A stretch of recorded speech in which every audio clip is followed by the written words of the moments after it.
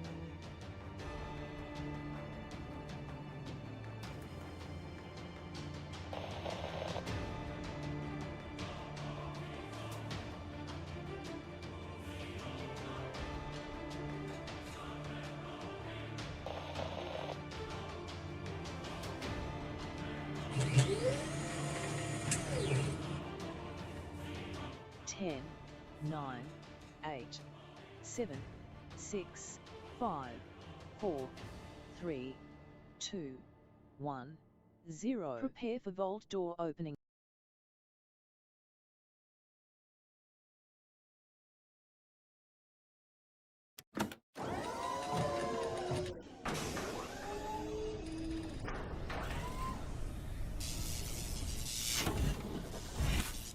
Hello and welcome, everybody. I am back. Sorry I was out there, everybody. Holy mackerel, have I been doing crazy tons of stuff, everybody. Oh, man. So much cool stuff coming up, everybody. Put a 1 in the chat if you can't see and hear me. I don't just go to sleep, everybody. I blink out of existence. I'm working so hard. Doing so much stuff, everybody. But I am making massive progress in a whole bunch of areas, both in my health and on the stream.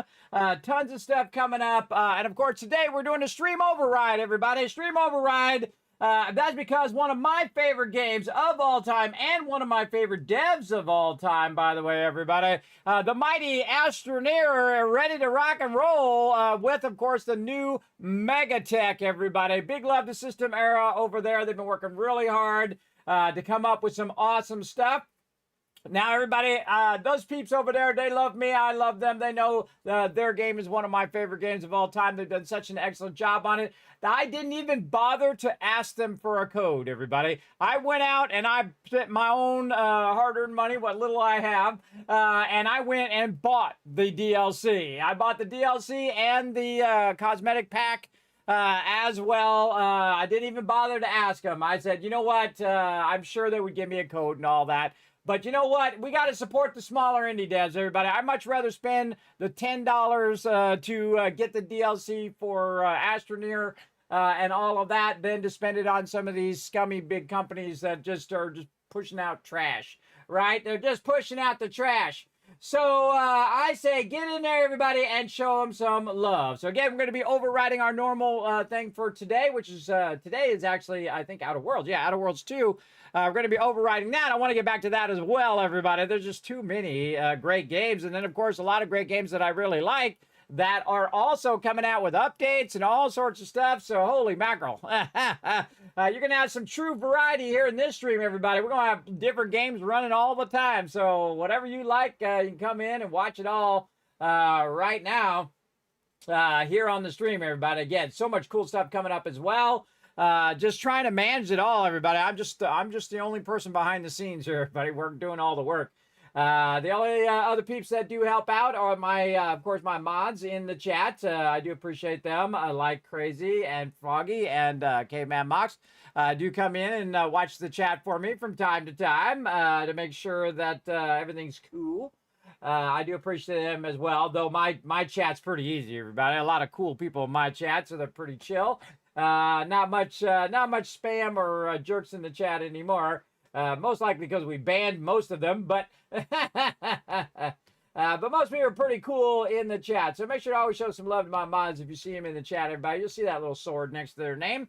Make sure to show them some respect, everybody. Remember, the rules are my rules, not their rules, and they're just enforcing the rules that I've set down, like don't be an a-hole. I know, it seems basic, right? Seems basic, right? Be respectful of others, right? I know. Some people can't even manage, rule number one of life. Be a decent human being. I know, it's crazy. Let's go ahead and get into it, everybody. I'm pretty excited about getting in here and checking out this MEGATECH. We're going to start a brand new playthrough, of course, because that's fun. So we're going to start a brand new playthrough, and then, of course, work our way to the MEGATECH. This way you guys can, for those who haven't seen the game before, can see the beginning of the game and how you get started. Some people have already been working on it so they can just, like, day one, do the MEGATECH. Me, I'm the type of person who likes to start from the beginning and then play the whole story through to see how it plays through now with the MEGATECH added. And all of that. Remember, no backseat gaming, everybody. Now, if I do ask you, you can backseat game when asked. But most of the time, just let me do my thing and discover stuff as we go along as well. Paul coming in. What's up, Paul? Thanks for coming in, hanging out in the chat. I love my little highlighter thing. I'll show you guys on stream.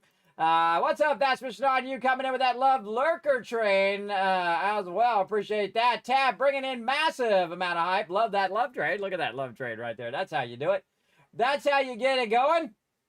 Speaking of K-Man Mox, there he is right there in the chat. Show him some love, everybody. How you doing, K-Man Mox? Hopefully you're doing good today. Hopefully you guys are having a good week. Almost to the end, everybody. You're on Thursday already. Now, I don't really look at weeks like that anymore, everybody. Like, oh, I almost made it to Friday so I can have the weekend. I work every day, so it all runs together. It all runs together. It's not like I'm working like, 20 hours a day, though, everybody. I'm an older guy. I can only go so long, and then I got to lay down. Plus, I have medical conditions to make it even harder. But I just do as much as I can, and then I rest. And then I do as much as I can, and then I rest. And then sometimes I do too much, and then I have to rest for longer. Which is most of the time. Also, thank you, Paul and K-Man Mox for the ones. I appreciate that. LOC saying, Kismet, it's been a while. What troubles have you been up to? Oh, my goodness, you've been missing out on a ton of epic stuff. Holy mackerel. We've having the greatest solo playthrough of 7 Days to Die ever. You're missing it. You're missing it. But, of course, you can always watch it back on YouTube.com/KismetVP. Remember, it's all up there in episodes. And also in a playlist. So you go in the playlist, you can find the latest playthrough, and then just back up a bit to episode 1, and then watch that whole playthrough if you want.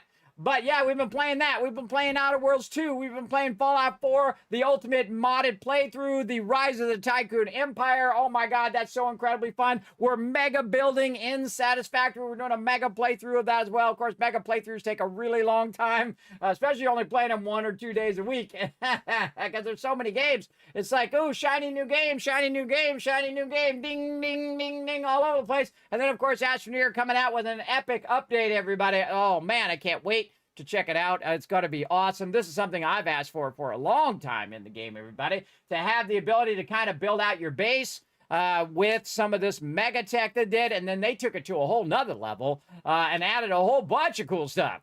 So we're going to check it all out, everybody. We're going to get into it today. Yes, we are. We're going to dive in. So that's what I've been up to, LOC. A lot of stuff, working very hard here on the stream. A lot of IRL, roller coaster stuff I've been dealing with as well. Health's getting better, working harder at it, and I think I've crossed a precipice, everybody, that my health is just on an upward trajectory now, as opposed to that kind of downward spiral I was in for a while, and then I evened out, and now I think it's just starting to pull up, everybody, just barely, but we're going to keep going, everybody. We're going to keep going as best we can. And then, of course, you find out tomorrow that I croaked. That would be funny. That would be funny. But, hey, you know what? I just go and assume that I'm going to get tomorrow, everybody, because I just try to get one more day every day for as many days as I can, and that's how I roll, everybody. When you're sick like me, everybody, you don't think of things in terms of, 5-10 years from now. You think of, okay, what can I do today, right? The current present moment is all you really have anyway, everybody. Whatever you plan for 5 years from now, you know it's going to be totally different by the time you get there. The world's going to be different. People are going to be different. You'll be different. Things will be different. All sorts of stuff's going to happen between now and then. So the best time to get stuff done is right now. That's what we're going to do. Hey, Toxic Tech, thanks for the one as well. I appreciate that. Dragon Wolf coming in with a hype and also let me know everything's working. I appreciate it. There we go. Oh, we got puns in the chat. I don't highlight puns. Tab coming in with the one. What's up? Thank you very much for the ones. I appreciate it. Rotisserie G showing some love as well. What's up? 5 years, don't regret a single month. Thank you for being an awesome human and fostering such an awesome community. Oh, well, thank you, Wombat. Well, you're a part of that community, bro. And I see you did that 60-month sub love there. We're going to replay that again. We get in the other screen. But thank you so much for your kind words. I'm going to take that right there, and I'm going to go ahead and I'm going to grab it, because these are the things that inspire me, too, by the way, everybody. I go in and I put it in my inspiring quotes. I have thousands of them, everybody. Thousands and thousands of them here in the stream. Bam, right there.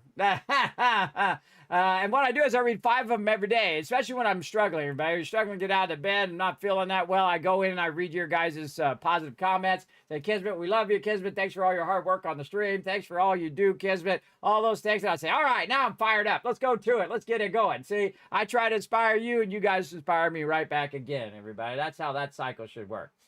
So thank you, Wombat, for that sub love. Again, we'll play that when we get into the main screen. I appreciate it. Arco's coming in with the tip of the hat. I appreciate you. Tab coming in saying thank you, probably to K-Man Mox for watching the chat. Thank you very much. Kids, are you still going to the gym? I actually just finished going to the gym. Because it's so cold, everybody, and I don't have a car that's like my car. I own 3 cars, but I don't drive them.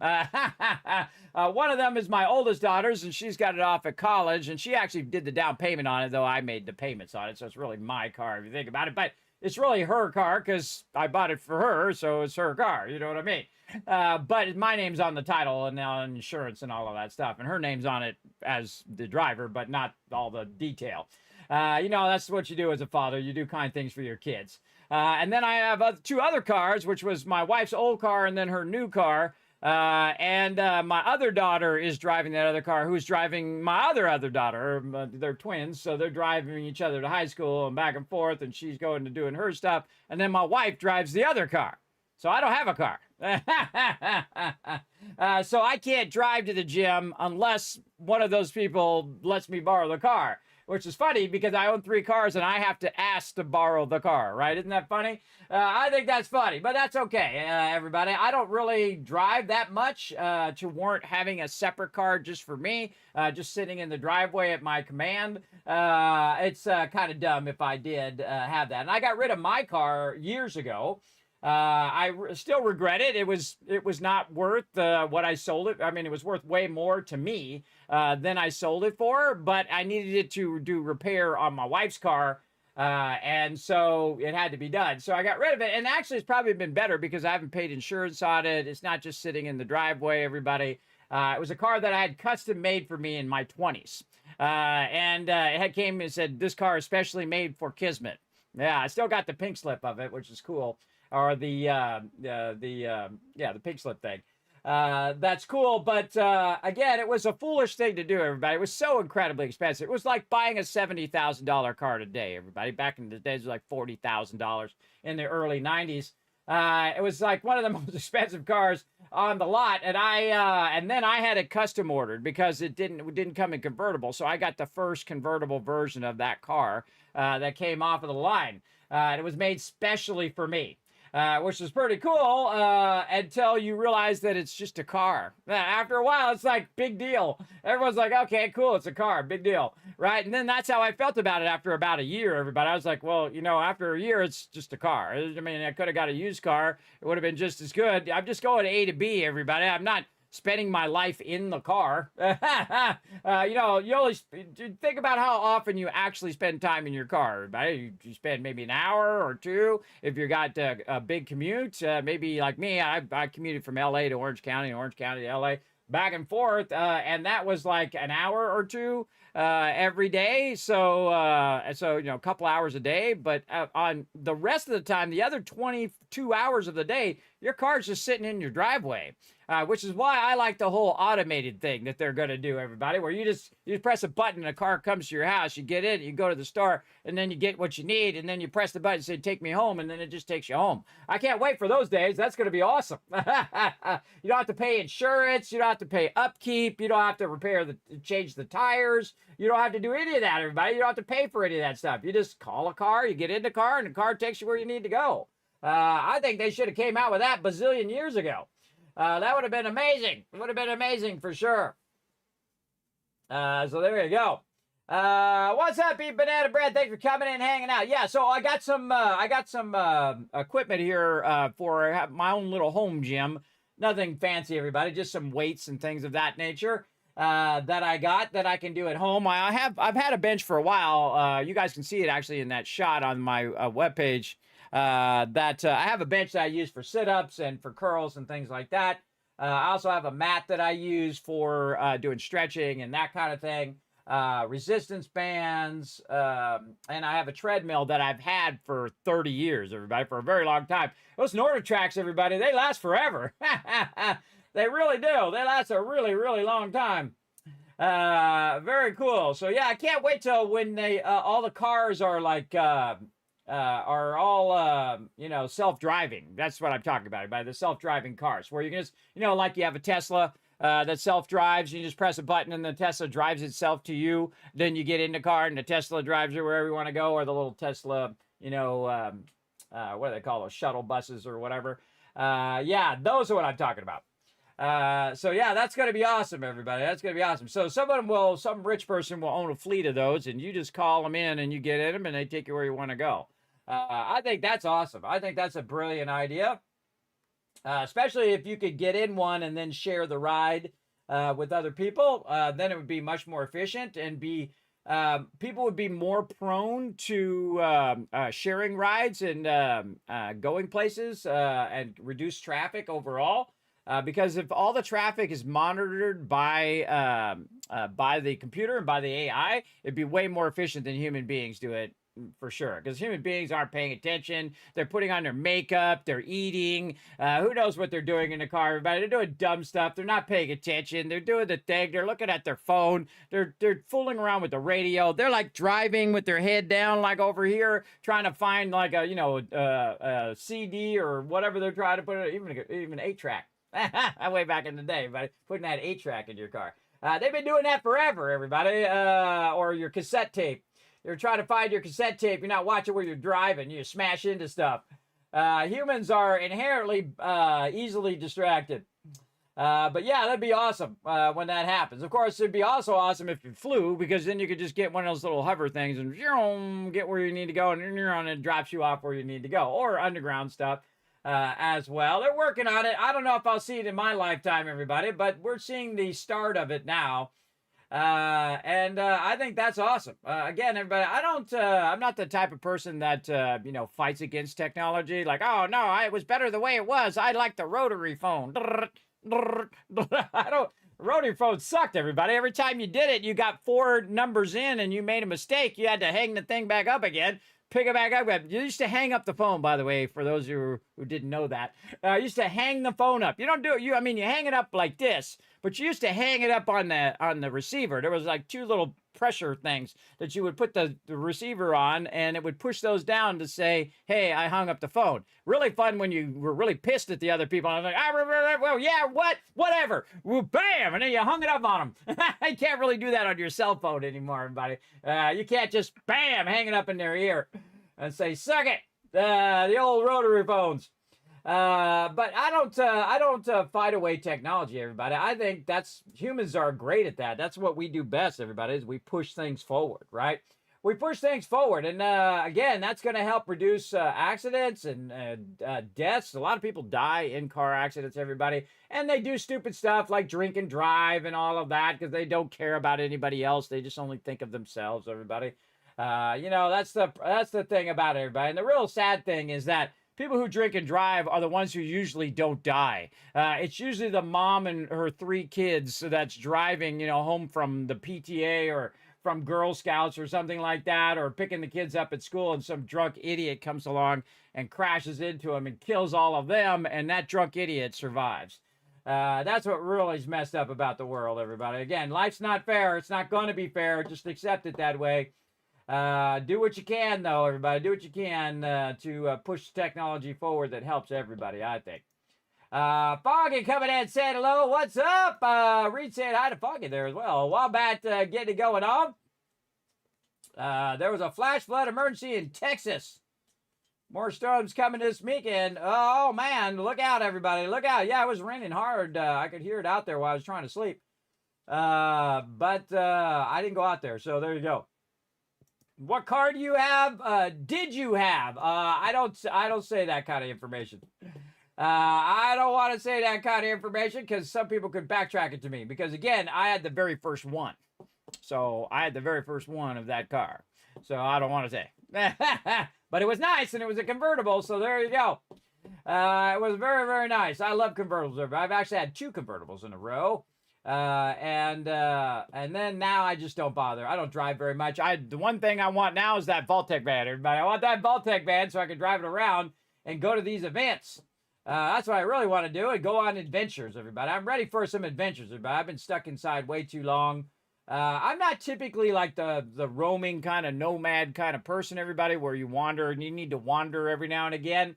But you've been inside for, 10, 20 years, everybody. You're going to be like, hey, I need to get outside a little bit. Because when I grew up, everybody, we did not stay inside all day. We went outside and we played. And we played kickball. And we went up to the school and we played soccer. We played tennis. We ran track. We played football. We played baseball. We played basketball. We did all of the stuff, everybody. We went swimming. We ran from here to there. We got into all sorts of trouble and mischief. And we explored the world and did crazy things.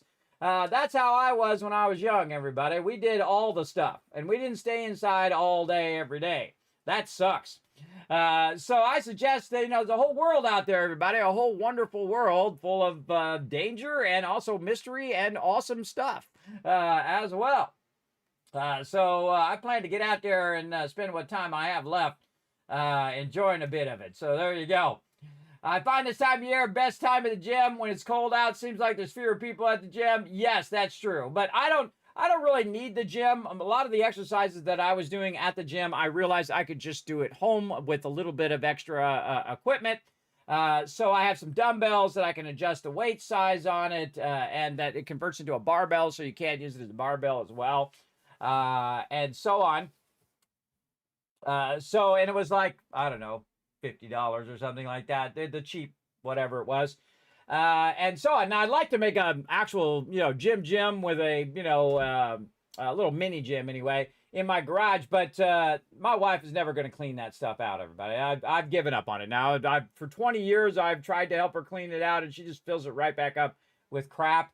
I don't know what it is, everybody. I would have already cleaned it out about 50 times by now, but she doesn't have much time to do it anyway, and she doesn't want to do it, everybody. If she wanted to do it bad enough, she would have already done it. If you want to do something bad enough, everybody, you would have already did it. You would have already gotten it done. This is why when people give me excuses and stuff, I'm like, dude, you would have already gotten it done if you wanted to do it. Hold on a second. I got to adjust my green screen. This way. There we go.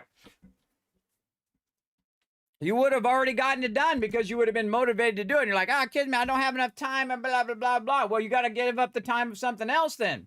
Everybody's got an excuse for whatever BS they say they can't get done. But you and I and everyone else knows is full of crap. You could just not do something else and do that thing if it was a higher priority, right? If it was a higher priority to clean out that garage, she would have already done it. And she would have done it over the last 20 years. Because you could literally take a box out of there, 1 box per month, and had that done about 5 times over by now. But she doesn't want to, and she's busy taking care of the kids anyway. So, working and doing all of that. So what we're hoping is when we get these kids out, maybe we might actually make a dent on that garage. We'll see. When these kids graduate next year, coming up.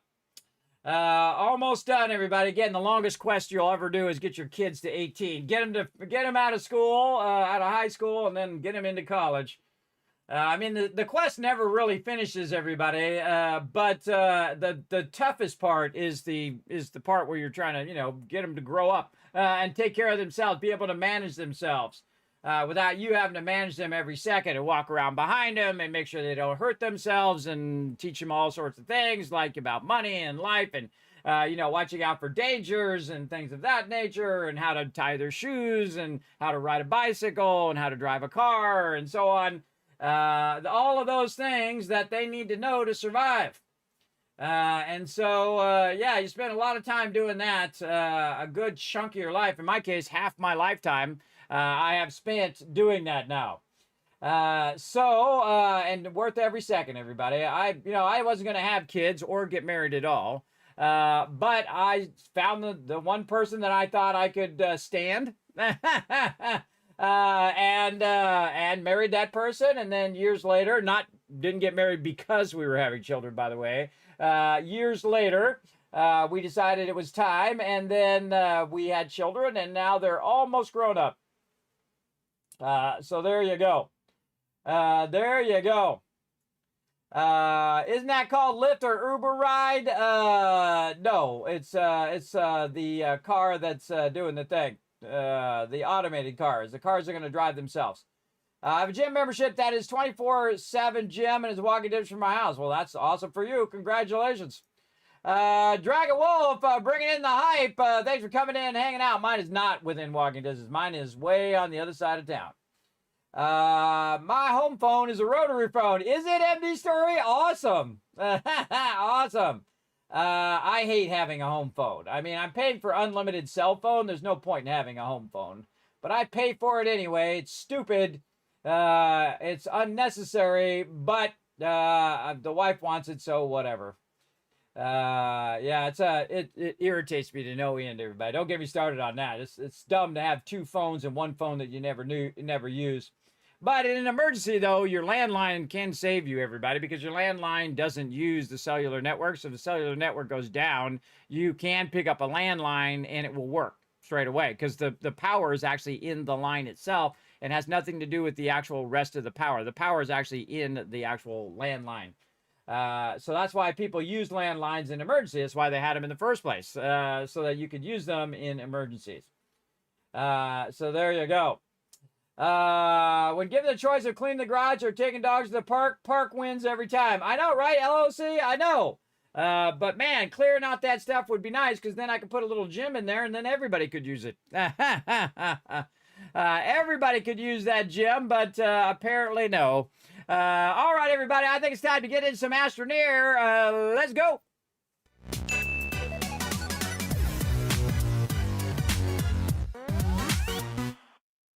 All right, everybody, let's get to it. All right, over here. Let me get my little stand over here and put my water on that side today. All right. So as you can see, everybody, the MEGATECH DLC is now available, and you can see it's checked off that it is owned. Oh, time to make it rain. Let's go, Tab. Let's do 1,000 kids cats for the chat. Oh, and 1,000 for letting me know everything's working, and a couple thousand for being here at the top of the stream, everybody. I totally forgot. Got all excited to play. Let's not forget about the mighty right over here. Boom. Bring it. Wombat coming in, showing some love. Show some love in the chat, everybody. That is massive. 60 months of sub love right there. Again, saying 5 years. He doesn't regret a single month. Thank you so much. Me neither, everybody. Some people are like, hey, Kismet, you spent 10 years of your life playing games and streaming and do all of that. I don't regret 1 second of it, everybody. It's the reason why I'm still alive today. Absolutely. Had I not found something else to do and I just spent my time laying in the bed, taking disability, I would be dead now, everybody. There'd be no reason for me to live. You got to have reason, everybody. You got to have reason for you to live. There's got to be some purpose in your existence, I think. My purpose is to bring a little joy and positivity in your day, play some games, laugh, cry, everything in between as we go ahead and make our way through. Let's see, can we delete these previous saves? Let's do it. Let's delete these saves out of here. We don't want any previous saves, because I'm hardcore, everybody. There we go. We're going to start a new adventure game, and however it lands is how it lands. There we go. And we're off.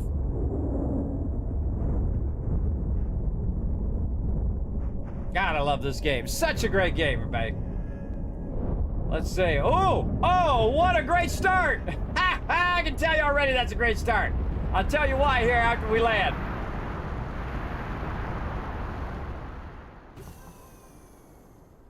Exit.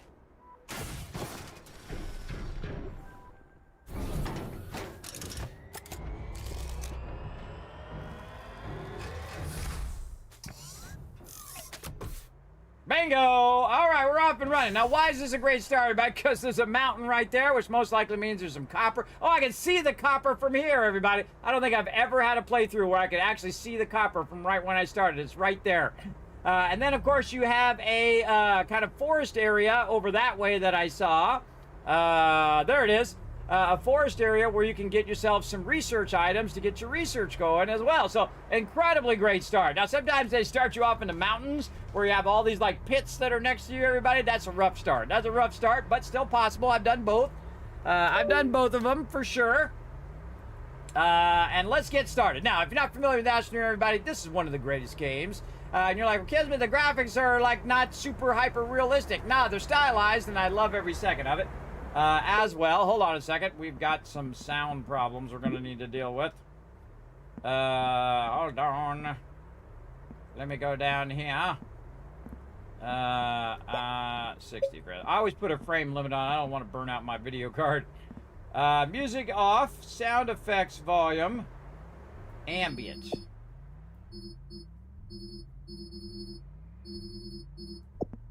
Yes. Astroneer voice. Sound effects here. Master volume always all the way up.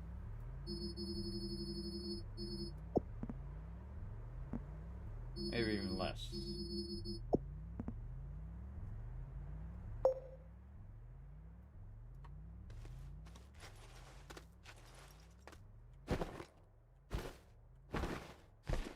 All right, good.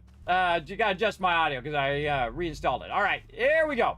So, basically, this is Astroneer, everybody. Now, what you do is you land on the planet. Your job is to collect resources and progress your way through the game. So that's what we're going to do. Now, this is my shelter, and in your shelter, there's this thing right here. It's called an RTG, and this RTG is kind of a limited RTG, but it is providing 1 power right now. And you can see right over there in that little pop-up, it says 1 US, 1 standard unit, or whatever that stands for. There's also, we can connect something over here, which we'll do here in just a moment. We've also got the shelter as well. This also functions in single player as the ability to save the game. You can get yourself your own mega server if you want to, or just regular server, whichever you want to do. By going over to G Portal, and they will go ahead and hook you up. By the way, wearing my Astroneer anniversary shirt, by the way. Also on the back to it. Check it out. Awesome. Awesome. Showing them support not only in game but also in IRL. I got this many years ago on the first anniversary of Astroneer.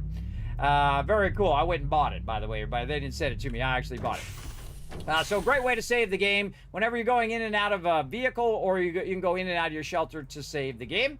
Also, we've got our mission log and our landing pad over here. So we're going to go ahead and hit up our mission log here. And it says Planetfall, arrived in Sylvia. We can go ahead and collect some of our basic stuff. Here we go. Okay, so we got one of these. These are our little small printers, like a little 3D printer, which is pretty cool. And then this right here, oh, there he is, the mighty TM, the magician, or TM as we call him for short, in the chat, everybody. Show him some love. Pretty cool when you got your own command, huh? And here it comes, everybody, with a 41 months of sub love. Let's show them lots of love in the chat, everybody. That's why you got those thank you emotes as a sub. You've got those thank you emotes. You can also throw in some hearts, or you can use your GG emotes that you get from me for free if you just hit the follow button. So there you go. So no one has any excuse not to show some love right now to TM and to Wombat in the chat. Let's go, everybody. Let's show them some love. Remember, these peeps to keep this stream going, everybody. And it's a constant struggle. It's a constant struggle to do all these crazy things that I'm always trying to do. Okay, so what we did, everybody, is I took the auctionator here that you get from that first quest, and I put it right here. And then what I can do is I can go ahead and do something called tethering. Now, if you can see right here, everybody, there's a line that goes right here, this little line here. This is my oxygen line. If I move too far away, like this, you can see that on my little backpack here, you can see up there at the top, that little black part that's separating there is the fact that I'm using up that oxygen. And if it goes all the way to one side, it'll start saying, hey, guess what? You gonna die. You're gonna asphyxiate, because of course, we gotta have oxygen for our character. The first time I played the game, everybody, within the very first minute of playing the game, I died from lack of oxygen. So I learned that lesson the hard way. So again, if you get close to this right here, you can see that the line will create. And there we go. Now, it also does supply power as well. So you can see those little kind of lights on the back there. Those are our power indicators. And then there's a bunch of slots back there where we can slot stuff in the back of our backpack, including we can take this, everybody. We can put that in the back of our backpack like that. And carry that around with us if we want to. Or we can just take it and we can just put it right here. And we can connect it to our primary base here. And that's going to supply it with 1 power, right? So that's because of this little RTG that's built into this particular thing. Now, it's a smaller one. RTGs actually give more power than just 1 in the later game. But we'll get to that much later. So we have our printer here, and also we have some more quests. Now, once we get the basics down, unpack the auctionator, install it, and then connect the printer to power, which we did, we're going to go ahead and get ourselves another quest reward here. And these are tethers, just like I was just talking about. Now we can go over here and we can go ahead and tether our way out. Now, they did say they're going to make it where it auto tethers. I wonder how to make that work. I have no idea. Don't tell me. Tell me nothing, everybody. Remember, tell me nothing as we go. But as you can go out here, and the second the line goes away, I go ahead and hit T like Tom, and that will allow me to tether my way further away from the base, right? So I can get to resources and things of that nature along the way. Now, you can also pick these up simply by shift left clicking on them. If you click on them, you'll pick them up and you're repositioning them. But if you shift left click, then you can pick them back up. And they go right back in your inventory for you to use. And they stack nicely back up on our little tether thing there. So we've got those as well. Let's go ahead and get into the next quest. Let's go ahead and connect the tether to the auctionator, and now we're going to get a small canister. Now, it used to be where you made all these things, everybody, but it's kind of fun to get them in the quest. Now, this is a small canister. Canister is used for collecting resources. So we're going to go over here. We're going to kind of swipe over this. This is one of the coolest parts of this game, everybody, is the fact you can just swipe over stuff, and it will give you some of these resources, as you can see. Now, if I get too far away, I'll asphyxiate because I won't have enough oxygen. So we're just going to get this. Now, there's some yellow stuff here. We'll get into that in a bit. Right now, we're just getting the kind of grass here. And we're filling up our backpack. So our backpack is full up with stuff. And then you can see that my oxygen is about halfway down. So I'm going to get close. Ah, there we go. And that noise is it filling up my oxygen tank. So now I have a bunch of these little things here. Now, these are organic resources. So what it does, it gathers those resources and packages them. Just like this. There's also another way to package it even more so. But for right now, we're just going to gather a bunch of organic material. There we go. And then we can go over here and we can say landfilling, fill a small canister with soil, which we also did. There we go. And what we can do is we can actually use that soil. And if you want to see it here, I'll put it over here so you can see it. This actually has some soil in it. And that soil can be used for building out stuff like flattening the ground. I'm holding down control so it's nice and flat. You see the lines? And I started on the section that was already solid. And I'm just holding down control and moving my way around to extend my base out. right? So I can just have this as a nice flat base. Now remember, everybody, the world is round, and it will start to round out. So if you start going in a certain direction, and it starts to feel like it's going like the world's curving this way and you're going straight and this gap is getting bigger and bigger, it's supposed to be like that. That's how it works. That's how round planets work, everybody. And so this is one of the first things I do is just go ahead and use the level at which my landing pad is here and my base as the standard level to use for everything. And you can see that that little blue line is actually diminishing. It's getting smaller and smaller. And the reason why it's getting smaller and smaller is because it's using up that soil. So as you can see, as I move my way out this way, it's going to get taller and taller versus the terrain. Again, just if you hold down control. Now you want to start in the part like this, hold down control, and then work your way where you want to go, so that it remains flat. And I'm just holding the button down, right? I'm making sure that it's all at the same level and that it's nice and consistent. And this very much reminds me of like working in Photoshop as a graphic designer, where you're just, you know, kind of painting the landscape, which is awesome. Now, I always wanted them to add a whole bunch of stuff that you could actually use for your base, like a whole bunch of things you could put down and connect those things together to make a big old base. Now, you kind of do that already, but I'm talking about foundations and big pieces where you could actually put and stuff, connect stuff to it, not just tables, but actually like base-like stuff, right? Base building stuff. Well, guess what? They got some of that and a lot of other cool stuff as well in the MEGATECH DLC, and that's what we're playing for, to check that stuff out. Now, don't tell me nothing, everybody. Remember, don't tell me anything. We want to discover it as we go. I barely looked into it. I looked at some of the things just by looking at the trailer, but I don't want to know everything. I want to discover it as I go along, just like most people do. So there we go. Now, we've got another one here, everybody, that we want to do, which we can actually check mark, and then it's tracked. We can also say retooling, and then glitch walkers here. That's a whole nother like DLC. We're going to deal with that later. But for right now, we're going to go ahead and gather some compound and some resin. Now, we saw some resin out here. That's that yellow stuff that you saw right out there. So I'm going to go ahead and hit T for tether. And I'm going to go ahead and just tether my way out there. Like so. To this resin. There we go. Now, what we want to do is just go ahead and hold down the left mouse button and dig up this resource. And this is called voxel shaping, everybody. It's not like Minecraft, where Minecraft's everything is square, where this is all in triangles, everybody. Yeah, that's where the voxel comes in, everybody. Also a 3D term as well. If you're into 3D modeling and animation. Now, we can also see that it's going way down in here, and you can actually go into the planet itself and find resources inside the planet. But we're just trying to get a little bit of this. Now, here's the cool part, everybody. Once you have the resources that you need, it keeps going. Nice. That's a good node right there.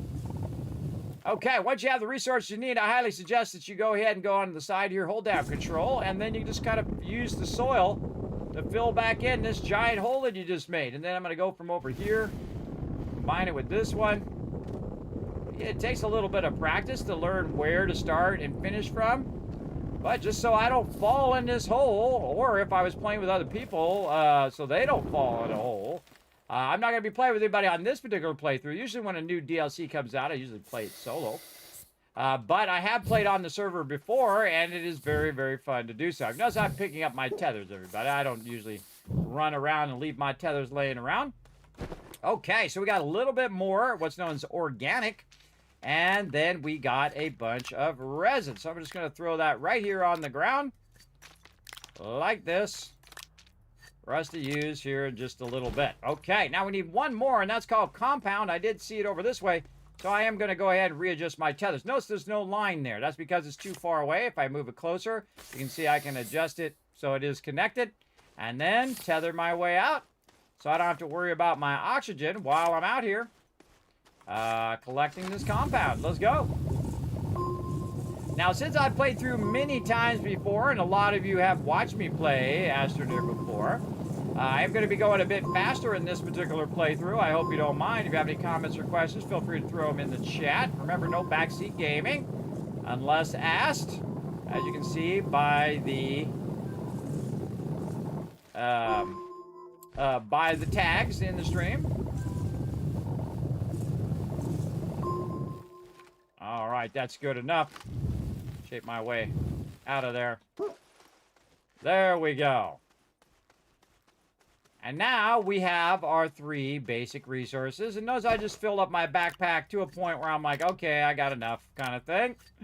And then we're just going to drop it all off right here at our primary base. Like that. And then we're going to go ahead and see what our next reward is. We're going to get ourselves some storages. Yay! All right, let's go. Now, you can see, like, they're in this kind of small little square, everybody. That's called packaged. That means it's actually packaged down. And you can actually package stuff and then expand it and then repackage it again. Brilliant idea by them.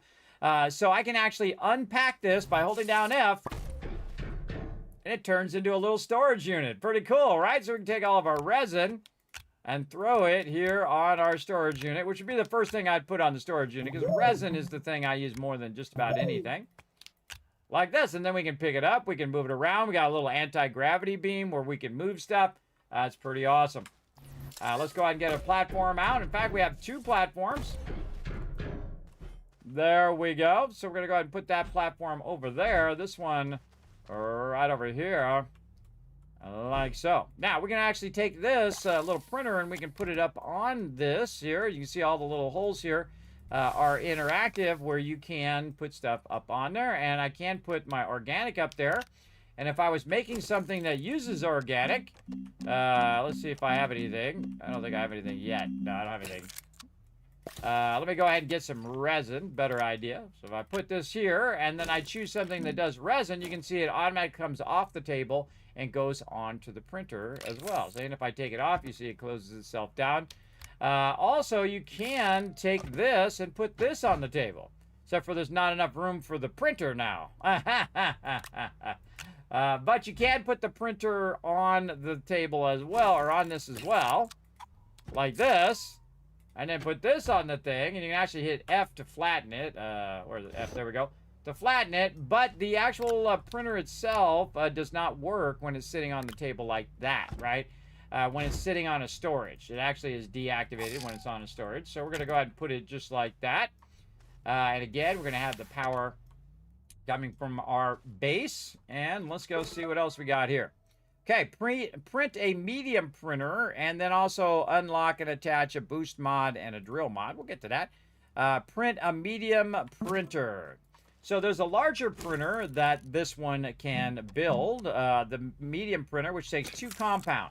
So again, if I take it and I put it here, it will automatically feed it up into, let me put my character this way so you can see the light. For some reason, always when I'm playing games, it has to be dark. You can see I can put it directly in there, or if I put it on there, it automatically pulls it from the table and puts it in there. That's important later when you're doing a lot of automation of it. And then we just tell it to print, and off it goes. Now, it will be affected by how much power it has. If it has low amount of power, it will actually go slower. If it has a lot of power, enough power to run it at full speed, it will run at full speed like it's doing right now. And it printed that printer, and also it's already packaged. So we can go ahead and unpackage it. Now, it'd be much smarter for us to actually take our small printer and actually leave that on the ground and put this one up here like this. There we go. And then we can use both our printers in tandem by chaining our power like this. Now, I would kind of tuck this back maybe just a little bit. Go like this. There we go. And then maybe move our stuff. Doesn't matter where you put your stuff, everybody. It always seems to always be in the exact point where it's in the way. All right, now we've got 2 printers. All right, cool. Now, let's go ahead and get our rewards for our printer. We're going to get our larger table. This is my favorite table in the beginning. It is so incredibly effective because now you can, instead of using the smaller tables, you can combine things, right? You can put this here. You can put your resin up in here like this. You can maybe put some organic here until we have another one of those things. We can put our small printer here. We can put some compound over here. Maybe we might need some later on, and we can just keep stacking it and stacking it and stacking it and stacking it and stacking it on every free little spot. And you can see now we can actually print multiple things. We can print, it looks like the large printer here, and then the small printer is printing a medium printer. So again, the different sizes of printers print different sizes of things. I know, crazy idea, right? All right, what else we got? Let's see, what do we want to do next? Let's do print a research chamber right over here. Okay, so we're going to go here to our medium printer, and we're going to say research chamber, and see it needs resin, right? So, in theory, what it should do is automatically grab it. There it goes. Automatically grab that resin and put it into the printer, and now we're going to go ahead and print it. Why is it not printing? Because it has no power. It's not plugged into power. Everybody got to pull this out of here. It automatically disconnects if you pull it too far. Let's pull this a little closer. There we go. There is a max limit. There we go. And now it's starting to print. Now you might notice that it is going a little slowly, and the reason why it's going slowly is it doesn't have enough power. When you have stuff like this, everybody, there is a power requirement. This one requires 2, and right now I only have 1 power, so it's printing at half speed. But it'll print, you just let it run, it'll print just fine. We're going to try not to skip ahead of it. Also, by the way, if I take it and I move it over this way, it will make it awkward for it. You see how it like stopped printing? And all the stuff just like went everywhere. Yeah, that does happen, everybody. That does happen. It will actually cancel your printing. So keep that in mind. If you are messing around with it and you interrupt it in the middle of printing, you can stop it that way as well by just moving it. We're going to move that over just a little bit, though, so that we can take a look at what else we can do here. Small generator. What else we got? Unlock and print the smelting furnace. Unlock and attach the boost mod. Tools and stuff. Discover a giant wave thing. Okay, so yeah, we got lots to do. So right here, this, when you hit tab, you bring up your research center. And in this research center, you can see the small printer is already unlocked because it's blue. We also have a leveling block. We have a, what's known as a tapper. We'll get into that later. Small print filter, which is pretty cool. We've got tethers. We got oxygen filters. We got oxygen tanks, portable oxygenators. And this stuff is based on your research that you need to do. And that's what we're printing right now, the research chamber itself. So what we want to do is use the 1500 bytes that you start with on something that we might need. And I always forget, but this particular playthrough, we're not going to forget, everybody. We're going to go in, and we're going to see if we can find it here somewhere. Actually, it's going to be on the medium printer, I believe. Yes. And we're going to unlock the smelter before I run out of stuff. Before I run out of research materials. I've had that problem in the past. All right. I don't think there's anything that says to print a generator. Yes, print and connect a small generator to power. There it is. I thought it was in there. Okay. So what we're going to do is we're going to get in the backpack, and the backpack also is a crafter. And what we want to do is build a small generator here. What we need is some compound.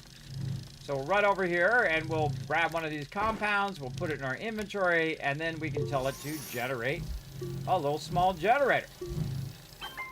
So there we go.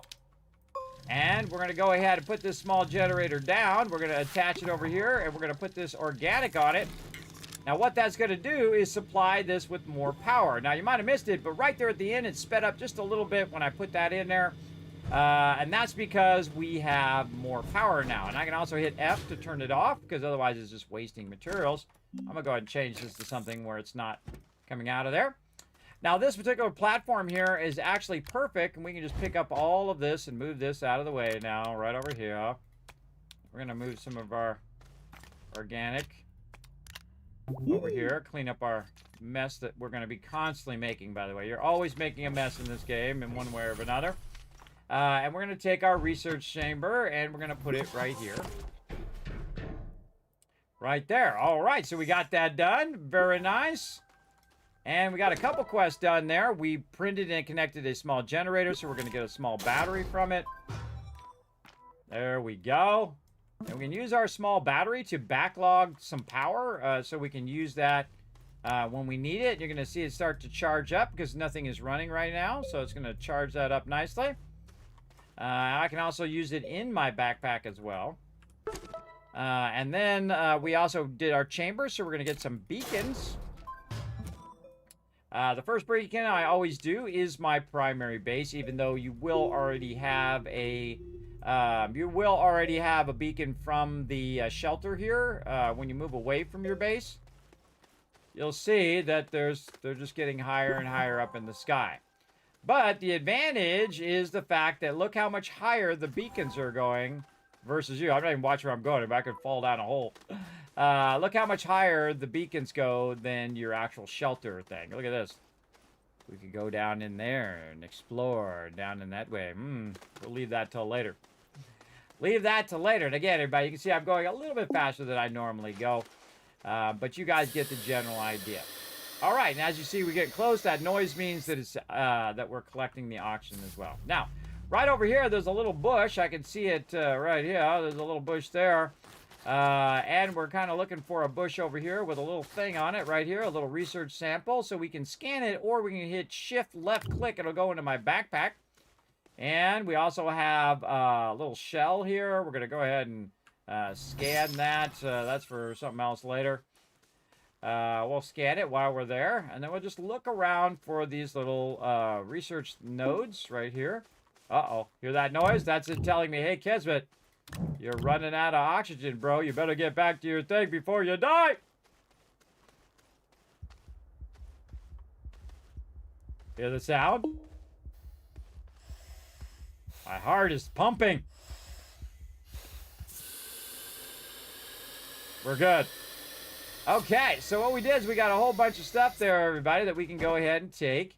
And you can see that we've got this one. We can just put right in there.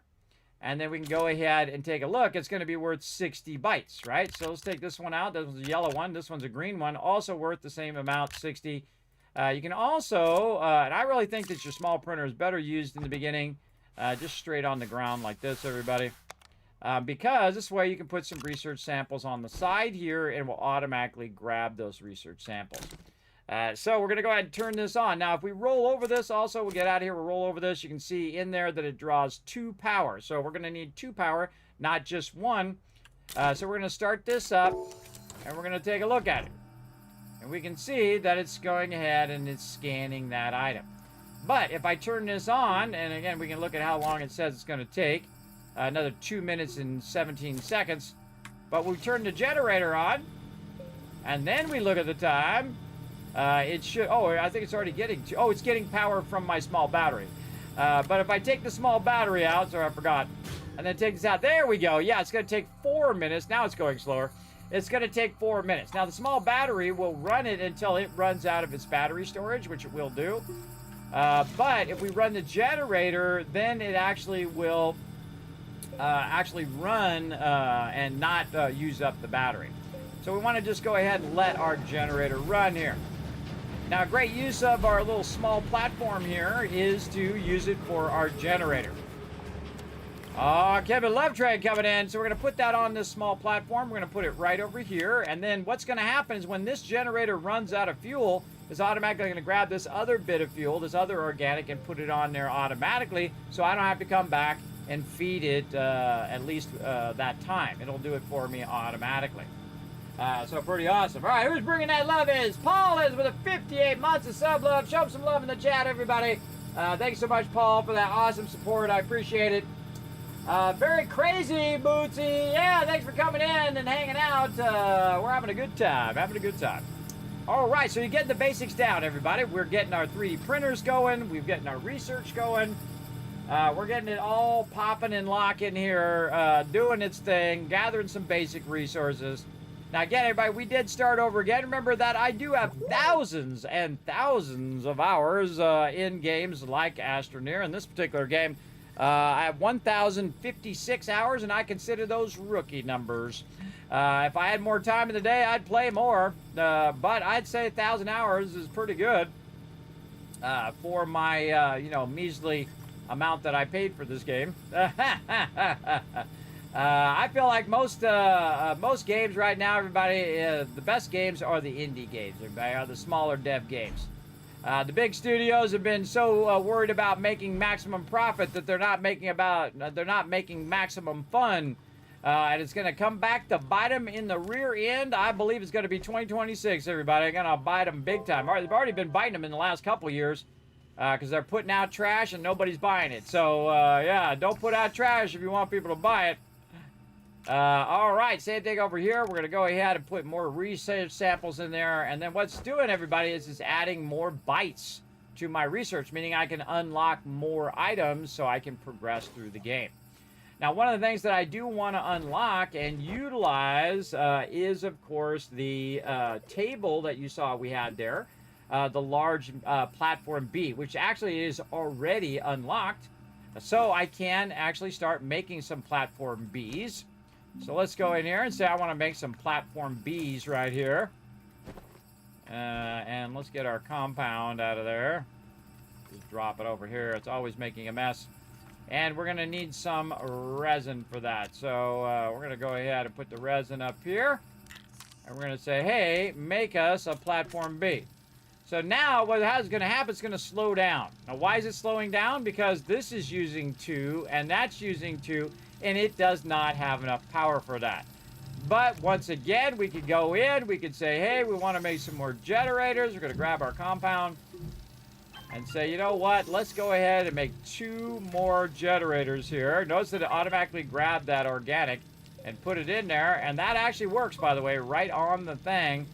And then we can put some more organic on there, and now everything is running at full speed because we have 1 power from the shelter, we have 1 power from a generator, that's 2 power, which is running our research, and then we have 2 more generators, which is producing 1 power each, so it's a total of 2, which is an overall total of 4, and that, of course, is running both our stuff at full speed.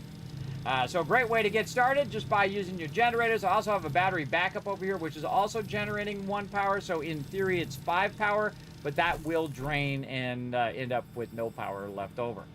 All right, so we got another large platform over here. We're going to go ahead and take this large platform. We're going to set it right over here on the side. Again, going to be go a little bit faster. Again, if you have any questions or comments, feel free to let me know in the chat as we go.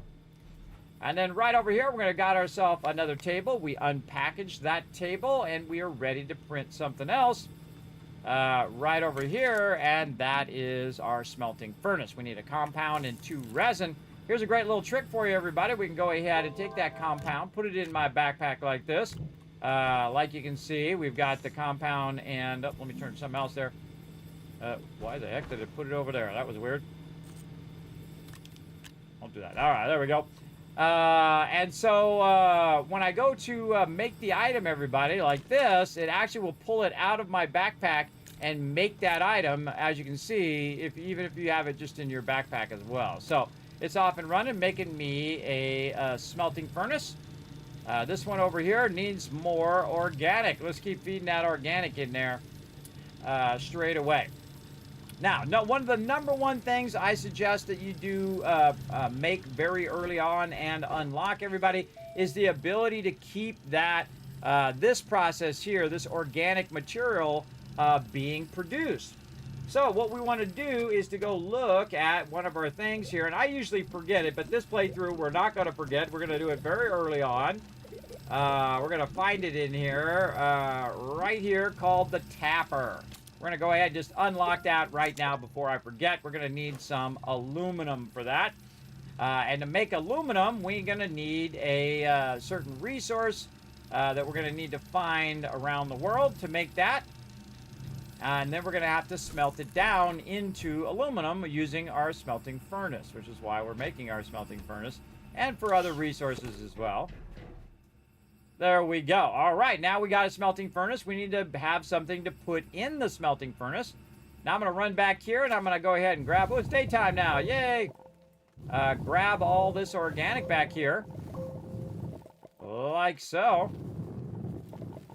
I like to just clear the organic around my base. I try not to hit these things right here, everybody, the ones that have the research nodules in it. Don't do that early on. I'll show you why later, where you can automate your research. It's going to be awesome. Oh my gosh, ammonia right there too. I can see it over there. What a good start already. I see more resin, more compound. Oh, we're starting to drop stuff. Oh, we're leaving a trail of organic stuff here. Let's get it over here. Like so. And you're like, well, Kismet, not using your tethers. I rarely ever use tethers, everybody. I usually just go and then run back. I'm going to run back anyway. But very rarely do I use tethers, really for your guys' enjoyment more than anything else. All right, let's go ahead and put a whole bunch of this in here. So this power will just keep going and going and going just like this.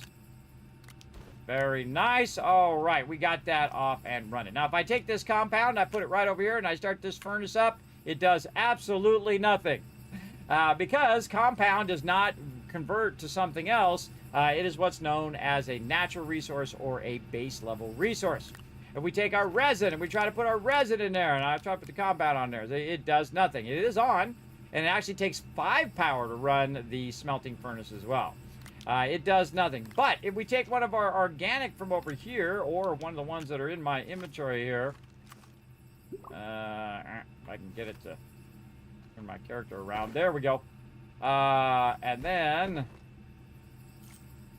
this organic out of here, it will actually take organic material, which is also a natural material, but it actually, if you roll over, you can see it says carbon material, right? So it'll take it from organic and convert it into carbon, which is something you want to do pretty close to the beginning. And again, we'll put this over here, so our research will just keep on rocking and rolling, and our furnace is running. Now, we still don't have enough power, everybody. We can actually check that by just looking at our battery over here to make sure that we do have enough power to make this run. Again, this is 5 power here. This is 2 power over here, so this is 6, 7 power. Currently, we have 1, 2, 3, 4 power, which is making this go a little slower. But overall, it's fine because it's going to do the smelting and then finish, and then it's not drawing any more power. So temporarily, the smelter is the best bang for your buck. Let's go over here and also check our questing.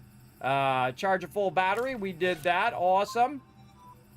Take a bite. We haven't done that yet. Unlock and print the smelting furnace. Refine aluminum from laterite. We'll get into that. Unlock, print, and attach a boost mod and a drill mod. All right. Well, we want to go ahead and research our boost mod and our drill mod.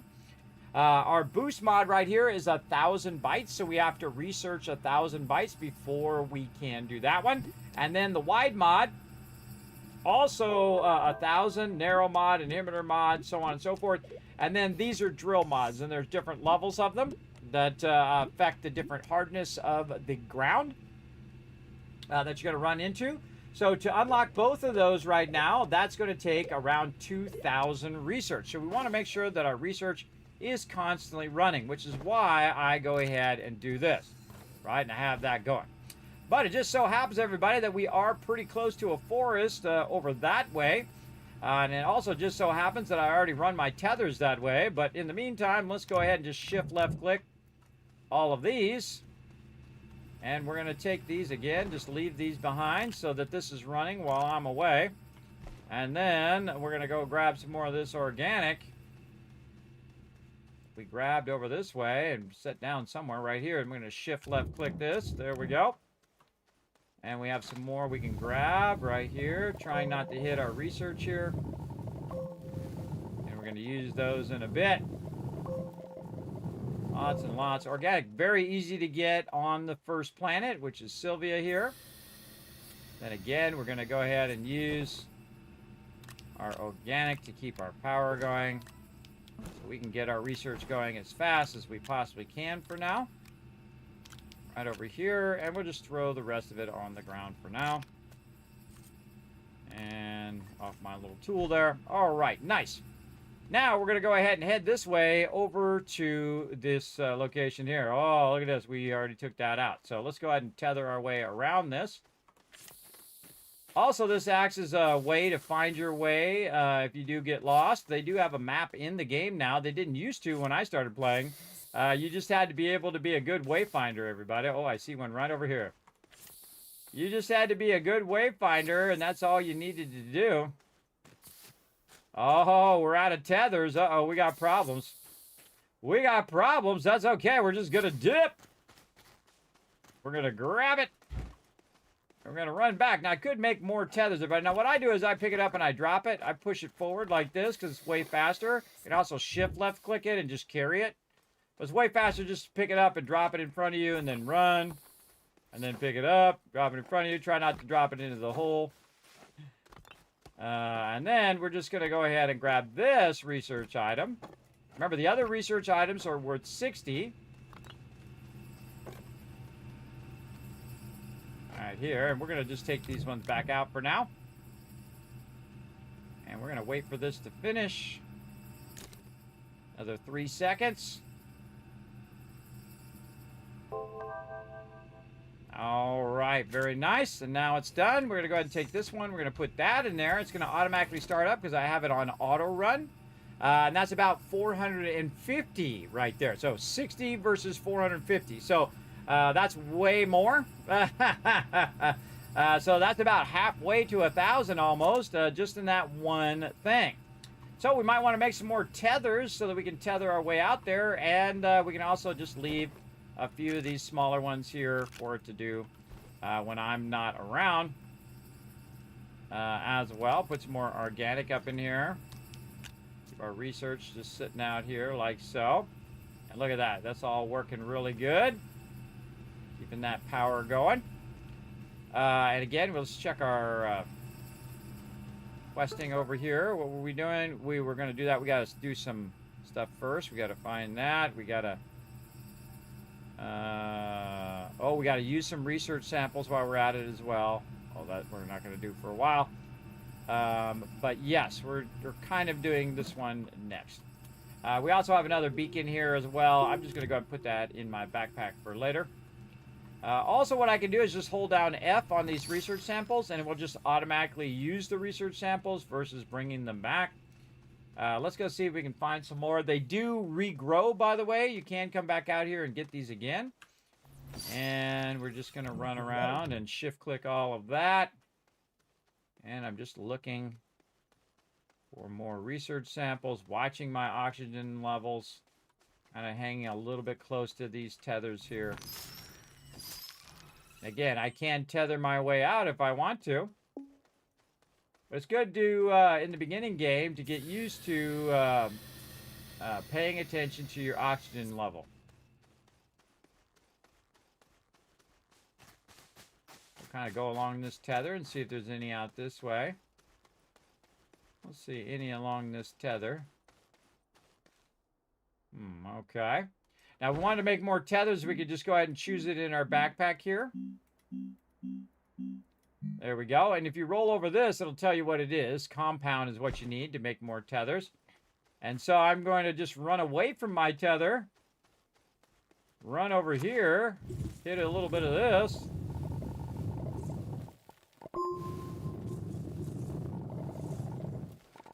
And make myself some more tethers. Okay, very nice. And then I see some research this way. So we're going to go ahead and use our tethers by pressing T. And again, right when that goes away, now there is supposedly an auto tether function that will automatically put it at a certain distance. I don't know how to do that yet. We'll figure that out here in a bit. And then again, we're getting that quest done by just automatically picking it up. It actually is less research or less rewards. You can see I picked up another research item here. Oh, whoa, there's graphite here too. But that is part of the quest early on, everybody, is to actually go and just research those straight as they are versus doing them in the actual research machine. Now, I'm going to go ahead and just dip out over this way. and get these ones here. Again, if I hold it down and I do it, it's worth 23. If I put it into the research chamber, it's actually worth 60. So it's worth way more, everybody. 60 is more than 23. All right, and so now we have another little research item. And we're going to go ahead and look at this one. Is now respawned as well. Did we get all the ones that we needed? I think we did, yep. And then we're just going to bring this one back. And instead of using the smaller ones now, we're just going to go ahead, put the big one on there. Because when that one finishes, it'll automatically switch to that one. And that one's worth about 500.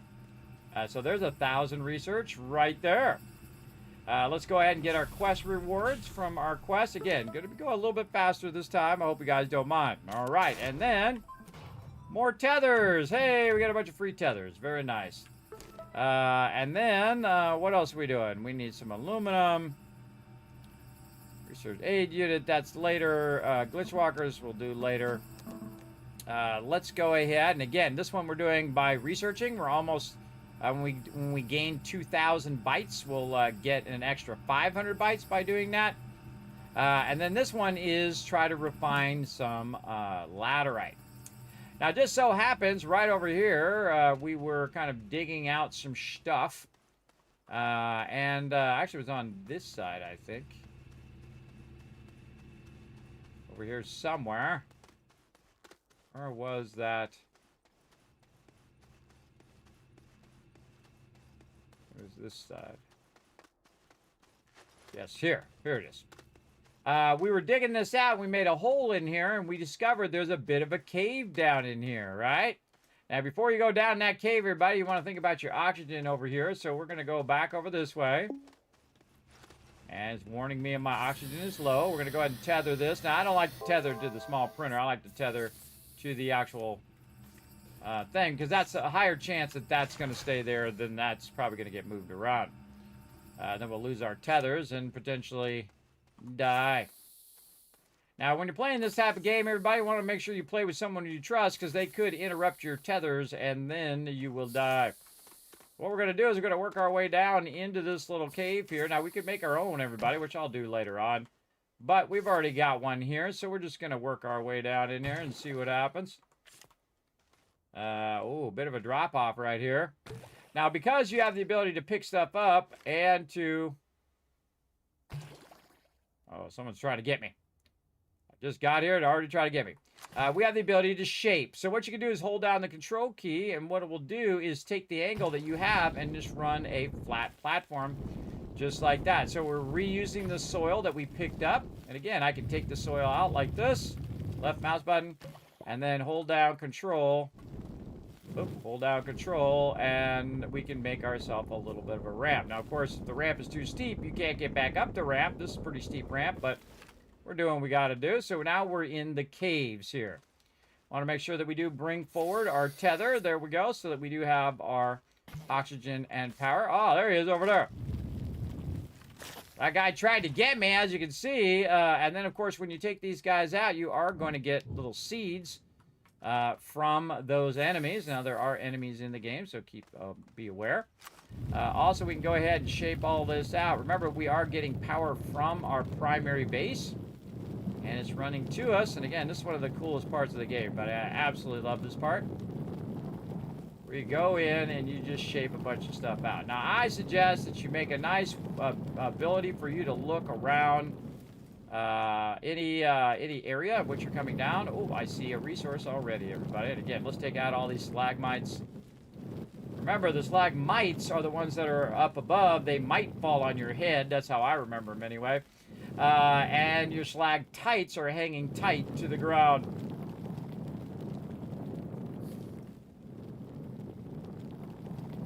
Again, we can go in and we can shape all this up a little higher so we can see any resources around. Now, there's also some baddies right here that blow up if you get too close to them.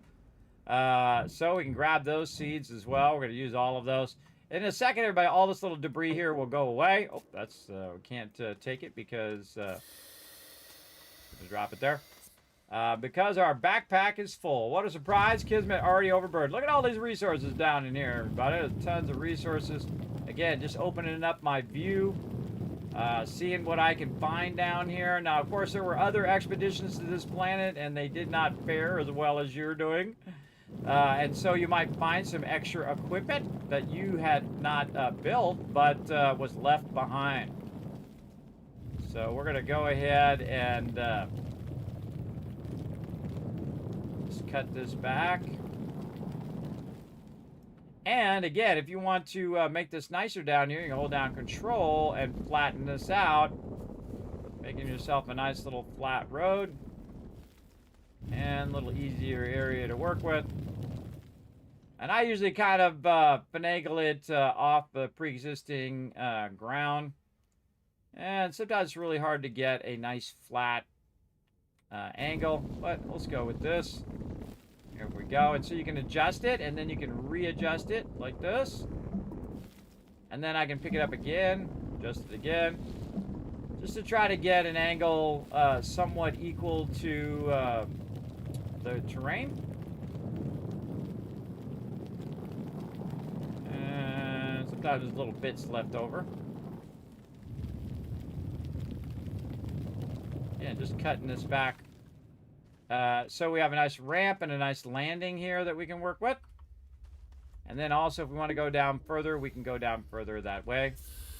Be sure to go over here to my tether. Now you can see we've got lots of resin. That's the yellow stuff. As well as we have a new resource that I saw right around the corner over here. And again, I can actually make myself a nice little bridge from here, holding down Control. Shape myself in a nice little bridge to go over here and check it out. Now this is quartz, everybody. Not really what we're looking for the quest, but since we're here, we might as well sample it. Also, you can see I'm just going to pick up those research samples and hit F on them to just research them right there. You're going to get less research, but you will at least get the research for it, and it will start to respawn. So we're just going to go ahead and work our way up. Another battery around here somewhere we'll have to hunt down and get. And we'll get up here and run this stuff back to our base. Right over here. Now, in the backside of my base over here, I'm going to consider this the backside. Anytime I grab any plants or stuff, you can actually just put them right in the ground right there. And you can actually plant them in the ground. So we're going to plant the 2 seeds that we have. We have some extra seeds. That I'm just going to go ahead and plant as well, right over here. And let's get some of these seeds a-going. Right back here. And again, you can always take them out later if you don't like them there. But those will all start growing. Some of those are docile, meaning they won't attack you, and some of them will still kill you. So look out. Look out big time, everybody. Okay, and we have more resources over here. Let's go ahead and throw some more organic in here to keep our stuff going. We'll move our tethers up. This we'll just throw on the ground over there. Okay, inventory empty now. Okay. Drop off those resources. Keep doing our thing. You can also slide, which is also one of my favorite things in the game. Just be careful. You can go flying and die. So be careful of that. Okay, so again, we found ourselves a new resource over here, which is our quartz. Now, if you're smart, everybody, what you'll do is you go ahead and hit T over here. You'll take this, and you can also attach these to the ceiling.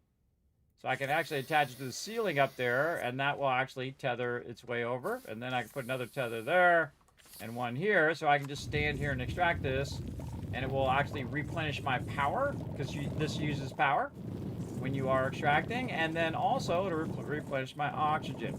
Now, I don't just grab a little bit of stuff, everybody. I grab enough to kind of max my inventory. So I have a good sampling of that particular resource. And then once my backpack is full, we'll go ahead and lug it out of here. Always find that when you're going up at an angle like this, everybody, you want to just jump, jump, jump, jump. I'm going to show you a much easier way of doing that than to use the natural caves later on. Typically, I do it a different way, but in this time, I felt like we'll just use the natural caves. Okay, right over here, we're going to go ahead and take our quartz and put it right in here. Hey, look, it actually does something in the smelter over here. We're going to go ahead and let that run. We're going to go ahead and drop off any extra material here. And we also have another research sample that we could use, or we could just turn it into, or just scan it like that, or we can turn it into a tree if it's actually a seed. So, all right, so that went ahead and converted it, and now the quartz turned into glass, right? Sometimes you use quartz for stuff, and sometimes you use glass for stuff.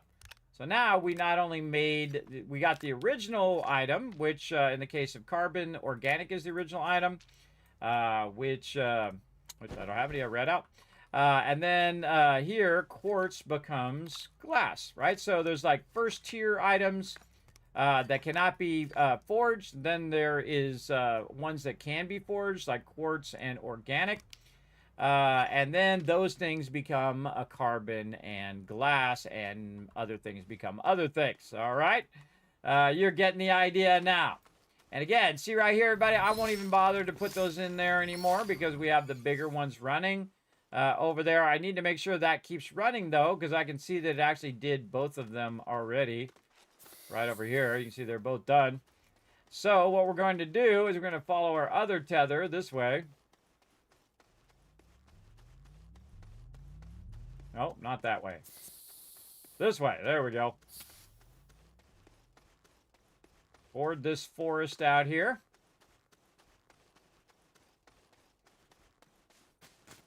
Again, this game is great, everybody. Hey, Ozzy, what's up? Thanks for coming in and hanging out. This is a really fantastic game, by the way. I highly recommend. I've played through many, many times.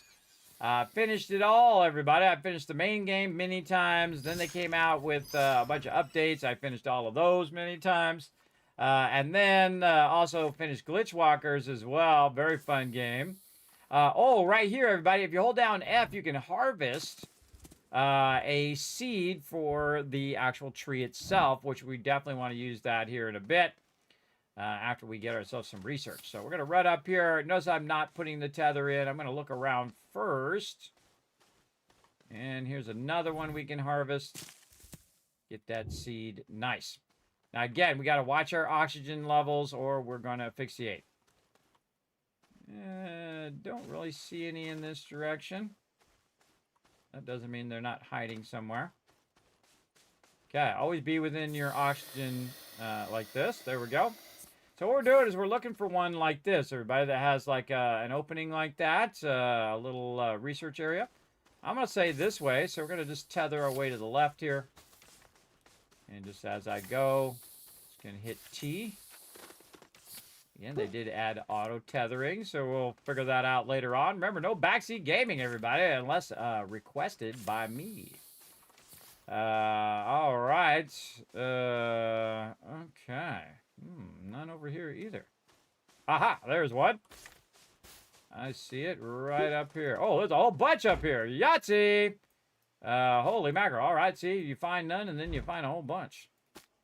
Just like that. All right, 3 of them. Very nice. Any other ones that are nearby? Oh, I think we're good.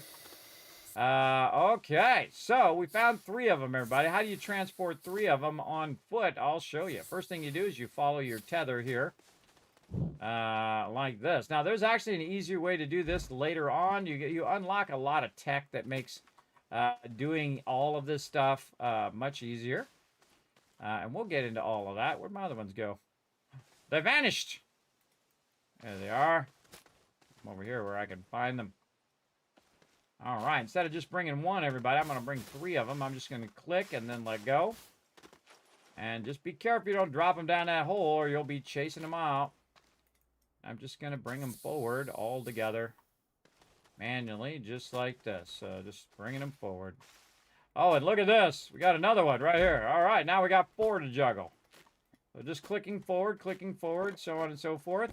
Now I want to click toward my tether, otherwise I'm going to run out of oxygen.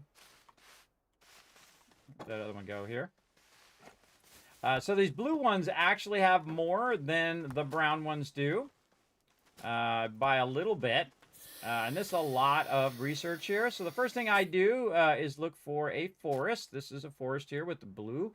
Over there on the other side, that's a mountain. Those are distinctly different and they have different resources. So one of the best ways to start the game, everybody, is to get this going. I'll also show you how to automate your research here in a bit as well.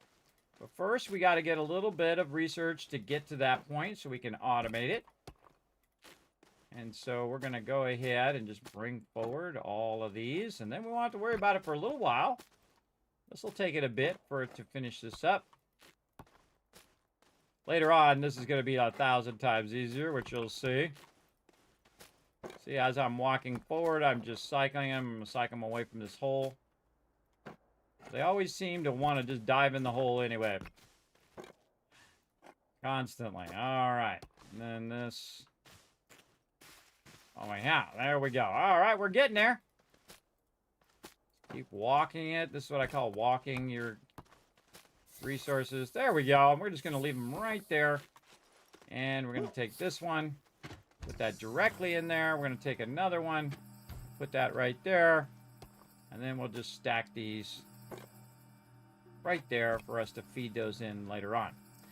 Okay, let's take a look and see how much we got. Hey, we got over 2,000 bytes already unlocked right here at the beginning of the game. And so now we can go ahead and turn this in. Oh, we haven't fully gained it yet, but turn this in here in just a second. And we're going to, not only are we going to get the bytes that we already earned, but we're going to get in a bonus 500 just by earning 2,000. So that will take a minute. But we got to go also find some aluminum. Now, we found some quartz, again, that is going to help us, but not right this second. We need some aluminum so we can get some stuff started here. So we're going to go ahead and go back down in our little cave here that was naturally formed. We do a little bit of sliding. Again, holding down S to slow down a little bit. And we're just going to go right over here where we already have our tether and just look around. There's our quartz in there. I don't really see anything this way, so let's go ahead and just cut a hole right through here. And we're just going to open this up a little bit. See if we see anything else that comes into view.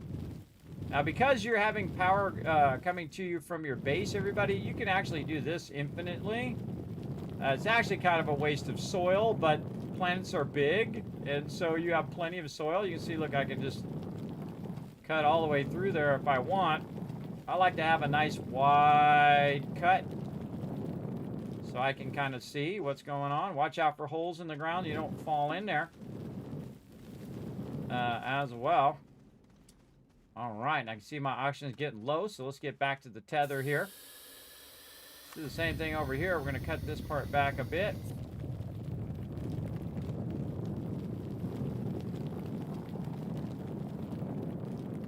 Up a little bit of headroom as well.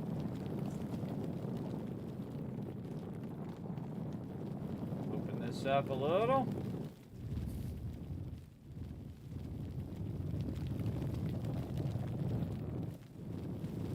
Now you don't really even need the tethers, everybody. As long as you have some resin, you can wander around without the tethers. The great thing about the tethers, though, is they will help you get back to your base. Not seeing the resource I'm needing right now. Sometimes you get lucky, you find it right away, and sometimes it's a grand adventure to find it. Sometimes it's right behind your ramp. When I make a ramp down like that, sometimes it's just sitting sneakily right behind it. Don't see it back here, but I do see some research, so we're just going to supplement our research by holding down F and just scanning those again. You can run those back into the thing, but I feel like your time is your most valuable thing. Running that back is not going to be as valuable as just letting it run on the larger ones. And again, don't see much. Just trying to catch a glimpse of anything that we might need. No. Wow. Okay. Usually pretty abundant resource. Notice that my tether is working through the ground there. Yeah, don't see it. All right, let's just go with our instincts. I'm gonna. Oh wait, there was a bunch of stuff this way. Yeah, let's go ahead and tether our way a little bit this way and see what we got out here. Right there, and then tether, tether, tether. Now here is some leftover stuff from a previous expedition, not mine, somebody else's. And you can see that we have some debris here, and we have some carbon, and an old table. Now, you can shape around this stuff, and you can take the debris and actually break that debris down and use it. I'm just going to leave it there for now. We'll work on that later. Really just looking for some certain type of resource called laterite. And let's go ahead and just tether our way past this. And sometimes you'll see that I won't even bother to pick up the resources. I just get rid of the guys there so they don't kill me. All right, our tether is not close enough. There we go. Let's just go ahead and shape our way through here.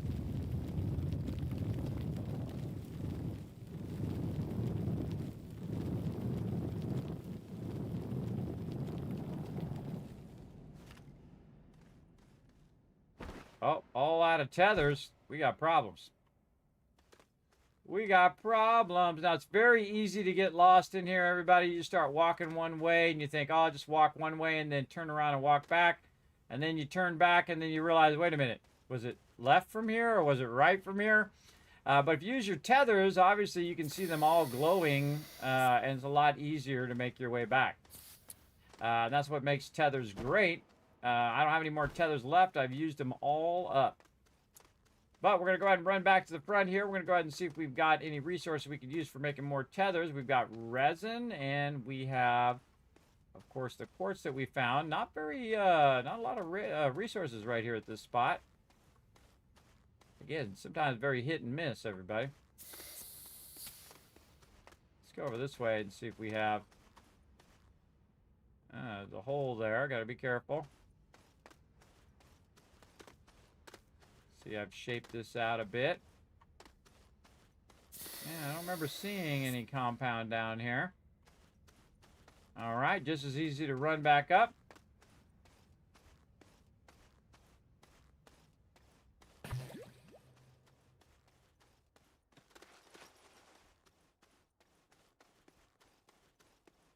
Okay. Now I'm going to show you a different way of doing that same thing, but we're going to go ahead and do it here at the base. Let's go ahead and also get our trees going. Now trees, I'm going to go ahead, actually let's put that back in here for a second. I'm going to go ahead and hold down control and kind of flatten this area out here. And right here in the back here, we're going to set up some trees that are going to help us out big time later on. So we're going to plant those trees. We're going to plant them pretty close together. And you'll see why here in a bit.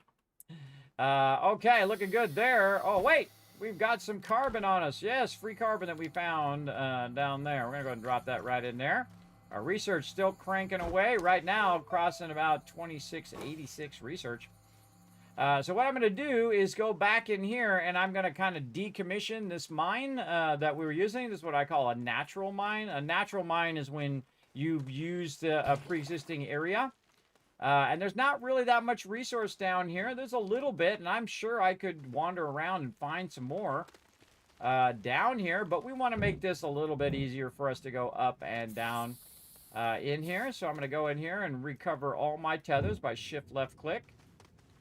And then over here, again, I waste not, want not kind of thing. Plus, also, you don't want to really leave these laying around. And notice that I took out one on the early stage, which actually cut the rest of the tethers. As long as you're fast, you get in, you get out, you'll be fine. As long as you don't get too far away where you can't get back and get back to your tethers. Okay, so I'm going to go ahead and take this one out. Not really that great of an entry spot. Plus, it's a little bit away from our base where we have to run all the way over here every time. I say we make it much easier. You don't want to have a bunch of tethers running everywhere because it'll just make it harder for you to say, okay, which tether goes to what? Where, is the tether going back to my base, or is it going this way, or where's that tether going, right? I like to keep mine nice and simple. So right here on this side of the base, which is actually what I consider the high side of the base, because this side, when it's going, it's already starting to curve off that way. But on the high side of the base over here, what I'm going to do in this other direction, I'm going to go ahead and start my own little entrance to a lower ramp. And I'm going to just try to get a reasonable angle here. Sometimes you just got to take some out and then figure out what you want. If you do it too steep, you're going to have trouble. Let's go ahead and make it maybe a little more steep than that. Let's say something like this. You can see I'm going to bring it right up into my base here. And there we go. So now I'm shaping my own edge down into here, and I'm widening it out. I'm also going to start doing my tethers on the way down. Holding down control, of course, and we'll widen this top part a bit back. I like to have the entrance have a bit of space. Now, of course, I could get down to that level faster if I am at a bigger angle.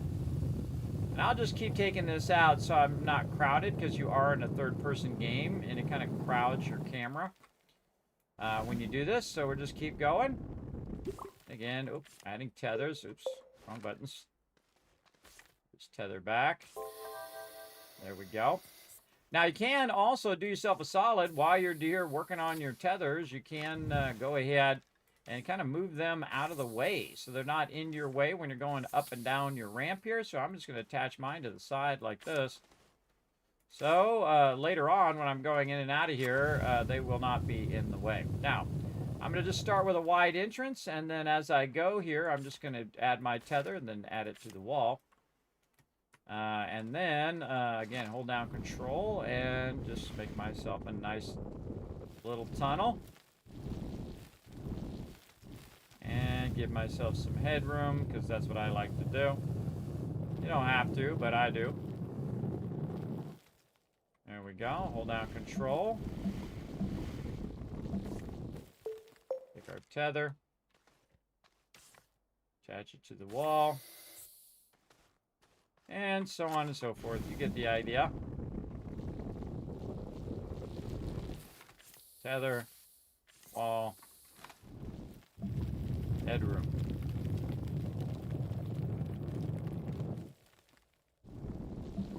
Now, at some point, everybody, you're going to have a breakthrough moment. That means you start to break through to the other side. You can see here that right down there, let me do the light. There we go. Right down there is the other level. So it's actually down below there, and I could actually fall off of there, but I don't want to do that.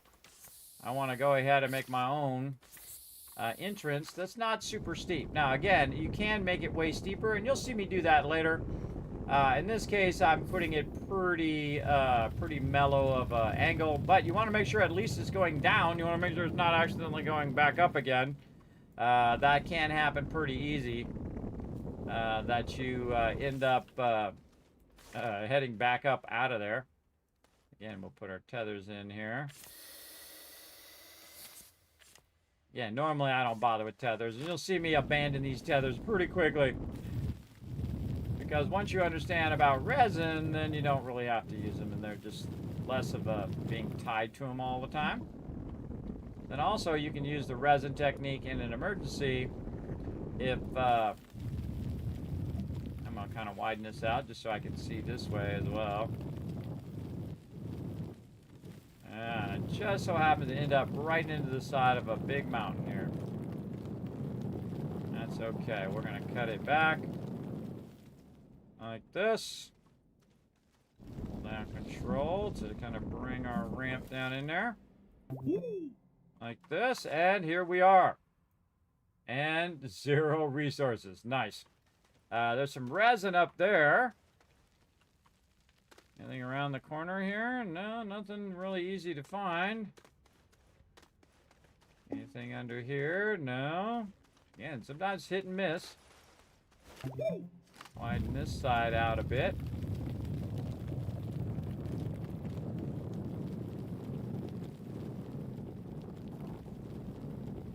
I do this all day, everybody. This whole shaping thing is awesome. And we'll flatten this side out a little. Match it up a little bit to this. Go back up here before we die of asphyxiation. And tether that forward. Very rarely do I take the time to attach it to the walls and the ceilings, but I will do it this time just for fun. All right, still not seeing any resource that I need, but I do see some compound over here. So let's go over and get some compound.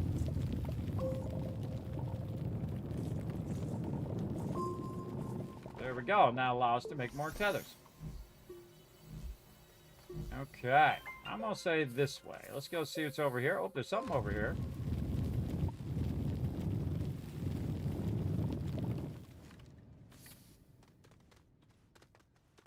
What do we got? Okay, another broken medium generator and some more carbon. Don't see much. All right, again, just follow your instincts. My instincts say go this way. Oh, my instincts are yet again on point. That's a medium generator, everybody. That's a working medium generator. We are going to immediately take that and run this back to the base. Another thing I like about not holding onto it and just clicking it and moving it forward with my little beam, everybody, is the fact that my light does not go off. If you're holding onto it like this, you can see that it's blocking my light. That is when I'm walking, and turn it like this. Turn that off. Because what it did is it took, when I was holding it, it took the carbon, and it is actually running off the carbon right now. We found ourselves a nice medium generator. And since this it comes right off the side of my base, boom, when I come back up, I'm right at my base. I can drop that in there. I can turn that on. And now this is running the show. Now I no longer need to run it off of that over there. Now here's what I suggest you do. You do this, and then now you decommission these littler ones, because this is going to produce right here just on its own 9 power. That's a lot of power. And then we'll go ahead and we'll put some carbon right here like this. And if you're super tricky, you'll go ahead and put some organic here, which will then turn into carbon, which will then chain itself into the medium power there. And then the same thing here. It'll just keep all of this running with no problem. So that was a good find as well. And then again, we're gonna slide, jump, slide, wee. Oh, nope. Oh, it's not at an angle enough. Nope, not at an angle enough. Yeah, this one's a very shallow angle. You'll see me make much steeper ones later on. Okay, it was easy to find out where we were because we can just follow our tethers, because I only have one tether line, which again was smart of my. Oh, on the right there. On the right there, I saw what we needed right over here. So let's go ahead and bring this in. Attach that up there just for funsies. And I can see we've got more quartz here. But here we go. We've got something over here. We got a purple thing. Let's go see what that's all about. What's this purple stuff? All right. Sulfurite. Zinc material. So let's go ahead and get some of that.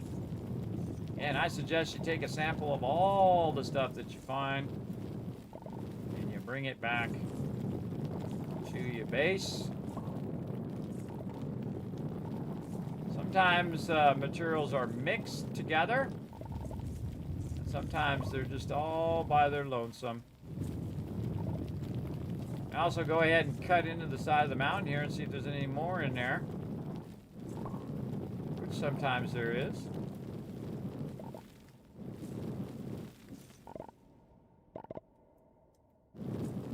One more.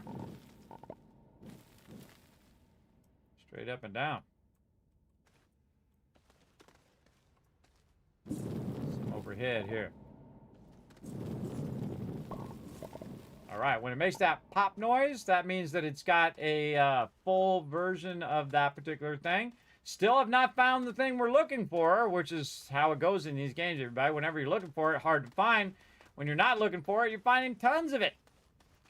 That's how most games go. It's Kismet's law of gaming. That's how gaming goes. So again, we're going to run this up here to our base. And again, since we made our own entrance, the base is right here. Very nice. And while we're at it, this is going to not only run the smelter, but it's also running the research. It's running both of them at the same time. Let's put this one up here.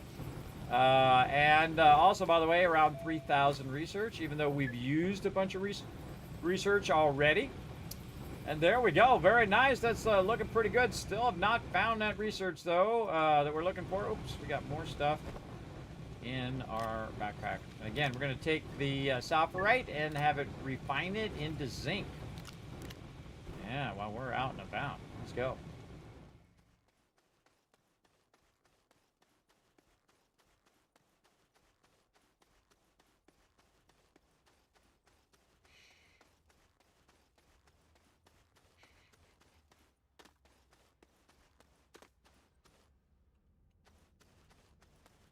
I'm going to go right this time. Make another tether. And let's go ahead and check right here. That was a good amount of stuff we found there, but we're going to go ahead and check right here. There is a way to go down there. We're not going to go down any more levels for now. Research this. Get these over here. These will respawn, by the way. And then I'm going to do something pretty wild, which is basically just to drill a hole into the wall. Now, I did not know that was there, everybody. That was just me following my instincts, and my instincts, as you can see, are pretty awesome because that is a massive amount of laterite right here by the thing. Now, why did I go in a different direction? Because I've already checked those other directions. I thought what I'll do is I'll cut a hole through this mountain, get to the other side, and see if I can see any on the other side. But instead of doing that, I accidentally ran right into it and found the thing I was looking for. Usually it's pretty close. They're pretty close proximity, and there's massive amount of all of those resources here on this particular planet. Each planet has enough resources so that you can get off of that planet should you run out of fuel. Well, you'll see that problem later. There's a little floating thing right there. Let's get rid of that. There we go. I don't like those little floating pieces. Okay, now while we were gone, it took the sulfurite here and turned it into zinc. So now we've got some zinc here. Like this. Very nice. And now we can go ahead and do our quest here, which is to take all of this and convert it into some aluminum. So that's this laterite turns into aluminum. So we're going to just drop that there. There we go. And we did it. All right. We refined some aluminum. And so now we're going to go over here, unlock smelting furnaces, and refine some aluminum. We're going to get another medium storage. Very nice. Go ahead and unpack that. That's going to be super useful. Right over here to clean up a bit of our mess here. Let's go ahead and put our quartz up here. Now these platforms are best used for stuff that you can smelt. So what I can do is I can just pull this whole thing off of here and then put this whole thing on here, and it's going to convert all of that back onto the original thing here, right? So that's all going to make its way back on there, except for that one I have to pull out of there because this is 4 and has 4 slots free. You want to make sure you have enough spots free where it can go back on there. And now it's just going to exchange those and just smelt all those down for me. We're going to have a bunch of all that stuff. And then over here is what I would call refined goods, where you've refined a bunch of your resources, including your aluminum, your zinc, your carbon. It's all good stuff. Right over there. Might want to leave one carbon on there, though, just in case. And we'll go ahead and take this aluminum off of there. So that carbon will go over and run on our printer over there. Okay. What do we got next? Time is flying by. All right, we got our gain more than 2,000 bytes, which we're getting an extra 5,000 or 500 bytes for that one. Very nice. Oh, and now we got a whole bunch more unlocked right over here. Oh, we're going to do all of these. We're going to do every single one of these. Pretty fun, pretty fun. First, we're going to start with this one right here. Print a tractor. So, to do a tractor, everybody, we need to go into the small printer here, and we need to use our arrow keys and find our little tracker down here. Now, we're going to need 1,000 bytes to unlock those trackers. So, we're going to go ahead and unlock our little tractor. Also, we did already unlock our tapper here. There we go. The tapper uses aluminum, which is one of the ones that we got. And that's why I had to go get some aluminum first before we could use our tapper. So we're going to go ahead and use one there. And then somewhere else I have aluminum over here. And we're going to get 2 tappers. Now, we brought these trees a little closer. You can use any of the other trees or other plants as well. But I like to use these non-aggressive trees. And put a tapper right on those trees, just like this. Now, if you figure this out very early game, everybody, it's going to save you a lot of time because you won't have to collect organic all the time. Let me get my camera to stop moving. My camera's all over the place today. There we go. You won't have to collect as much organic because it's going to automatically draw the organic out of the trees, and it's an infinite supply. So it'll just keep draining those out of there over and over and over again. So very cool, I think. So we're going to let that run, and we're going to have that be automated as well. We'll get into that later on as well. That's going to be pretty awesome. Big time over there. Okay, we'll get that started. And what else we got to do here? Again, over here, we were printing a tractor. That's what we were doing. So right over here, we're going to set this to tractor. There we go. We need 2 aluminum. Again, we can just shift left click. It's in my backpack now. And then when I go to click on this, oops, didn't mean to pick it up.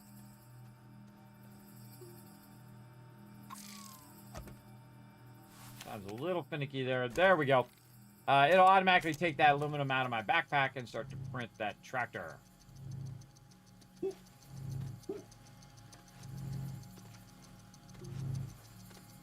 Tractor is one of the most powerful things in the game, everybody. It really just changes the whole game from the second you print it. You'll see. You'll see. That's pretty awesome. Okay, tractor in, ready to rock and roll. Now, earlier, I got myself a little battery, and you can see that battery is completely depleted, everybody. We're going to go ahead and put that right over here. Then what we're going to do is recycle one of our small generators, use that.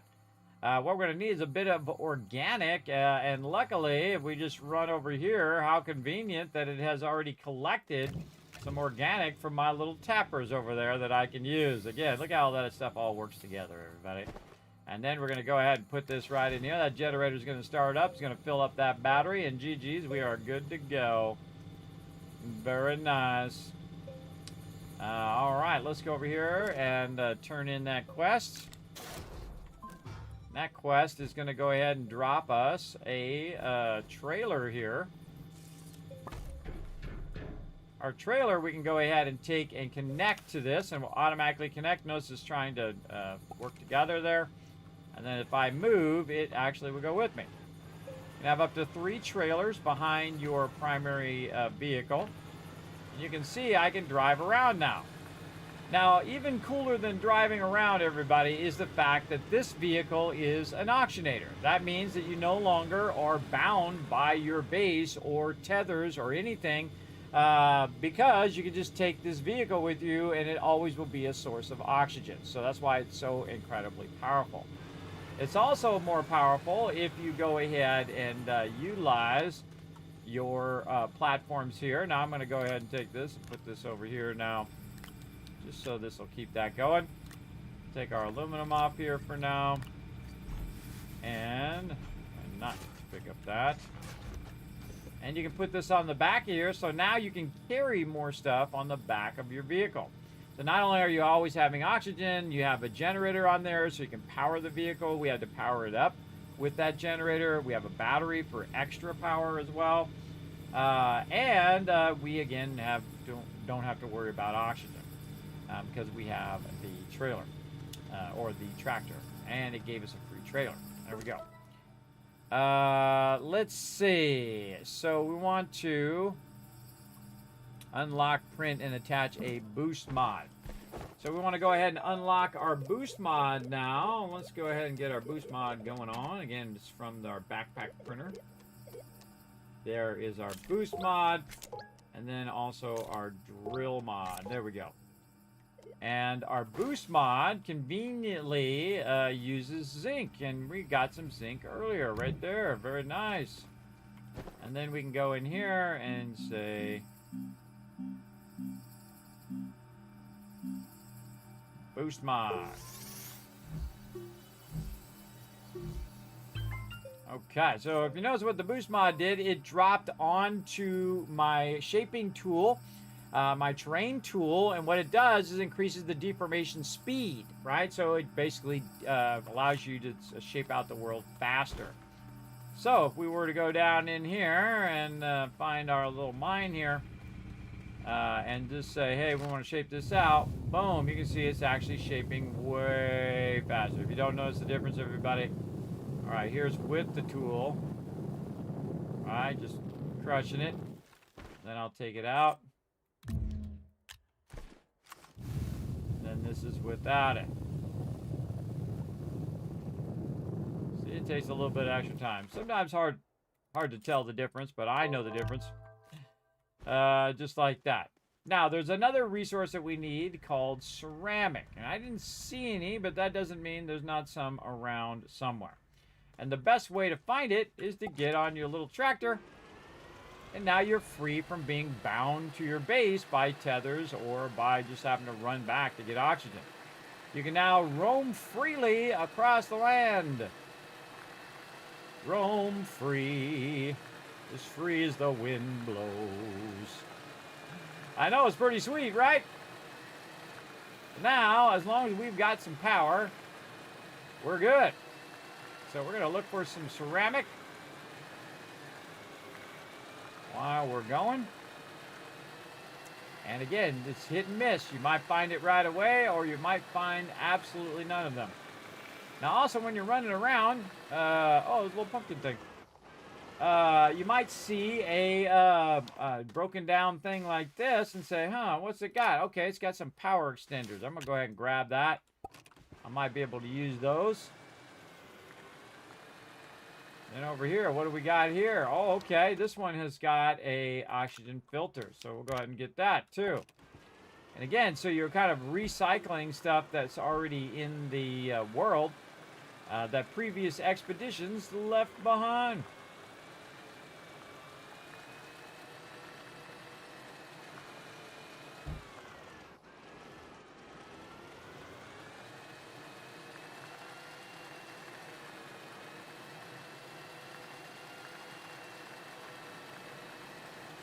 It looks like the Halloween event is still lingering in the game because I can see a bit of the Halloween event going on. That's those pumpkins.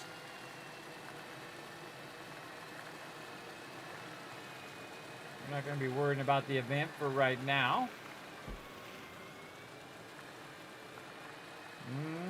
No such luck so far.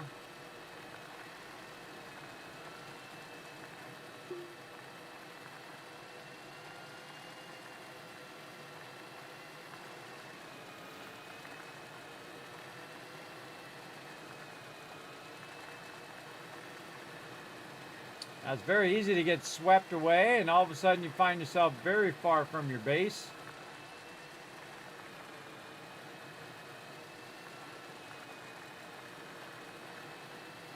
But as long as you're by your vehicle, especially on this planet where you can grab a bunch of organic real easy. Oh, and here's the mountains. This is where it gets pretty cavernous over here. Oh, there's something going on there. We found some tethers and an abandoned backpack with a little squeaky horn. A floodlight and a curious item. All right. And once we get all the stuff there, the backpack usually disappears. So here we are on the caverns, everybody. And this is where, if you start right here, this is a rough start. If you start right next to these. Because they are, you just kind of get dropped off in the middle of nowhere. The crevasses, yes. That's what they call it. But notice here that it's a little harder for me to drill onto this mountainside stuff. We're getting a bit of this resource called graphite. Same thing that's used in your pencils and for school. Your number 2 pencil, everybody, graphite, that's what that is. And we're going to go ahead and grab a bunch of that. And again, we're playing the brand new update, everybody, the MEGATECH update for Astroneer. It is awesome so far because I love this game. It's so good. Now, I got to be careful, everybody. Notice that I was away and my oxygen went down, and then also my energy went down. And the reason why that went down is because I was shaping and there was no way for me to regenerate that power. Usually you want to keep yourself a small generator on you as well, but since I have my vehicle right here, and I wasn't going far, I'm good. But again, you'll start to see that this just starts dropping off into giant holes in the ground. Now, sometimes that's good. Sometimes you want to run down in there and grab a bunch of resources, and sometimes you fall to your death, and that's not a good thing. All right. Again, if you start right there, you're starting at where you have a bunch of drop-offs right by your base, which is pretty rough. All right, we're looking for some ceramic. Now, there is another way to get ceramic, pretty easy, but we're going to go ahead and just see what happens in this playthrough and go for a little drive around, see what we can find.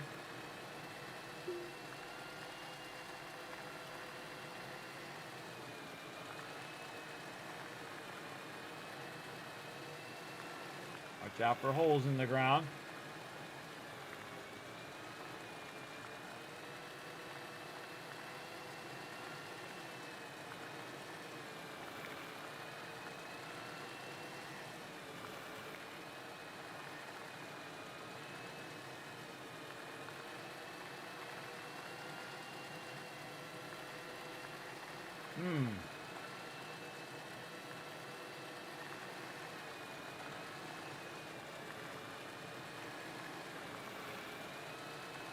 Not so lucky on this playthrough. It's funny because later we're going to find an absolute ton of it. You'll see. We'll just be going past it thinking, man, that would have been nice at the beginning of the game. Because we'll no longer be looking for it. Now you can see this little green thing way off there in the distance. That's my base, everybody. That's why I put that beacon down. So I can see it really far away. Also, if you hold down R, you can go to the compass, which is a little map, will help you get back to your base. But we'll get into that later. All right, what do we got here? More tethers. Oh, gotta dislodge it from the ground first. And then a backpack full of stuff. More curious items. Ooh, and a light. Yeah, there we go. Now we have a light so that it's easier to see what we're doing. Very nice. Aha! Here it is. We found some. Awesome.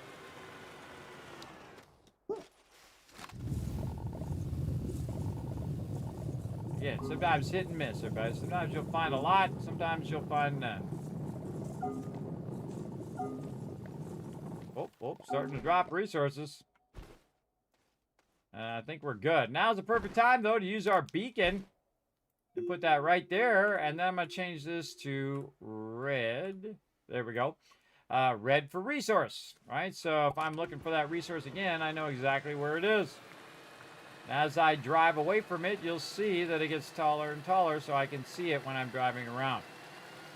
So a very easy way to find my way back to where my clay is there. And it doesn't seem like you went that far, everybody, but you're going to always notice on the way back that, wow, I really did drive pretty far away.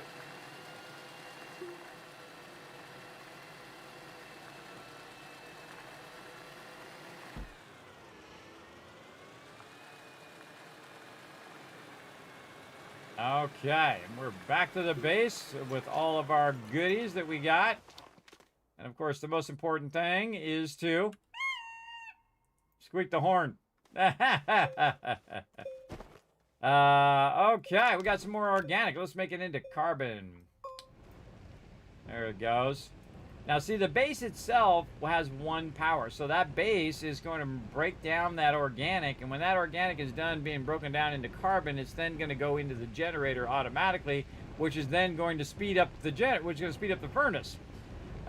Which is pretty cool, I think, how it works in that kind of circular pattern in that cycle as well. So we need our clay.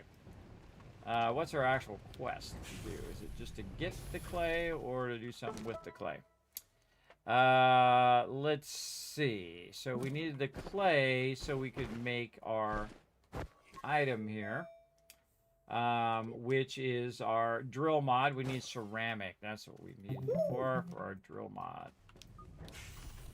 So we're going to put ceramic in there.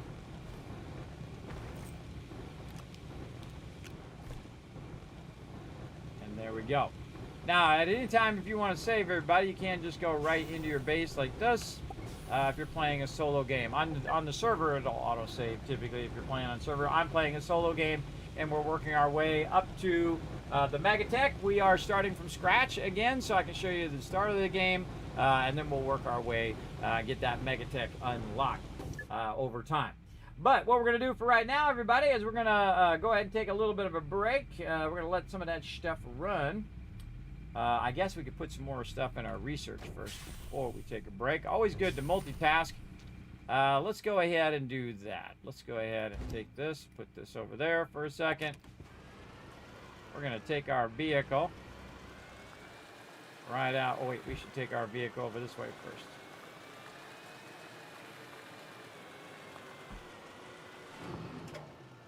Uh-oh, ran out of power.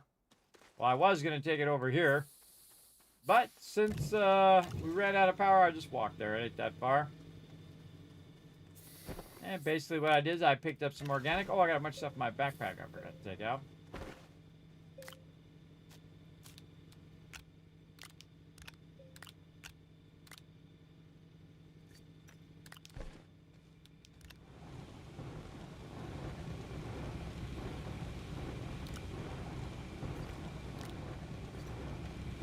It has enough room to do its job.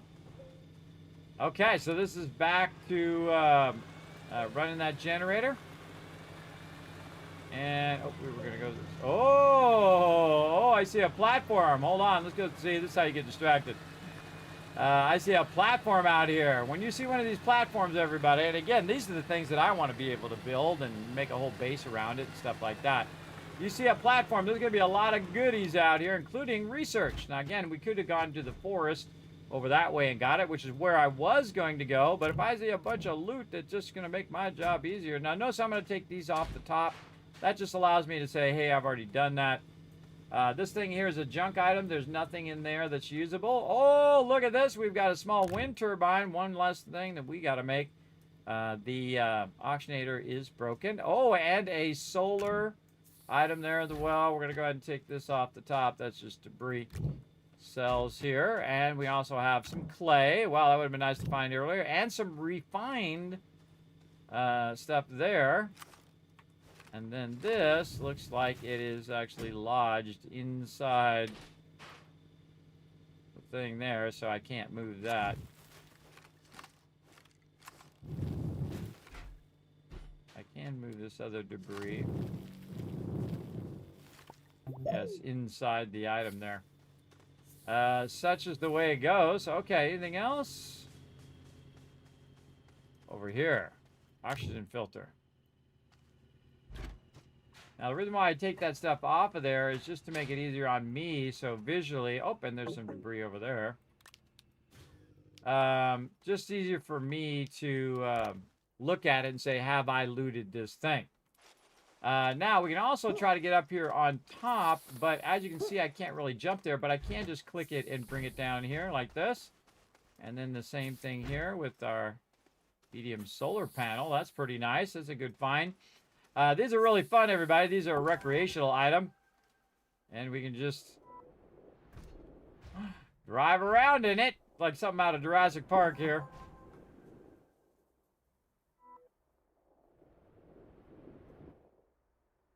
Very fun.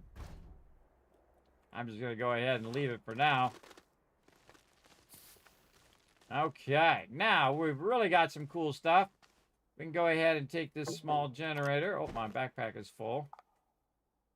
Take that small generator off of there, and we can put a solar link there. And we'll take our battery, put it here, and we'll put our wind turbine. So whether it's getting wind power or solar power, that's now going to be permanently powered. Now, I'd love to take my solar panel, but what I really need right now is my research. Now, here's the hard part, everybody, is I've got to go and find that again from my base because I didn't bring a beacon. But, well, I can actually see that it's pretty easy to find because my base is pretty close. Just kind of lucked out on that. Let's get over here and drop off this research like this. All right, and then we also have some power cells that we can use for our base or our vehicle or for ourselves. But I'm just going to drop them off over there, and then the battery I'm going to actually just leave right there. Our ceramic, our little generator, this is our oxygen filters, and I guess we'll keep these tethers for now. I'll probably eliminate all those tethers eventually. But now you can see that we no longer need the generator, everybody, that it's generating its own power through wind power right now, or through solar power, or both at the same time, which is actually what it's doing right this second. Now, it was out this way, this tower was out that way, so I'm going to go ahead and put my vehicle pointed in that direction for a moment. Then I'm going to run back here, and I'm going to find, hopefully we have some left over. Did I use it all? Oh, I used it all. My bad. Should have left myself at least one. Oh, well. No worries. Let's go down here.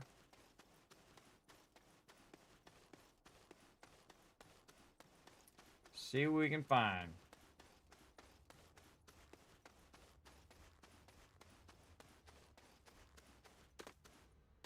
What was off to the right here? Oh, okay. That's our laterite. You just consistently scan those things as you're running by everybody. That stuff adds up big time. All right, let's check to the left. I kind of felt like there was one right here. Somewhere.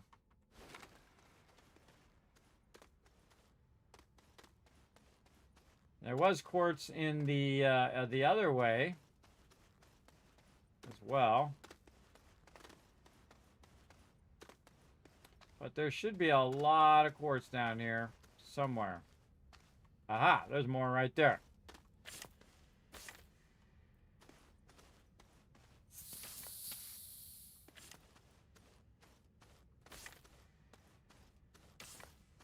Quartz down below there too. Oh, big drop off. Look out. Go ahead and just ramp my way over here. Take out the baddie. See if we can get some of this quartz here.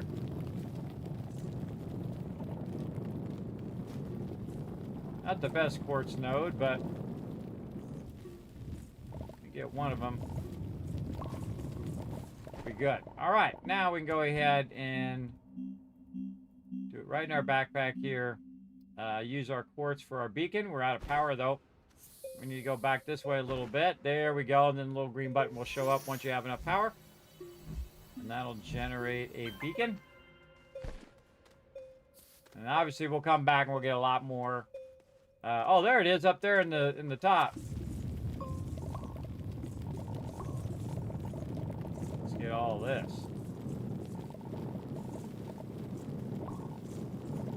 I'll show you another one of my gaming secrets, everybody, to help you remember that this is even here.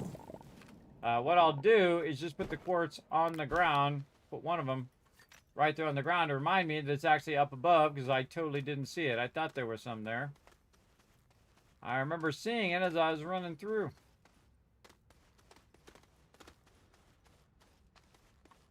Okay, going this way. And up this ramp. Up this ramp we go! And now we have a bunch of quartz that we can use either for making glass or more beacons.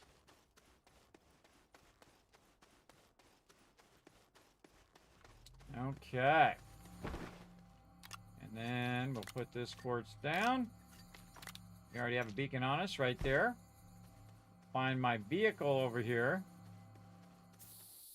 Get on the vehicle and then drive this way because I aimed it toward where I came from. Yeah, I can see it. Right over here. Okay. Now, for right now, I'm going to put, this is a temporary beacon. I can also put it on the thing itself, and I can change the color of the beacon. But I'm going to go ahead and bring it back down here so I can see it a little easier. And purple's like something that's like, hey, I need to go and loot that thing. Now, I use my own color system, everybody. That's not like an official coloring of the game. But I use my own thing. By the way, you can also take this, and if you have a big enough thing, you can snap this on the larger vehicles. It doesn't snap on this one, though. I'd rather have the solar panel right now than any funny little car thing. So I could probably use this car to knock that one closer. I can push it closer with it if I wanted to. We want to get this solar over here so when the sun comes up, it's going to be using that solar power. Okay, what I do is just take this one right off there. By the way, you can also run these from the ground level. They have their own bases. You can chain those together just in case. Then put this down, and when the sun comes up and hits that solar panel, it's going to use that instead. And then it'll actually speed up my my research. So what we're going to do, stretch a little bit, get a good stretch in, is take a little bit of a break because, man, time flew by. But I was 2.5 hours like this. That's how you know it's good, everybody. That's how you know you're having a good time. So we'll let that run a little bit and let it do our research while we take a little bit of a break, and then we'll come back and do some more as well. Some more Astroneer and work our way toward the MEGATECH. All right, now this game is called Words on Stream, buddy. Descramble the words, earn some kiss caps by working together. If I see you guys working together, I will shower you with a bunch of love when I come back. So yeah, taking a break. Back in a bit.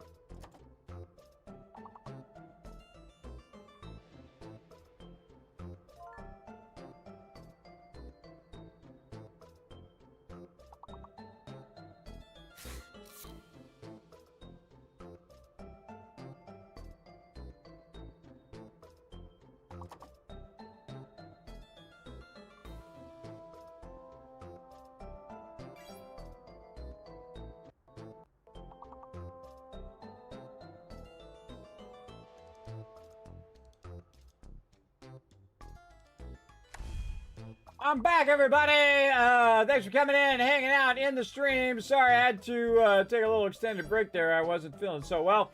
Had to lay down a little bit, but feeling better now. Ready to get back to it. Let's see if I can help you guys with this puzzle here.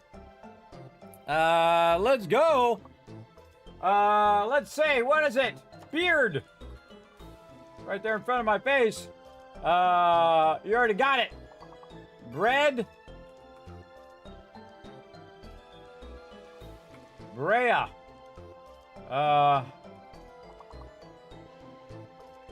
Read. Read's a word. Okay, you haven't got that one yet. Okay, we need one more word, everybody. One more word. Come on, we got this. Come on, you big brains. Oh, there it is. Yes, bread. What else? Drab. Good one. I can't think of anything else, everybody. Hey, I got that word in there, so I feel accomplished. Nice job, everybody. I saw you working together there in the chat. Nice job. Thanks to everybody over here working together in there again. Sucks getting old, everybody. It sucks getting old. You just can't go for as long as you used to back in the day, but you do as much as you can. That's what I do. All right, getting back to this awesome game, everybody, aka Astroneer. Highly recommend. Now, the cool thing is I can just let the game run because I have oxygen. I'm standing next to my vehicle, plus I'm standing next to my base. There's nothing that's going to run up on me and try to get me while I'm here at my base as well. So I can just chill out, AFK, come back, and the research has been done. So we got that going on. We also are going to work on our drill mod, which we were going to convert our ceramic. We got to go put our clay in here. And I don't think we've done that. Nope, and we got some copper here as well. Throw that down here. All right, so we're going to adjust our drill mod. Now, currently, while that's going... Oh, well, actually, there we go. Just grab it with me. Currently, if we run out here and we try to drill into the side of this mountain, we're going to have some problems. Now, right here, not so much, but up here on the side of the mountain, you can see that little sparks come off of there. And the reason why that comes off of there is because that requires a higher level drill bit than what I currently have. So, we're going to go ahead and run back over this way like this. I'm just going to get over here so I can use the power to re-up my oxygen. And we can go in here and make ourselves a drill mod number 1 using that ceramic that we found. So we found clay, and then we used the furnace there to smelting furnace to burn down the clay into, oh, there's some right there, into ceramic. Then took the ceramic and turned it into our drill mod. Now we do the same thing again, and we run on out here like so. We can boing, boing, boing, boing, boing. Drill it, and you can see there's no more sparks coming out of there, and we can just take it out like we normally would. So again, that's what the drill mods do. And then the boost mod, of course, makes it go faster. So very, very cool. So we got those done. Now we're going to be kind of working our way through the quests as we go. We're going to get to our MEGATECH, everybody, but I didn't rush ahead and get it done ahead of time. I like to, do it as I go. Okay, so we got that done, and if we get our boost mod installed, we're going to get a centrifuge. Here we go. Very nice. This is going to be awesome. Let's go ahead and get it over here. Like so. We'll put it right here. Now, these big items like this, you cannot just put on the ground and let those run. Those need a table. So we need another table here. We're going to grab ourselves some resin here. I don't think we have enough resin to make another table. Let's just put it right here and see if this... Oh, this is on smelting furnace. There we go. Large platform B. Oh, no. I don't want to do that. Oh, I forgot it did that. Bring back my resin. Tried to use my resin in the research. Okay, so we need some more resin, and we did have some right out here. I have some right here by the base, too. We got a lot, or do we got a little?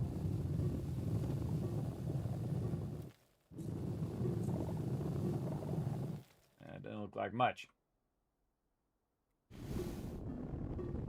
Just fill that right back in so I don't end up falling back in there. All right, and we'll go ahead and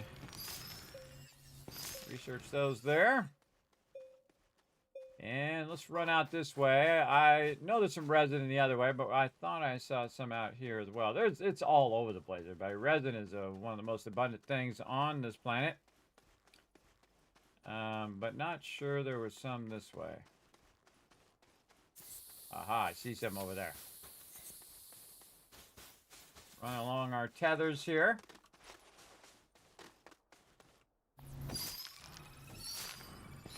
More research samples.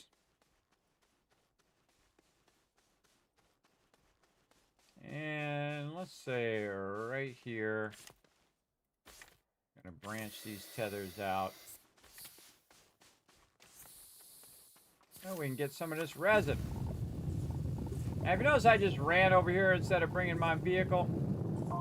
That's because I'm just going to get a little bit. If I was going to get a bunch, I would have drove my vehicle over here. I'll try to get just enough. Ooh, that's a... Ran out right there. Ran out of resin. Because your vehicle is your best way to travel. Because it will... it'll always have oxygen, so as long as you're by your vehicle. So I can go ahead and run back, but again, if I run straight back, I run the risk of running out of oxygen before we get there. Let's see what happens. Let's see if we can make it. Now I can also take the resin and use the resin for making an oxygenator, and then that oxygenator would... Put me back again. Darn camera loves to move around. There we go. My oxygenator would basically fill back up my oxygen tank, right? So you can make oxygenators out of resin pretty easily, and usually that's what I do instead of tethers. But we're doing a little bit of tethers just for fun. And then we're going to go over here and we're going to say, make us a platform. Okay, so that's going to get that platform going. Do we have any more stuff here? It doesn't look like it. Doesn't look like it. Okay, and we should go get some organic. Now, I could go and shape organic, but I have some organic being extracted from the trees right over here automatically that I can go ahead and grab.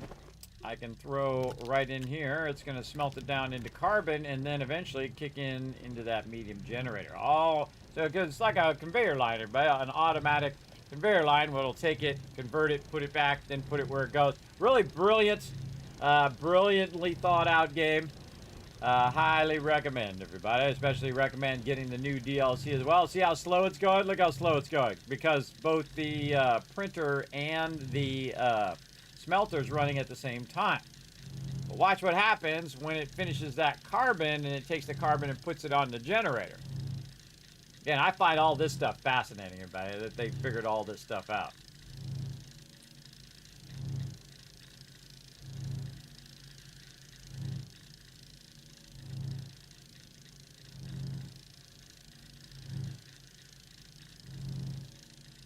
Did it speed up? Yeah, that's because it took that organic converted to carbon, put it on the generator. Generator's producing more power, thus it has more power, thus it goes faster. I think very cool. Very cool game mechanic.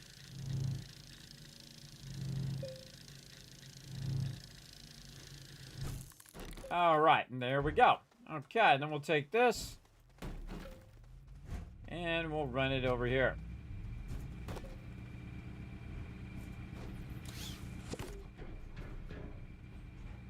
And I'm just going to turn it this way and tuck it right back here for now. We'll deal with all the rest of it later.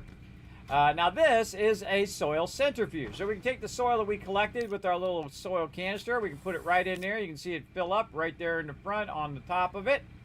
And then we can tell it to make us something. Like the thing that I typically make the most of anything and everything is resin. So go ahead and extract the resin from that soil. I'm going to take my soil canister back again, put it in my inventory. And off it goes, making some resin. Actually, I want to put my light up here at the top. There we go. And then it will go ahead and extract that resin, and I'll have some extra resin just from the soil, so I won't have to go and collect the resin part either, which is pretty cool. And again, look at this mess we have going here. Big time mess. Now, if we want to get more canisters, we can make more canisters just by flipping through here. Right here, small canister is made by resin. That's right. Now we're in a loop, right? So we're making resin, so we can make canisters, so we can take canisters and we can make resin. So what I'm going to do is make a bunch of small canisters here from that resin that we just got. Right over here. And remember, we did do our boost mod, so we can extract soil quicker now. And so we'll get all that going. There we go. And then we'll just kind of dip over here. Notice I've kind of cut this out. Usually what I do is I just go down underneath here and just cut all this out. Now notice the circle. See that little blue part of the circle on the bottom right there? I'll bring it over here so you can see a little bit more. That's it filling up the canisters. Oh, I ran out of power. How come I ran out of power? I was away from my tether. That's why. So I'm actually pulling the power from the base itself and using that power to shape this all out and add soil to these canisters.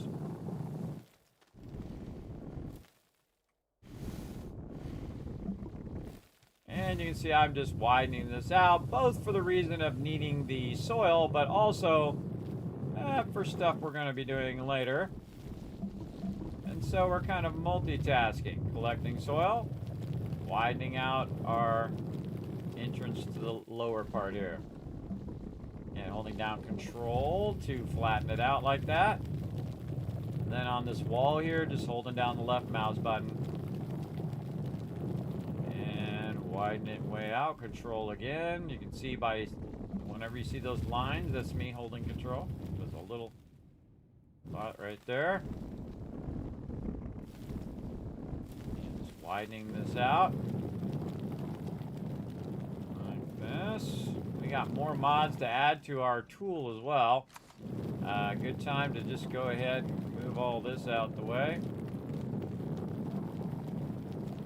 Resin on the right there too. And that circle almost finished. Cutting this back. There we go. So we filled that circle up. You can see the blue is filled all the way around. That means my containers are all full. Plus I can look at the bottom of my backpack. They're all green. But here's another little trick, everybody. We just dip over here where we got this resin. Grab some of these. And go ahead and make some more canisters.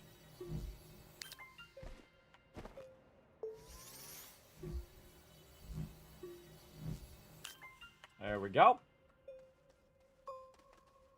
And get some more soil. And again, notice the blue line now has a gap.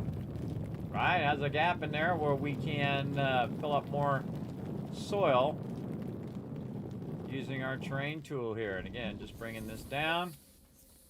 And we'll find a nice spot, which we will call the flat spot, right through here. And we'll go ahead and just kind of match it up to that flat spot. And this will come down and end up down here.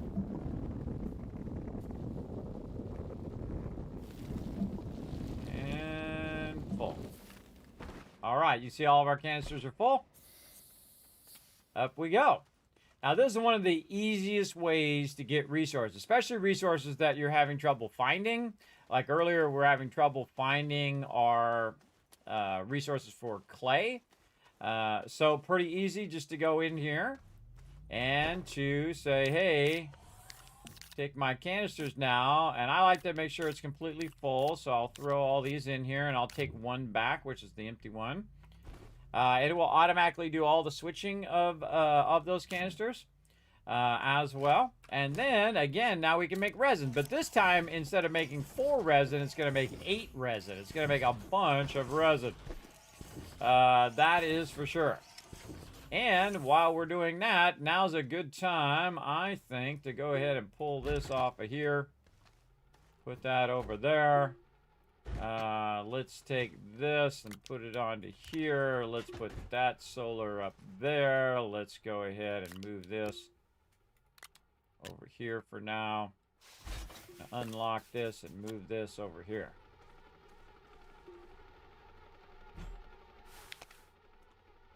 And then grab our printer.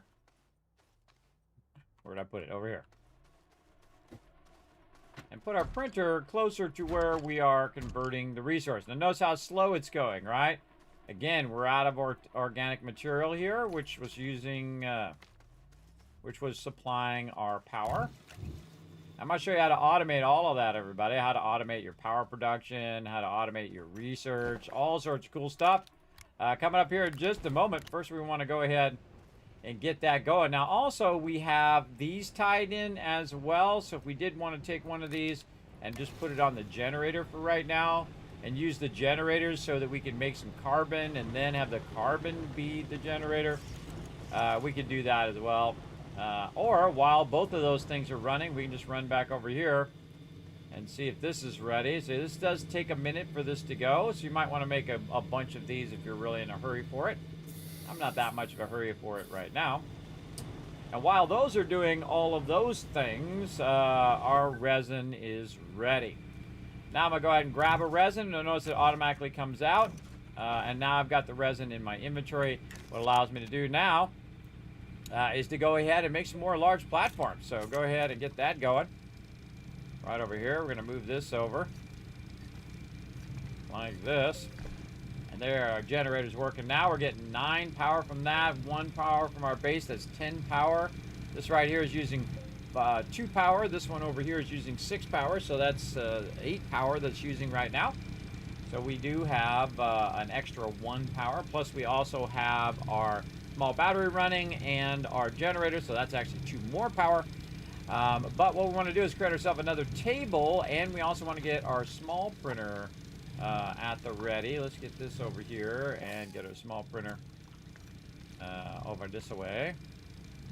Let's just go ahead and tie it right here like this. And we'll go ahead and get some more resin. And now what we want to do is to go in and we have it unlocked. Yes, our medium storage here, which is already unlocked by default.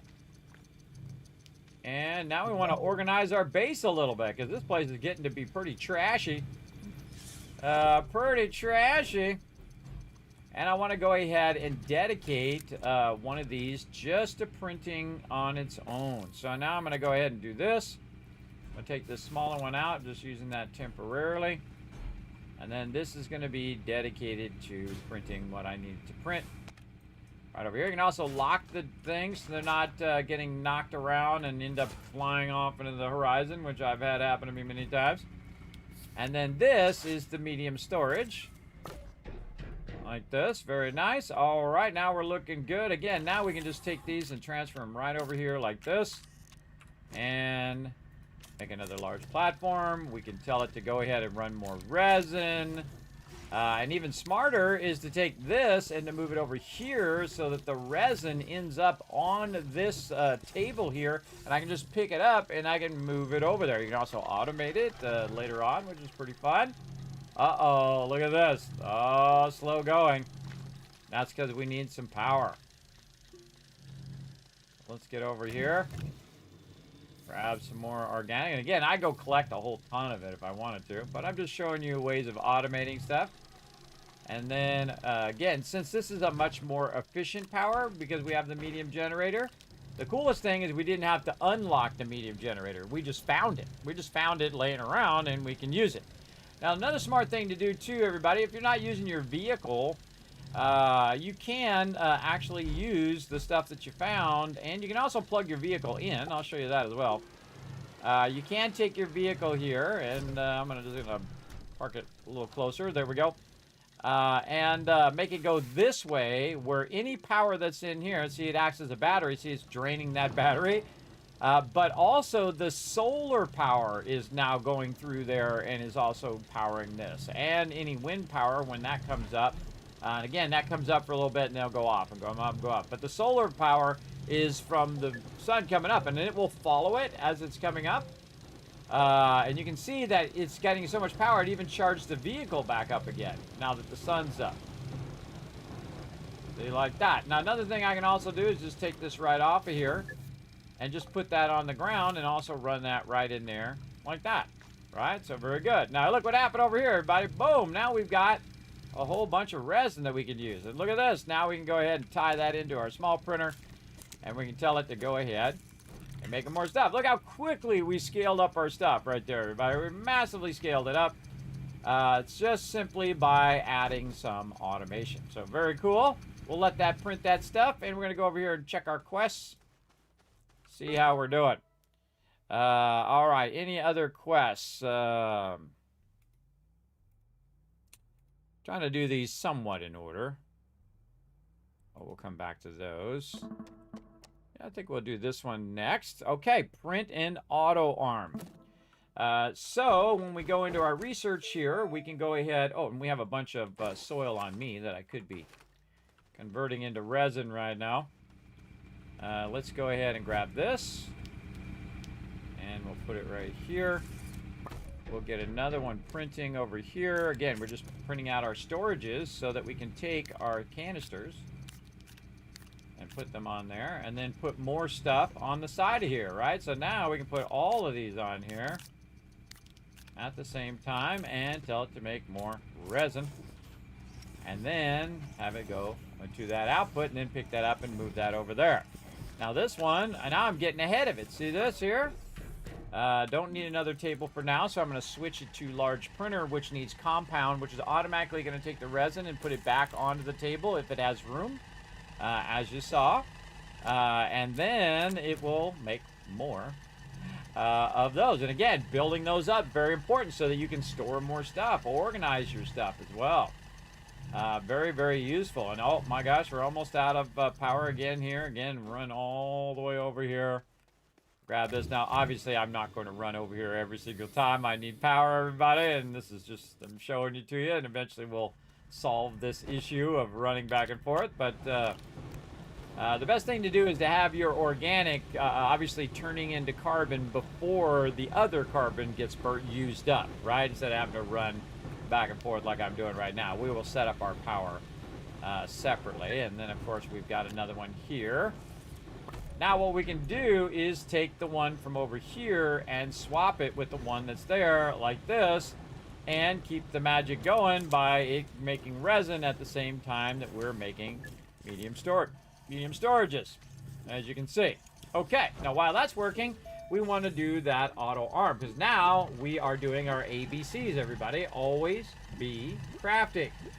That's right. Always letting it rock and roll. Also, ABR. Always be researching as well. And we're going to have a lot of this stuff automated in just a moment when I try to remember where this darn auto arm is. I got to remember what it is. I play for a while, then I take a break, and then I play for a while, and I take a break, and sometimes I have to get in here and figure out where it was. I think it's actually in the other printer. That's why it is. It's in the small printer. That's why I can't find it. It's in the small... I want to try out all these print filters too. There it is right there. Okay, so we're going to need 1,500 bytes to unlock it. Luckily, we have done a bunch of research specifically for this purpose to unlock the auto arm. All right, now what we're going to need to do is to make an auto arm in the small printer here. I think we got a good amount of medium storages for now. So we're going to go over here and we're going to say auto arm. Right there. We need some aluminum and some graphite. Luckily, we made some of that. In fact, it's probably pretty cool to use this right here to take all of our graphite and all of our aluminum, maybe some of our zinc, maybe this copper that we found, more graphite here. There's some graphite over there, and consolidate this stuff down. And we'll just clean up a little bit of this here and put this back here for now. And we don't need our ceramic or any of that stuff right now. So now we have a whole stack of stuff that we need for printing. And we're going to take this resin and move it over here. Take this out. And now we just put it there. And you can see it automatically put it onto the printer. So we're going to go ahead and print ourselves our first auto arm in this particular playthrough. And then you can see also in this one, we got a bunch of junk on that one. We got a bunch of junk there that we found when we were running around. Also, we could be smelting some of this laterite and stuff as well. Yeah. Let's use this right here. So we're going to get this and all the stuff that we want to smelt, not the compound. All the stuff that we want to smelt, we're going to put on this one. We're going to take this one off of the smelter and put this one back on. Like so. Maybe put this carbon back in there so it'll keep that power going. And then put these resources over here. Maybe just take these off and let those sit up on that table there. Very nice. Now we can pick up the table and it picks up the resource itself. Just going to set that off to the side. And I go through these little tables pretty quickly. Really, I use them more for just the beginning of the game. But I like how they can just sit flat like that on the table. And then you can see what you got. And we're just going to go ahead and put all these resources over here. What else can we do? We can go ahead and just take these and put these over here for now. Trying to clean up the base a little bit. Our little solar thing, we'll move over a little bit. And we got ourselves another big old platform.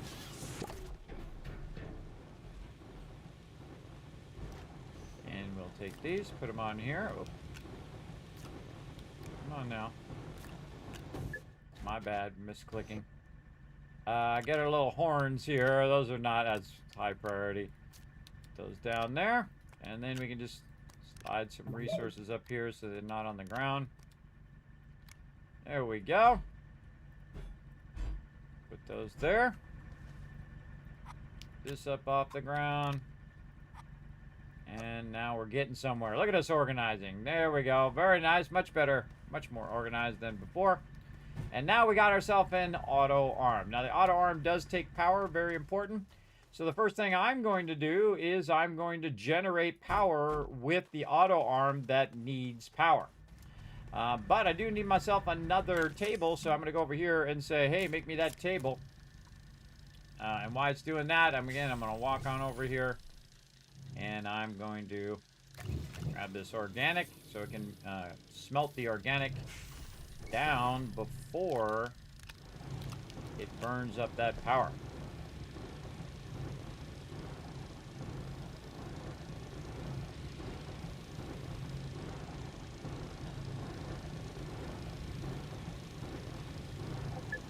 You can see that it smelted that down faster than the actual carbon got used up. Right over there. And I'm about to show you unlimited power. Unlimited. And you don't have to do anything. You can just sit back, drink your martini, and have it do all the unlimited power right at the very beginning of the game, by the way. Right at the very beginning. Oh, thanks for letting me know everything's working there, Dragon Wolf. 1,000 Kids Cats for everybody in the chat. Oh. At least I tried to press it. No? What are we doing today, Stream Deck? Stream Deck deciding it doesn't want to give you 1,000 Kids Caps. And I say, hey, we want to give out some love to the chat. What's the deal here? What's the dealio? Why is my thing not working? It's broken. Okay. Always something for me to fix.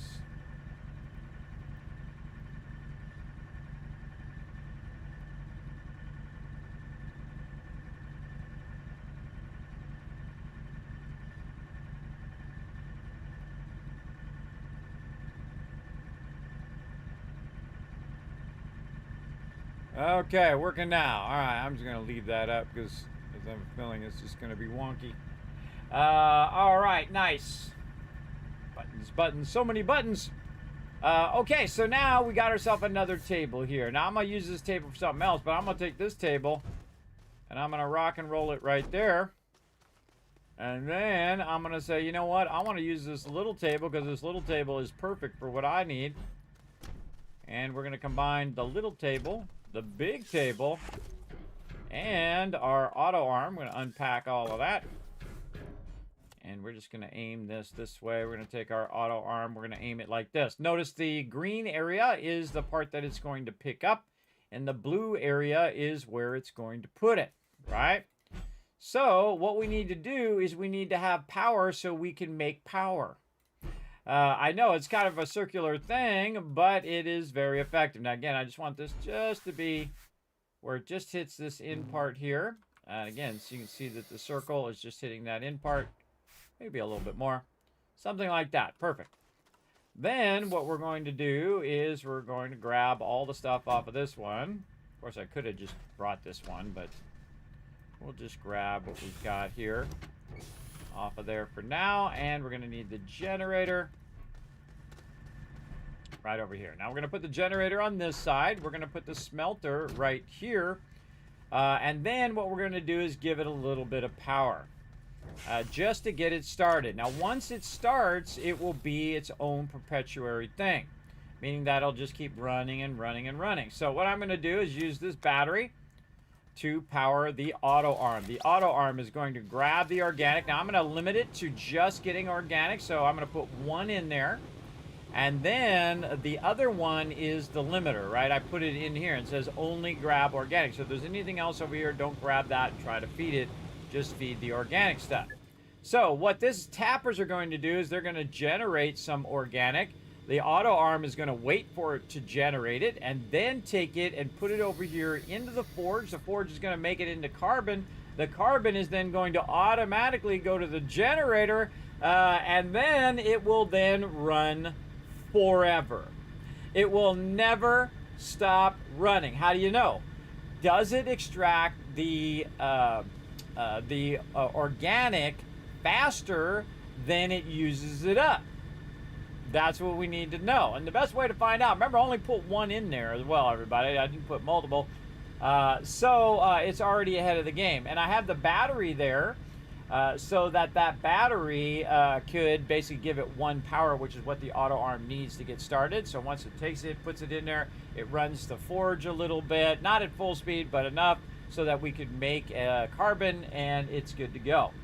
And now the generator is generating power for the auto arm, right? See, look, there it goes. Grabs it, puts it in there. It's not done yet. Still going. Now I put two of them in there. So now you see that other one that we did earlier. That one is now in there, and now by the time it hadn't barely even got started on that one, it's already done another one. And then it's about to do a second one. And so now it's going to be two ahead of where it's at. And then this over here is not going to feed that organic unless it's being used. See, now as this finishes again, which it will here in just a moment, it will not feed it because it has nowhere to go, right?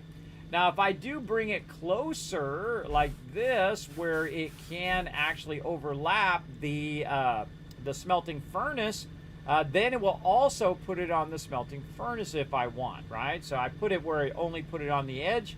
But in my case, I don't care where it goes. I can put it nice and close.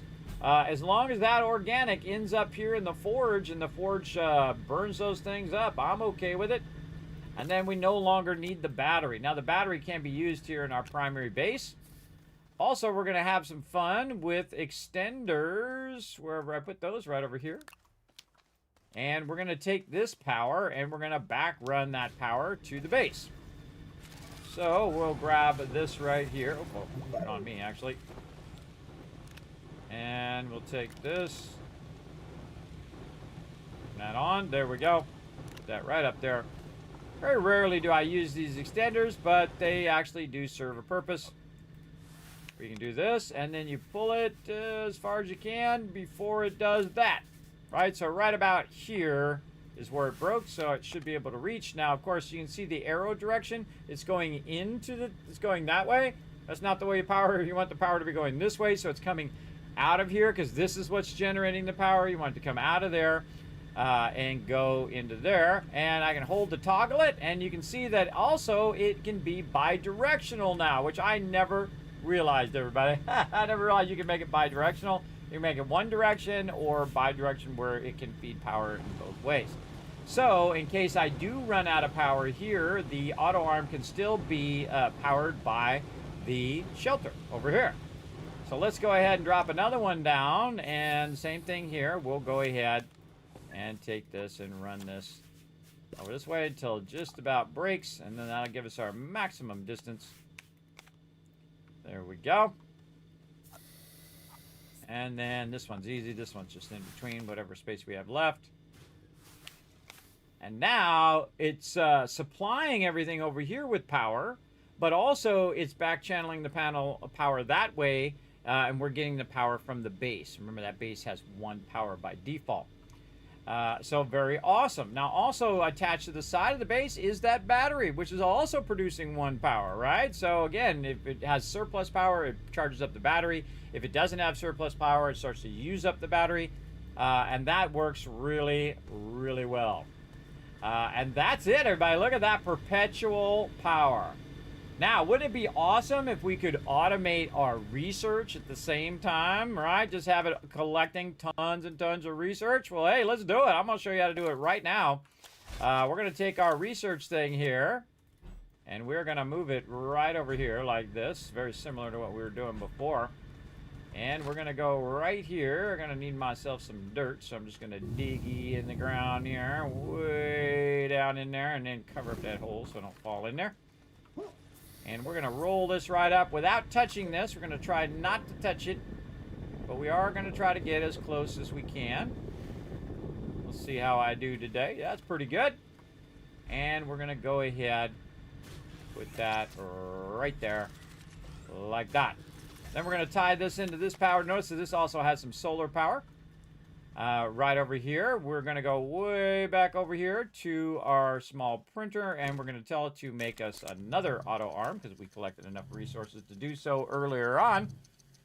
Luckily ran across some graphite while I was running around. That was very useful, and some zinc. Just by looking for other things, I found the things that I am looking for. And then once again, we're going to go ahead and utilize this one here that we got at the beginning of the game. These are really great things for using for your auto arms if you don't want them to be on the same thing. Now, I can just put the auto arm on this here, everybody, but I like it to be on a separate platform because then I can aim it a little bit better and control the offset distance. So let's go ahead and take that on out of there. We're going to take this and turn that around. Again, green side's picking up, and then blue side is dropping off. So there we go. Then what we're going to do is probably not this one. We'll go grab one from over here. And we're going to tell it to only pick up research. Then we're going to go ahead and tell it to pick it up and put it in there. Now, we've got this set to stop right now, but we're going to turn it on so it automatically runs. Now, what's going to happen, everybody, is this is going to grow, right? And then you're going to have that research item there. Then that auto thing is going to pick it up and put it in the researcher forever. It's going to do that for the whole rest of my playthrough, everybody. Just more research, more research, more research. And it's also going to power it by powering it from these trees here forever. So this is perpetual power and perpetual research right at the beginning of Astroneer. You're welcome. You're welcome. I just saved you hundreds of hours of your time. Yeah, it's one of my gaming secrets for Astroneer right there. Hey, Seafish, what's up? Thanks for coming in and hanging out. I hope you guys are enjoying the stream. I'm having a fun time. And again, I don't have to do anything else, but I can just leave it there. Now, I suggest to lock your stuff now that you have it where you want it so it doesn't go flying just in case you bump into it with your vehicle or whatever. And you can see, look, it automatically did it again. Look at this. This is now getting really filled with a bunch of carbon. It's actually waiting now for the organic to transfer the organic. It's backlogged. And again, that power now is going to run and run and run our research over here, which is awesome. Now, we probably want to expand our ability to bring more of these things over here. So when this one is growing, we want to go ahead and have another one. Now, there just happened to be another one right over here. So what we want to do is have it pick this up and then transfer it. We also have another one right here, very cool. Another one right there that we can tap into and bring that research back while the other ones are growing. So we're going to need a special table for that, but first let's go ahead and turn this quest in. We're going to get a large extended platform, which is awesome. Like this. Which is convenient because this is the very platform that we need for taking stuff and running it. Now I see there's another one over here as well. And again, I left these here very specifically so that we can work all of these. Let me clean this up a little bit. Oop. Clean this up just a touch. There we go. Okay, now we want to grab this research here and auto run it. Now again, it's only worth 60, but it will automatically run it over there, which saves us some time. And again, the name of this one here is called the Large Extended Platform. And if we go over here to our printer, which I forget which printer this is in, let's go see. It is in the medium printer, it looks like. Yes, right here. It's already unlocked for us. So all we need is 2 resin. So that's this one right here. So large extended platform. There we go. And we already have the resin for it because guess what? We've been running our centrifuge over here. So while that's running, we're going to go ahead and do a little bit of swapping here of the resources. And while that's running, we're going to grab a bunch of these canisters. We also have some quartz here. I get out of my backpack and some tethers, which I no longer need because we have moved past it. And now we've got a big hole here, right, where we can run down in here and just grab a bunch of resources. Let's slide all the way down. Now, if you're going to take it out, everybody, you might as well take it out in such a way that you are multitasking. You see, I'm just slowly taking out this giant wall here because I want to collect the resource from it. Also reveals my resin behind it. But I need the soil, and if I'm going to take a spot out, it might be a spot that I might want to take out anyway, right? Something you're going to take out anyway. Much more effective use of your time. This is real satisfying. Uh-oh. Too far away.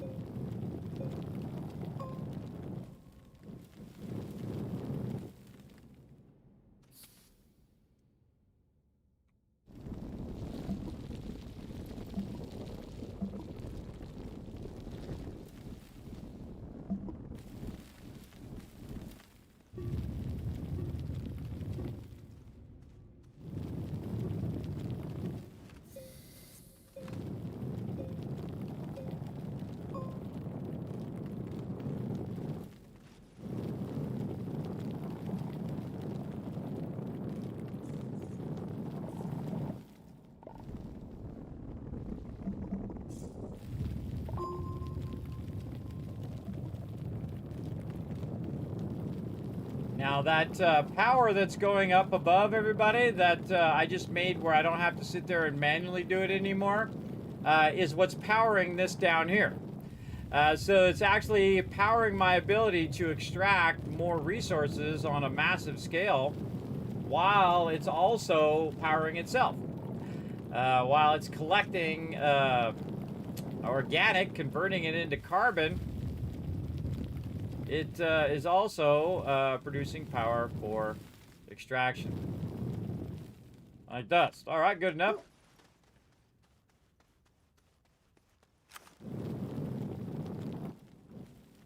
Get some of that on the way out. Raise the roof a little bit.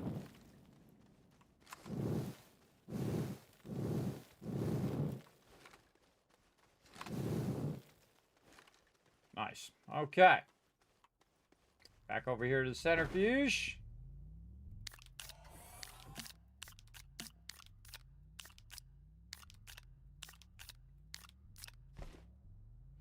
Okay, now time for a little trick.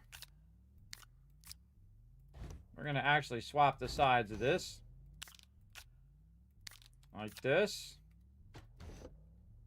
And see the arrow here? I can go ahead and pick this up, flip it the other way. Like this. And then reconnect all of this. And kind of put this in backwards. And the reason why I'm going to do that is I'm going to turn it on automatic. And so what it's going to do is it's going to fill that up, grab a canister from over here, and then put the canister back over here. All right, that's what you want it to do.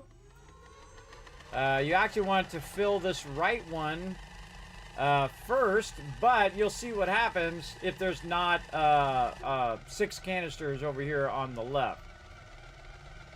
Again, understanding which side it's going to go to by default is very important. It's all based on the arrow on the table and not necessarily on the direction of which way you have your, if you have your centrifuge face this way or the other way.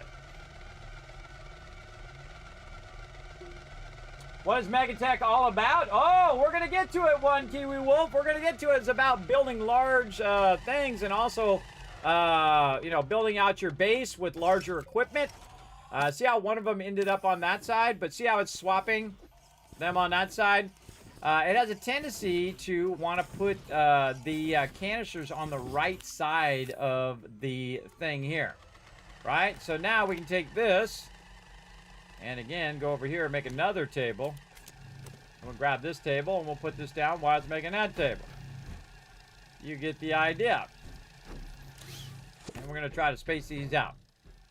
Again, while those are running, we can also take this table out of here now. We're going to work with that later on.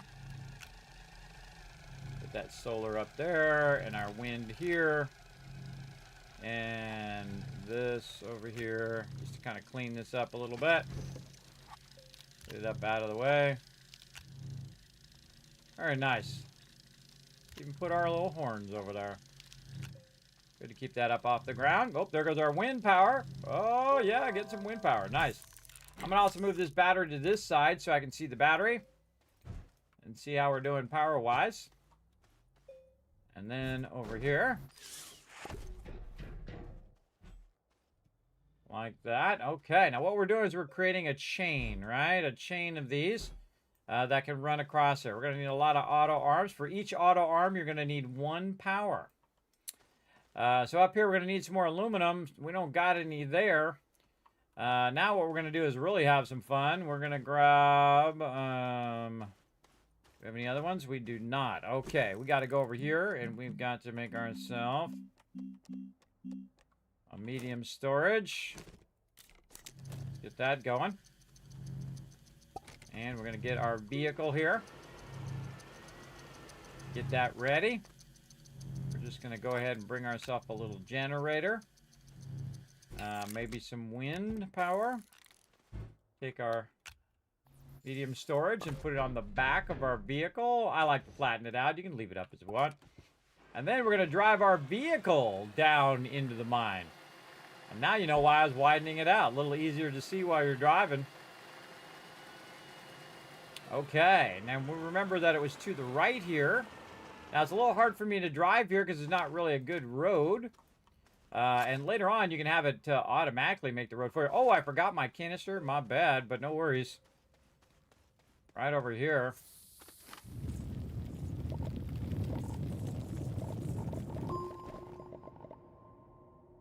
Oh, we need resin, not the deal there. We need the resin over here. Sometimes I get it backwards. There we go. You always want to have a canister because it's easy to get stuck somewhere. And if you don't have a canister, you can't kind of build your way out of there. All right, then we'll grab a bunch of dirt. Or soil, as they call it in this game. And we're going to make ourselves a nice little road that comes right through here. So first I'm going to hold down Control. And I'm just going to start with a little something, something. And then over here, I'm going to hold down Control, but I'm going to just try to find a nice flat spot that'll bring me back this way. And then I can go ahead and try to angle this out and smooth this out a bit. Again, very much reminds me of what's known as the clone tool in Photoshop, where you are smoothing edges, you're taking out blemishes, all of those kind of things. With that tool, I've done it thousands and thousands of times because I pioneered all of that, everybody. I was there at version 0.9 before it was even 1.0. And so we're going to pull our vehicle right in here nice and close. We're going to turn it around. And now we're going to have some fun. We're going to get this out of here. And we're going to go ahead and extract a ton of all of this.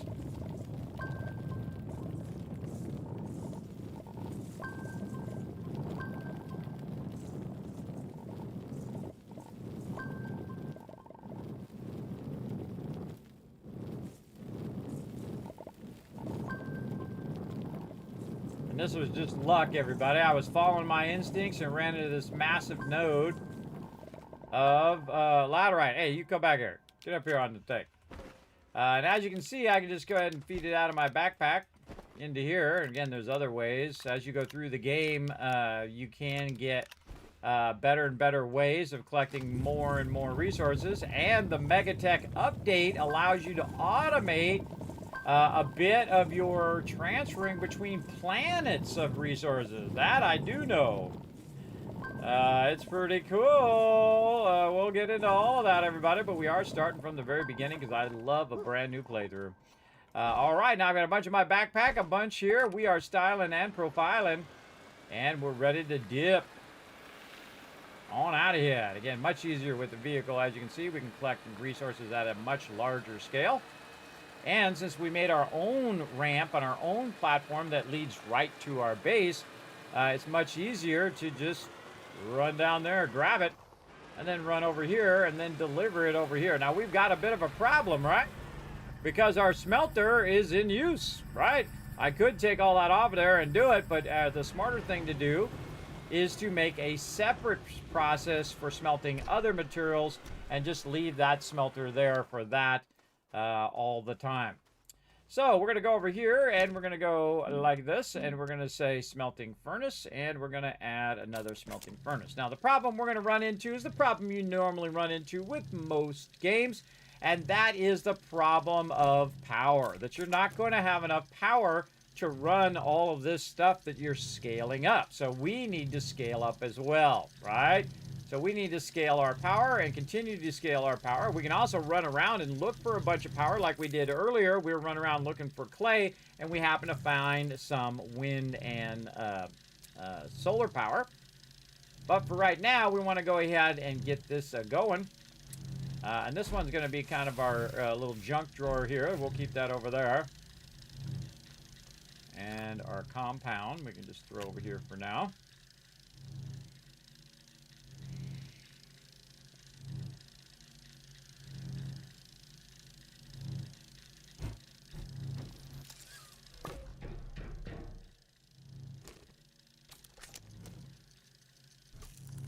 Okay, we got that, and now we're going to need another table.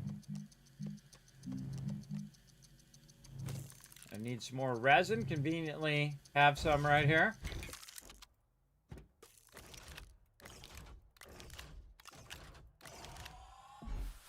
Ah. Lock that.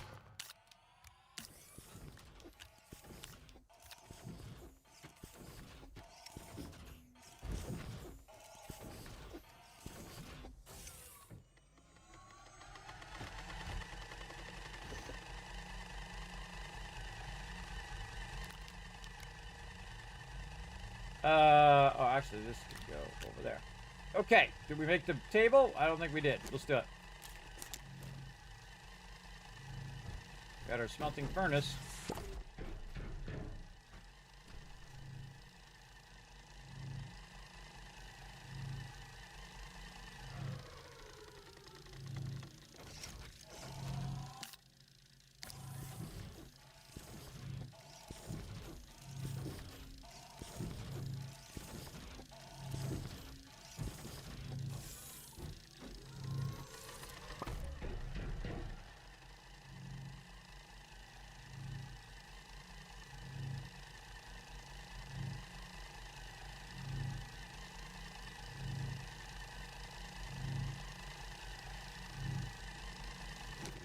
See, we got a lot of things going at the same time. We got our research going, our smelter over there going, our medium printer, our small printer, our centrifuge.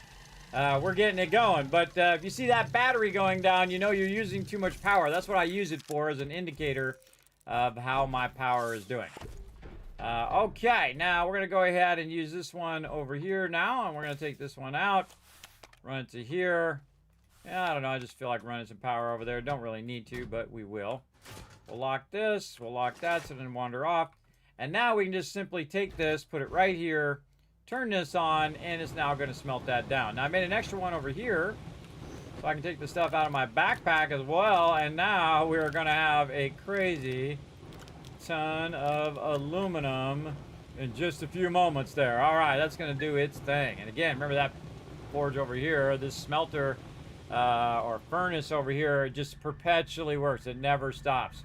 Now, you haven't seen it happen, everybody, but while we were gone, I did see it in the background that a few times it did grab that research and run that in there. That's why we have about 2,000 research right now.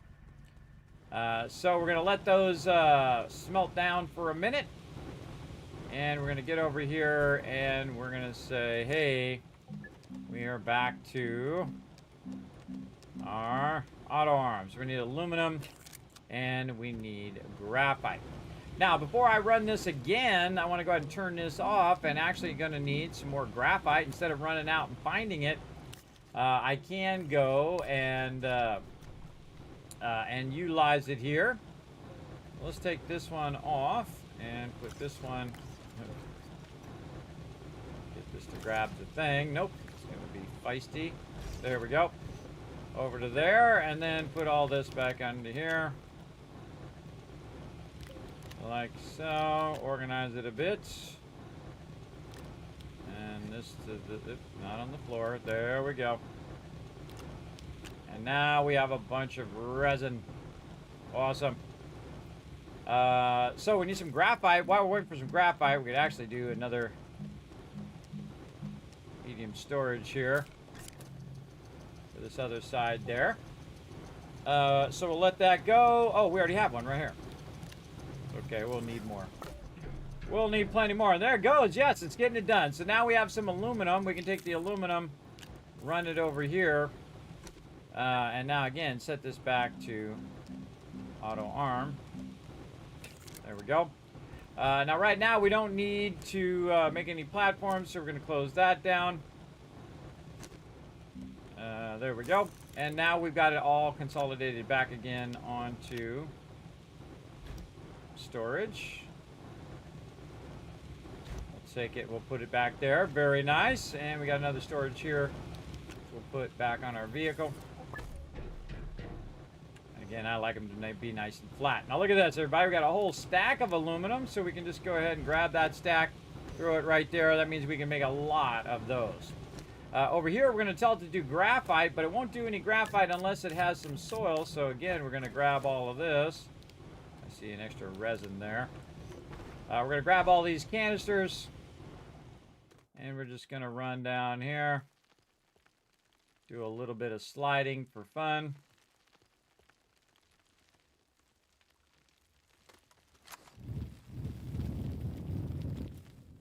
Got all the little bits of spots. Those little floating bits bother me. They bother me.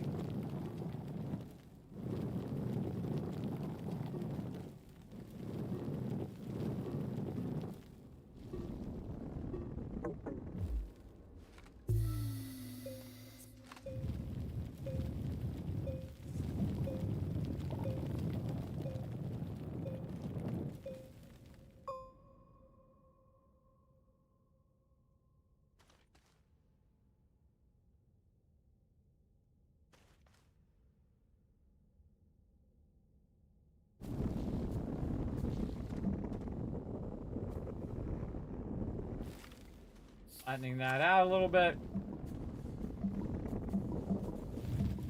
This can feel very creative when you're doing this, everybody.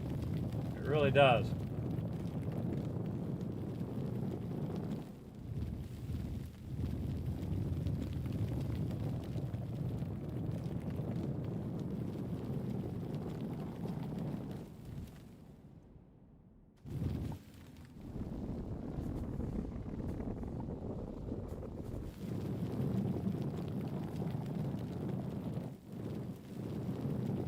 opening the area up. Now, don't worry, it's not going to cave in on you or anything like that. It doesn't do that in this game.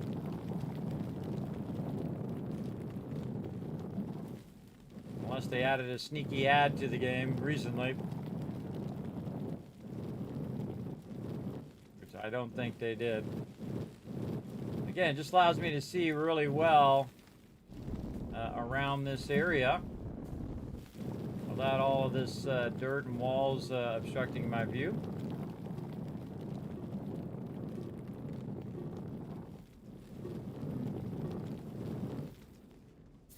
Again, if I get away from my tether, it will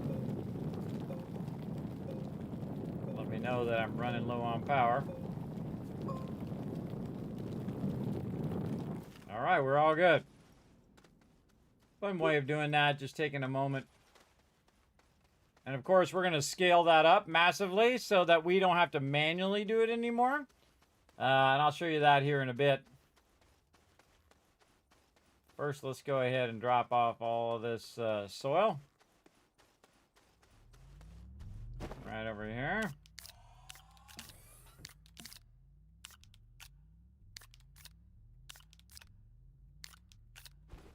And we'll tell it to make some graphite. Now, it's only going to make 2 out of all of that. It's only going to make 2. It doesn't make very much. But that's 2 graphite that you don't have to go track down, which is awesome. Actually, I should make another. Never seem to have enough at this stage. Another medium storage. For the graphite. So when I make the graphite, it's going to go on here, and I'm going to switch it over here, and then I'm going to need one for the centrifuge.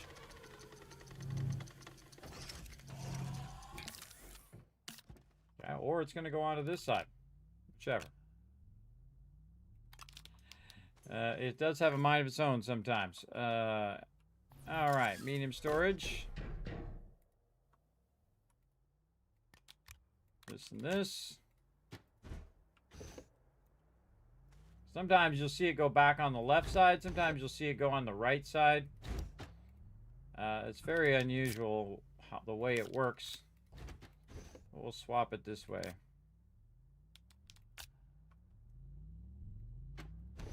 The whole trick is to have this completely full like this, so no matter what, it goes on that other side. That's really what I'm trying to do. Actually, let's just do this the way we had it. Keep this full. See if that, or no, it'll still default this side. All right, away it goes. Aluminum up here, and now we're ready to make a bunch of auto arms.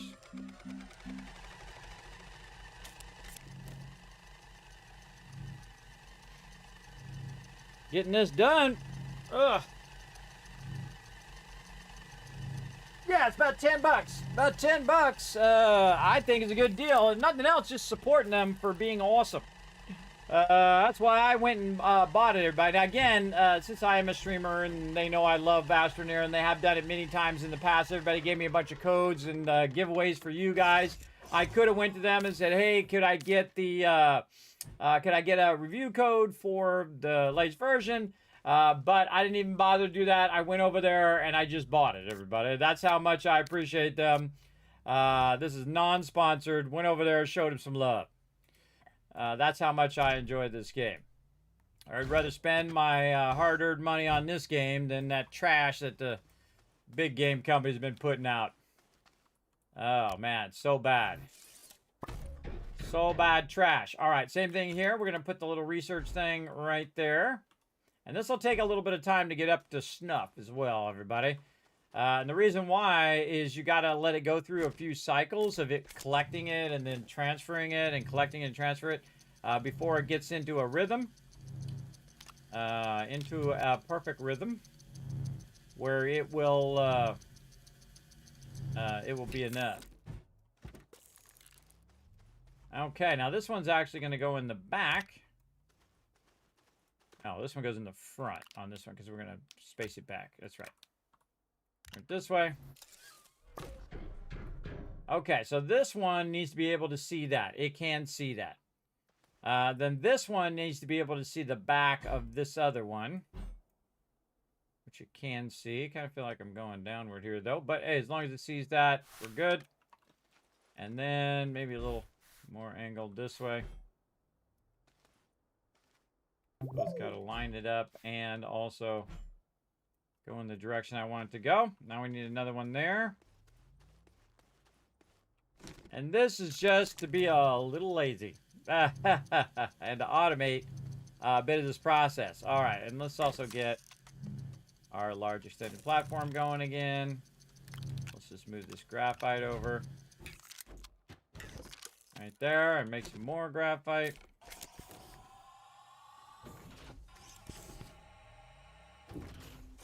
Okay, and large extended platform.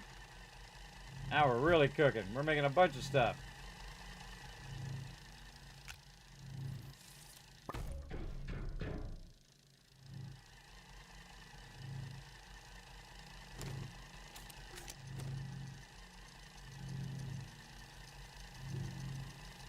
We're automating our research.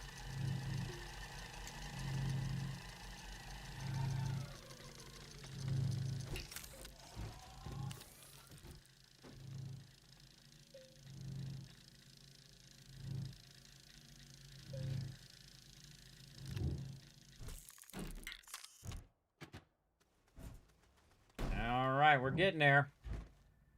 Very close. Might be able to make it. We'll see. All right. Another auto arm. And we're going to rotate. Nope. Just doing it earlier, and now my brain doesn't seem to want to remember how do you rotate stuff.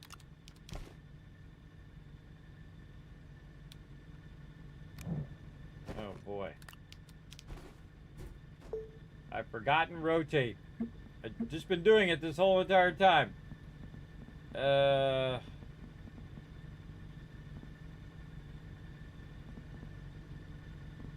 controller, keyboard. Don't tell me, I'll look it up. Keyboard and mouse, there we go.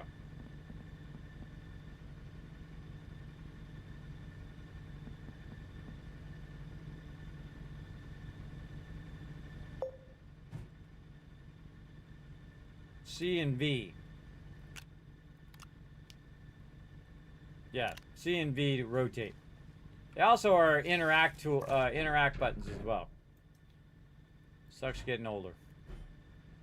You just did something and you forgot why you were in the middle of doing it. All right, let's chain all this power together.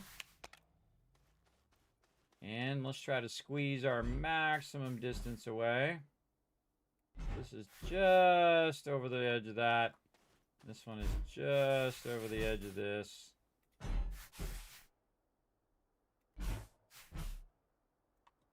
There we go. Good. And I think we got it. Oh yeah, I got it with lots of extra room. Okay. There we go. Now we need a little platform to make this easier. So we're going to go over here and say we want the little baby platform. One.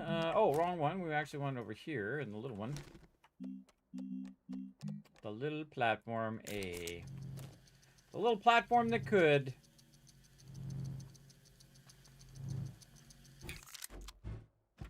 And this is just easier to control the last auto arm here on this chain.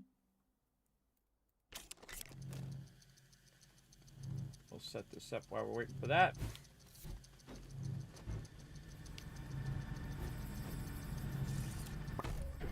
See it running? How'd that get in there? Automatically is how I got in there. Pulled it from right here and put it in there.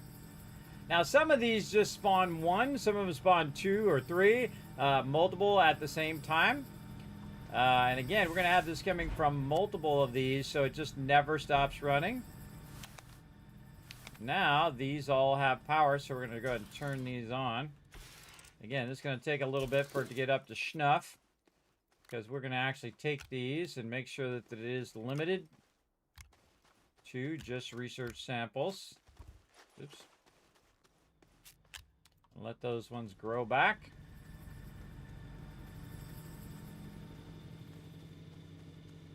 Same thing over here.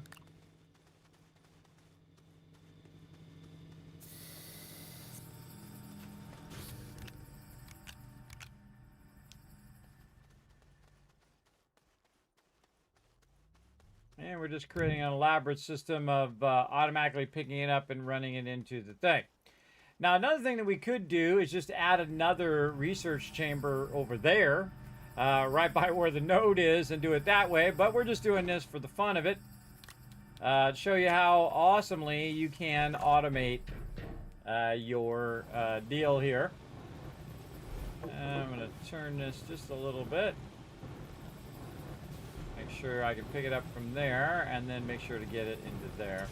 Now remember, each one of these uses 1 power. So 1, 2, 3, 4, 5, you get the idea. So the more of those you have, the more issues you're going to have with power later on. Okay, now what it's going to do is it's going to take the first one over here once we turn it on, and it should grab that one and put it here. Then this one should grab that one and put it here, and you get the idea. So it's basically just going to chain it down the line. If we have done our stuff correctly, it should go all the way to the end here and either go directly in the thing or end up on the side, which means when this one's done, it'll automatically pull it up to there. So that is working. And there we go, done. Automatically pull it up there. GG's. Now we have it coming from 2 separate sources. I say we do more. Let's go. So same thing, except for way faster this time. Here we go.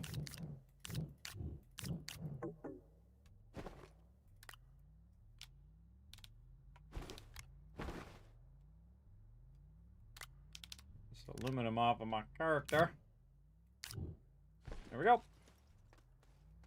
And same thing down here. Whee!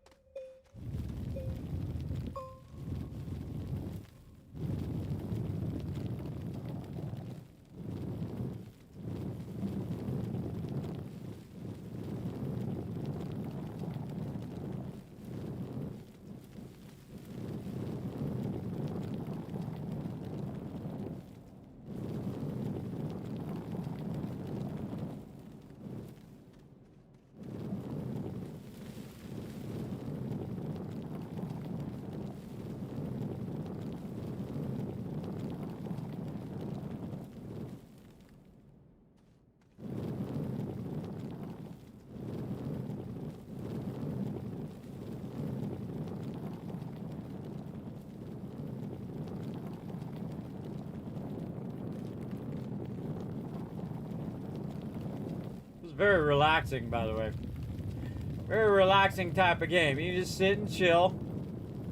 As long as you're paying attention to your oxygen and you don't get too far away from your tether or your resources, you're good. Flatten this out just a little bit here. There we go. I like taking out these big stalagmites. Very fun.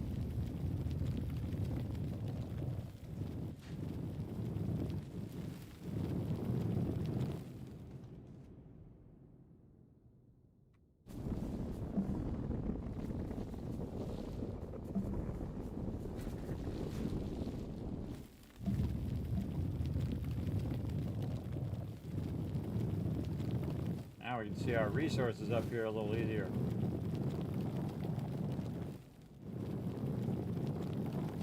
Not trying to get the resource itself, just make it where I can see it when I am looking for it. Really just trying to get the soil.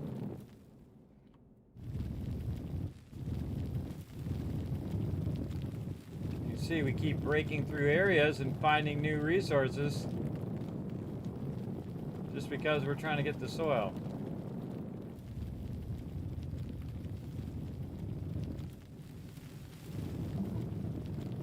Double multitasking there.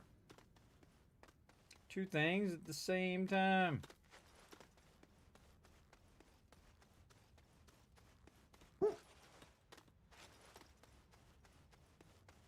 Plenty of dirt. Now, we could have brought our vehicle down here. Could have drove down here and done it and then drove back up again. Could have done that as well. Could have brought multiple stacks of stuff, but I'm not that much of in a hurry for it. But we are going a bit faster in this playthrough. So again, if you do have any questions, just feel free to let me know in the chat.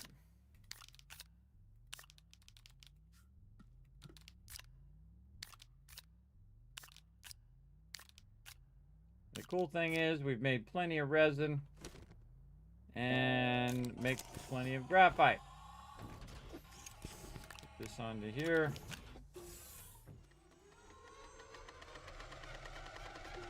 Put it over here for ease of use.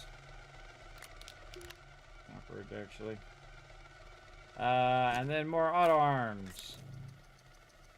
And more extended platforms.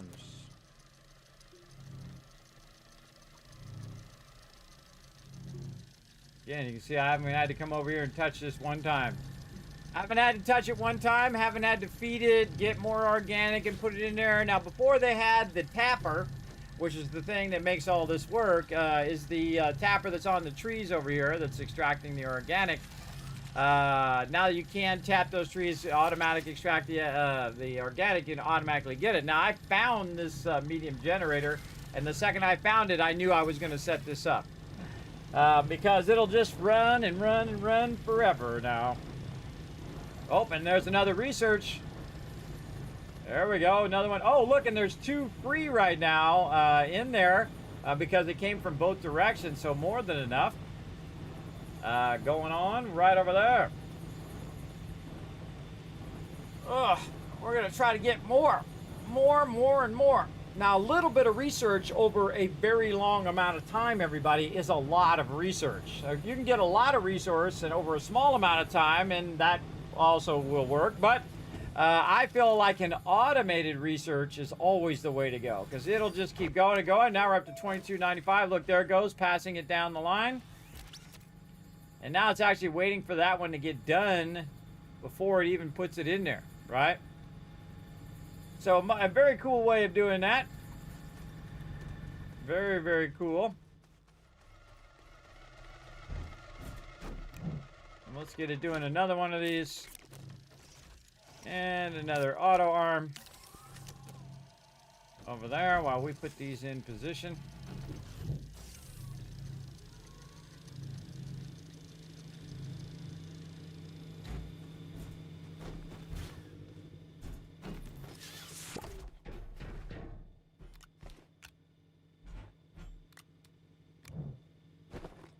All the wrong buttons. There we go.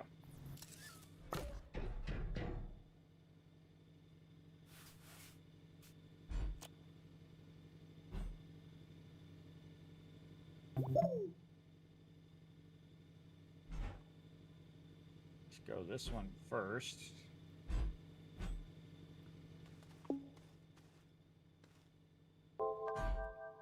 Warning me about my oxygen. I'll go that one first.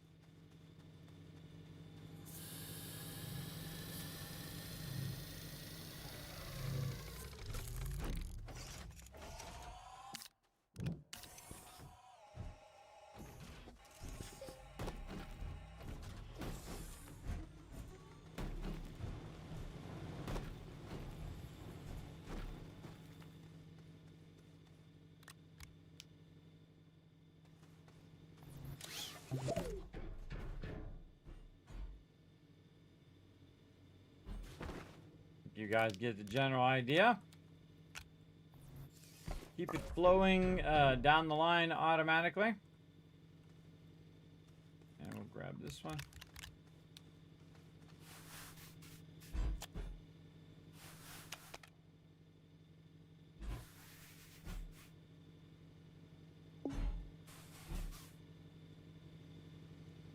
Lock that one, lock that one in place.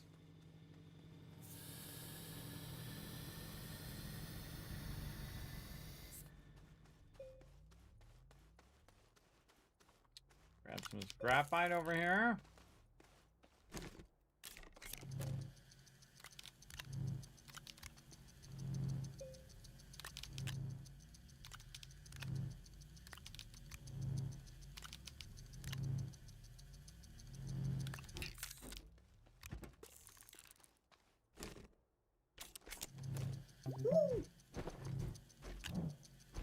Get another one of those. We need more resin. Just happen to have a bunch right back there. Gonna do that, and we got another one of these, and then our little tiny platform again. Yeah, it's nice to have, you know, as much power as you need to just do whatever you need to do, especially in the early game.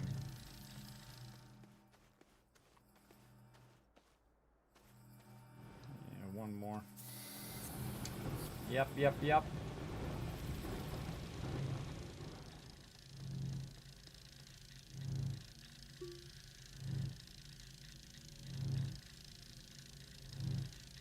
And basically what we're doing is just automating stuff so we can get that stuff running. And this is the first stuff I would set up, everybody. All this kind of automation of your power and of your research.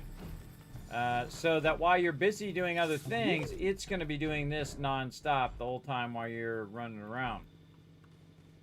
All right, very nice.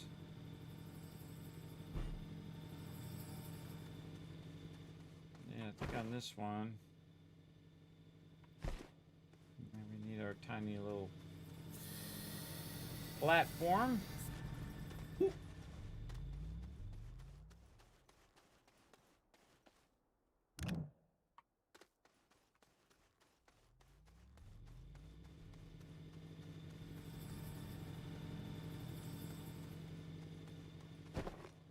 See how this works out.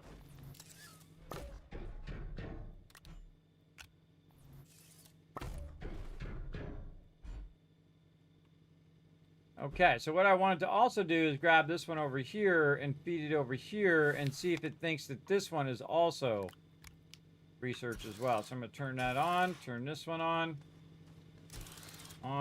connect this, get this to go here. And that should put it there, but will it pick it up? Because it's a different type of research. I don't think it will, so I'm just going to go ahead and take the limiter off.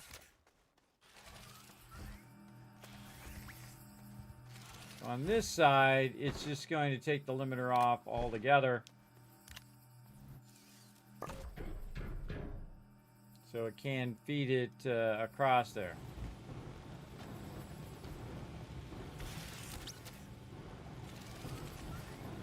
Gotta be careful because it also likes to feed it in your inventory. I can't just put that on there manually and have it deal with it. I need me another table. Again, this is basic starter stuff we're doing right now, everybody, and eventually we are going to get to our higher level stuff, our MEGATECH stuff, and all of that as well. It's going to be super fun, as you can see. Okay, another medium platform. Another audio arm, auto arm, out of aluminum, I think, again. Yep, let's go get some more.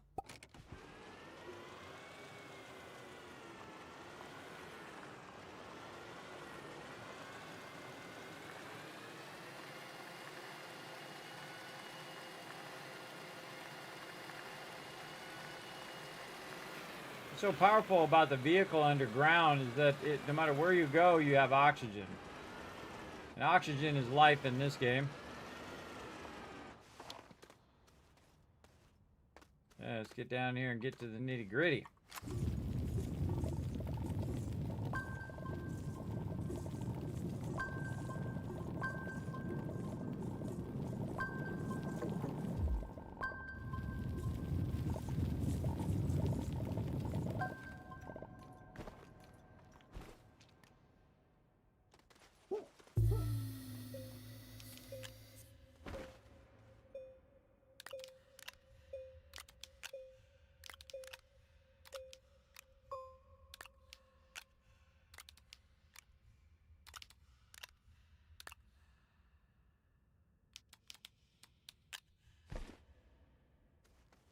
Let's get a little more.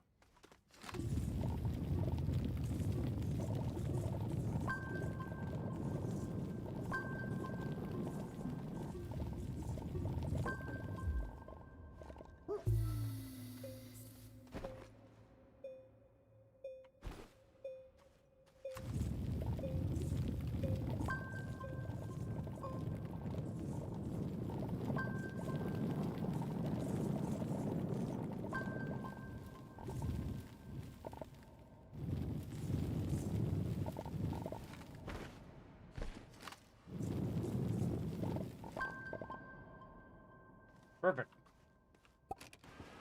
We're out.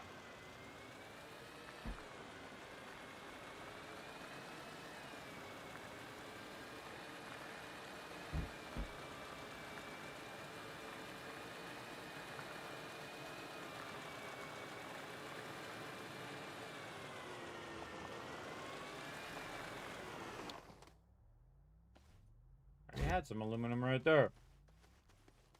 Well, now we're gonna have some more.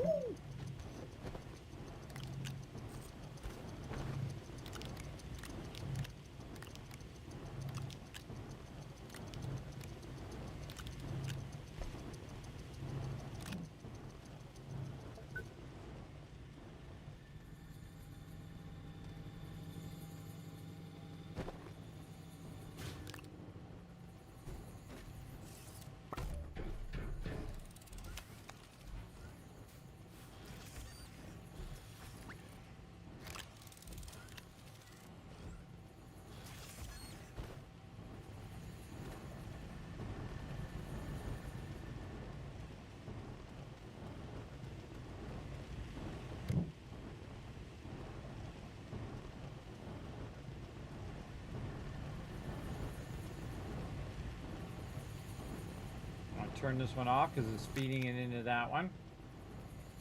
I'm just going to drop these. See, it has more than it can do right now. We're just scaling it up so massively that it is having trouble. And this one here will not have a limiter. I'll just grab whatever. And now it's literally just waiting. It has so much stuff to feed it that it's literally just waiting for it to feed that stuff, for it to research it. And now it's got more than enough. It'll grab from 3 separate nodes over on this side, and then a node there, a node over there, and then one over here. Getting into my inventory. Gets in my inventory, I just drop it back on the ground, let it pick it up again. And then, of course, picking it up from over here as it grows on that side. So all that looking good. Now we don't have to worry about it. It's going to kind of like trickle charge or trickle level up our stuff. So we got all that done. Let's see if there's any quests that we might have got done by doing all of that. Let's see. Unlock extra research. We haven't done that yet. Unlock printer packager. Oh, this is all sorts of things that we have to do. Oh, yes. A lot of things to do there. So we gotta unlock the extra research units. We're gonna try to do it in order. Oh, here comes the sun. Yeah, my solar power is kicking in. And again, that'll just run and run. So if I just AFK'd right now, it would have perpetual power and perpetual researching, and it will just run and run and run forever. Now, as I scale up my power, I can also scale up how many researchers I have, and I could have this whole line. Instead of using these, I could have these tables where it's running like that. Running the research right into 5, 6, 7, 10 of those, how many ever you want it to keep going. You could get that going on. Well, look at us smelting some iron here. Very nice. All right, man, time flying by again. 5 hours now in to the stream. So we're going to go ahead and take a little bit of break while we let that run, everybody. Let's go ahead and let that run. It's going to convert a bunch of stuff. Then we'll be ready for some more stuff.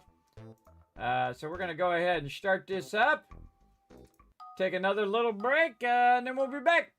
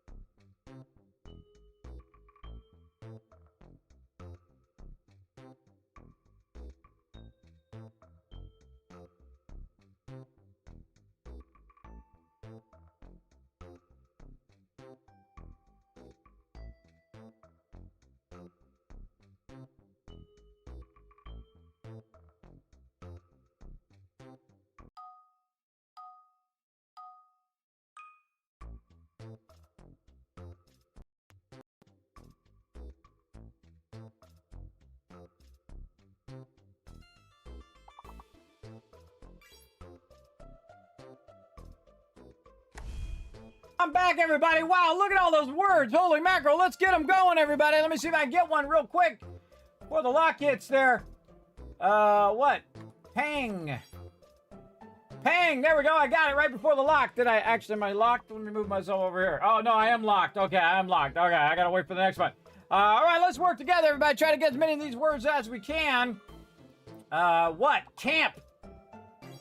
There's a word. C-A-M-P. If you don't get it, I'm going to get it. Yeah, there we go. Oh, it's the first word, too, so we know there's no words lower than C. Yeah, camping. Very good. That's where I was going next. Very nice. What? Main is a word. M-A-I-N. Main. Huh. M-I-A-N. Huh. Magi. Use the smaller version of that word that Bubs did there. Magic, also magi. What else? Pain. Ooh, good one. Pace, P-A-C-E is one. I think I'm locked, though. I think I'm locked. It's got to be you guys. Come on, look at it. We might get all these words. Let's go. Magic, we already got. Pain. Did we already get pain? We already got pain. That's definitely a P word up there, everybody. Ping. Ping, we already got. P-I-N-A. P-I-N-G.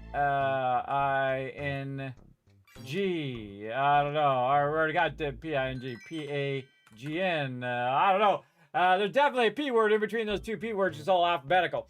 Nice job, everybody. Great job working together. Let me go ahead and shower you guys with a bunch of Kiz caps.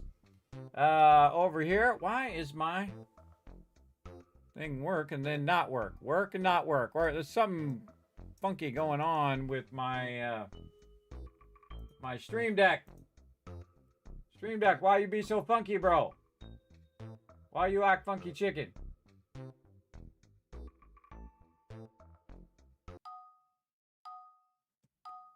Totally not working. Oh, hold on. We're not gonna do another one, everybody. Hold on, I'm gonna stop that one. I'm gonna stop it. There we go. Hold on. Why do I always have to deal with these technical problems? All right, there we go. Got it to working again.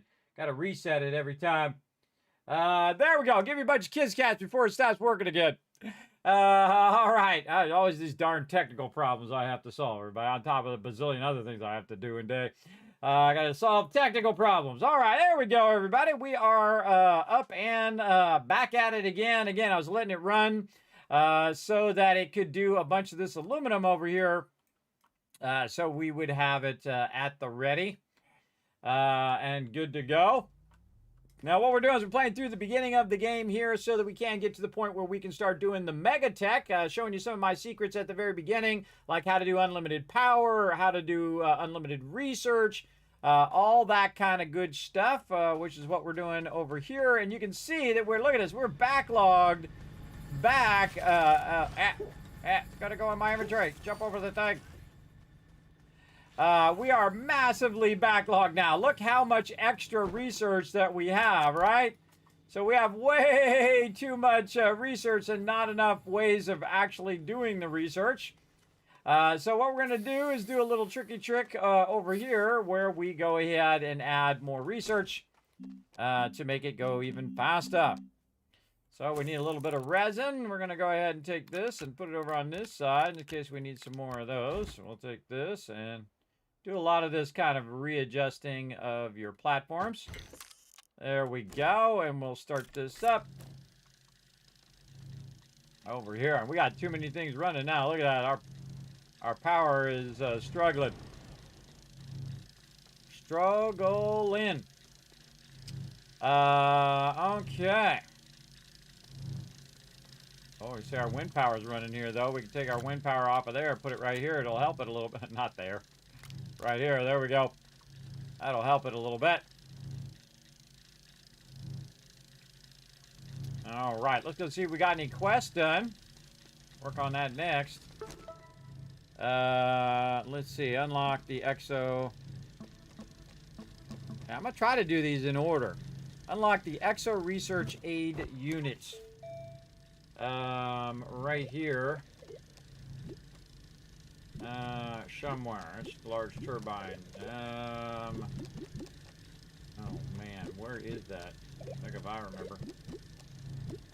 Look at that large battery. Ooh, we're going to come back to that. Ooh, I see some goodies in there that we get to play with. Eventually. I forgot what I was looking for now. The EXO thing. Is that the large one? I think that's this one. Where is it though? Rail stations. Look at those. I can't remember any of this stuff, everybody. It's been a little while. But we'll get it figured out. I thought it was this one. EXO Request Platform. It says to unlock it. EXO Research Aid Unit. Seek out and unlock the Exodynamics Research Aid Units. Oh, those are those other things, not the thing that you launch. Those are the things you find when you're running around. That's right. That's right. Okay, so we got this going, and look at this, everybody. This is popping off over here, everybody. While we were taking a break, it was collecting massive resources faster than it could actually feed it into the thing. And by the way, while we're gone, look, we're up to 3,000 now as well. So we got that going, and now we need to also get another research platform right over here. We need some compound. What did I do with that compound? Right over here. Throw that on the table. I usually just throw it on the table. It's a little easier than doing it, or you can just keep it in your backpack. Research chamber there. We're going to grab this. And we're going to stick it right over here. And try not to get this stuff in our backpack. Okay. Put it over here first.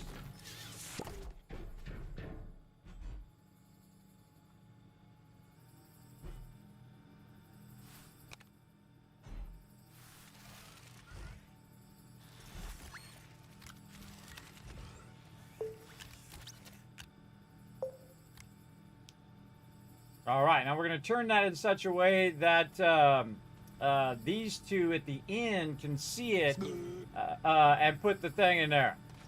Is the retweet good? Did we do it? Did we crush it? Let's go see. Mine didn't update over here. Let me refresh it. Refresh. Oh, look at you guys getting those retweets done. Very impressed. Very impressed. Let's show you some love. Right over here, 1,000, 2,000, 3,000, 4,000, 5,000 cast. Might as well use my thing before it stops working again. Don't forget to put a 1 in the chat if you can't see and hear me. I forgot to say that, everybody, because I could be talking to myself. Wouldn't be the first time or the last time that would happen. Stop putting it in my backpack.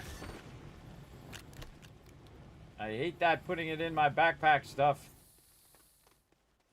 Don't do it. Don't do it.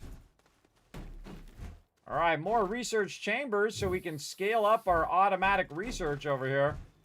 We're going to throw that right here. We're going to go ahead and turn that like that. And then we're going to go ahead and say, go, baby. And now we have 2 of them automated researching as well. I say we do 1 more. Let's go. I think we got enough.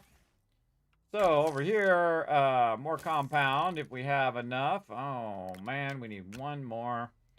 I know right where to get some. We do a little jump, everybody. If you don't go too far, you won't get damaged. But if you go far enough, you can slide. I love the sliding in this game. It's really fun.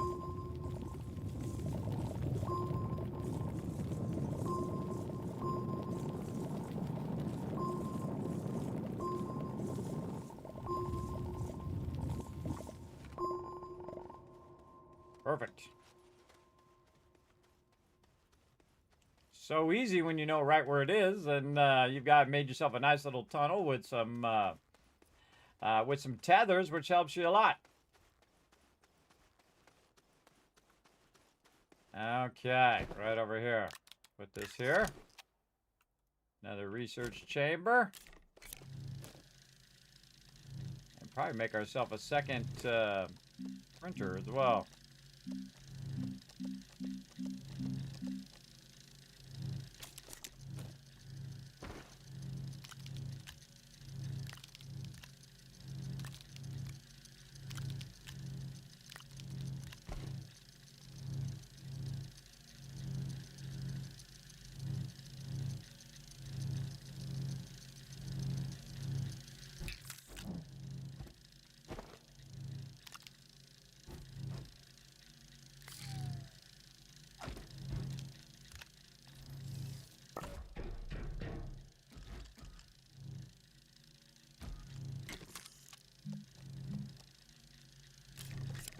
While that one's making the thing, I can also make the platform for it as well. So it's dual printing now, medium printers, dual printing stuff. Very cool, multitasking. For the win. Actually, I think this one's empty. There we go. Okay, research chamber ready. Table's going to take a minute. Let's get over here. Try not to get stuff in our backpack. Keep this rocking and rolling.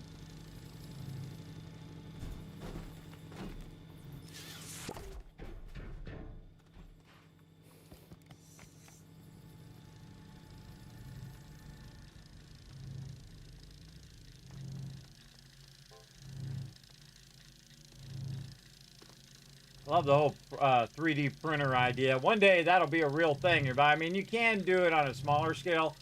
And they're testing it on larger scales now where they're doing like full houses and things that they're 3D printing and stuff. I've seen lots of videos on it. It's very cool. Obviously, it's got a bit of ways to go. But the idea of it is brilliant. Of being able just to, roll up, to say print, and the thing prints you a house. Awesome. That would be quite amazing, and a lot of people would sure like that for sure. Alrighty. We'll run the power over this way. Then we want this to be able to see the edge of this, like this, and maybe the other one from the other side is too, maybe. So if it does have any excess, it's going to go into this one, and then this one's going to start up. And now we just that easily, everybody, we just tripled up our production of our research. Now, when I'm not around the base, it's going to run out of things to do, and the only thing it's going to have to do is that research. Remember, each of those take 3, and I have 9 power, so that is exactly the amount of power I need for all 3 of those. And again, they're only doing 60 each, but they'll never stop running forever. It'll forever run. And so right now you say, Kismet, you only got like 3,500. Well, sure. But if I AFK right now, I come back in 5 hours, everybody, I'm going to have 50,000 or 100,000 or whatever it is, however much it will make in that amount of time. And doing stuff smarter is always way better than harder, everybody. I really enjoy setting up that perpetual research and power right there. So very, very fun. All right, let's move on. Now that we have that set up, we can set it and forget it, my favorite thing. We've got to figure this out here. Seek out and unlock exodynamics research aid units. We'll probably just run into those. Unlock and print a packager. All right, yes, I love the packager. Packager is amazing. Where is our packagers? Packagers, where are you hiding? I know you're in here. This one. No. One of these. No. It's at the bottom. No wonder I can't see it. All right, right there.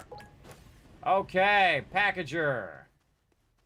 We've unlocked the packager. Now, it just so happens that we made a bunch of graphite earlier, so we have the ability to take the graphite. And I just keep going until I see the graphite drop to the bottom. See right there? Because the graphite, all it really does is make packagers. Other than on the small printer, it makes other things. But here's the packager, and so we've made the packager. Now I'm going to go ahead and just put it on here, and we'll use that later on. And now we got that done. And we can go get our reward. the medium shredder. Very cool device. Really brilliant idea by them, by the way. The medium shredder here. Let's get our solar power back over there. And there it is. Now, if you have something that you don't want, like this little horn here, I've got 2 of them. I'm just going to keep one. I can go ahead and just grind it up. Oh, let me turn it around. I can just grind it up in there, and as you can see, it's grinding it down. Looks a little dangerous. Into this scrap right here, and then I can use that scrap to make other things and use it for exchange, whatnot. So you can go around and pick up all that scrap material and break it down and use it to make the material that you do need. So very, very cool, I think. So let's go ahead and see what else we got. Produce scrap. Use the trade platform to obtain resources. So we need a trade platform next. Let's go ahead and find one of those. I was looking at that earlier. This is the EXO request. This is the trade platform. And again, we have just enough. Wow, that was perfect timing. Except for we have some problem. We need an EXO chip. We need iron. We need tungsten. We don't got that. We don't got that. So it wouldn't be smart for me to unlock that right now because we don't have the ability to go to those planets and get those things. We got to have the ability to go there and get it first before we can do that. So we probably want to do a different quest other than those, though, again, trying to do it somewhat in order, but if we have to get off order, then we'll do what we got to do. Now, we need some tungsten and some lithium, but really the one we need right here is to work on the small shuttle. So we're going to go ahead first and see if we have enough to unlock the small shuttle, and that's going to be in the large printer way at the bottom. That one, I know where that one usually is, way down here. And this one's already default unlocked, and so we're going to go ahead get that going. Now, in the MEGATECH, everybody, which I've already seen, you can use your shuttles to shuttle it between planets, resources between planets, which is pretty cool. I haven't done it yet. Don't tell me anything about it other than what a little I know. And then we need this, and then we're going to need to make a large printer. Right over here, luckily we've got some compound that we picked up. Try to pick that up, put it right there. Very nice. You notice it automatically loaded it in there. And now it's going to make me a nice large printer. Look at how much we've scaled up the base. I'm going to back away a little bit just so you get the idea. Look how much we've scaled up the base just at the beginning of the game here. Again, this is a brand new playthrough. Oh, thank you for the ones in the chat there, Dragon. Well, appreciate it. I tried to give you 1,000 Kismets, but again, my stream deck seems to be on the fritz. And I don't want to sit and mess with it. So what I'm going to do is just manually do it, I guess. I don't want to have to do that each time.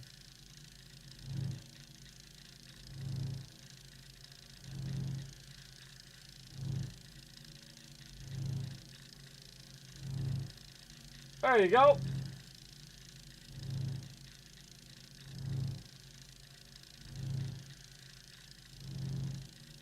All right, seems to be working now.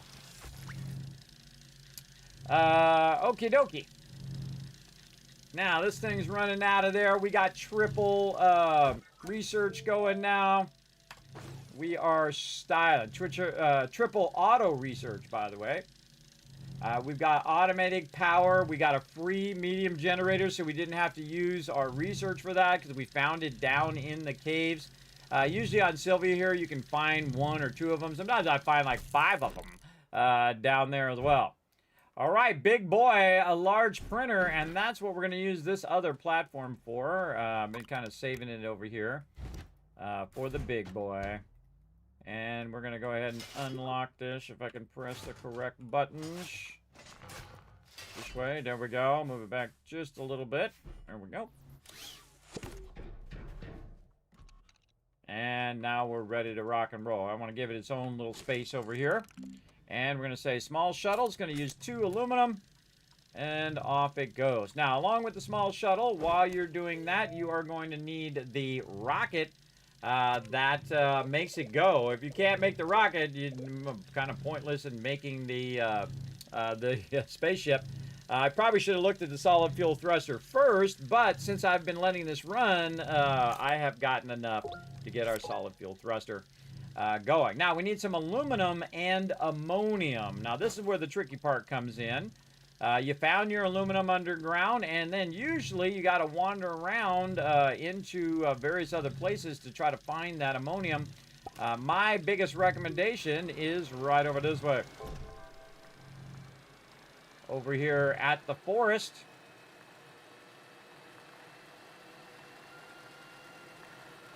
We got some graphite over here too.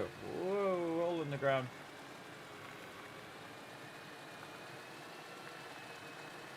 Now, I saw some over here earlier. I just got to remember where is the hard part. I should have put a beacon on it. That would have been super smart. Maybe it was this way. Let's go see.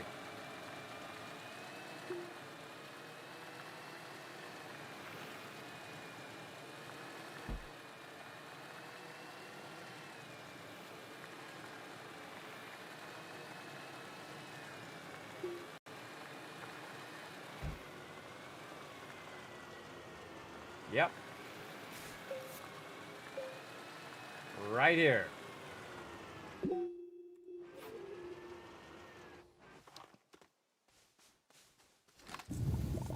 Now, sometimes there's a little bit, and sometimes there's a whole lot. This is a whole lot.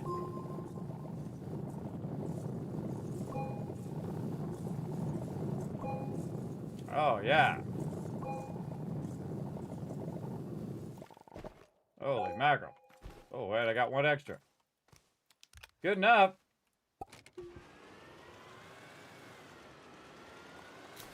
Yep. And right into those. And we out of here. And again, see if you got your beacon there, you can see it's really high up, easy to see when you're on your way back. You can use your radar. I play a bit old school, everybody. I very rarely turn the radar on because I like the wayfinding part of it. Again, you don't have to use it if you don't want to. The features are just there for your choice and your convenience. You don't have to use them if you don't want them. Kind of like in 7 Days to Die, if you don't want to use storms, you turned it off, like I did. If you don't want to do biome progression, you turn it off. Easy. Easy, easy. Okay, now we need to make a solid fuel thruster right over here in our small printer. So we're going to connect this in here because we unlocked that as well. Solid fuel thruster right there. We need some aluminum. Let's get some of this out of my inventory so I can just do this. And there we go. Now, I'm a big fan of making actually multiple of those so you don't get stuck on a planet. And you'll only be there stuck temporarily because you can do everything that I did here, you can do on every single planet pretty much when it comes to making that solid fuel thruster. So you can find aluminum, you can go in and convert the aluminum in a smelter. You have enough resources for making tables and smelters, so you have resin and you have resin, quartz, compound, and organic on every single planet. So you can get all of that material and make that, including ammonium as well. So you can always make the solid fuel thruster and make your way back if you needed to. All right, let's make 2 of them. Let's take this and go over here and check it out. We've got ourselves a spaceship.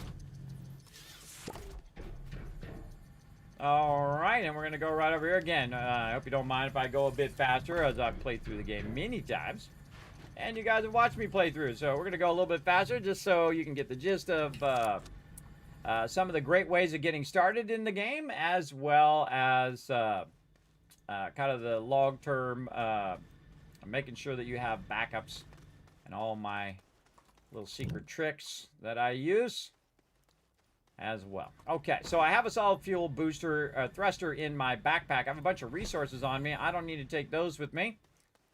Kind of like just need to clear your bag before you leave kind of thing. And I'll go ahead and put this in here. I don't need that. Don't need any of this stuff all out of my bag. Now, one of the things that I can do, wherever I parked it over here, is I can just go ahead and take this tractor with me if I wanted to. But I'm just going to go ahead and print myself another tractor and take that one and leave this one here. I need a couple more aluminum here, and I think I have some right back here. I have one anyway. One aluminum and one over there. Very nice. And make ourselves another tractor. Let that run. Yeah, look at that triple research running way over there. Triple research running automatically and just running and running and running. Man, we are going to have a crazy tons of research. Again, that never stops running. Now, what would really be helpful is to have more power. And I could very easily make more power because if I had another one of these little medium generators, I could throw it in there. I could unlock the medium generator and do it, but we're trying to do it based on the quest lines and not trying to skip ahead too much. Now, we need to also print and install an auctionator just to get the quest done, though I would really skip that step most of the time. Aluminum and ceramic this time. So aluminum here, and I think I have a piece of ceramic somewhere. Where did I put it? That's the hardest part. Remember where you put your stuff. Over here, ceramic. There we go.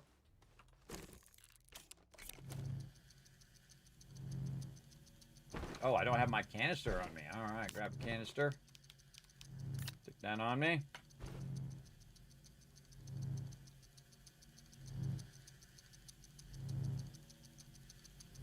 Maybe bring some tethers. Might as well use them up. And an oxygen filter, too.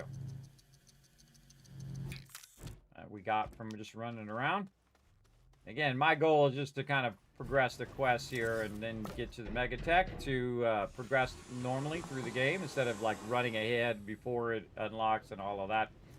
I prefer to play as it goes. All right, now here we go, everybody. This is the really awesome thing. Boom! We got a field shelter, but this is the greatest thing I think that they added to the game, the QT RTG. Which is a scaled down version of the RTG, the larger one, which you can see here in the shelter. And what that does is that gives you unlimited power, meaning that you'll never be without power wherever you go. It only gives you one power though, but it will sustain your ability to extract resources and keep your power charged up, which is pretty awesome. Now, there is one more thing I want to do before I dip over to another planet, and that is to research one more important thing, the thing that I really like, which is called the wide mod. And we have just enough to get it, and so we're going to go ahead and get that one. And we need 1 zinc for that. And again, we'll take this field shelter with us as well. 1 zinc right here. There we go. And then we can just flip through here until we see the wide mod. And I really don't use the wide mod until I have enough space. Oh, that's where my other one went. Other canister went on the thing. And there we go. Now, the difference between the wide mod and the non-wide mod, I'll show you down here.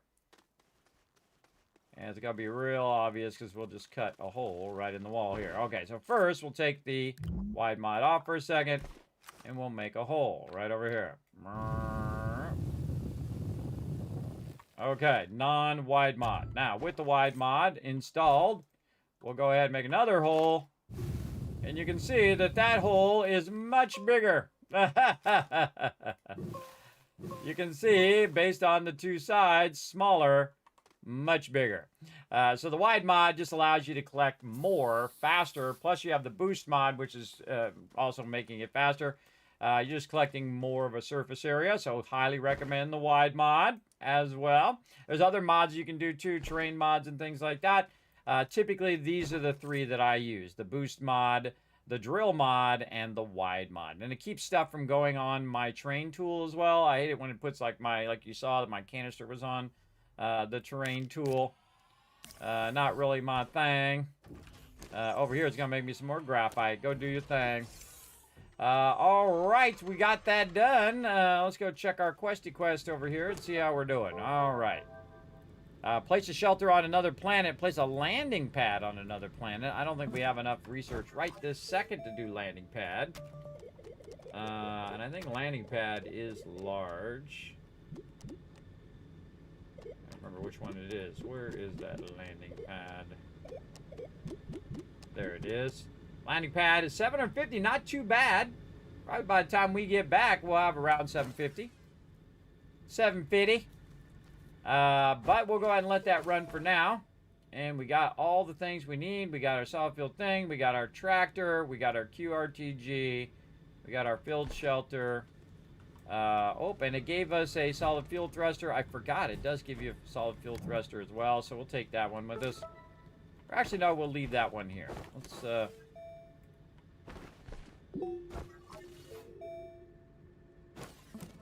we go. Trying to get out of there. All right, we'll leave that right here. We'll utilize that later. Okay, so we need some wolframite, lithium, print and fill a medium resource container, unlock the oxygen tank, power cells, glow sticks, and dynamite.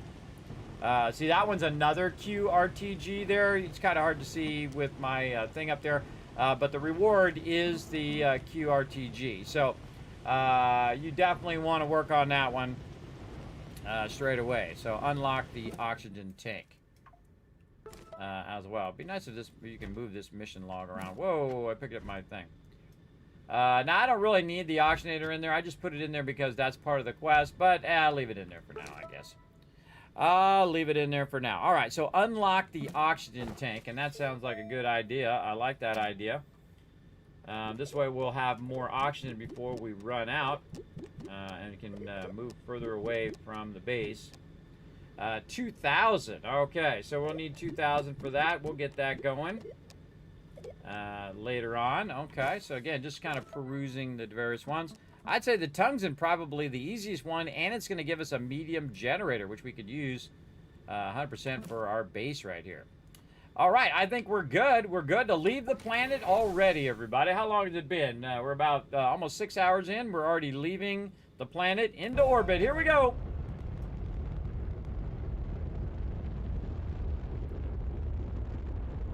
There we go. We made it into orbit, everybody. I could have done it faster, everybody, but you get the idea. Pretty fun. And again, we're going to launch. I just launched to orbit first, so you can see the planet orbit. And then we're going to launch to another planet. And you can see we have a bunch of planets we can choose from. Now, the planet I suggest is right over here, De Solo, because it has wolframite. And wolframite is tungsten. So we want to go ahead and just go right over there. And we'll start with that one, to De Solo.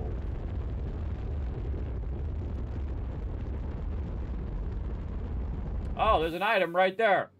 Now, you were trying to look for a landing spot. Now, they did add this, and thank goodness they did, where you can hold down the W and make it rotate faster, which I really like. I can tell you already that that was my landing spot because there was a item there that I needed for another quest as well. So I'm just going to, token run around again the planet, orbit it, just to show you. And then, see, I can see that this has a different icon. And then this is my landing spot, because not only does it have this, it has some other stuff that way, and it also has the monolith there, which we will deal with here in a moment. Now, here's how to do this super easy, everybody. You put your tractor down like this, and of course this also acts as an oxygenator. You put your QRTG in there, you charge her up, and you're good to go. You don't need solar, you don't need wind anymore. You can just use your QRTG to run around because it has infinite power. That's right, you don't need to run tethers or any of that stuff. I brought some just for fun. Now what we want to do is make ourselves a little landing here that we can use as well. And you can see we've got an item over there that we want to deal with. We have some debris and stuff that we might work with. But what we're really looking for is tungsten. So we're just going to look around and see if there's any exposed. Sometimes there's stuff, is tungsten exposed on the ground level. You don't have to drill into the planet. I see a little bit of clay and stuff. I don't see it, but that doesn't mean that it's not there. So let's go ahead and get in our tractor. And let's go take a look. This looks like all clay. Now, sometimes this will be mixed with other resources, but I'll just take a little bit of it so you can see that it is clay, and we got a little bit of organic as well. That's not what we're looking for, though it is pretty... Oh, and the sun already went down. Look, of course, so I was playing in the dark. By the way, these mobs do not bother you when you're on your vehicle. So you can kind of dip by them. You'll be fine. But they will attack you if you get off your vehicle near them. So be careful. Be very, very careful. All right, we've got some resin. We got the ability to flippity. Look at this excellent driving. Whoop, right there. You have the ability to flip it over as well in case you get flipped over. Now, this particular car does flip over a lot. And really the smart thing to do is to put a trailer on it so it doesn't flip over. Now, there's another vehicle, the buggy, which we will unlock if we get some of these quests done, that we could also use for tooling around. Now, this is actually the best planet for the buggy because it's nice and flat. There it goes again. We just got some power extenders here. Let's go ahead and leave the organic, take the power extenders just for fun. Flip this back over. Okay, I don't see any tongues in here. Let's go drive toward this thing.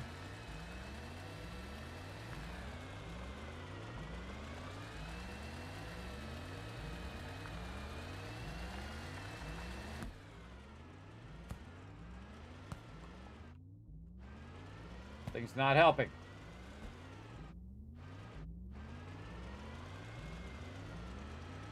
Whee! Oh, God. Oh, man. Standard Kismet driving. Right here. And if you didn't know, you can just dip right up these things, everybody, if you have enough momentum. All right, here we are. All right, how many more times am I going to flip over? I don't know, about 50. So when you come to a quick stop like that it dips down, and it's your RTG, your QRTG that's causing that. That kind of top-heavy dropping. All right, so we found right here vehicle data recorder, and we found some things that go boom. So we're going to go ahead and put that right there. We're going to take this one and put it far away, because if this blows up, I wonder what happens if you put it in this thing. I don't think I've ever tried. Absolutely nothing. Okay, good to know. All right, so we're going to put it on top of this box here, and then we're going to go ahead and press the thing, and it's going to do the boom boom. Oh, no, my vehicle. My vehicle was too close. Now it's down in a hole. No problem. We got this. We can just flip it over like this. Get in it and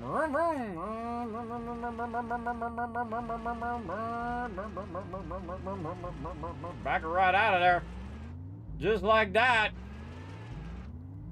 Kismet for the win. All right, we made things go boom. Now we got a bunch of debris, and we have these things that we're looking for, the exo chips. Very nice. Very nice. I would check to see if there's anything else good there before you blow that up.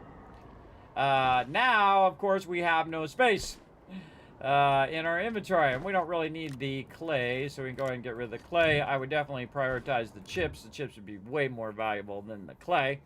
I would also prioritize the dynamite, so I'd take the tethers and drop those. Though I wouldn't drop them over there. I'd drop them all together, because at some point I'll come through, maybe, and clean that up. All right, we got one of those done. Oh, and I knocked it down in the hole there. Nice. Alrighty. Then we're going to drive our way back toward our ship over here.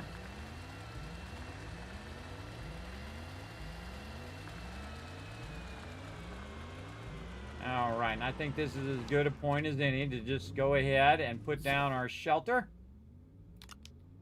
Right over here.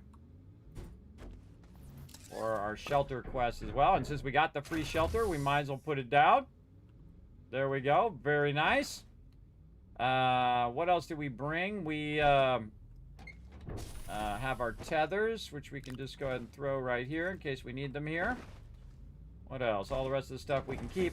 The thing I'd take out of here is the auctionator. I don't really use the auctionator because I'm going to basically be using the tractor most of the time. Also get my QRTG back. So I don't forget it. Now it's in my inventory. Let's go ahead and see if we can find some tungsten. Oh, not enough traction there. Come on, you got this little guy. There we go. Again, I'm looking for surface tungsten. We're up in the hills here. Driving fantastically.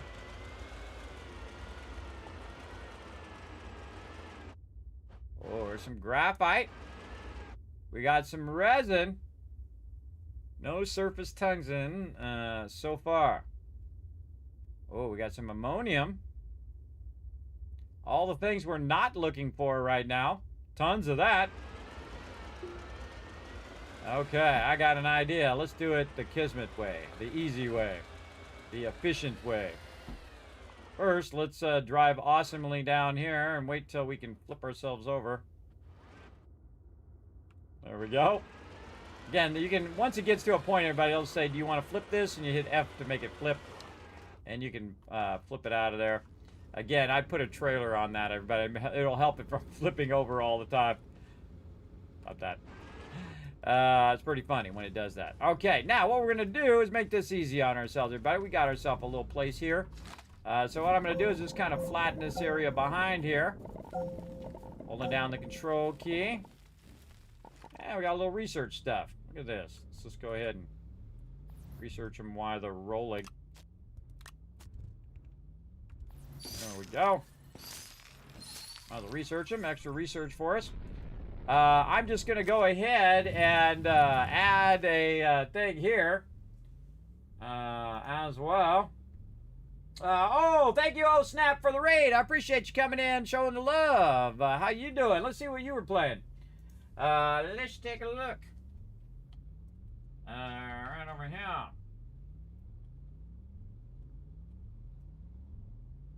You are playing some 7 Days to Die. Oh, one of my favorite games of all time. My actual #1 played, most played game on Steam.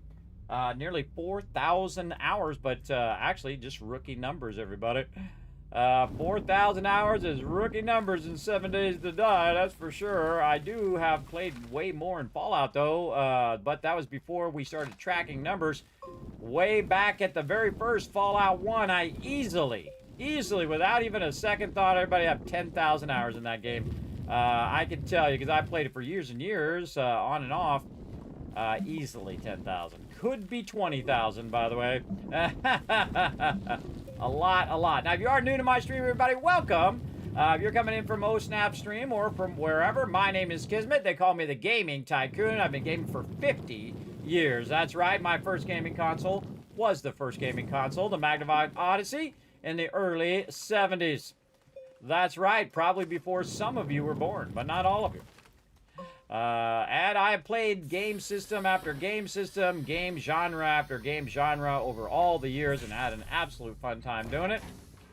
And continue to do so because I answer to nobody, and neither do you, everybody. You can do whatever the heck you want to do, like take your little vehicle and drive it down right over here instead of running tethers and use it as the tether to get into this lower part right over here. And again, I'm holding down the control. Notice I'm not even bothering with tethers now. They're obsolete to me now that I have my vehicle, and I can use my vehicle to go in here. Now we're doing a brand new playthrough of Astroneer, and that is because they just came out with a new DLC yesterday on the 20th. Now it's yesterday. It was today when I first started. And it is awesome, everybody. Some of the stuff that I was hoping they would add to the game, some big advancements in the game, a bunch of base stuff that you can do, including interplanetary resource transfer and stuff like that. Really, really cool stuff. And I can't wait to get to it. We're going to start from scratch first and then kind of work our way through the beginning of the game. And then we'll get to that MEGATECH to see how it actually plays through as we go.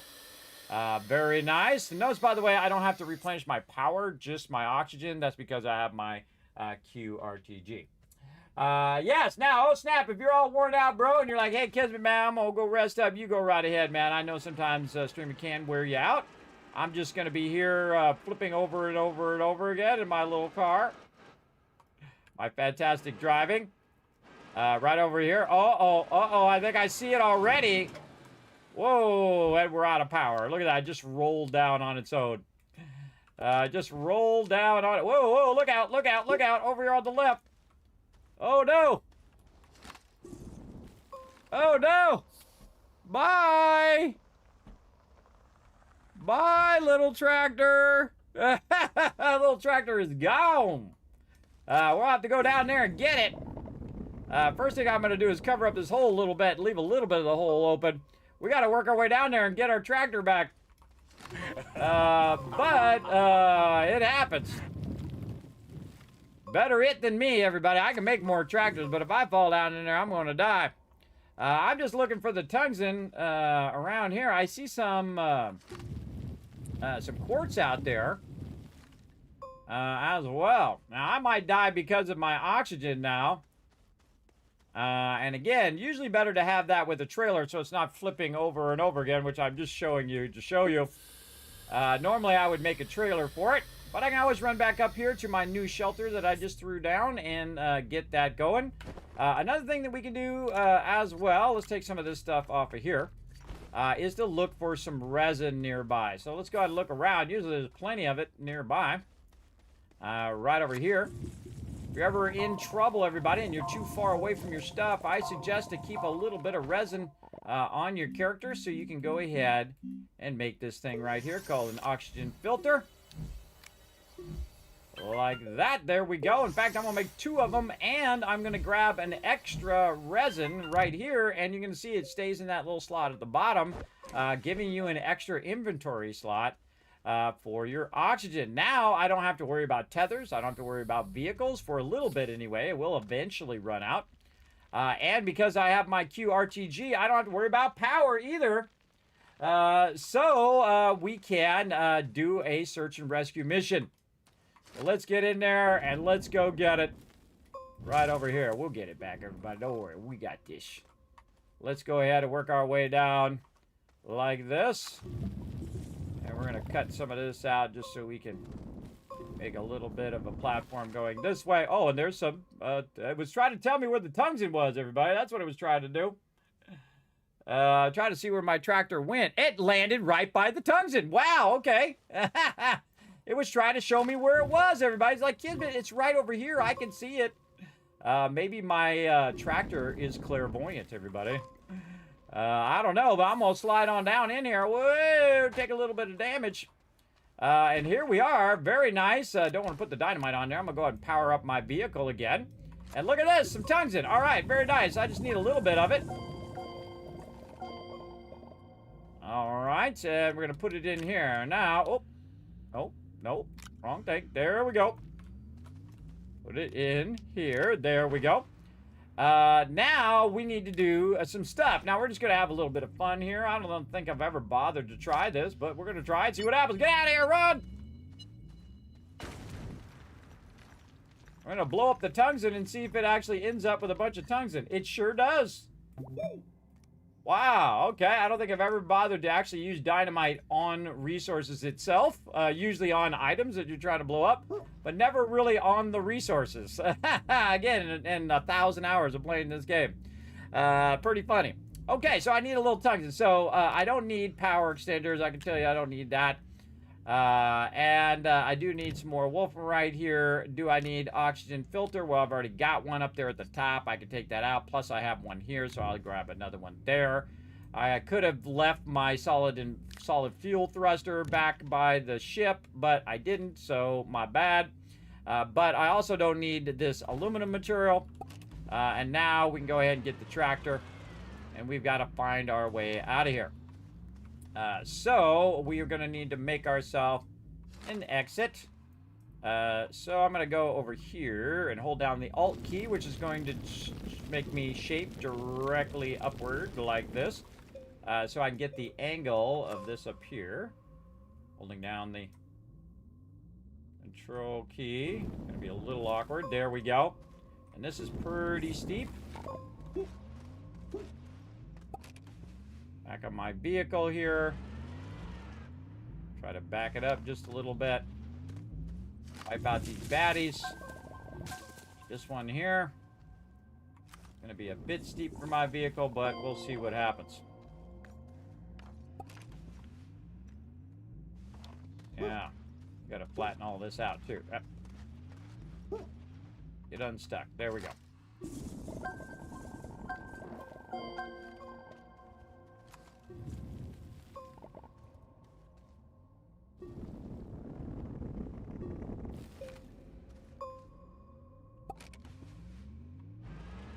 Where there's a will, there's a way.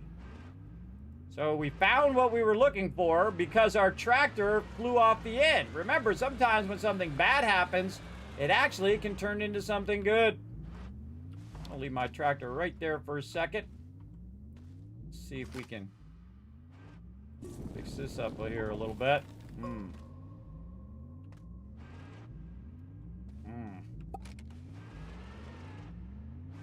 That's not good.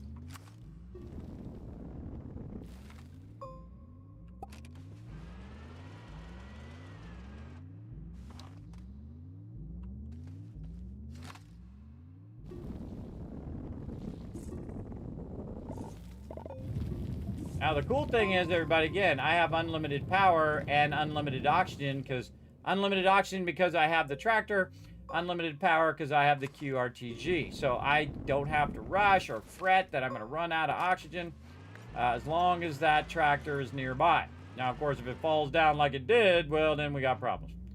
All right, here we go. Come on, up the thing we go. And then we're going to dip. Oh, we're going to try. Not wide enough, not wide enough. Oh, here we go. Here we go. Controlled descent. Not wide enough for me to get through, so we'll just cut a little bit of this out. Shape this out nicely. There we go. We're going to save our tractor. We're going to get it out of here. The mission now. There we go. Up to here. And we made it. Yay! Look at us go, everybody. Again, showing you how to also solve that problem and not panic, everybody. If you panic in that moment, that's when you usually die. When you go, instead of chasing after it, I came back over here, got my oxygen back up, then went and got some resin, got some oxygen filters, which gave me the time I needed to go down and make ramps and find the stuff I was looking for. So very awesome. All right, I'm going to go ahead and leave this solid fuel thruster here in case I needed somehow in the future. Grab my thing here. What else can I leave behind? Oxygen filter I can leave behind. Take some more wolframite with me.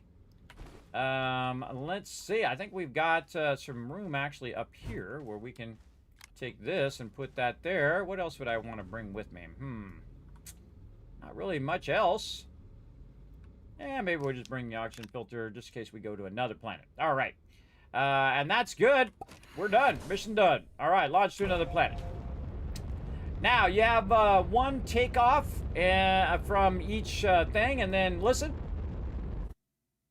Oh, it didn't do it yet. Hold on, I gotta go to Sylvia first.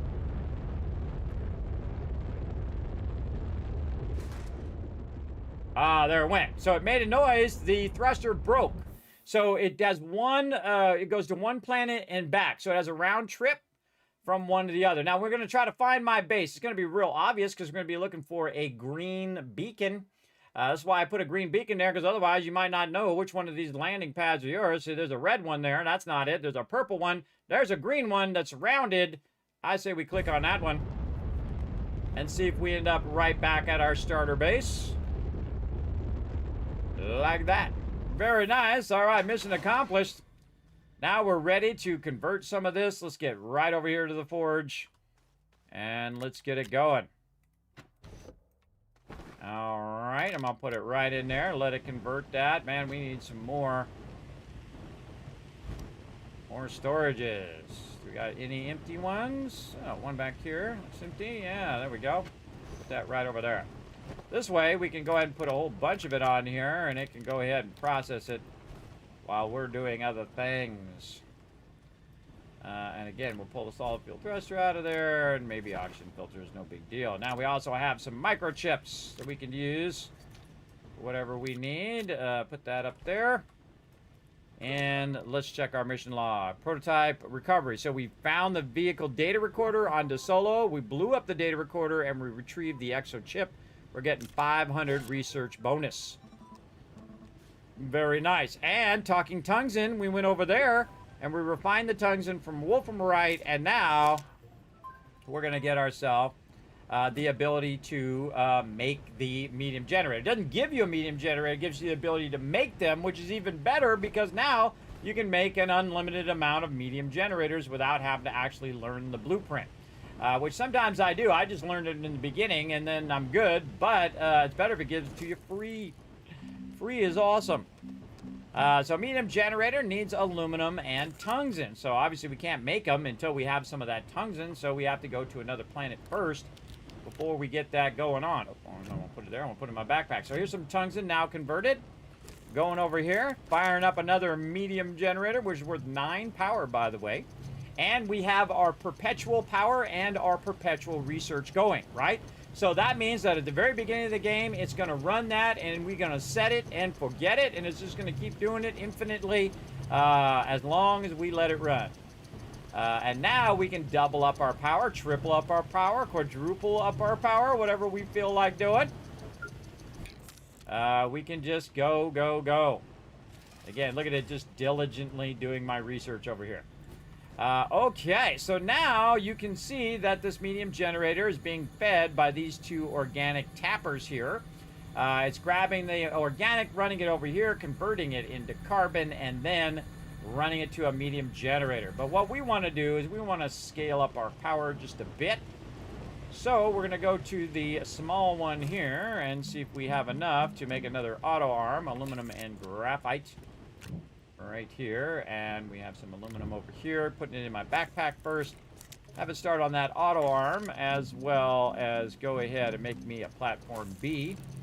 Now, by the way, if you notice, I haven't run the centrifuge in a while, and that's because we have already backlogged the resources that we need for what we're doing right now. Look at this, here we go. Multiple things running at the same time. I don't need my shredder right now, so I'm going to pull that off of there. I'm going to go ahead and unpack my medium generator. Just to make this stuff go a little faster because it's straining right now to do its thing. So I'm going to grab one of these.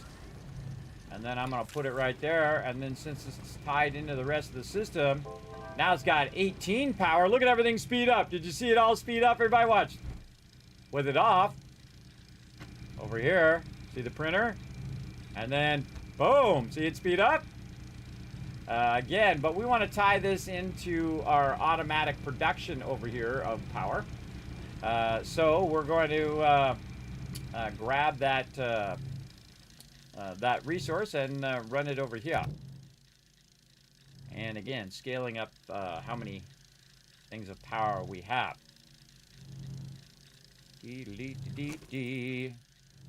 And maybe do another medium generator while we're waiting. Tungsten, aluminum.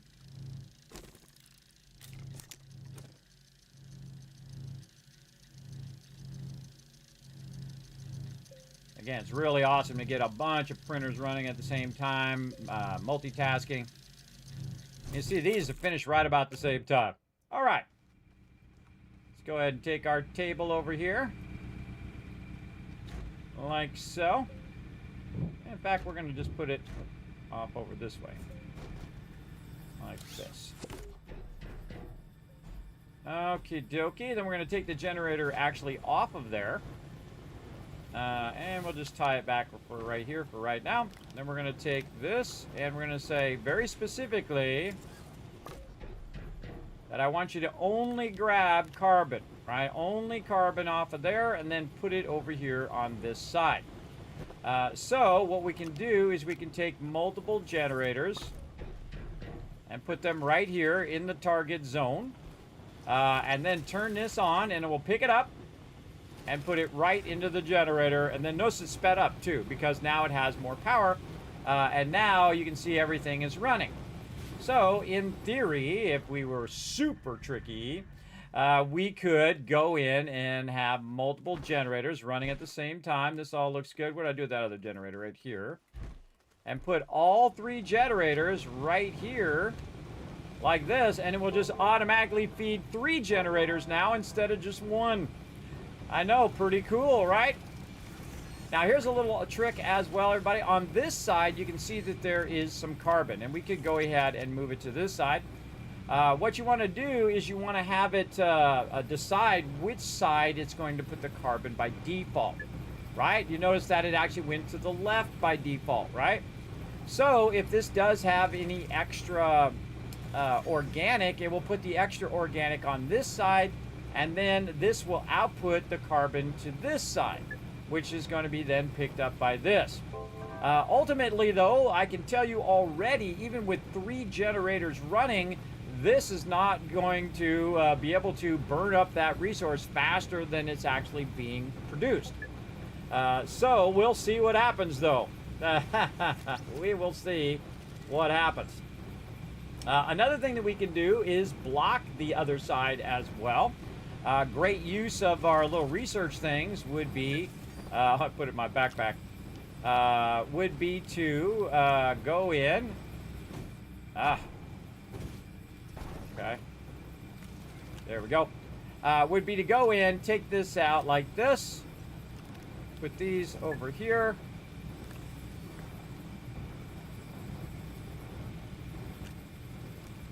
Just to block that front part. Now here's another little trick, everybody. We can just go ahead and put this over here, and the more I stand on the other side, it'll feed it into my inventory. But we can just put that on the ground. So now, not only do we have the stuff that's up here that's being produced, but all the stuff on the ground will be picked up and used for the generators as well. So basically, that is now tripled our power. So instead of having 9 power, we added another 9, which would be 18. Then added another 9, which would be more.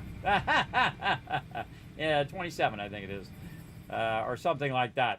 Hey, sorry, what's 9 times 3? Hey, I got it right. Hey, awesome. I'm not all there anymore, everybody. Sleep apnea sucks. All right. So we got that done. We tripled up our power, and it's infinite power, and of course our research. We could add another research thing to the thing now. I say we do it. Let's keep scaling up our research so it goes faster and faster and faster. Let's go ahead and start that there, and then we're going to need a research chamber. We're going to need a little bit more resin. Ooh, are we running low on resin? Resin is the #1 thing I'm always collecting as well. But hey, we've got a little bit of this. Let's throw this over here and tell this to not auto-run. Let's go ahead and tell it to do some resin. Put our graphite over here in case we need that later. Turn this around so we can... Nope, that is totally not what I wanted to do. I misclick a lot. All right. These canisters. Nice. And let's get some more soil. Now you're going to see that I can shape way faster with the wide mod. I'm going to widen this out some more just because I can.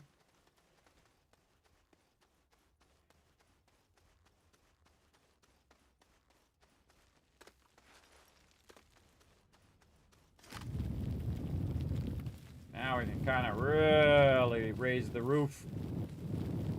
Raise the roof. Be careful, though, that you don't end up undermining your base. It's very easy to do. You start shaping the roof, and then all of a sudden, boom, all your stuff from your base falls down in there.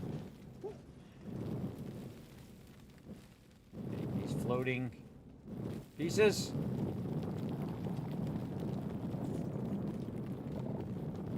Trying to grab any resources other than... Oh, I'm already done. See, that was way faster than before we had the wide mod and the boost mod. Again, there's other ways of collecting soil, which we will do later on when we get to that. Try not to rush ahead, everybody. Just doing it kind of at the tempo of the quests. As opposed to running ahead, because I could just go and get bazillion tons of research, everybody, from the higher end planets and just skip all of this. But I think it's fun to play through and see how it plays through from the beginning. That's just me. All right, let's see. Unlock an exo research unit. Yes, we still got to find one of those to get that buggy. Print and fill a medium research canister. We're not to that yet. Oxygen tank. How's it? Oh, look at that, everybody. Now, remember, we're at like 200. Now we're 2768 research. That does add up fast, as you can see. Our research is popping off. Right over here, we've got our thing. Did we not start our research thing? Oh, we needed some soil so that we could start some resin. Make sure it's nice and full. Get that resin going on. Put all this in here. And I'm going to grab an empty one back onto my character. There we go. And we need a bit more resin.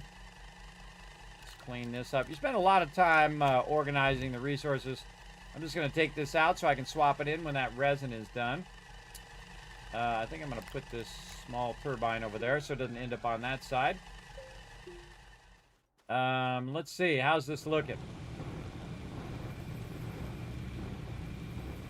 Yeah, you want to let it run a while, too, to see if all of this ends up disappearing.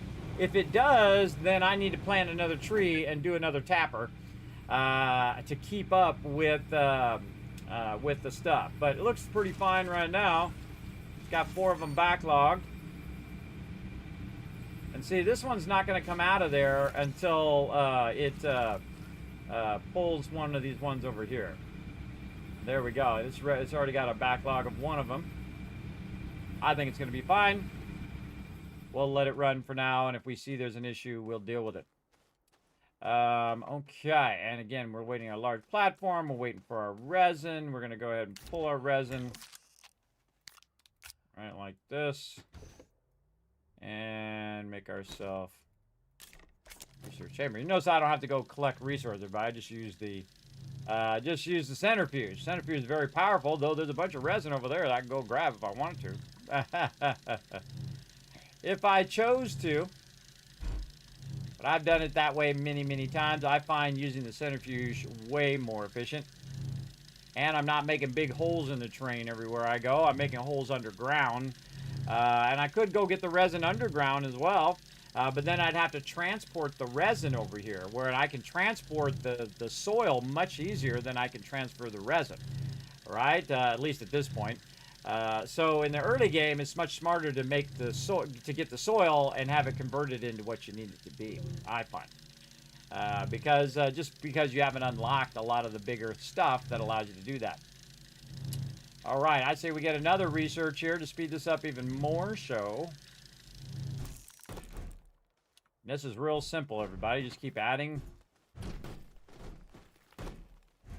more platforms, like so. That kind of intersect the point in which it is going to. And I can put it right across here, too, if I wanted to. Put it right across here. I'm putting that stuff in my backpack.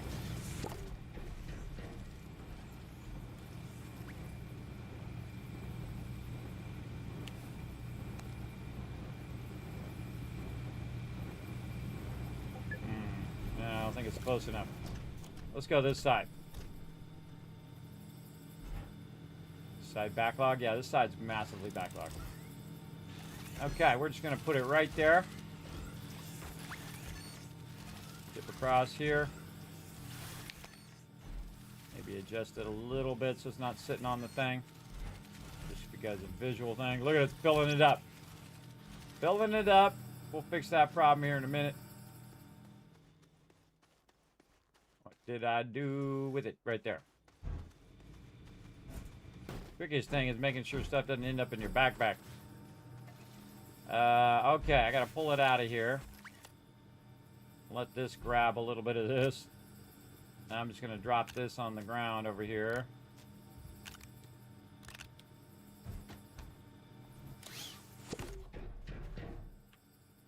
Auto start this.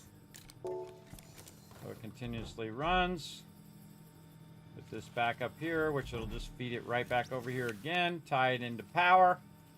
And now we got 4 of them going. There we go, everybody. I don't think it's even going to be able to do it at 4. This is a lot.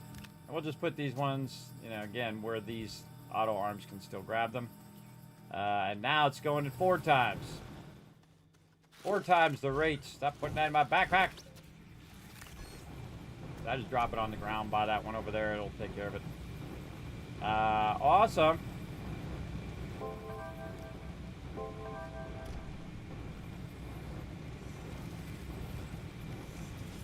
always wonder what it's prioritizing. Is it prioritizing the one on the table or the one on the ground? Or the one on the table but not on the table? Yeah, see, it grabbed it off the table itself. As opposed to the one that was on the ground. Interesting. I find that stuff fascinating. What it chooses first, second, and third. And it helps you automate stuff better if you understand the pull order or the way that it's pulling it. All right, let's check our quest. What do we got? What else we got to do? Right over here. Unlock the oxygen tank. Now 3,000. We are cooking with gas now. Let's go. Oxygen tank unlocked. There we go. What's the other thing we need to unlock here? The power cells. All right, let's unlock some power cells, though I probably won't end up using them. We're trying to get our quest done here. Okay, and glow sticks and dynamite. Okay, map, get out of my face. Yeah, man, I just happened when you haven't played this in a while. You kept pressing all the wrong buttons. Glow sticks. Where are the glow sticks? Right there, 350. We got that. Boom. Glow sticks unlocked. Now, dynamite, probably going to be more expensive. Yes, dynamite is the one we want. I got to remember where that one's at. Good question. Dynamite, where are you hiding? I'm going to try out those print filters at some point. I can't remember everybody. Oh, it's right there. Duh, right in front of my face. 3750. Ooh, that's a big boy. That's going to take a bit. We'll let that run. We'll come back for that one. But we got all the other ones in there, so that's good. Especially want to do the oxygen tank, actually make one of those for me. So we're going to run through here and get to the oxygen tank right here, and it takes some glass, which is why we made a bunch of glass over here earlier when I was talking about converting resources, so we can make ourselves an oxygen tank. Now, oxygen tank, I would high priority that on the top corner like this, everybody, so you can always see your oxygen tank up there, along with your other oxygen tank. Usually I put that at the top. Sometimes what I'll do is I'll put the work light here and the canister here, because then I can see the fill, how far either of those are filled. Most of the time, the canister I don't worry about. I prefer to have the light up there, and then if I really wanted to, I could turn the light off, which I never do. I don't like the light to go off ever. I like it on so you guys can see what I'm doing. Okay, that done. Now we printed the oxygen tank. Now we have extra oxygen. By a lot, by the way. Not just by a little bit, by a lot for sure. Okay, so now we can print the chemistry lab and create rubber or plastic. Let's escape to get out of that. I'm trying to remember how to get out of that. All right, chemistry station. Let's get over here and see how much that costs to unlock. Going to be in the medium printer, no doubt. Chemistry lab is 1,600, and the atmosphere condenser is 2,200. So we need about 1,600 for that. We need about 3,700 for the other one as well. And again, we can just keep scaling up that power as we go along. But while we wait for that, we're just going to let it automate itself. We could go on an adventure. Let's see. Anything else that we can do? Landing pad. We need to unlock that as well. And we need the trade platform. Okay, man, we need a lot of stuff. Oh, discover a gateway chamber. We were just over there. We could have discovered it. Find mat on DeSolo. Slot an extra chip in the mat. We could do that one as well. So many quests, so much options. I don't feel like we want to go gather some lithium because that's easy. That's pretty easy to do. We just need to retrofit our thing. Oh, it actually disappeared now. It doesn't stay on there as junk. Or did I pull it off of there? By habit. I don't think I did. I think it actually disappeared in space. Cool. All right, so here we go, everybody. Again, I want to take an extra solid fuel thruster with me just in case. Don't need to bring the carbon. Make sure I've got the basics: small canister, oxygen tank, work light. Got my QRTG for power. We definitely want to go ahead and make ourselves another little tractor. But this time, we're going to be way smarter. So we're going to go tractor, and we're going to get our aluminum over here. Do we need to go get some more? Have we burnt it all up? Nope, some right here. And we're going to go and start our tractor going. And while our tractor's going, we're going to look for the small printer right here. And we need some compound. And I think I have some of that laying around right here. And we'll make another small printer so we can double print when we want to. But while that one's printing, I'm also going to go over here and show you the difference, compound and aluminum. I need another compound and some aluminum. And trying to find your resources the early game is rough, because you usually got it spread all over the place. But don't worry, we'll get it organized later on. Yeah, it looks like I'm out of compound. I know right where to go.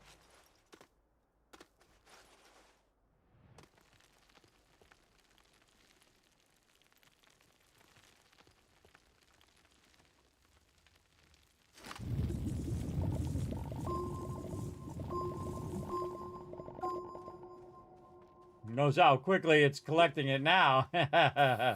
Using that wide mod and the boost as well.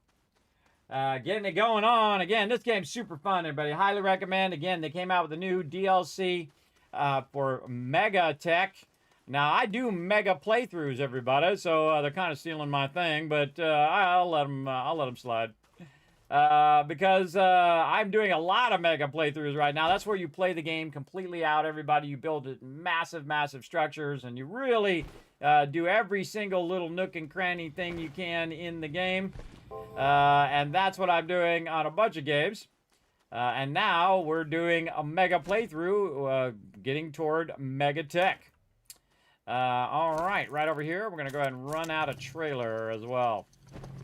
Very nice. And we'll take our little printer that we made and we'll put it over here. So in the future, we could print the trailer and the tractor at the same time. Like right there. There we go. All right, there we go. Very nice. We've got our extra solid fuel thruster. We've got our trailer. We got our tractor. We got some compound that we can leave behind. And let's put it over here. Like this. Look at that. One more check over here. Yep, all four of them going. Look at that. Up to 700 already. Just from the basic ones, everybody.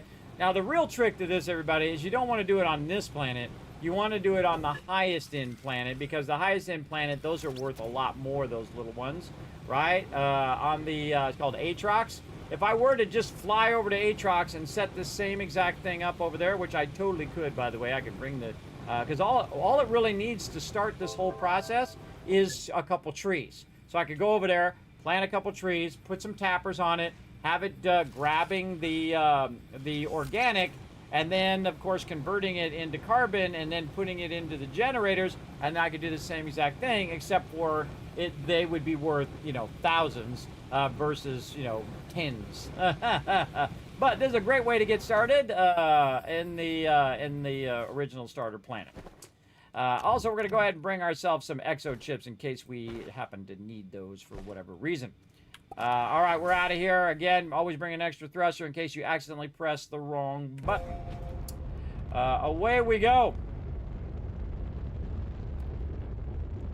And boom. Now, there are several places that you can go, everybody. You can actually go up here to your Astropedia. Oh, look at this, MEGATECH.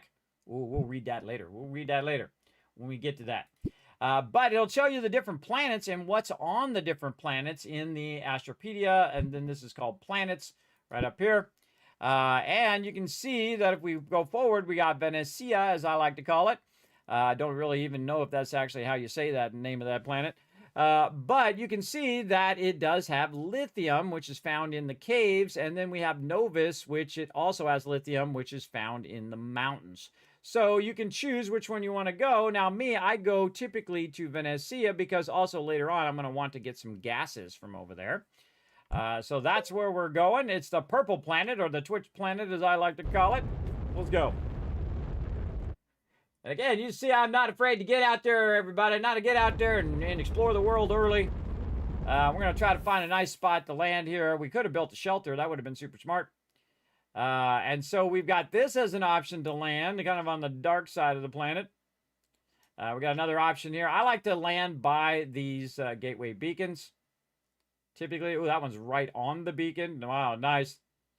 This one's on the sunny side, a bit far away from the beacon, though. Yeah. Yeah, those are kind of far away from the beacons. I like it when it's right on the beacon or near the beacon. Yeah, let's go with the one right next to the beacon here.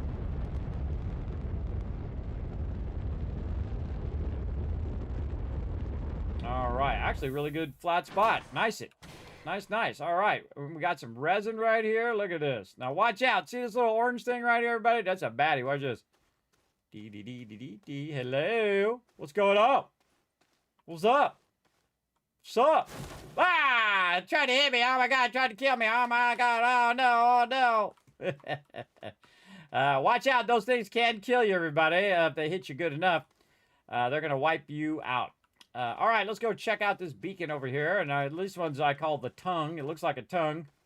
It's called the lash leaf. Wipe them out, and then get those seeds to grow those back on our original planet. We're going to put that right up there. And then this one I'm just going to put here along with these chips in case I need those later. Then we're going to get our vehicle out and our trailer this time to keep us from dipping forward over and over again. And I suggest to put the trailer in position where you're going to connect it to the tractor before you unpack it. Very vitally important. QRTG onto there, charger up.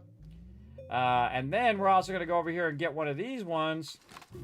Again, whenever you see yourself a various plant and whatnot, I suggest to grab it. And wasn't there another one down there? Put it in my backpack. I put it in my backpack. All right.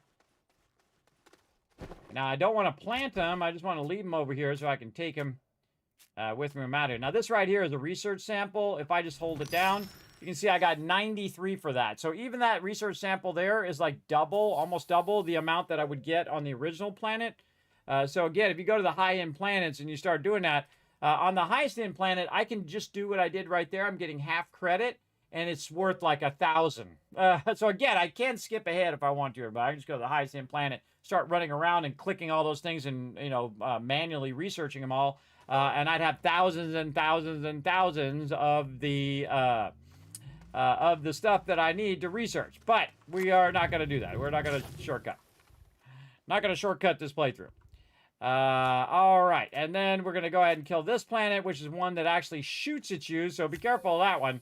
It will actually try to range you down, and it goes boom. So watch out for the boom. All right. And we also have a research item right here, which we will not let go to waste. We'll put that over here, too, for us to use. Okay, now, again, we're here for some lithium. I feel like since this is nice and flat right here, we'll just go ahead and flatten this side out a bit. Maybe something more like this. Holding down control is probably the best tip I can give you in this game, everybody. Oh, I ran out of power. Oh, sucks to be me, bro. Give my QRTG back. All right. I'm just going to go ahead and give myself a little bit of room so that I can make a big hole in the ground. And then I'm going to hold down control. And we're going to go a little steeper this time than we did on our previous ones. Going to widen out the end of it here. And away we go. Now, again, remember, I don't have any tethers. And I also don't have my vehicle, so I got to be careful. And even with the QRTG, because I have all these boosts, I can very easily run out of power. So we're going to go ahead and get our tractor. And we're going to get it turned this way.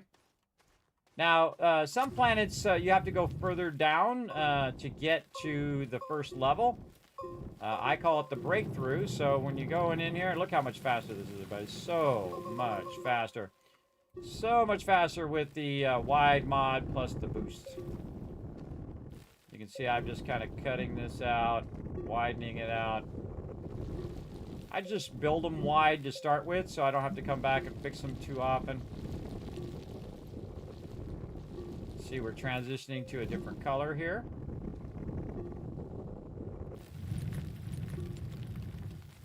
These colors represent the different layers.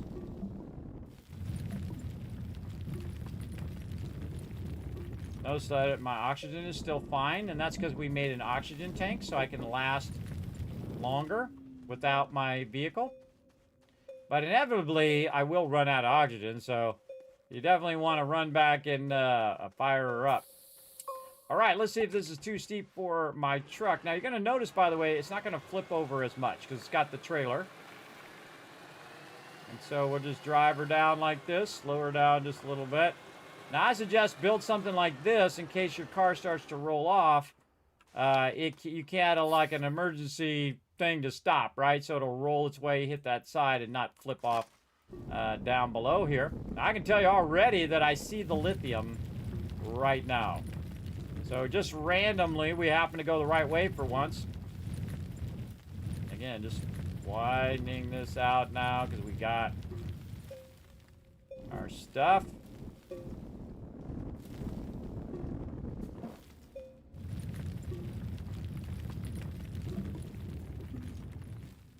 Also, what I'm doing is picking up soil.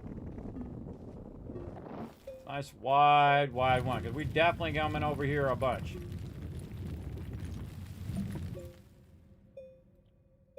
Lots of lithium. And then we'll kind of inch it in a little bit.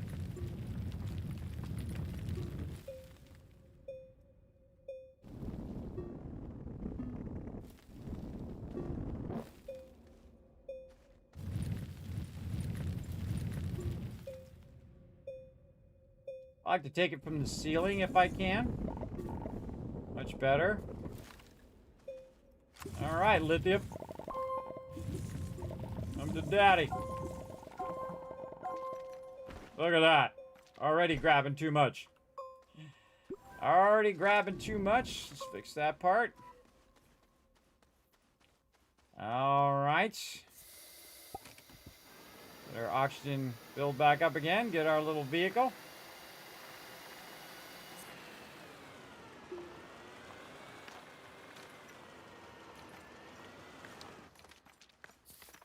Come here, you. All right, now it always is trying to fall down some hole or something like that, I find. So I'm going to fix this hole so it don't fall down in there. Holding down control again to put a thing over the top of that. All right, let's just throw a few extra in the back. Maybe a couple in the front. Don't need the resin. Just leave the resin here along with the organic. Put my RTG up here. This way I can take more of this with me.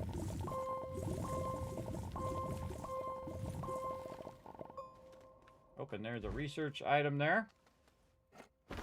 Okay, I think we got enough. That'll hold us over for a minute. Oh wait, we can get one more. Always trying to squeeze one more resource in, everybody. That's kind of funny, I think. All right, very nice. I think we got enough. We're going to leave that research thing there for now. We're going to run this lithium out of here.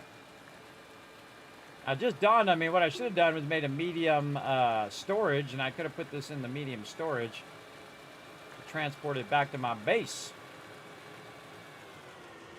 You can see that was pretty easy.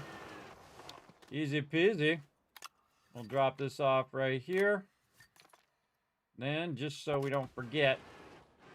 Oh wait, we forgot to get the stuff in the front. Just so we don't forget, we'll put our RTG on here as well, so it'll keep that powered. We're gonna dip back in here.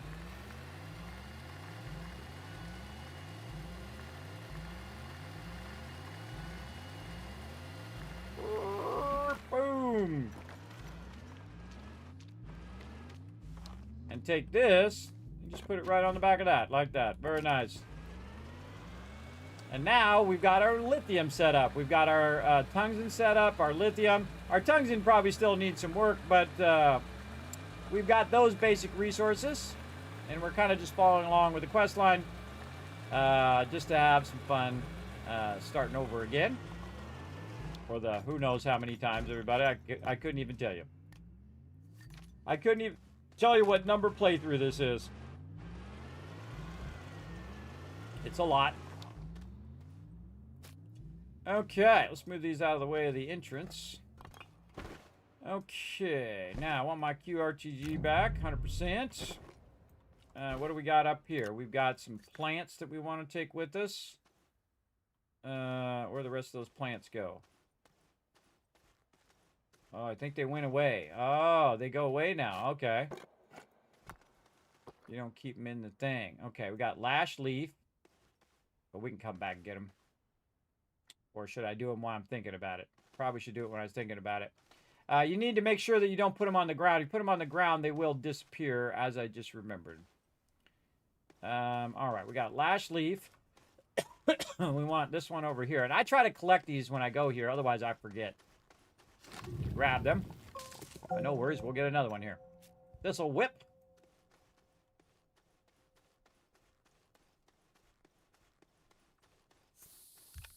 That one up in there. And again, if you put them in the little slot, then they don't go away. And then the one that shoots at you. Now we got to find one of those. And sometimes you find them in the bad way. They sneak up on you. Oh, I discovered a gateway thingy. Okay, cool.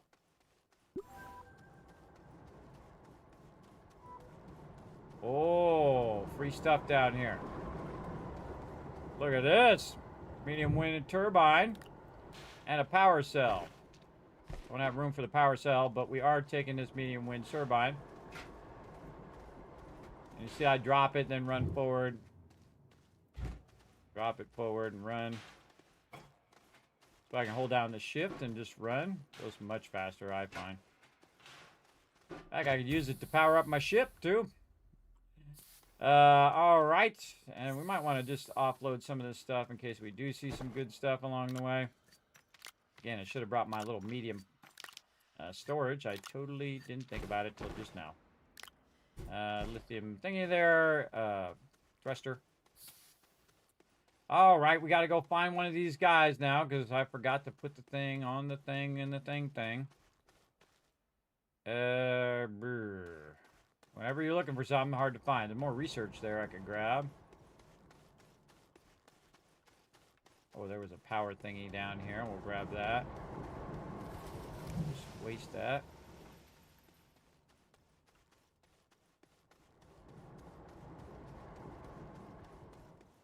You'll see, will be really hard to find one now. And when we're not looking for them, they'll be everywhere. They'll be absolutely up in our business the whole time. Again, we got to be careful of our oxygen. We can go much further, as you can see, but you still got to be where you can run back and get that oxygen before it runs out.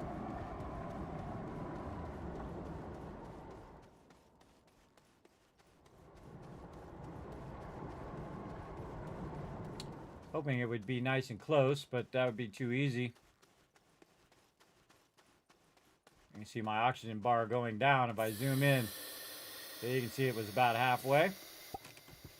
All right, let's go for a drive then.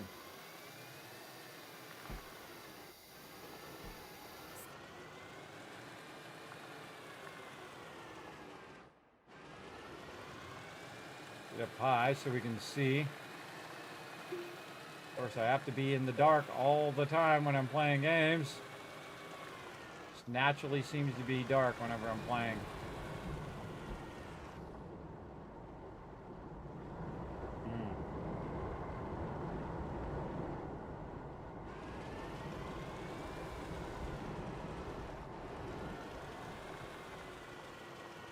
I don't see any, and it's getting more dark.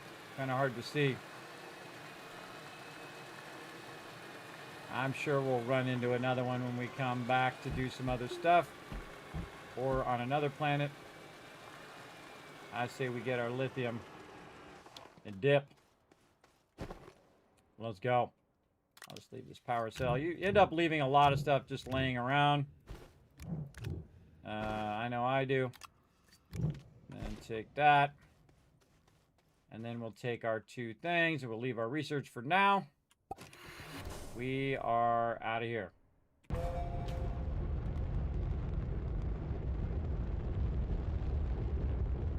Love the cloud structure on that. It's pretty cool. Pretty cool. All right, now we came from over here. Where are you hiding? Where are you hiding? Over there. It's behind the solo. Sylvia. Silva. Actually, I think is the name. I give stuff my own names because I like it. All right, over here, back to our base. The round one is where we're landing. It's got a landing pad. Here we go. And our base is coming along. Very cool. Okay, we're back. And we got tons of resources. We're just going to make a big pile of mess. We're going to grab this time so we don't forget it next time. And then we're going to take our new non-indigenous plants, which I'm sure is not going to cause a biological problem or anything, and put it over here for us to work with later.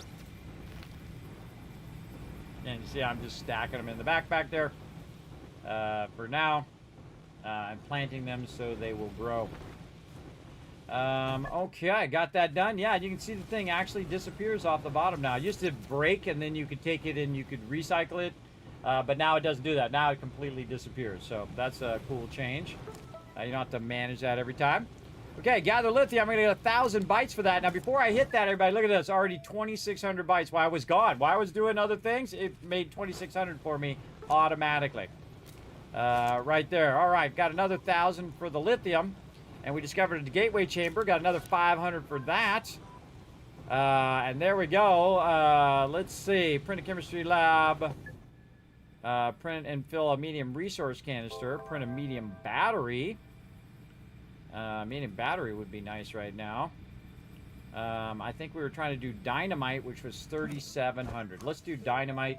And the reason why you want to do dynamite at this stage is not because I want to use the dynamite, if I could get my thing to do the thing, is because I want to finish the quest that has to do with doing the dynamite. And that gives me another QRTG. So that means that if I am shaping, my power is not going to go all the way down like that anymore, because you need 2 power to run all 3 mods. So you're running the ultra, the boost mod, the wide mod, and the drill mod. If you're running all 3 of those, you need 2 power in your backpack, and then you have infinite power, everybody. And again, it's worth burning 3,700 this early just to get that extra QRTG. And so that is what we're going to do. And there it is. So now I have 2 of them, and it's awesome. Now I'm never going to run out of power. I'll go show you. Over here. Look at it growing out already. Let's go over here and do some shaping. Again, got the 2 QRTGs. Notice my power does not go down in my backpack. I'll make it bigger. No power. See, because it's countering, it's using the QRTGs and not the battery in my backpack. So now you are styling, everybody. You are absolutely styling at this point. So suggest that you get those 2 QRTGs through questing. And you are off and running. Hey, stop putting that in my backpack.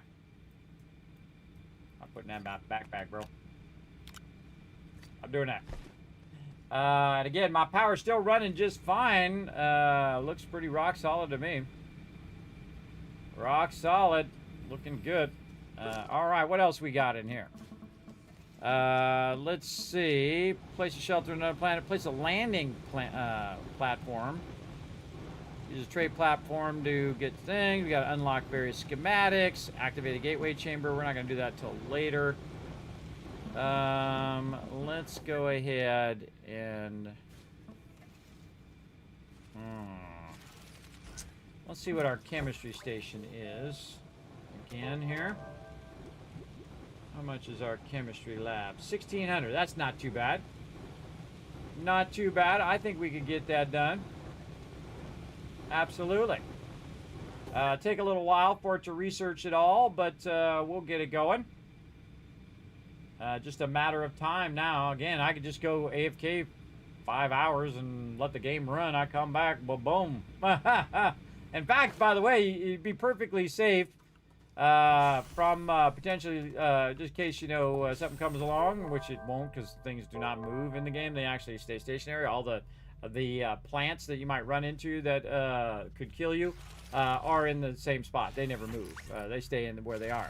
But if I go in my shelter, I'm perfectly safe. I let the game run. I come back. I got 50,000 research, all automated as well. So very fun. Fun way to play like that, everybody, where you get that going on. All right. I also kind of feel like we might want to do a large battery, get that going, because that would be useful for our base to backlog some power as well. Not that we're using anything, or maybe a medium resource canister. Let's see, medium battery versus medium resource canister. So medium battery is in the smaller one. Let's go see battery sensor, button repeater. Right here, medium battery is 3750 versus container, which is 2,000. So medium container is less research. Okay. That's fine. So maybe container first. What does the container give you as a quest reward?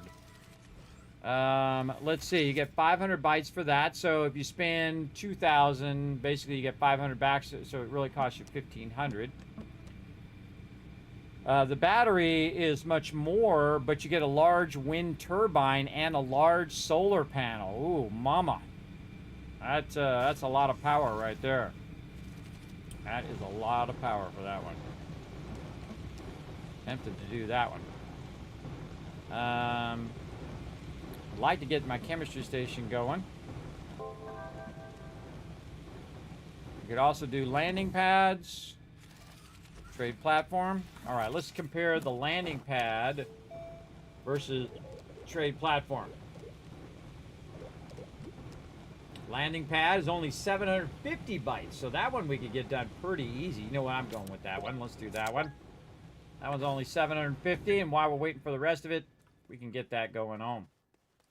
Over here on our large printer, we'll get this out the way. And actually, this is supposed to go in there before I forget. And then this is going to make landing pads. So we need aluminum and 2 ceramic. Aluminum right here. And let's see if we have 2 ceramic left. Doesn't look like it. Look like we got 1 left, but we always have an infinite amount of ceramic. Because we can just go right over here and say, yo, bro, make me some clay if you don't mind. And it's on it.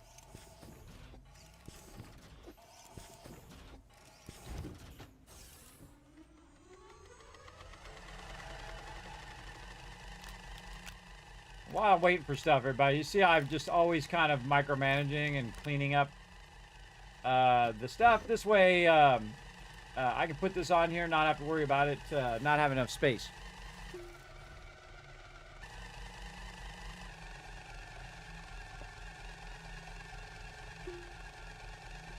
Man, crushing it today. Crushing it in this game. Ah, look at our power going down. That's because the you can see that the forge over there is running and the thing's running here. Now I'm just going to take this little canister, put it back on that side, take this, put it right over here, and it's going to go ahead and convert all of those.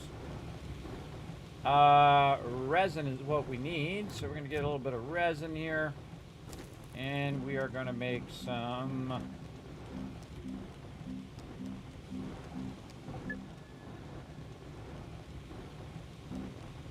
medium storage.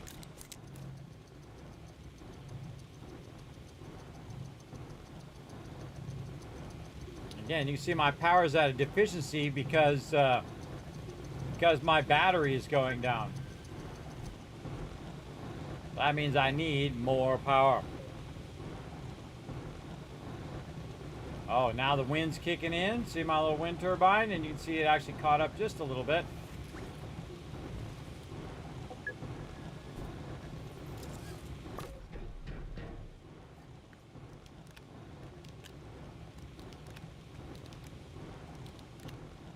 Clean that up. Grab this, run over here, start the landing pad.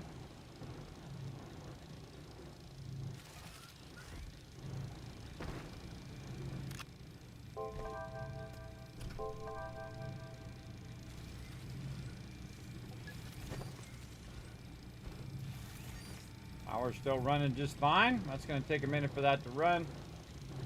Okay, so we got landing pad done, and then we're going to want to put the landing pad in there and take it with us. That's going to be tough. Gonna be tough. Gonna be double tough. How much does our vehicles cost if we wanted to upgrade our vehicle to a larger vehicle? Let's see, $37.50, and we would need aluminum alloy, which would mean we would need our chemistry station. So before we get to that, we're going to definitely need to do that chemistry station first. I'll take this out now and put it right here. Put this right in here. Now here's a great little trick, everybody. If you want to go ahead and take that medium thing with you, you can go over here. And I can use a graphite to basically make a packager and package it down. But the even smarter thing to do is just to go ahead and make another one, especially if you have the resin just laying around like I do. Just go ahead and make another one that's already packaged, so you don't have to waste a graphite for that. And then take that with you and leave this one here to be used here in this base. Like right there. Much easier. Much easier, cost you less resources and time. Okay, looking good. Now we want to take our solid fuel thruster here. Throw her on there. Like that. And then back over this way. We are going to find our solid. We need aluminum and ammonium. We got lithium there, ammonium, and do we got to make another aluminum run? No, right here in front of me. Nice. Again, I always have one extra. Always. I have done it many times where I've ended up on a planet and I accidentally clicked the wrong thing, and then my thing is broken. Then I have to set up a whole bunch of production to make another one, which you can do, again, on any planet. If you had to. If you had to, you could just like, oh, God, okay. I got to make a whole production here to smelter and all of that to get it going. All right, it is kicking butt now. It's up to 700 again. Okay, so let's go ahead and get back into here. I'm going to launch to another planet. Oh, you know what I didn't do? I didn't put beacons on the other planets. It just dawned on me. That's my bad. I should have been putting beacons in there, and there was a bunch of quartz I could have grabbed and made a beacon. I have no idea why I didn't. Now I gotta remember where I landed. Which one of these was my landing spot? Right here, the one with the house. Luckily easy to find on that one.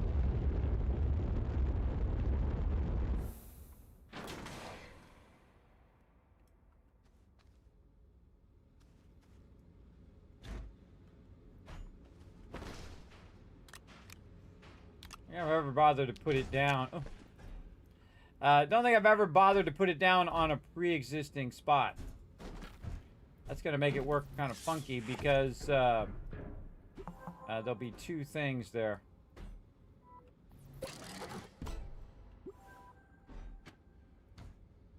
All right, very nice. Got that done. By the way, you can claim these prizes wherever you're at. If you have one of these, now I can just say, go ahead and give it to me. And now it just gave me the buggy.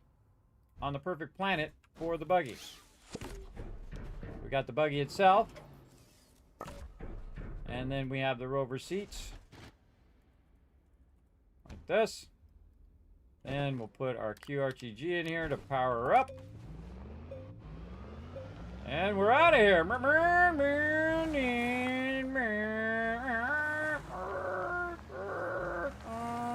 Doing donuts. Doing donuts.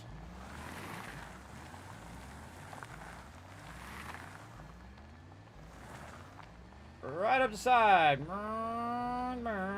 Woo, got some air there. Very nice.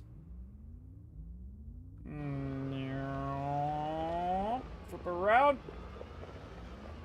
Perfect Kismet driving again. All right, awesome. Try not to fall down a hole.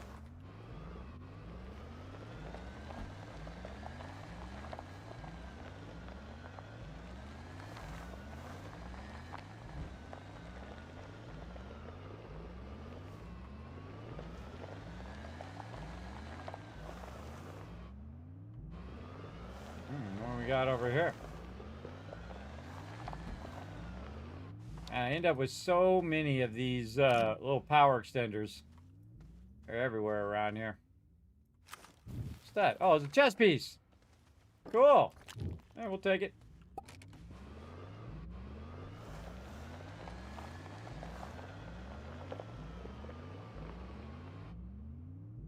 We should head back. Easy to get lost.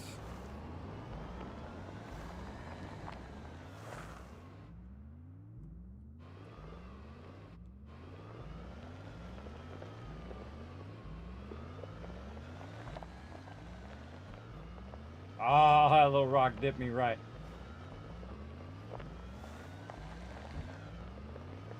As you can see, everybody, I can't see where my ship is, right? It's really difficult to see it if you're trying to find it. You can see that all I can see is that beacon, which is actually not my ship. But if you do have the compass, everybody, you can just say, oh, wait, it's that way. Because on the compass, it'll show you. See, I couldn't even see it. Now I can see it over the thing. That's typically why I use beacons, because beacons are much easier to see from further away. So we're just going to dip over to the side. What's that right there? Oh, a little debris. Again, using the radar, it'll help you find your way. Typically, I don't use it all that often because I do like to wayfind on my own. Speaking of wayfinding, I'm going to go ahead and leave the little chess piece right over here. Oops, not up there. Over here. Where's the entrance of this thing? Let's turn it around. There we go. Then we're going to go ahead and use our medium storage.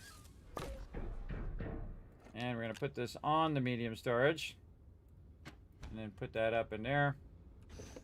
And then we can just keep the solid fuel thruster up in there. Any of this other stuff. I keep these on me. And then what we can do is we can dip down in here. If you notice, I don't drive my vehicle down here too often. I just run down here. It just makes it easier for me to get around, do what I need to do. Than to have to drive the vehicle. The vehicle can be a little wonky in these places. Plus, you have these like stalactites that are in your way when you're running around. Another chess piece there as well. Wow, 3 chess pieces in a sequence here. And we're just gonna grab a bunch of quartz. Another one here. I think they're all the same chess piece, but we'll grab it. And you can see I made my own little ramp here. Oh, more quartz over that way. And some compound, more random loot over there. All sorts of goodies. We're going to run up here, make a little bit of a mess. Again, I think these are all the same.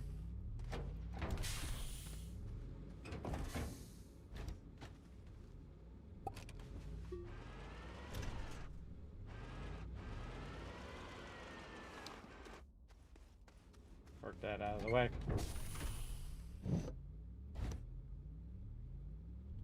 Jasper Rook. Oh, no, it's Jasper Pawn, so it is different. And this one, Jasper Pawn. So, all right, so those are 2 pawns and a rook. If you don't know what that is, it's a chess thing, everybody. It's a chess thing. Okay, so we got that. We were putting this down so we could get the reward. We got the reward of the buggy. It is not going to get to keep my QRTG. That is 100% for sure.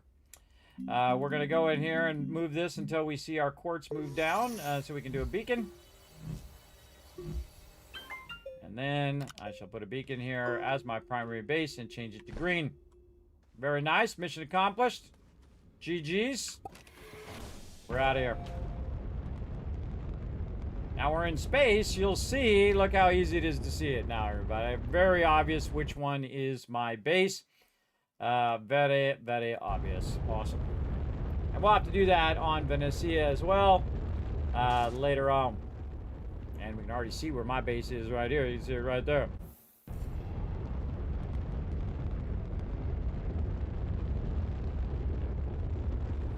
Good alignment on the way back there. Okay. Mission accomplished. Let's go ahead. Get that out of there. And just take this extra stuff. You're going to build up a lot of stuff, everybody. I just throw it off to the side. Deal with it later. Grab a new one. Put that on there. Actually, take this one and put it on there.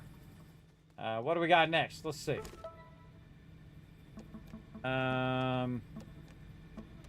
Really feel like we want to do either battery or chemistry lab. Let's take a look at how much we got. 1,500. Looking good. Making some progress. I kind of feel like we get the chemistry lab going, then we can start converting some stuff. Yeah, almost there. Yeah, I think we're going to go chemistry lab because we're literally just a few bytes away. We'll go ahead and do that. Now, while we're waiting for that, we can also think toward our next trip and think, hey, we need to make another solid fuel thruster over here. We're just going to bring this over here and find any aluminum that we have and just kind of put these over here so we don't have to keep looking for them. Next time. Very nice. Okay. So yeah, chemistry lab unlocked. There we go. And then create rubber or plastic from the chemistry lab. And back over here, we'll use this one.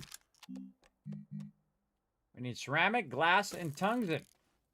So glass, we know. We have some of that somewhere right over here. Throw that glass. That is not glass. That was our carbon. What do we do with our glass? Do we use it all up? No, over here. Finding it is the hardest part. Then we need ceramic and tungsten. Ceramic, I saw that on the ground right here. There we go. And we need to go back for more tungsten. Oh, more ceramic over there as well. Did we use it all up? No, we didn't. Right here. Tungsten. Again, you can organize all this at some point, everybody, so you're not looking for where my stuff is. Where is such and such thing, right? You can go in and organize it all eventually. Even more so with the MEGATECH when we get to that.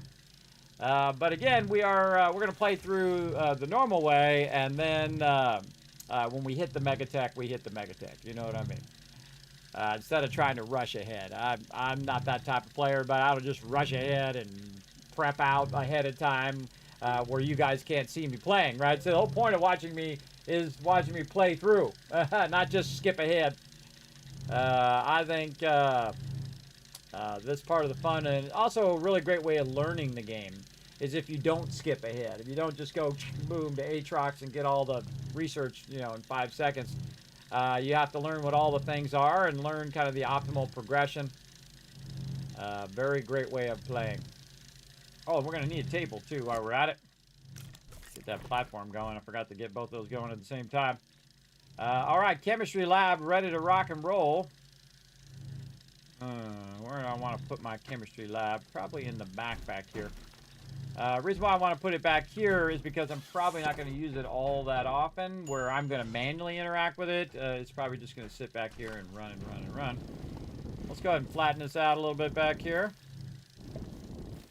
I'm going to try anyway. Gotta be careful I don't take out any of my trees or block my entrance to my cave over here. Always run over it multiple times just to make sure the levels equal out. Sometimes it gets a little wonky. Smooth it again. All right, almost done. There we go, and we have our extra solid fuel thruster. Open up our thing here, and I think I'm just going to turn it this way. Are these locked? They are now. Okay, right here. Now we got to produce rubber, so we need organic and we need resin. Now, of course, when in doubt, everybody, be producing resin, because you always need more, for sure. Again, we'll put this over here. Check that this is full on that side, and we'll default it all on this side. And again, we need some organic. So we're going to just go ahead and collect some, since it's already using the tapper for power. So we can just very easily dip over here, especially on Sylvia. You can grab a bunch of it. Not leave it behind. You're going to end up with a lot of this just strewn around everywhere, everybody, as you're shaping and doing stuff and taking out terrain and stuff. You're going to end up with a lot of extra organic. That's 100% for sure. And then I'm going to grab this one off of here. Just help me do this a little faster. And then move this organic over here, this over here. Take the resin there, and just tell it to do its thing. Now, the thing about chemistry stations or chemistry labs is that they take 10 power. That's as much power as I have going right now. That's about maximum power. But it doesn't, it's not like I'm in a hurry for it. So I can just go ahead and let it run. It'll be fine. And now we got our quest done, and we're going to get 1,000 more bytes. So totally worth spending it on that, so that we could then get that 1,000 back and then spend that 1,000 on something else. Let's see.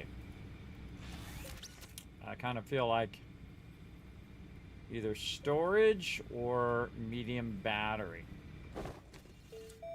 Again, it doesn't really matter in the end. You're going to end up unlocking all of it eventually. But I'm just thinking in terms of quest progression. I already forgot what it was. It was atmosphere condenser. No, not atmosphere condenser. We want canister or medium battery. Right. So medium battery is going to be in the small one. And canister is 2,000. Medium battery, which is hiding in here somewhere. Medium battery is 3,750. So, from the medium battery, we get a whole bunch of goodies, though. The large wind turbine and a large solar panel. So it might be smart to just let it run for a while and let it build up those resources so that we can do the medium battery instead of just trying to do the container. But if we did the container, then we could get more resources that would help us upscale our power, which would then allow us to get more research. Hello, what's up, Bernine? Sup? So you want to think about that. What would be the most effective at scaling up your base? And I would actually say the canister would be the smarter choice, because you're going to get it earlier, and you can use it for scaling up your base. So again, we're going to get that at 2,000, so it's going to be pretty quick here. We're going to let that run for a bit. Let's go ahead and think about whatever else do we need to get going here. Kind of feel like I want to get me another table. So Maybe take some of this resin, put it back over here, grab me this, and now we have like 4 rubber over here as well. Very nice. Move it to this side so I can see it over there. And we'll make ourselves some more tables here to organize our stuff. I usually have a little spot where it's purely just for managing my gear. Park this right up in here. Managing my gear, right? Like my resources, so I can just quick glance at it and I know what's there. And then we can go in here and we can say, okay, what can we consolidate together? That's not really something I'm going to be looking for all that often. Like these things here, we'll get into those. We'll take our zinc out of there. Put that in there. And then just put it all together. You can organize it super clean if you want, or just throw it all in there together. But the whole point is that you're splitting resources from equipment, right? This is all equipment. Am I going to be looking for this? Probably not right in the short term. And then you can consolidate this down. So you say, hey, I'm looking for such and such thing. It's right there. Nice and easy to find. Now we got 2 empty ones here. I'm definitely going to be looking for that copper. And again, we can put like things next to each other. Organic doesn't need to be in there. This is zinc and zinc. So aluminum here, zinc there.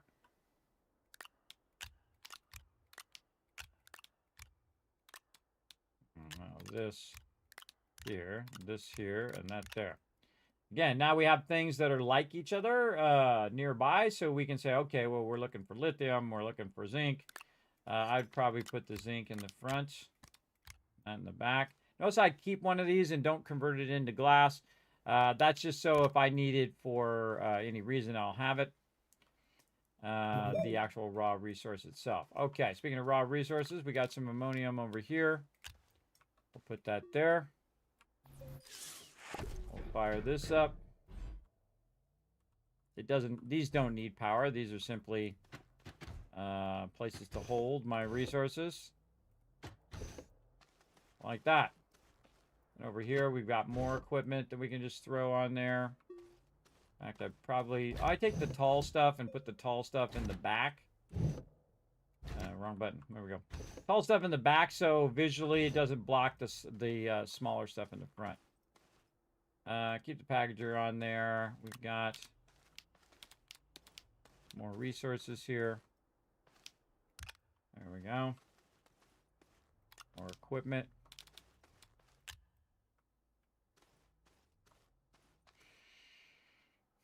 Just leave those over there for now. And we'll take this one here and that one there. All right, I think she's organized, looking good. And while we were organizing that, guess what?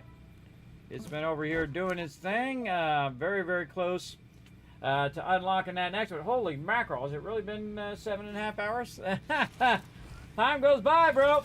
Time to listen for my hour ride into work. Well, there you go, Brunine. There you go. Well, hey, a lot of people do listen to my stream as a podcast, so style. So feel free. Feel free. Hopefully, keeps you up, keeps you safe while you're out on the road, going in and heading into work. So I hope you have a good day at work, man, or at least you have a good day after you get out of work, one way or the other.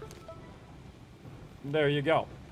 Okay, and we unlocked the medium resource canister. Now we need plastic and glass. So we need to go over here to our newly undone chemistry station, which we had to do first, and we have to say plastic. Okay, I need carbon and I need compound. So now that we have all of our stuff organized over here, we can see we've got some carbon and we have some compound that we can use if our inventory wasn't full of stuff that we don't really need right now. This equipment, we can put that over there for now. Get this quartz out of my inventory. And then compound. There we go. And then go ahead and run some plastic.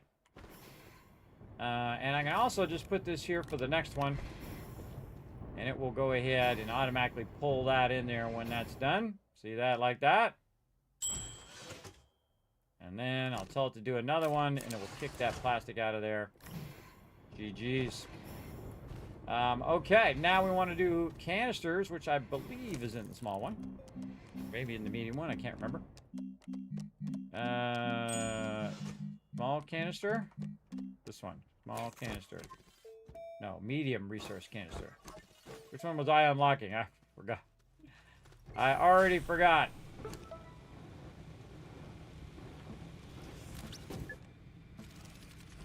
Medium resource canister. Okay, yeah, no, it's in the medium print. I forgot which one it was.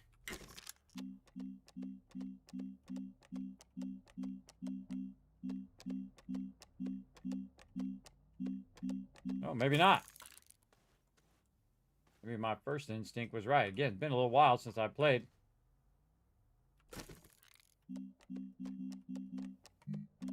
Medium printer, medium shredder, medium resource canister. There it is. All right, cool.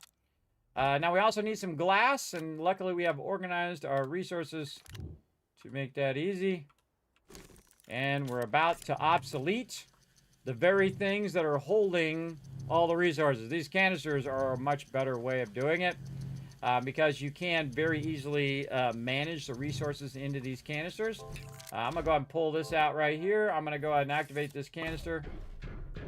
And then I'm going to put it right in here and watch as it automatically pulls it and put it in there, right?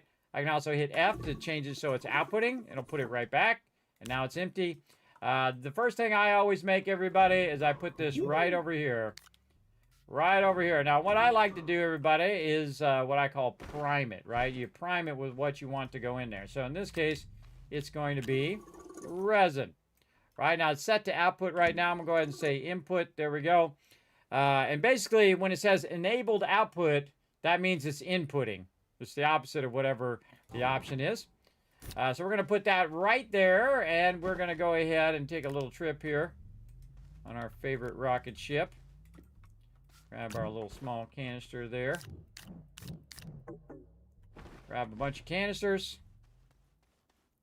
Dip.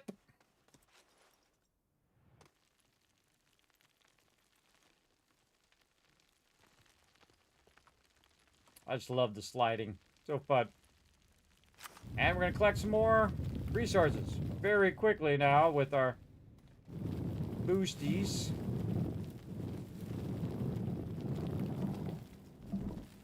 Whoa. That was not flat. There we go. Well, it's still not flat, but at least it's not a big hole in the ground.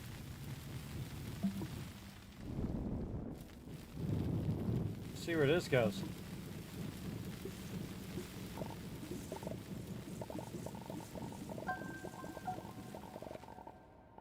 That goes way over there.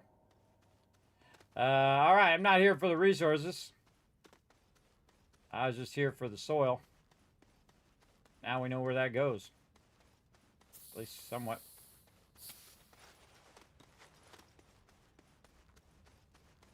Sometimes I feel like it's more work to drive your vehicle than it is just to slide down and walk up. It's pretty common that your vehicles will go crazy. Clean up that flat part there a little bit. It's a little more difficult. Okay. Wait to get my larger container going on. I don't have to do this anymore. Put this whole... Put the thingy in there, kind of thingy. Get an empty one back. That in there. All right, now I'm going to tell it to do resin on a loop. So just keep making as much resin as it can. And I've already got the canister primed. Not that I really have to prime it when you're doing this because there's no other resources on the table. But I prime it anyway. I put one in there just to make sure. And then this is just going to keep going until it runs out of soil. So it's just going to keep making resin over and over and over again. And it is the perfect time to let it run because we have enough power. We have all of our power set up. We've got our research going. And right now we need to wait a little bit for our research anyway. We're about 560. So we're going to take another break. We're going to let that run. We'll wait for it to roll off of there first so you can see it transfer.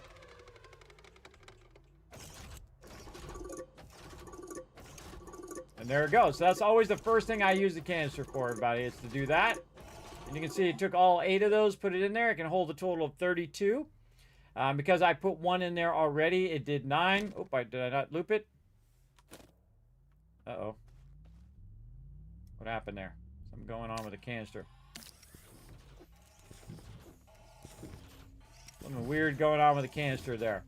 You know what? I'm going to take one of these canisters out and just leave it right there.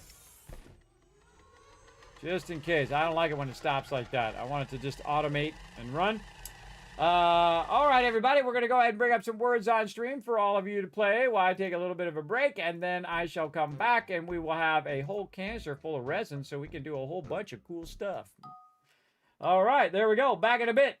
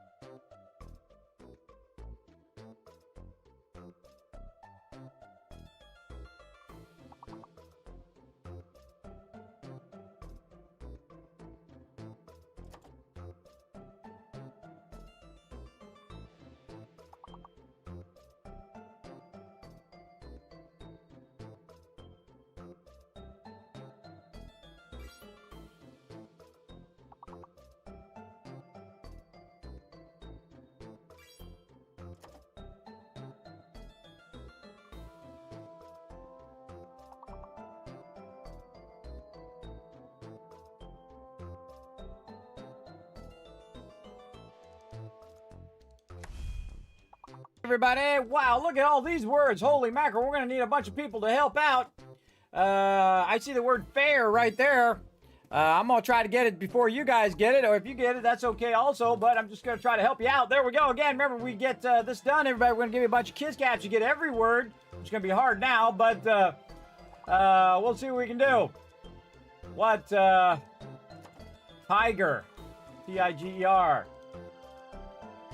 T-I-G... Oh, there's no E. What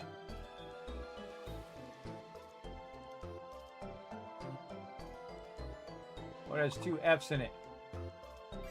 Griff. Griff is a word. Can't think of anything else. I-R-A. F-I-R-G. Graph with two F's. Good one, getting the big one there, graffiti. Didn't get it, but you guys worked together, so I'm going to give you a bunch of kids caps anyway for doing a great job of working together. Dang this button today. Darn Stream Deck usually works perfectly. I never even think about it. It works so good. That's what I like about it. I can set it and forget it, but today it's acting funky. I'll have to figure it out off stream, everybody. I'm not doing it on stream. We want to get back to some some Astroneer here. Let's get back to it. Okay, so we filled up our first canister of resin while we were AFK. You can see it filled the whole entire thing up. We got 32 resin, and we're ready to make some stuff. Now we can just take this right off here, run it right here, and we can go ahead and run it out. And now it's going to run it out into our various printers and whatnot. And we're going to go ahead and get our game sounds back on and start doing some platforms. And scale this up even more so.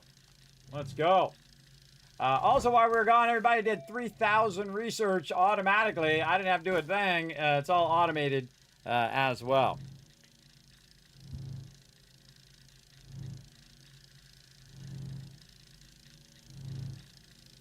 There we go. And since those plants are so abundant, everybody, it really does a good job of just collecting it. Oh, it looks like it's catching up. Looks like it's catching up a little bit. Looks good, looks good. All right. So, oh, back to our quest. That's what we were doing. Yeah, get over there. Let's see. So we got our storage done. We're going to get 5,000 more bytes for that. Nice. Exo research unit, we'll do that later. Print atmosphere condenser, don't need that right now. I would say medium battery for sure. That's going to take a while. That's a lot of putting stuff on different planets. Trade platform, that's costs a lot to do the trade platform. Oh, that's an extractor. Now, actually, the extractor, I think, is the thing that that triggers the MEGATECH. So we might actually get to a little MEGATECH today. And that's something else. So feel like maybe medium battery first. Let's go medium battery first. Medium battery. And right here, it is 3750. We have 3948. Perfect timing for that. And we need some lithium and some zinc. And luckily, we went and picked some of that up. Right over here. We've got our zinc. We've got our lithium. And we're ready to make ourselves a nice battery. Medium battery. There we go. Medium batteries are great at this stage of the game because you can backlog way more power than I'm backlogging over there, so that when you're starting a bunch of stuff up, it will actually help you with your power. And I'm going to put it right over here in this kind of large printer. You'll see me consolidate all those power later. But this produces 5 power, so when it backlogs a bunch of power, and it will backlog 512, everybody, versus the smaller one, which is 32. So 32 versus 512. And the smaller one goes at 1, where this one goes at 5. So again, when you backlog that excess power, which you can see I have excess power because it's filling up. And then if you use both of them, now I'm getting 6 power whenever it exceeds my overall power limit. So kind of like a battery buffer. So when I exceed that power limit, it'll use the batteries. And then when I'm not exceeding that power limit, it will charge the batteries. A great use of that for sure. Absolutely. So we're going to go ahead and keep it on over here. Oh, this is still cranking away. Still cranking away nicely. Okay, and then we got that quest done. So we're going to go over here. And speaking of power, boom, boom. So we're going to go ahead and get this, and we're going to get this. And now we got the big boys. Look at this. Now that is crazy, everybody. That produces 10 power when the wind is blowing, and this produces 9 power when the sun is shining. So very nice. And you'll see me start to kind of put my power stuff way off to the side here. Because your power stuff you're not going to be really looking at all that often. The wind works day or night, inside or outside. So the wind one is the first one I'm going to put over here. And you got to put it on a thing like this. There we go. And, oh, it's starting up. There it goes. Now we're going to tap that in there, and very nice. And we're going to need another platform. And again, we made all that resin, making this easy right now. Put that up just a little bit. Sitting there a little funky. What did I do with it? Over here.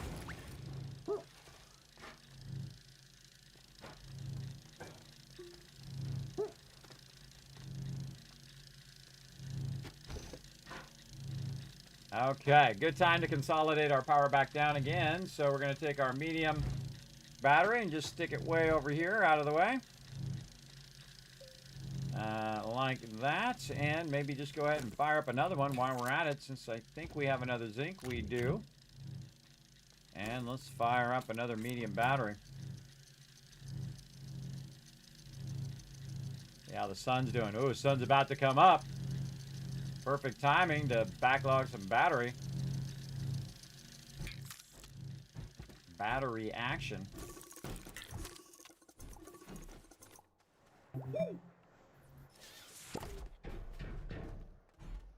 All right, same thing here. Put this up here. Now this is going to produce 9 power when it's running. Now remember, it only works when the sun is out and actually hitting it. Sun can be out, but if it's underground, it won't be working. This actually got to hit the thing here. I'm just going to move this to this side so I can see it.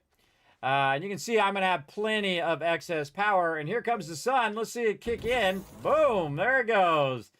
So the whole time the sun is up, everybody, that's producing 9 power. And then whenever the wind comes up, and the power generator going as well. Look how much faster it's going to go.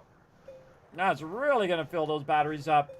And we are so styling and profiling on our primary base. We can pretty much run everything now at the same time with that much power running.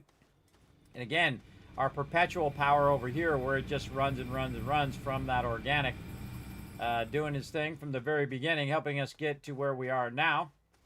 And we want to go over here and see what our next quest is going to be.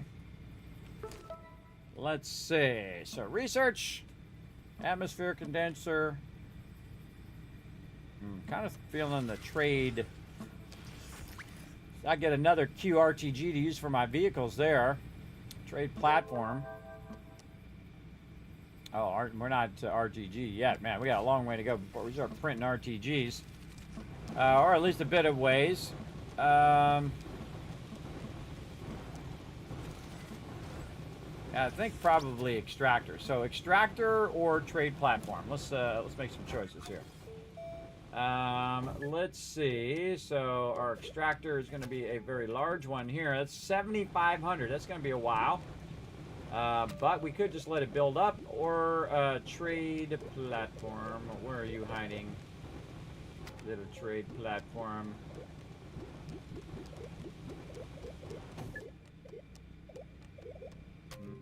Medium printer, I think it is.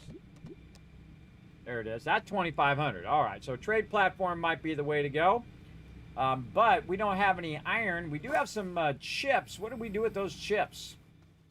Did we leave them back on that planet? I think we did. I think we left them on that planet. Bummeroony. We might have to go back for that, or we can look around for chips as well. By the way, you can usually see them on the radar. And you can go ahead and track them down. Oh, there's something over that way that we need to track down. Yeah.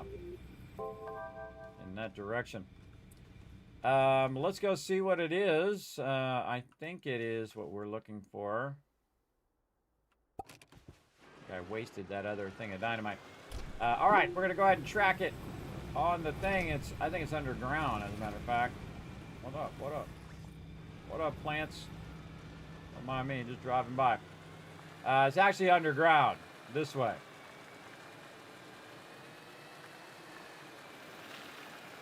We'll drive on out here and see what we can find. And we're using our little solar thing that we found. It's right here.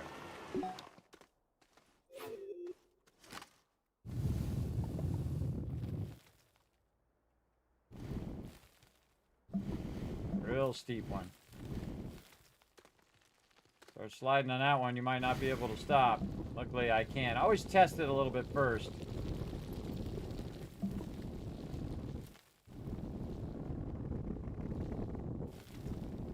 That's straight down.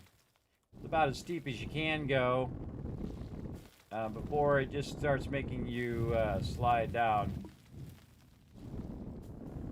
I told you I was going to do some steep ones. Okay, are we at level? Yeah, we're at level here. I'm just going to taper this across. And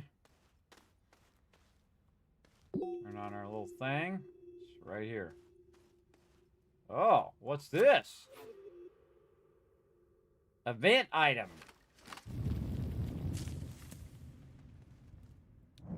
Growable seed. I don't remember ever doing this event. All right. Then the tricky part is going up. Everybody, the trick is you just jump. It goes much faster if you just press the space bar a whole bunch of times and you jump, jump, jump, jump, jump, jump, jump kind of thing. Okay. Apparently. Oh, no, I think I've done these. They're like popcorn. Yeah, I think they're like popcorn seeds. For the current event. There's a current event going on, kind of Halloween and / Thanksgiving event. Ready to get this out here? We sure did. So we already got that. That's not what we're looking for. There is something this way. Let's see what this is all about.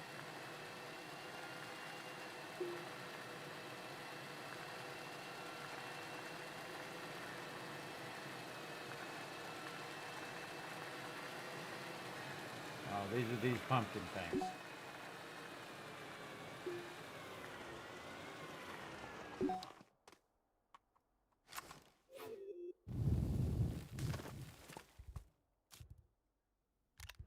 Some of them seeds.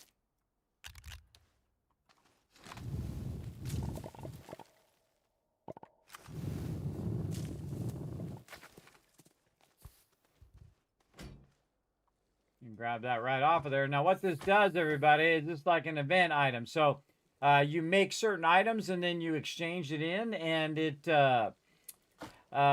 it gives you special rewards. I have done this one before, and I actually have a trick for this one too, where you can just make an infinite amount and loop it once you get it set up.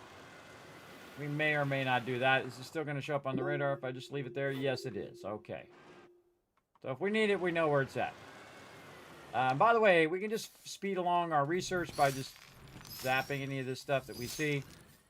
You know, 15, 20 doesn't seem like a lot, but if you do it 100 times, everybody, or 1,000 times, that's a lot of research. All right, heading back toward the base.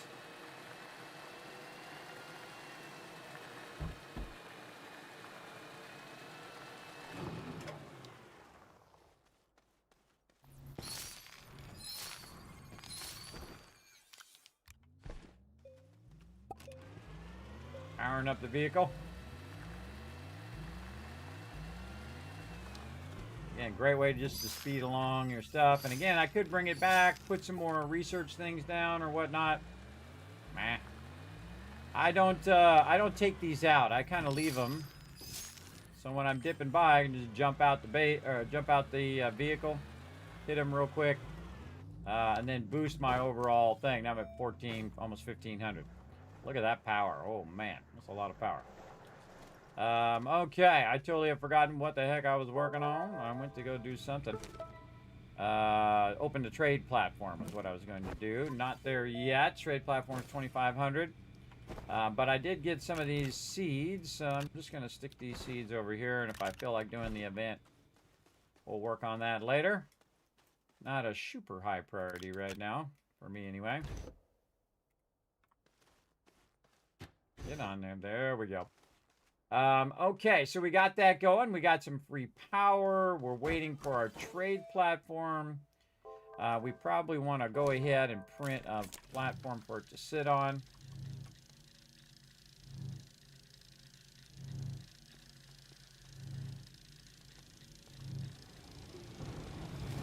It definitely looks like it's keeping up now. I like it when it's burning them up, and just at the time in which they spawn is the time in which it feeds it down the line. Then you know you're maximizing your conversion. Let's see, yeah, there's still some on this line. This line could use more. Yeah, there's some. They're definitely backlogged on here.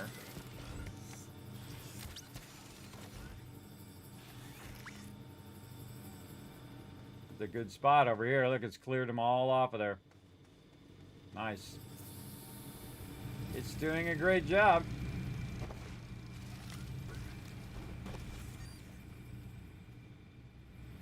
Okay. That run. Let's see. What else can we do while we are waiting for our trade platform? Probably organize this a little bit. Aim it that way now. I try not to block my little quest thing here. Put our trade platform right here along with our shredder. Okay, and again, this is all functioning. Now, I could have put this further away, by the way. This whole thing I could have put way out in the middle of nowhere away from me. But I like it to be there so I can just kind of monitor it and check it. I usually like my power to be close to wherever I'm at, especially in games like Satisfactory or here in Astroneer.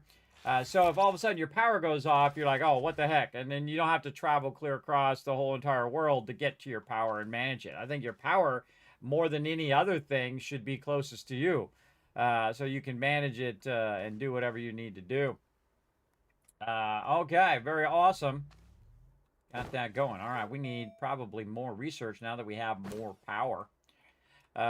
So now that we have an abundance of power, more research.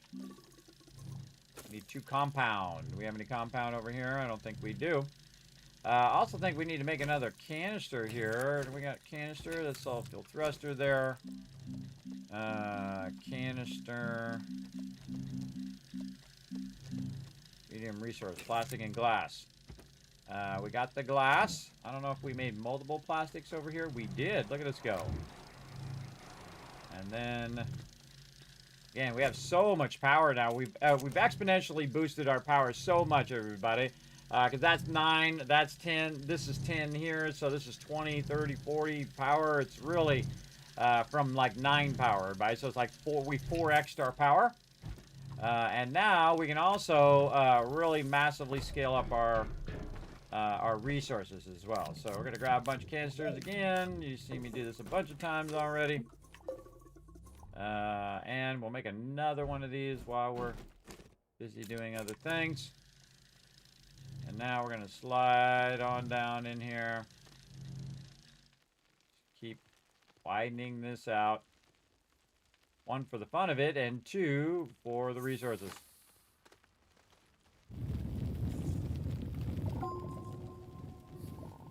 Again, you see I'm starting to cut through the other side of the mountain now.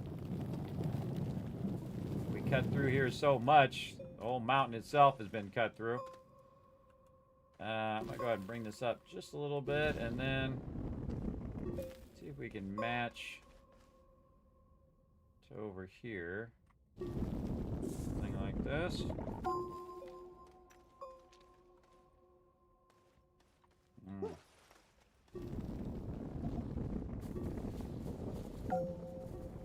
Now I'm just making a big old road right over here to these resources and collecting the stuff at the same time, by the way.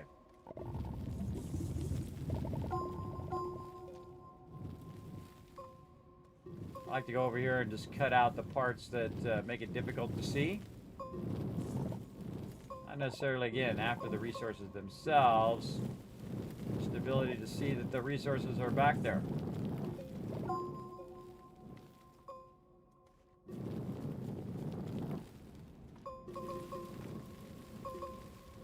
A lot of stuff.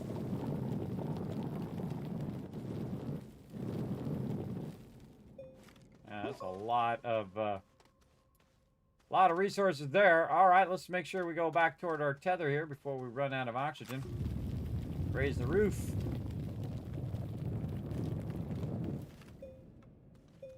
Very nice. This all needs to be evened out a bit. Nice. All right, I got plenty of dirt. I've had plenty of dirt there for a minute, but wanted to fix that up a bit.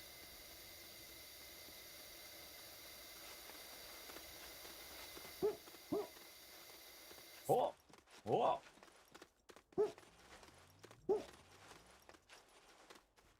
All right, and then over here.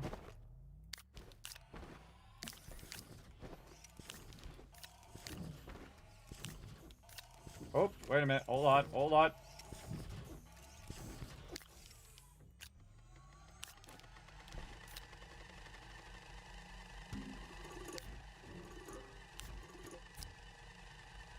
I forgot to turn it off auto first. My bad. Get my RTG back.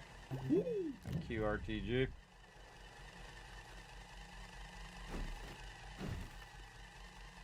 Yeah, we got 2 right there. Very nice. Actually, not what I wanted to make.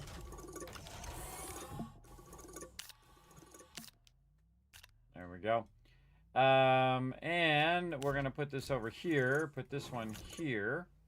Take this, and instead of running and getting compound, even though you saw I had like 10,000 tons of it, I could have just got there. Why do it when I can have it automated? I can just take the dirt, put it in there, and it's going to fill that canister full of compound, and I have a canister full of resin, canister full of compound. Easy. And I don't make organic in the centrifuge anymore. I use the tappers for that. So if I need a lot of organic, I just make a whole tree farm and put a bunch of tappers on it and then just collect it that way. Much easier, much better, I find. Really just trying to get your stuff started is the most important part. Where you have a whole canister of this and a canister of that, so you don't have to worry about it. And we'll pull this out of here. Stick it over here, and that one's empty. Nice. There it goes. All right, now it's got 8 of them in there, and now I'm going to tell it to loop. Oh, it's not swapping containers again. There we go. Pull that container out of there and loop. Now it's just going to go until it runs out of resources or it fills that container, one or the other. Okay, got that done. How's our research? Oh, 2289. We're getting there. I already forgot what it was that we were working on. I think it was our trade thing. Yes, our trade platform. Our trade platform is 2,500. We're at 2,305. We are looking good. By the way, we can supplement it or run another one over here if we want to do. Simply by going out here and hitting a few of these. Make it go a little faster. So easy to do.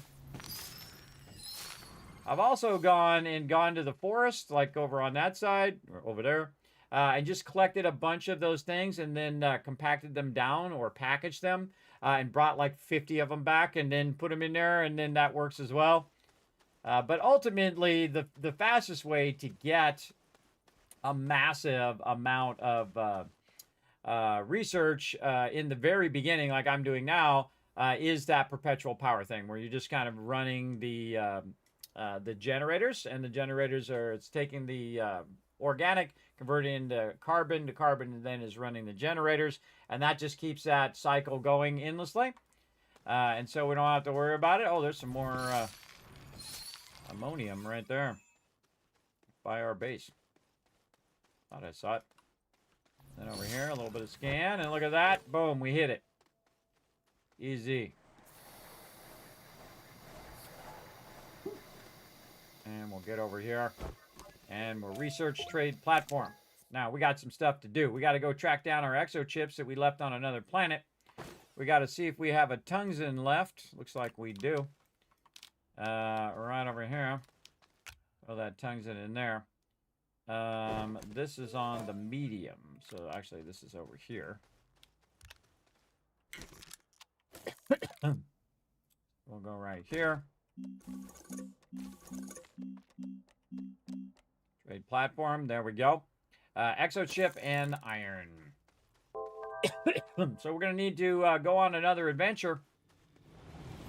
And we're going to need multiple of our items here. What do we do with that excess thing over here on the solid fuel thruster? Put that there. We're going to need to make another solid fuel thruster, so aluminum and ammonium. Let's just go ahead and make 2 of them, since we have a bunch already there. They only take like a second to make. Well, a few seconds.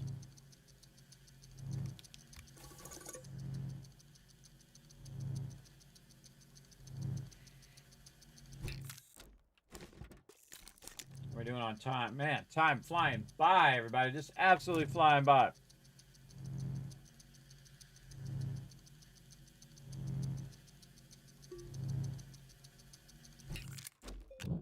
Okay. And we got a couple of those. We're looking good. I'm going to keep them out of our backpack and just put them right in here so that we're carrying excess fuel, rocket fuel. And first thing we're going to do is what?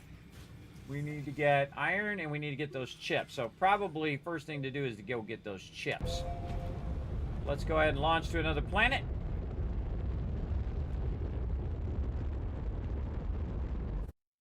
And we're going to go here to DeSolo and see if I left the chips on DeSolo or did I leave the chips on Venecia. I guess we're about to find out. Oh, there's my base too. I missed my landing spot there, but that's okay. We'll just orbit around until we see it, and then we're good to go. Looking for that green beacon. There it is. Let's go.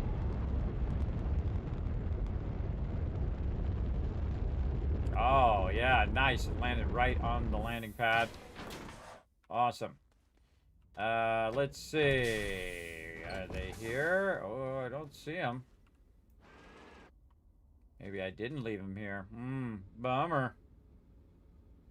Bummer Rooney. Nope. Didn't look like it.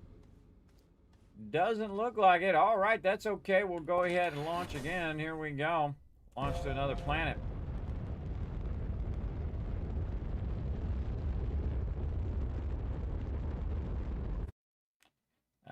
Back to Venecia.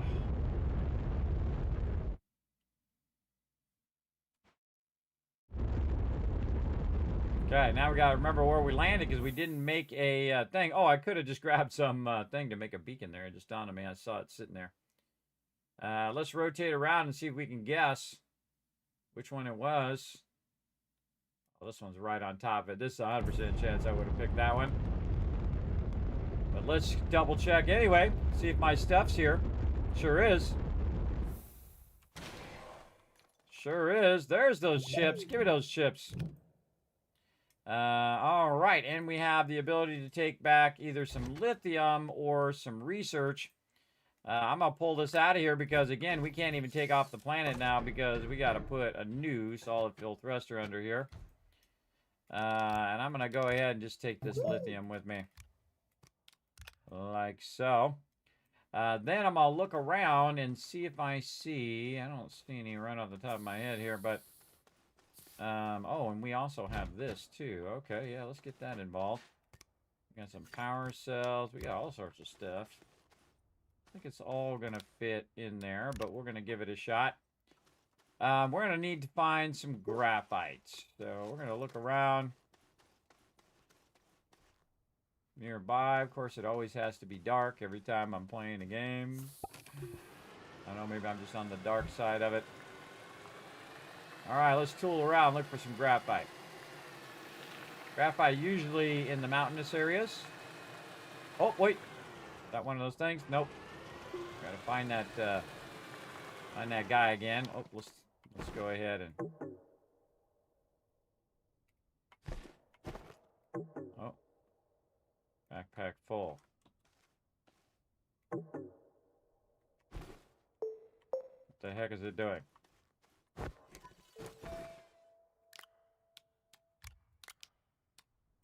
I take it out of there, put it there. There we go. That was weird. A little bit of weirdness there. Oh my goodness, it just happens to be right over here. Awesome. Awesome.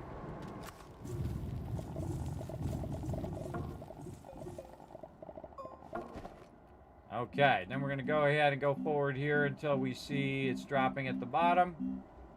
Packager.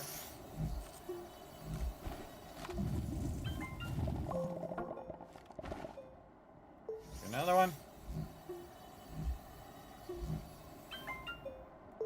And another one. Then I'll grab one more. Oh, there it goes. And put it right down here. And take that with me.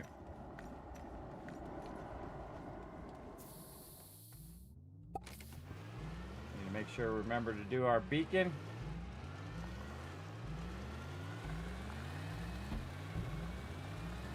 Yeah, how much better this vehicle is when you have the trailer on it. It's not flipping over all the time. Highly recommend the first thing you do is put the trailer on it. Otherwise, it's going to be very awkward. All right, now we've got a packager. So we can take this, our research, package it down, stick it in our backpack like that. So easy, everybody. So easy. That's why you want to unlock the packager very early game. And you can just package all that down. See this really cool wind turbine here? Guess what? We're going to make another packager. Take this one first. And get that out of there. There we go. So now we just got all of that loot. Easy peasy. Let's see. What can I leave behind? We'll leave the packager behind. Because I'm not leaving without my QRTG. I can tell you that 100%. And we'll just put this up here. Find us what we have. And then we can put this in here in the cargo hold. And we got all the things that we needed. And again, we want to make sure that we do have an extra solid fuel thruster. Just in case we press the wrong buttons or click the wrong planet or something like that happens. As a backup. Oh, wait. We totally forgot to put the beacon in. That was what I was going to do, and then I forgot by the time I got there. Let's go ahead and rotate back around again. Though I kind of know which one it is because it's right over the top of the thing.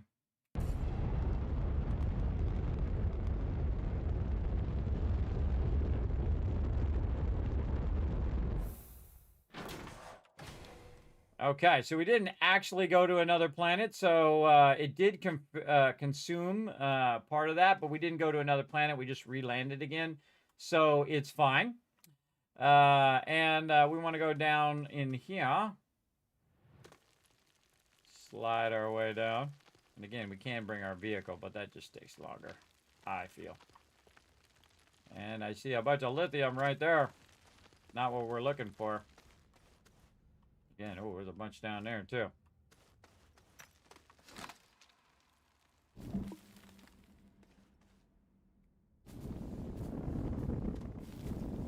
Myself a little road.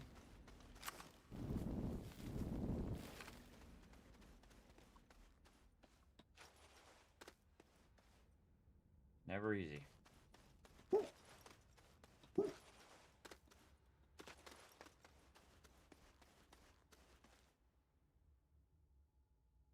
Very rarely is it ever easy. The thing you're looking for is the hardest thing to find. And you notice that I'm not getting too far, and that's because of my oxygen. I'm not using any tethers. But I can use resin in an emergency. I'm going to try to look for it on the way up the ladder, or up the ramp. Don't see it. Even if I did find it, I don't have enough inventory space to utilize it. So I'm going to run up here and drop this stuff off and refill my oxygen. All right, we'll put our chips down again. This time, we're taking our vehicle. Here we go.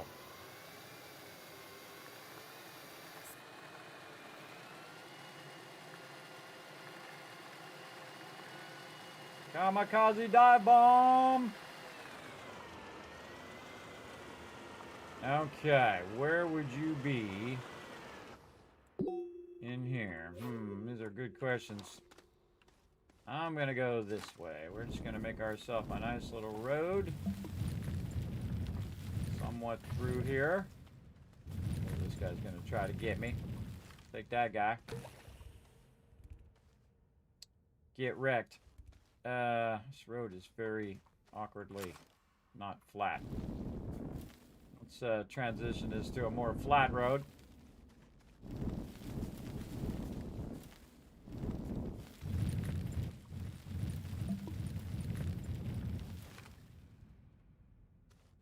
So much lithium, though. Love it.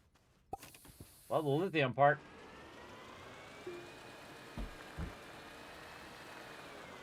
Now, I can just drive over this, everybody, but I like to make a road as I go along. Makes it real obvious that I've been there and I was doing some stuff and some things. I don't need no tethers. Tethers are for the weak. Oh, man, bad angles are for the weak, too. Get that out of there. Alright, we're going to just drive right through the middle of here. Come on. Now, if you just go far enough in one direction, everybody, you'll eventually run into that resource. I've done it many times. Like that. There we go. Need some dirt. All out of dirt. And the reason why it's so easy for me to shape here as well, by the way, is because I did upgrade my my drill bit. So now we can see over here there's a bunch of quartz that we can utilize. And of course, if I was smart, I would have grabbed it from the last one, but it's okay. Now we know where some's at. And we'll drop this. We'll grab this. We'll go ahead and get beacon. Put this in here so we can make a second beacon. There we go. And then we dip.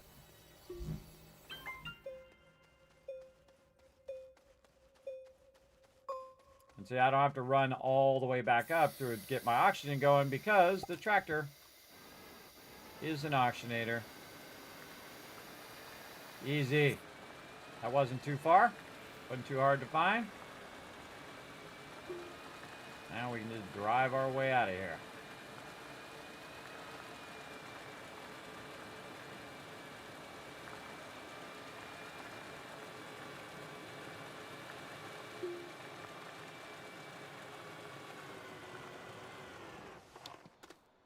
Okay, now we can put our beacon down. We can go ahead and set it to green so we can find it nice and easy next time.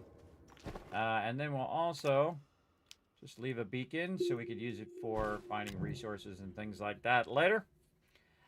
We've already got a full thing over there. And if I was actually collecting resources, instead of bringing the platform, I would bring a canister to collect a bunch of it. But I'm not doing that, so we're fine. All right, we're out. And let's see if we can get back to the planet with our half-used thing here. Let's find out. We're on Novus, and we want to go to Sylvia.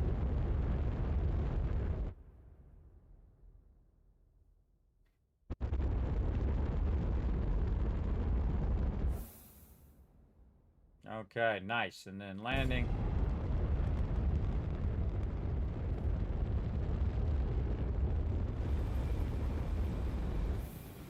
Again, lucky we brought some extra one. Now this one is at 25%. I would pull it off of there and not use it. I'd just throw it in a junk pile. I'm going to throw it way back over there. Because I did have to go up and down, and go into the orbit a bit there. I would not trust it at all to get you where you're going. So I would just take another one, because they're not that hard to make. Easily grab those resources and put a nice new one on there for next time. Okay, throw this on here. Looks good. And we went over there to get our microchips. Microchips it is. Or exo chips.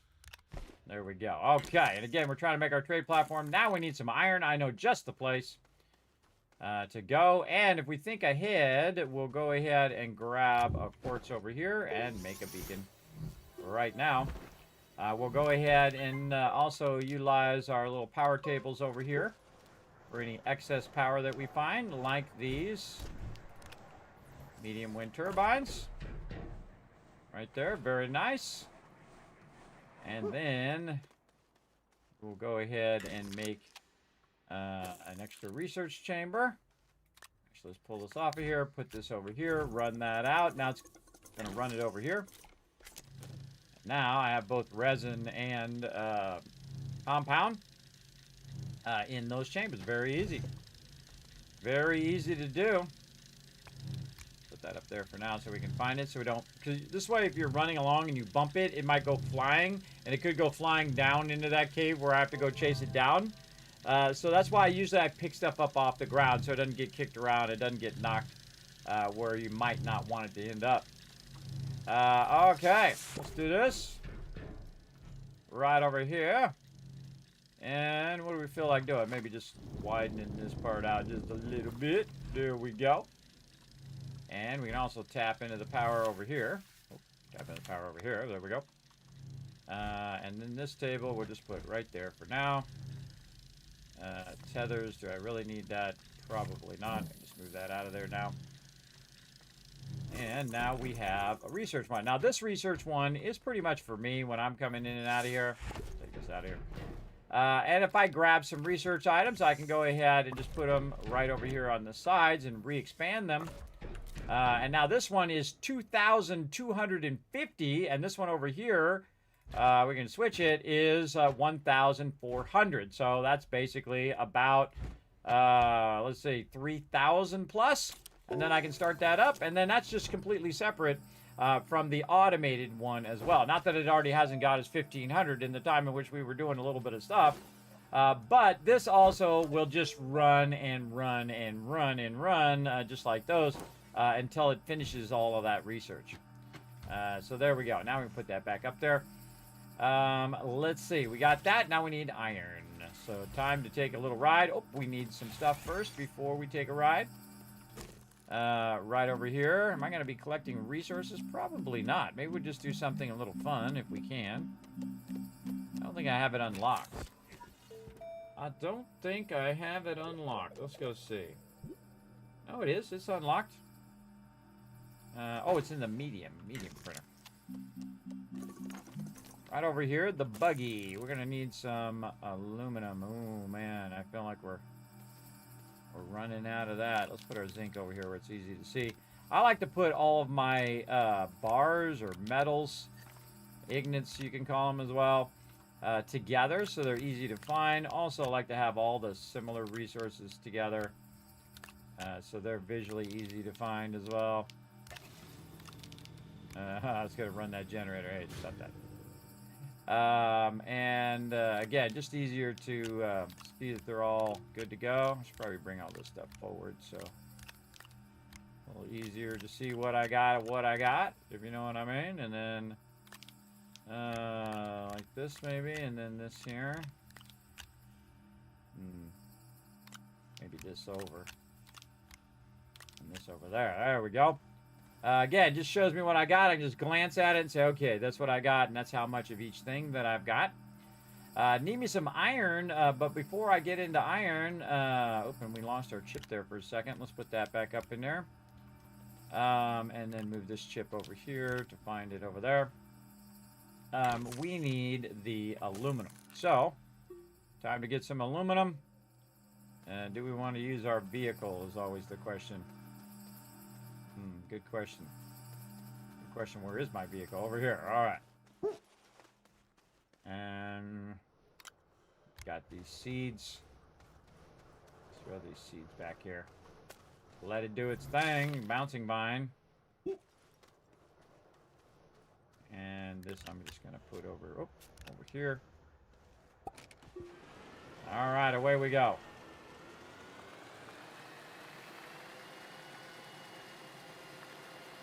We don't need that much, just a little bit. We'll get into big extraction in a bit. Right now, we're just doing some basic extraction. Turn this crazy train around here. Get it going. All right. Again, every time you see these, everybody, just go ahead and just scan them. Nope, that's not worth the time to carry them back. Man, it looks like we're about spent this node. That's way down there. I'm not going to bother to go way down there. I'm just going to try to flatten this out. Just cover all this up. See what I can find up here at the top. Don't need that many.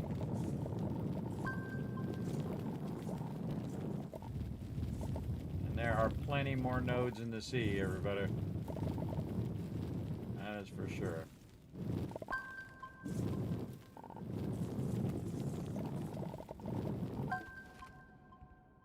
All right, good enough, I feel. Throw some up here.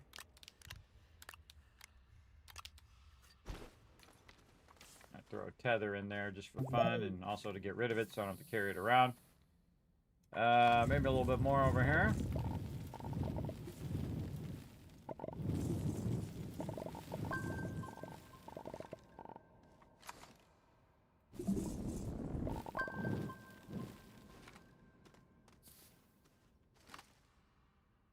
Again, this feels very creative when you're in here kind of shaping stuff together. Love this part of the game. Just trying to smooth out those transitions.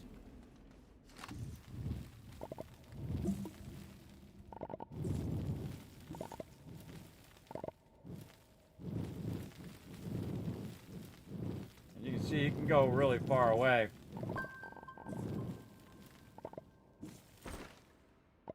One more. Nope, not quite. Bunch of these.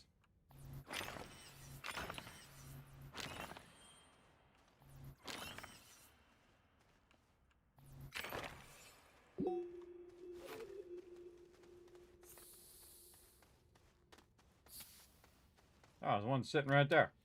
Right there. All right, good enough. Don't need that many for right now.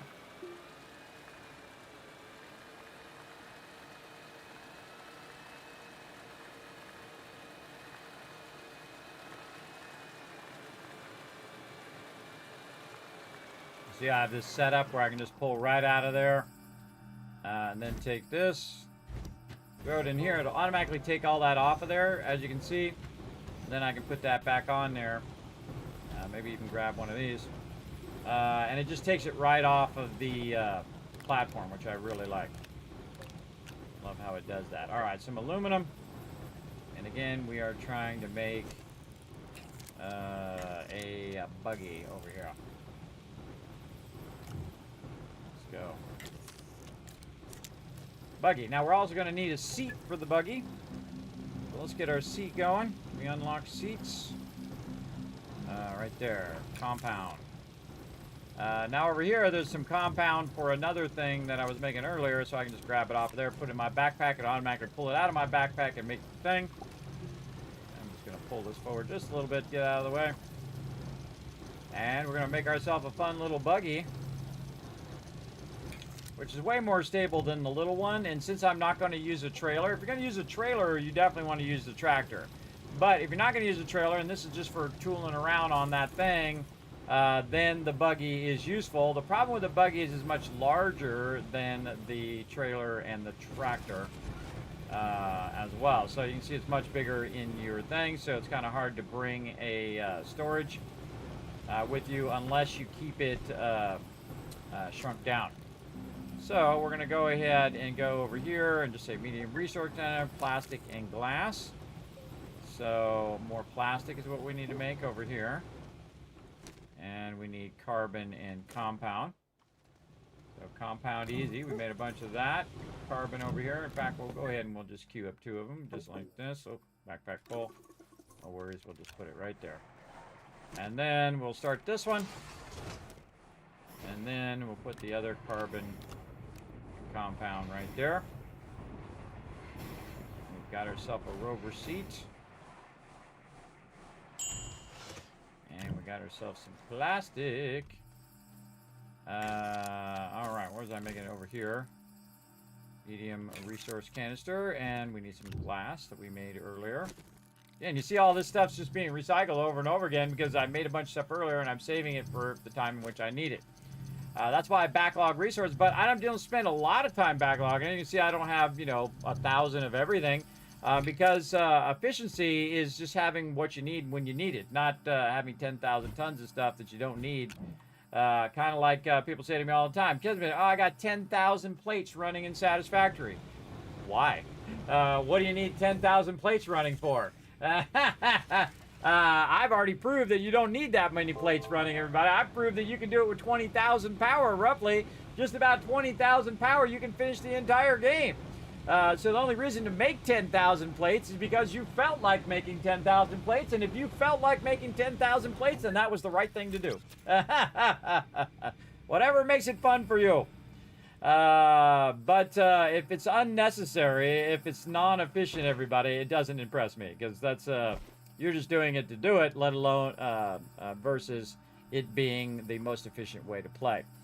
I like to be super efficient, and sometimes I don't. Sometimes I just go off and do crazy things.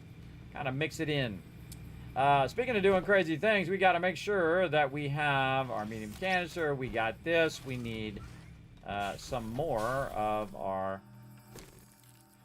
dealio over here. All fuel thruster. We've got one left here. Aluminum over here. There we go.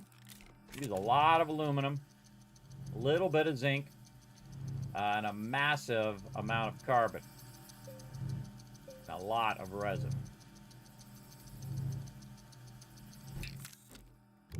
All right, extra solid fuel thruster. This is a backup. Time to go get some iron. We're out of here. Again, you see I'm progressing much faster than I normally do, everybody. Normally I take my time and I do the thing and the stuff and the thing. But we've already done that many, many times. So we're going to go to my favorite planet in the whole entire game, Glacio. It's got all the goodies. And we're going to go over here and snag up a little bit of it. Okay, let's see how we're looking. Something close to the beacon here. Now.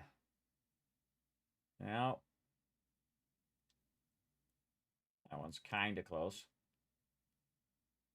Yeah, I'm kind of adjusting my camera angle so I can see. Also kind of close, but not close enough.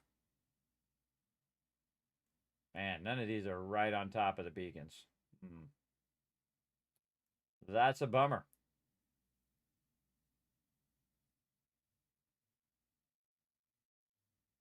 Yeah, I don't like that one. It's a big cavern in between.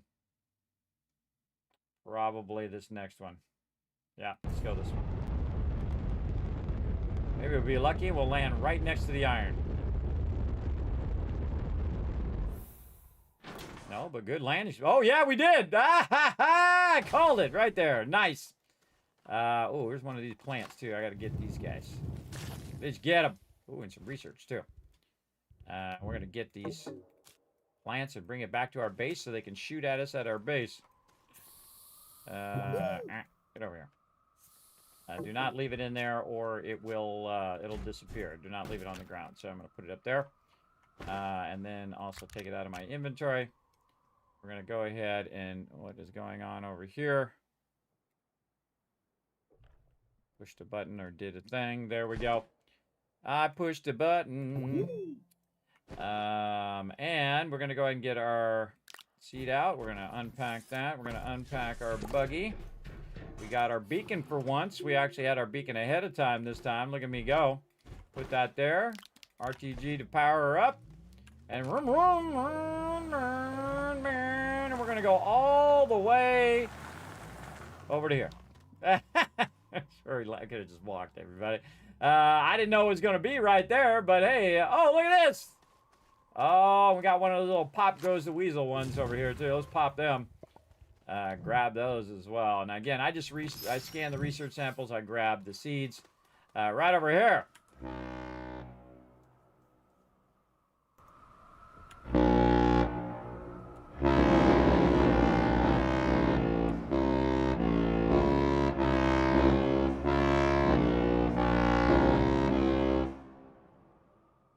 You got to have a little fun in life, everybody. All right, fun. Back to work, though. Okay, we need some iron, and we need to put it back in there. Oh, the other thing I forgot was to bring a medium thing in my backpack, so we're going to have to just take a couple. We're just going to have to just take a couple. We'll come back and we'll get some more. There we go. Oh, and we're dropping them as well. Put it right here on my little vehicle. Watch how far away you can just zip right into your vehicle. There we go. Turn this crazy train around. Drive it right up here. I like this flat spot, though. Very flat.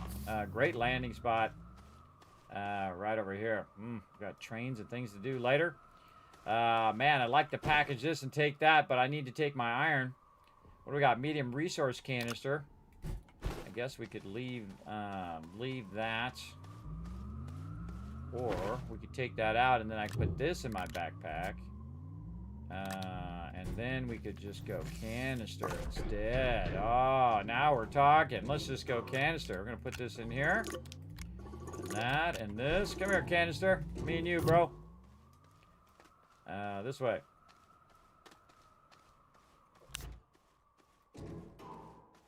All right, show you a little trick. Now, what you want to do, everybody, is make a little mountain. So you hold down the Alt key and you stand up on your little mountaintop here or your little hill. And then you go like this.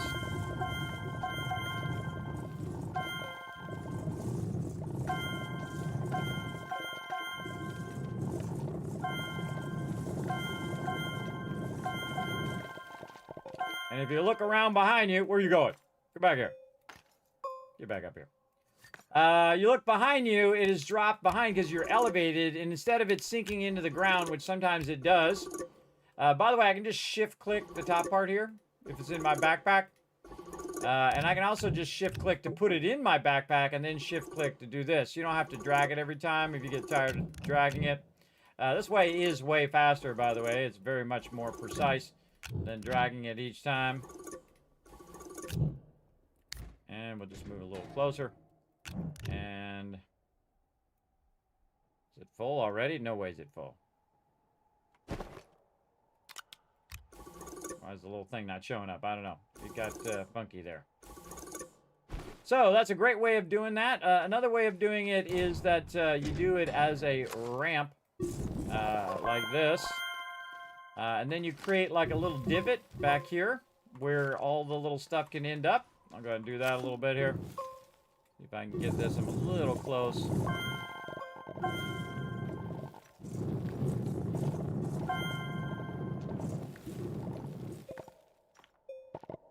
Take the top of this off just a little bit.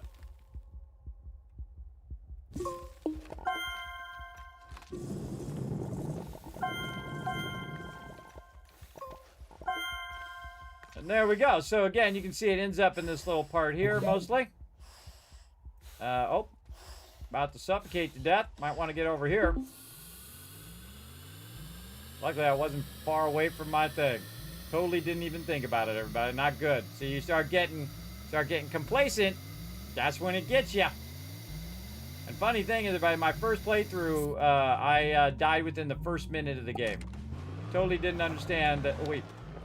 That thing's on the ground. Get that off the ground. Oh, look, I flipped the vehicle over. Nice. Get over here. Put this right here. Oh, nope, not there. Right there. There we go. Keep it from disappearing. All right, let's move the vehicle over there so I don't suffocate. There we go. Put this up here and shift-click.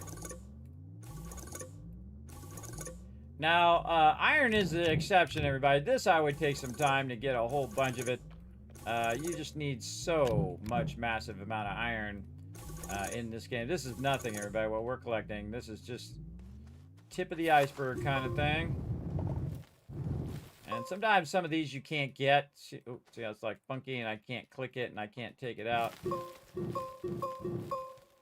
I can't seem to get that iron.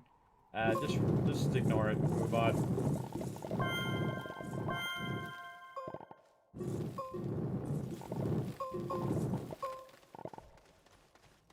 All right, what am I at here? Okay, so couple more. cut this edge out so I can see down in there a little easier. Also, I can just make myself a nice little ramp. Steeper. Really get in here and get it going on. If I get too many and I'm up against this ramp, what it will do is... back here. What it will do is it'll glitch into the ground, and you don't want that to happen because then you just wasted those resources. Oh, nope, in it goes. All right, that's full, and I've got 2 more slots here. But you know what? I think I'm going to take this and get 1 more, and that should max this out for now. That's a really nice iron node.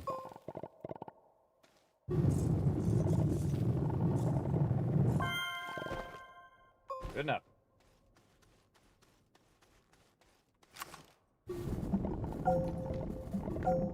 Flattening that out so all these big pointy things get out of the way. Oh.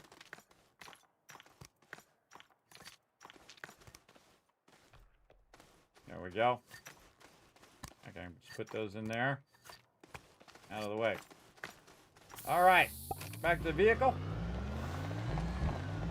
Whee! All right, catching some air. A nice full canister of iron. We can just pop right in there.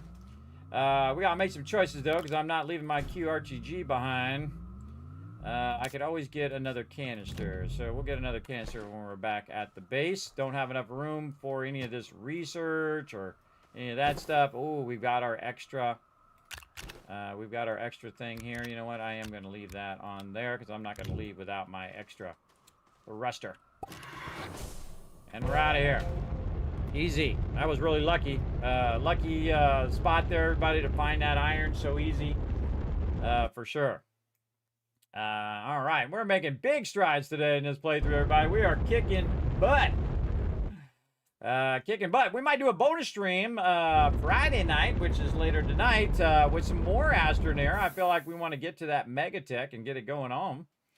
We are working our way there, and I think we're going to be able to unlock it here in just a moment and get started on it. Let's go ahead and land over here. Just getting some iron. Look at this base shaping up. Remember, we just started this base today. We just started this playthrough today. All right, now we're going to have some fun over here. We got ourselves a canister. We're going to need ourselves another canister. Let's make this one the canister. Plastic and glass. Now, luckily, we have the ability to run another plastic over there. We got another glass over here. Wait for that to process.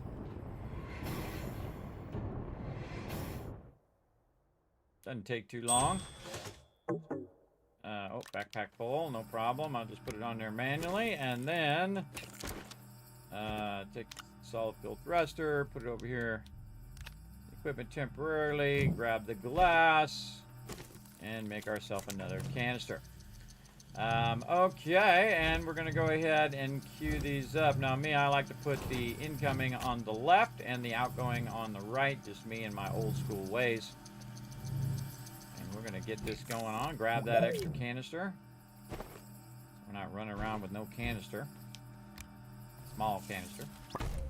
Alrighty, so here's what we're going to do. We're going to run this hematite into here, and it's going to go right into this other canister. And you're like, Kismet, what are you doing? No, that's not what we wanted to do. We actually wanted to run into here, forge up into a thing of iron, and then end up into this. So you just want to run out a couple. Wait till it runs out, or you can run one out, put it in there, what I call priming it, and then put it on there. But once it put that one in there, that actual finished iron, then I can just have this running out, and it will do all of the ones in there and convert them into iron because the 2 inputs and outputs are the same size. So it's just going to run that out over and over and over again until we have a massive amount of iron. Now we got to remember why we were making the iron in the first place. I think it was so that we could make our trade thing right over here somewhere. Where was our trade thing? Wasn't there. I think it was here. Trade platform. There we go. Extra chip and iron. Let's run that in into there. This is running in. So, exo chip over there. And I've already forgotten iron and tungsten. So, tungsten over here. And we already got some iron, which we can actually run out now and just grab it out of the canister and then run it back in again so that it will just accept all the rest of that. And we're going to get ourselves a trade platform going on. Sweet, man, we are making big strides today. And look at our research, everybody. 6,000. So we went from like 1,000, 2,000, 3,000 to 6,000, 7,000. And that's because I have this one supplementing what is all automated over there as well. Now, again, truly, if you're going to do this, everybody, and automate it by just some of the basic stuff, I would do it on Aatrox, would be the primary place if you're in a hurry for your research. But if you're not in a hurry and you just want to play through the natural way, then I'm going to do it here and then scale it up as I go through the game. All right, our trade center coming through. Right over here, we're going to stick it right here, and we're going to trade for a resource. Now, to trade for a resource, we're going to need some scrap and a way to get it done. We need to find some scrap. This can fit in there. We need to get all this resources off this as well. Let's go ahead and, I don't have any resources in my canister. Hard to flatten it if you don't have anything to flatten it with. Again, you see I just keep putting these out here and just let them grow. Do their thing. Way out there, away from where I'm working. And I consider those plants and stuff equipment. So I'm going to go ahead and put the excess one over here with this equipment. Right here. There we go. Because this is stuff I don't use all that much. So I just kind of keep it over there. And if I need it, it's there. But most of the time, that's just going to sit there for a while and do its thing. All right. More hematite I can get out of my inventory and just put it right in here. I'm going to end up with a few extra. And then here's our trade platform. Very nice. And we're going to pop it right over here. There we go. All right. Now we have to use the trade platform to obtain resources. So I did produce a little bit of scrap, but not enough. Now's a great time to look around your base and say, is there a bunch of trash I can just go ahead and get rid of? Hey, what you know right here. What you know? A bunch of tethers and generators. I'm going to keep the horn. I like the floodlight. We're going to keep that. Power extenders. Just kind of cleaning up the base here. And also, it's fun. I can always make a bazillion of those, everybody. And then take the tethers. Get rid of those. The power extenders.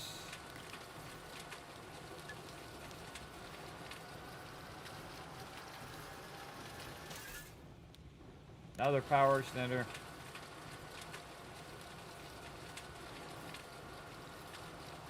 And see, you put one on there.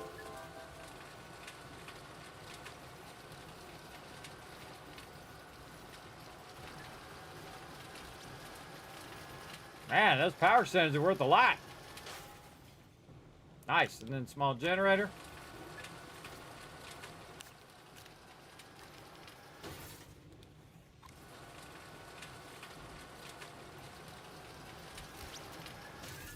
All right, we got enough for 2. It didn't say we had to do a whole lot of it. It just said we had to do it for anything. So we can do compound, we can do resin, organic, clay, quartz, graphite, sulfur, ammonium, which we can already do a lot of that. But look at this, everybody. Laterite, matchlorite, wolframite, hematite, and titanium. Basically, titanite. Titanium it is. Go. Because we haven't done any titanium yet. Though we could have. We could have when we were back at that other, at the Glacial. So I'm just going to do the one that's going to be the most valuable. And now, when we come back here, we can go ahead and get our next QRTG. So now, up to 3 of them. Very nice. Right over here. And the first place this QRTG is going is right over here. We can take all this out. Put this extra solar power back here with our power. Do we got any room? Yes, right there. An extra seed there. Keep accidentally clicking my other monitor. And then back over here. Put these seeds away. Olive field thruster. Again, we'll keep all of this stuff. Maybe put this here. Put that there. Organize this a little bit. Clean it up nicely. Very nice. Okay. Anything else we've got? We've got some aluminum over here that we could probably find a little spot for. There we go. And that is cranking out that iron at record pace over there. And then these over here. And then we no longer need our small generators for now anyway, but if we need them, we can always get some compound and make them. Look at that, 3 RTGs. QT RTGs. There we go. That's going to be on my vehicle for a while now. And now I don't have to carry that one around. That one will actually be on that vehicle. And we'll stay there. Okay, what else are we doing? We got that going. We were doing the trade thing to get the QRTG. We got the quest done. And I think we're ready now to try to get this giant extractor because we have got a lot of extra resources and research now because, again, been letting that research run a little bit. So we're going to try to find our extractor. Pretty expensive, everybody, 7,500 bytes. But as you can see in the game, we perfectly set it up to, in the moment in which we need it, we have the exact amount of research. That's efficiency, everybody. That's amore. Here we go. Unlock that auto extractor already in the early game. Very cool. Now what we're going to need is we're going to need an exo chip from over here. And we're just going to put that right there. We're going to tell this right here that we want to make the big boy, the auto extractor. Now we're going to need some steel and some tungsten carbonide and some rubber. Well, we're going to need to do some work to do all of that. Over here, we've got some rubber, so we'll grab some of that. And we'll put that right over here. And the other thing was steel and tungsten carbonide. Over here, tungsten carbonide, probably the easiest of those two. Tungsten carbonide is tungsten and carbon, and we have both of those usually over here, unless we run out of tungsten. No, we got one left. Perfect, perfect. And do we have some carbon? Oh, don't see any. Don't see any, but I know exactly how to get it going on. Let's just dip over here. Get some of this research as we go by. Find ourselves a nice little grassy spot. All those add up over time. And whammo!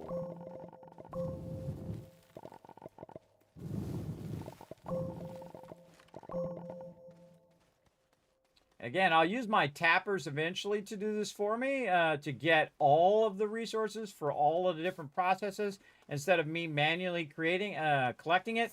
But right now, I am just manually collecting it because it's just easier.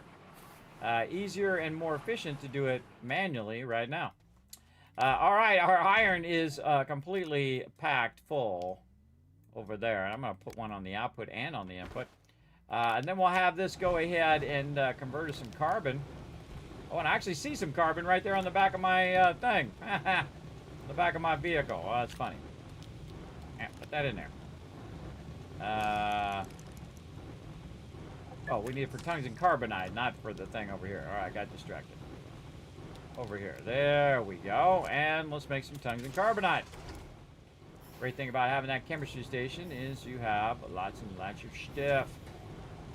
Look at this, everybody. This could be definitely cleaned up a bit. Let's move this to this one. Move this out of here. Put that on there. There we go. And what can we do here? We could stack this in here just to get it out of the way. We could go ahead and put these on here and put it in there temporarily. Okay, all this looking good. Man, we got crazy tons of power for this early in the game. We got crazy tons. More stuff here. That carbon going. We got our tungsten carbonide. Nice. Right over here. And then we need some steel. Probably the toughest of all of them. Right over here, because when we go to do our steel, we're going to run into a problem. And that is right here, our argon. We don't have the gas. We don't have the ability to extract the argon gas. So we're screwed, basically. We need iron and carbon. That we got. but we don't have that argon gas. So what we want to do is unlock, also on top of unlocking that, we want to unlock our ability to extract that gas. So we're going to go to the medium one here. We're going to go ahead and look at our atmosphere condensers, about 2,200. We're getting there, pretty close, pretty close. We might want to supplement our research here, since this one is just chilling, and go get another big one while those other ones are running. Let's go out here, and I'll show you. Really, the easiest way to do this at the very beginning, other than to automate it like I'm doing there. But to supplement that, we can just go over here to the forest. You look for like the purple mountains. I call it the forest. And I can grab the small ones, like the ones we're driving by, but those are kind of a waste of my time. What we really want to do, is try not to fall down that hole, number one. Because we really want to get over here and find the bigger ones, right? Looks like I've already gotten those. I can see that there's an empty slot over there. Let's keep going this way a little bit. And try to go past where we were before. Drive up in between here and see what we can find. We obviously been here because we have the tether there. Let's go up this way.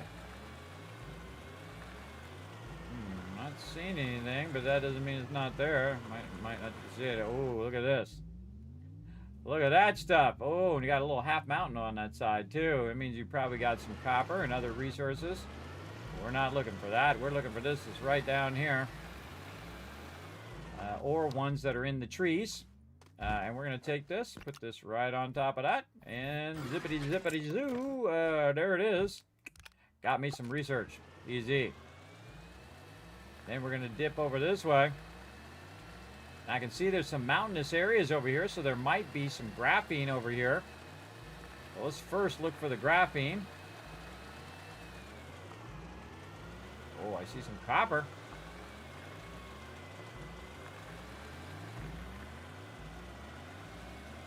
Kind of a very flat mountain, but it still counts as a mountain, even though it's not very tall.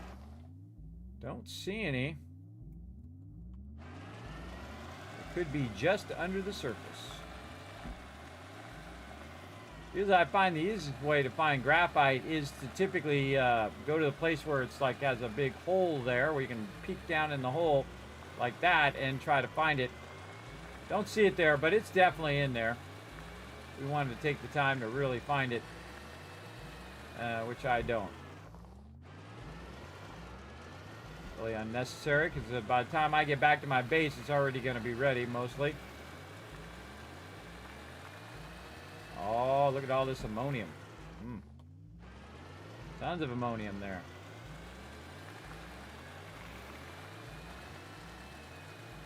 Again, I got my research all automated, so it's automatically, we'll pick the plants, take those research, take it across, put it into the research machine, and then just keep doing that perpetually forever. And again, that's efficiency. And the more that takes my physical time, the less efficient it is, right? Because I've got to physically go grab it, move it, do the thing. When it does it automatically, way better. All right, let's go ahead. Oh, I gotta unpack it first. And let's see how much this one is worth. I think it's around 500. Yep, around 450. 1,400. And we're trying to unlock the atmosphere condenser, so we're getting there. About another 600.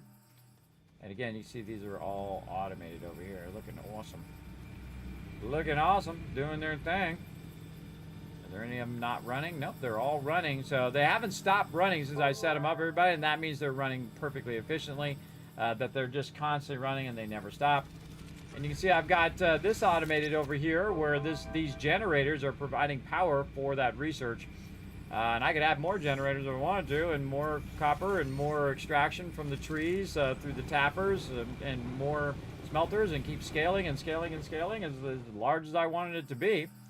But it's really there just to get the research started, and then as you go along, I'll use bigger and bigger items, much like these ones we got going here in the back that we got from a quest. You can see we have some big boys over here, some big solar and big wind. But ultimately, you want your RTGs, because those that don't ever rely on the weather. They don't rely on whether it's this, that, or the other thing. Okay, so 1,500 right now. And again, we need 2,200. So that's going to take a minute. Let's see. What else can we do while we're waiting? And we printed, are trying to print an extractor. That's what we're working on. Also, when we print the atmosphere condenser and use the atmosphere condenser so we can get the argon, so we can make the steel, so we can use the extractor, so we get both quests for the same thing, which is great. Again, if you set that up right, you're going to be great. Definitely not doing that anytime soon. I'll do that later. And do all that later.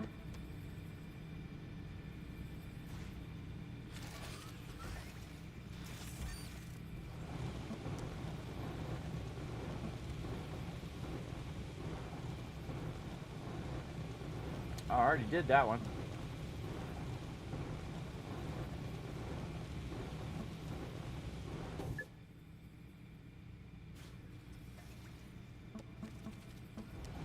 Yeah, I don't know how much longer that event goes. I do not know. I guess I could go over there and look it up if I was really interested in it, but I'm not going to be doing the event. I've actually done that event in the past, now that I think about it. All those pumpkins and popcorn, as I like to call it.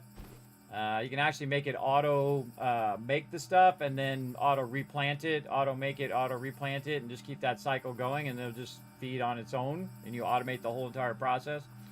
It's pretty fun. Pretty fun stuff to do. And I've already unlocked all that stuff, so don't really need to do it.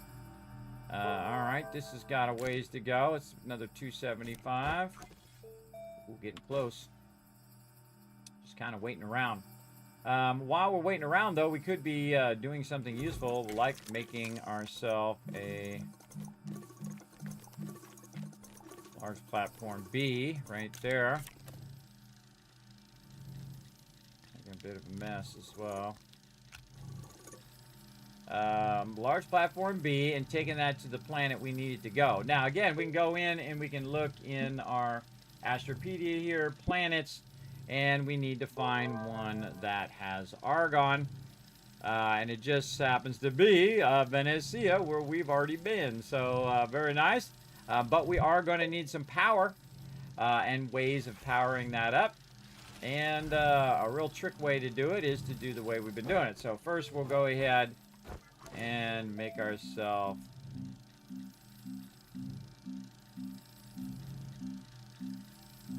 find it here. There it is, a tapper. So we're going to need aluminum for that. And we'll make 2 tappers.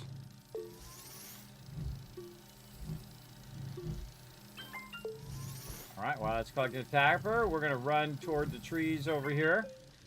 And we're going to look for the flowers. Not sure if there's any over here. Oh, I think I see one over there. Look for the ones with the flowers on the side, because those are the ones that you can harvest. And you're going to get a tree seed. Very useful. Any over here? Normally I go over to the forest to get them, but if there's one nearby, easy peasy. Also, what I can do is put one down and then get more from that one as well. You know what I kind of feel like doing? I feel like running off this way.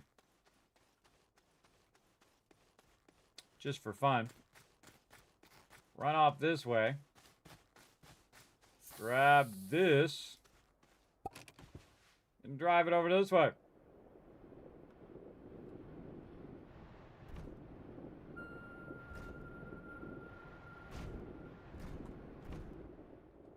Oh, I see some loot that I actually didn't collect yet. Right over here. Not sure I have the inventory space for it, but what we got? Oh, a little research sample. More goodies here. More spotlights. Don't have the space for all of that. We'll just put the rest of that back. We'll definitely take that research sample. And we are going over here to find a thing, but we need to go back to the base.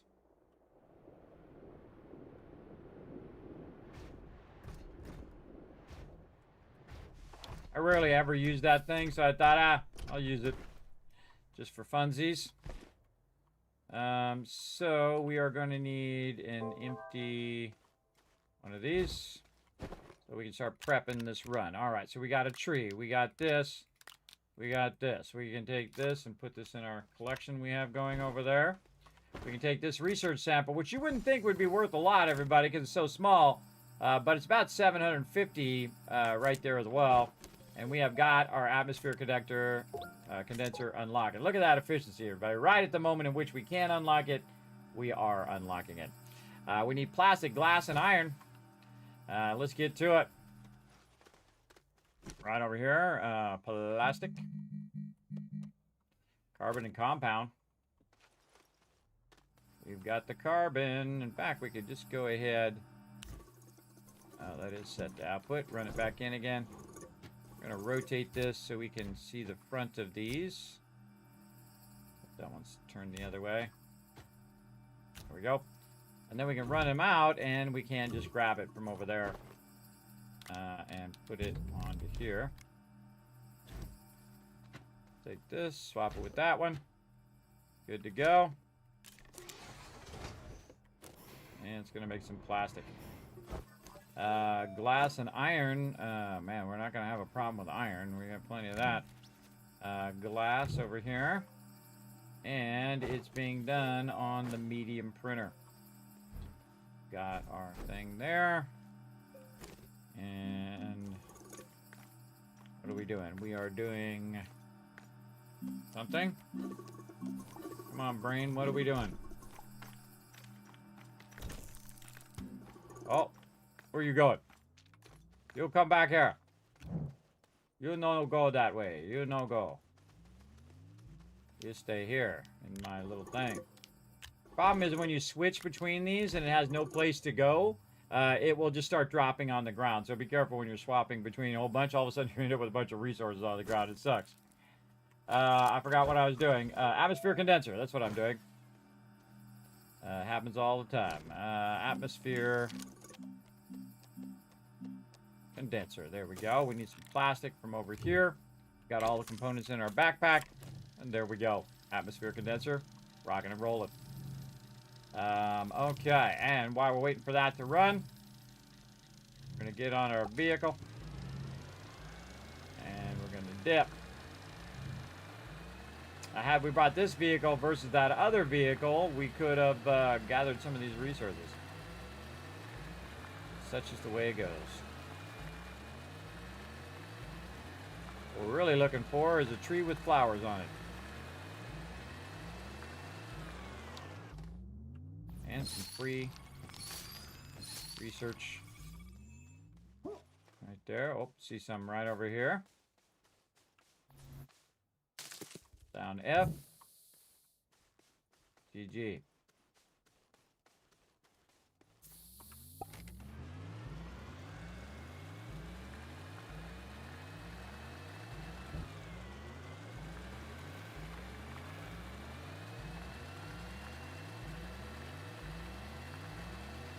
Ah, there we go. Updated quest.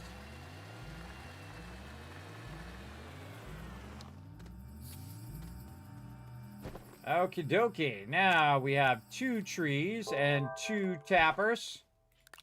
Yeah, we can make like 10 tappers and put it on if we really wanted to. And we have our atmosphere condenser. We have a platform for it to be on. The next thing we're going to need to do our perpetual power here is our smelting furnace, compound and resin. That's an easy one. It's sitting right in the thing. In the canister right there. All right, smelting furnace. Oh, actually, I could have made one on that side. D. Let's run it back in. It's already set up. What I really need to do is make sure that that makes its way back in there. Is make another table. Resin. All right. Again, now they're running in tandem. We got plenty of power. We can run stuff in tandem. Okay, so we got a problem, though. We have a very small ship versus what we need to do. And to make that bigger ship, what do we need to do? Let's go take a look. we're going to need 3750 aluminum alloy, which is not that hard to make, and some ceramic to get the medium-sized one, or you can just go straight to the large one. The funny thing is that I do have some titanium. I don't have the chips for it right now, though. But I do have some titanium that I got from that trade right there. And I can just go ahead and convert it into a titanium ingot. Okay, smelting furnace. That's good. And we've got our stuff here. So we want it to come out of there. We're going to need an auto arm. Let's get that going. Again, just setting up a whole bunch of fun here. Auto arm. Aluminum and graphite. Graphite. Aluminum. And auto arm. And another table. Again, kind of prepping everything ahead of time. Building it here where I have the most resources and the most power.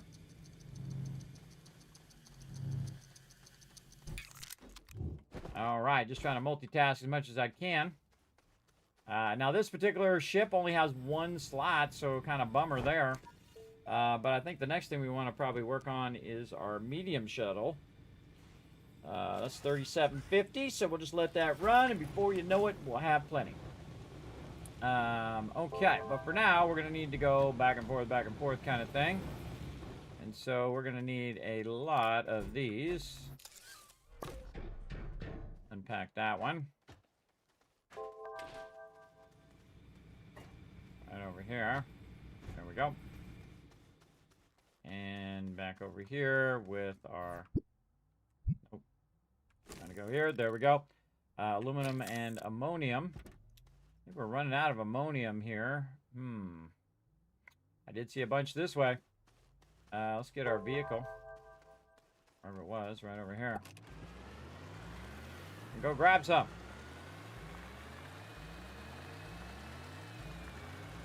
Again, did a restart here, everybody. I've played through the game many times. It is not my first time playing. Watch that backseat gaming, everybody. Again, only when asked, as you can see in the tags down below.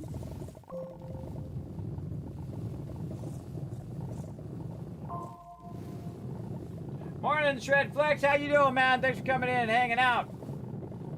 We are trying to find some ammonium in here, and I don't see that much. Again, these nodes are very hit and miss. Might have a little bit. You might have not enough. I have one. All right. And we'll just take this organic off of me. Put it right here. And I think what I'm going to do is just run up the hill here and see if I can find some more. This way.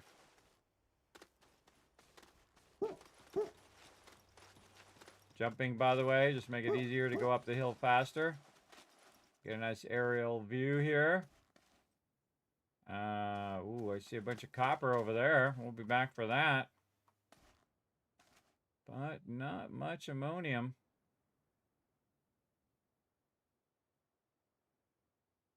Yeah, lots of copper. Don't want to hang out too long, everybody. And then these up here, by the way, are worth more. They're worth 36 instead of like 20. Wee.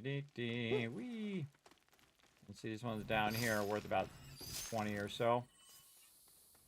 Okay, so one ammonium. Well, one will get us started.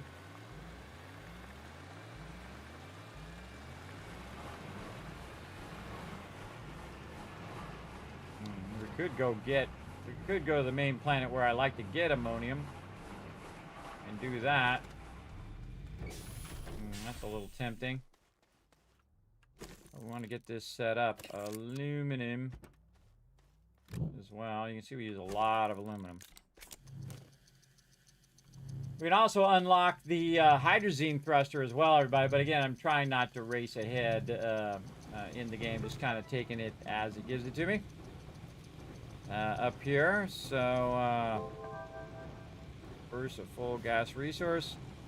We could actually just do that right here and repackage it if we wanted to. Kind of feel like we'll just do it when we get there. All right. So first thing we want to do is definitely take the most important thing, which is the Where did it go? Oh, we had an extra platform B right there. Nice. Take that out of there before I forget again. Smelting furnace. What did we do with it? Oh, it's probably in the vehicle. Yes. All right. So put the atmosphere condenser in there first. And we're out of here. Launching to another planet. Probably, before I launch here, I put some of this in my backpack. Right here. I put all of that in my backpack except for that. I'll get that one on another trip. This way I don't have to bring that whole thing with me. And I have more room for putting in the resources that I need. Now, really, you want to have your table first, so you can put the atmosphere condenser down on the table. But I always put the most important thing first, which is the atmosphere condenser itself, so I don't lose it or forget where it was. And bring that first. Doesn't matter. It's not going to start up until I'm ready for it to start up anyway. So we're going to go over here, and we're going to try to find our marker right here.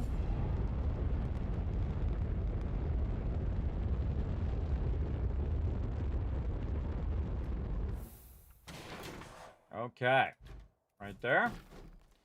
Then we're actually going to look around for some ammonium, just in case there's some nearby we can grab. Be a good time to grab a little bit. Normally I don't grab that much ammonium from this one. This one has these big shapes in the world, which are really awkward. Whoa, didn't even see it. It was underground there. And of course, it has to be nighttime. Every time I'm playing, every time I'm over here. A constant nighttime. All right.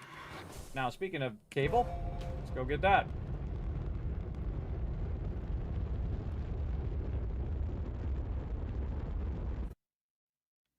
And we could just dip over to Caldor real quick.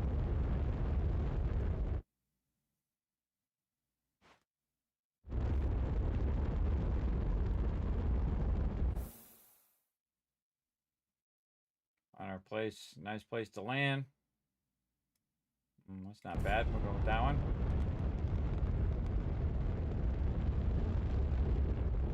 Hopefully it's a good spot.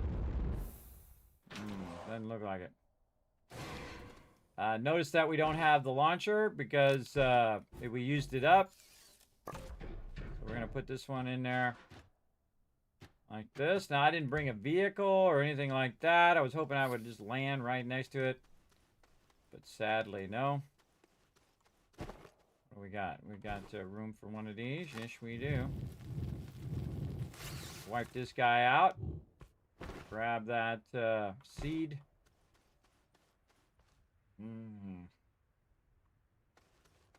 This is actually my favorite planet for ammonium because usually it's pretty abundant. Oh, I see some right here.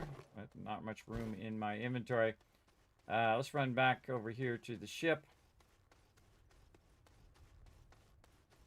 Should have probably brought, if I was thinking next level, I should have brought a medium platform or a container in my inventory to unpack after I put the box down. That would have been next level. At least we thought of it at all. What I'm doing is I'm walking my ship over here, so I don't have to keep running back and forth. So I'm going to walk it right there. And then I'm going to put some of the stuff that I have on me. Whoa, look out. Tried to get me.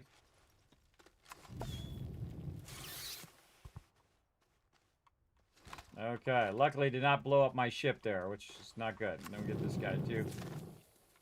Out of there. Okay, and then we're going to go ahead and... we should have left this on Venecia. I forgot to take all this stuff off my inventory as well. We'll put the auto arm in here. We'll put a tapper in there because we're going to just use that here in just a second. But let's get a little bit of this ammonium. There we go. Man, if I had a beacon, it'd be really great also. Let's see. kind of went north from where we landed. All right, deal with it later. We're out of here. Now, I only got one more launch here, everybody, before I get absolutely hosed. And we'll have to build a thruster from scratch, meaning I'd have to start with my basic resources again, build a forge or a furnace, and so on. Basically start over on that particular planet until I had a thruster, which wouldn't take that long, but why do it if you don't have to? All right, here we go. Back over here. Looking good. And we're going to go ahead and take this, put it over here in our trash pile. Stuff will melt down later. And then over here, we shall make some more aluminum. And we're going to need more aluminum here in a minute. And right there, and while that's running. Oh man, I should have, shoulda, woulda, coulda. Should have dropped that stuff off. All right, then this is my little flower guy. We're gonna throw back here somewhere. Put him over here. And those are for the trees.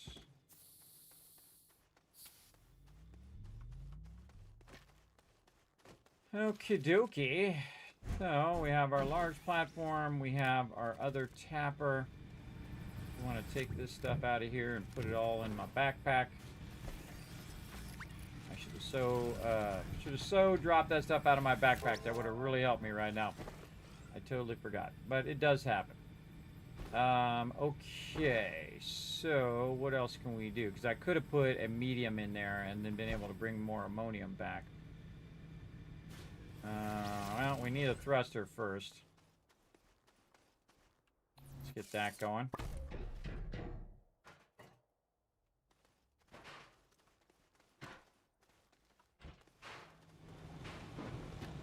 Thruster, all right. See a little medium platform. I'm gonna grab that. Run it over this way. And this one's got something on it, so we're going to take that off, run right in here, and dip out of here. Now we got a problem, because the last time we came in here, we basically cleared out the rest of the aluminum that we found. Now, one of the things that I like to do is to go perfectly straight forward, like this, and see if I run into resources. And quite often, you'll create a path through the resources themselves.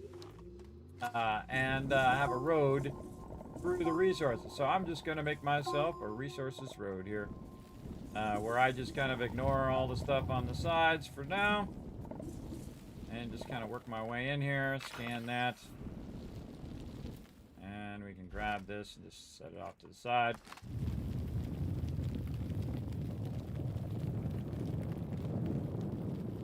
Oh, there it is right there.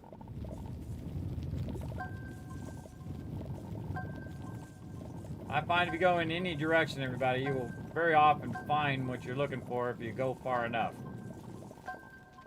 Again, we'll go up just a little bit, so it'll... a little bit more. And then angle it so it rolls downwards. There we go. Then stand here at the top.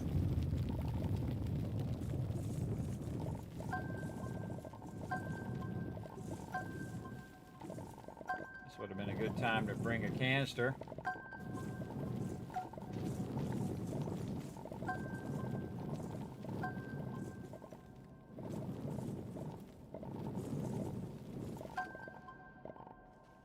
All right, gathered a bunch of it. Look at this wake of resources.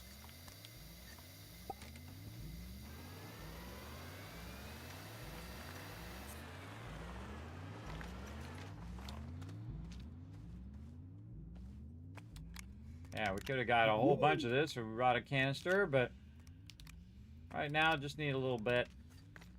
We'll get into the big extraction in a bit. Okay. Ryan.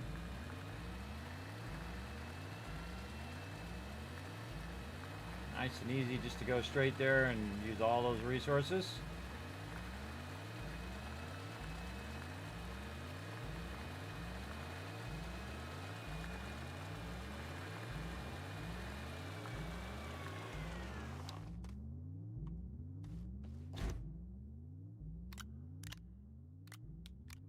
Come on, fingers. There we go. Could have brought that canister. That canister's empty. In fact, I'm going to put it on there. Remind me next time. Alright, just need one aluminum.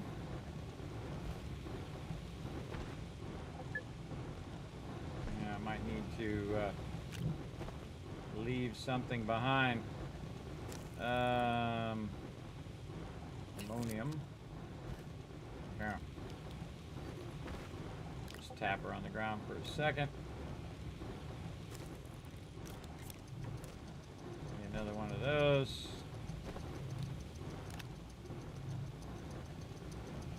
Yeah, definitely gonna have to leave something behind because I forgot to dip my inventory out. But we'll definitely bring our extra thruster.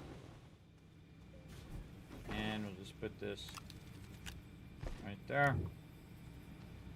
Okay, out of here again. Here we go. Again, when you have the smaller one, you have to make more trips. Start to appreciate the larger ones when you get it going. All right, Purple Planet, where are you hiding? Way out there. Way out there. Holy moly. Another 10-hour stream, everybody. 10-hour stream going on right now. Kismet works hard, everybody. I work hard. A very long, long time. Every day, all day. Till I can't work anymore. Then I rest. Then I get up and do it again. All right, we're looking for our marker, which I believe is right here.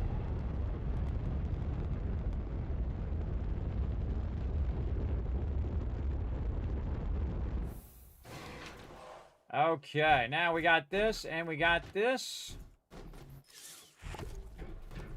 One can't work without the other anyway, so there's no point in worrying about which one's first, which one's second. Now I'm going to take my RTG and put it right there. It's QRTG. Then we're going to go to Argon. There we go, and we're going to start that up. Now it's going to take a lot longer than it normally would, but it will actually run just really, really slowly. So we can let that run big time. We're going to put that on there. Let's go ahead and put a bunch of our stuff down. This we want to put on here. I'll just leave the beacon here. And then put this on there. We don't want to put too much stuff on there because we want it to actually produce the argon. And solid fuel thruster will save with us. And always having a backup. Now I cleared my inventory. Much better. And on the way back, we could go ahead. Yeah, I should have. Well, I'll do it this next time. I'll do it this next time on the way back. Get a container and package it down and then take it with us to get a bunch of ammonium for more launchers. Let's get back to, again, sometimes I go to the wrong place and I realize, uh-oh, I went to the wrong place. The wrong place. Oh, man, we're running out of time. Haven't seen the MEGATECH yet. How's it looking? I haven't got to it yet. Again, and we're playing a brand new playthrough. I didn't do what a bunch of people did where they just kind of rushed ahead and they got it all ready to get the MEGATECH and then they can go right into the MEGATECH. I prefer to play the game from the beginning first and see how it feels as part of the main playing. Though I am playing much faster than I normally would because we're kind of, doing the storyline and we're doing the questing along the way as well. We're not just, cheaping it. We're not just chinsing it, just trying to fast track it, which I totally could do. But I could have it completely unlocked by now and have 50, 100,000 research if I really wanted to. But I like to play in the as intended. Right? And this shows respect to the devs, That's just me. All right, solid fuel thruster. We need to take this, and we need to take one of these graphite. We're going to repackage it. Wait, those are power cells. Okay, well, we'll make some power cells too. My bad, I forgot. It also makes power cells. Packager, there we go. That's what we're looking for. Let's put these power cells over here. Package that back the way it was. Nice. And then put that in my backpack for some dealio. Oh, I see we had an extra one right here. A little extra solid fuel thruster there. Nice. Okay, it means I don't have to make another one. Okay, and then on this one, we'll go ahead and just take the table first this time. And then we'll come back with the smelting furnace. Already got the auto arm. Oh, the tapper. I need to get that. Anything else? Oh, I think we're good for right now. Maybe make some ammonium over here.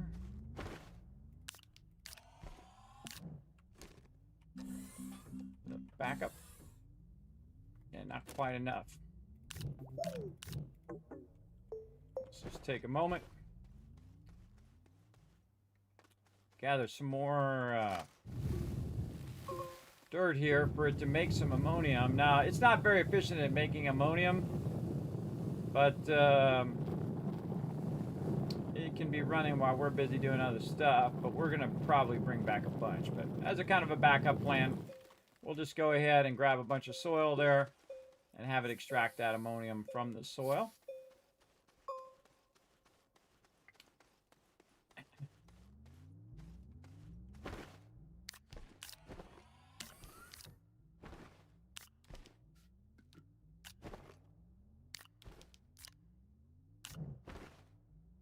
Nice. Okay, and then we need somewhere for it to go. Right there. Okay, loop that. Make a bunch of ammonium. There we go. That's going to do as much as it can do with the ability that it has. Okay, and we have an extra field thruster. We got the one we got. We're going to go ahead and dip.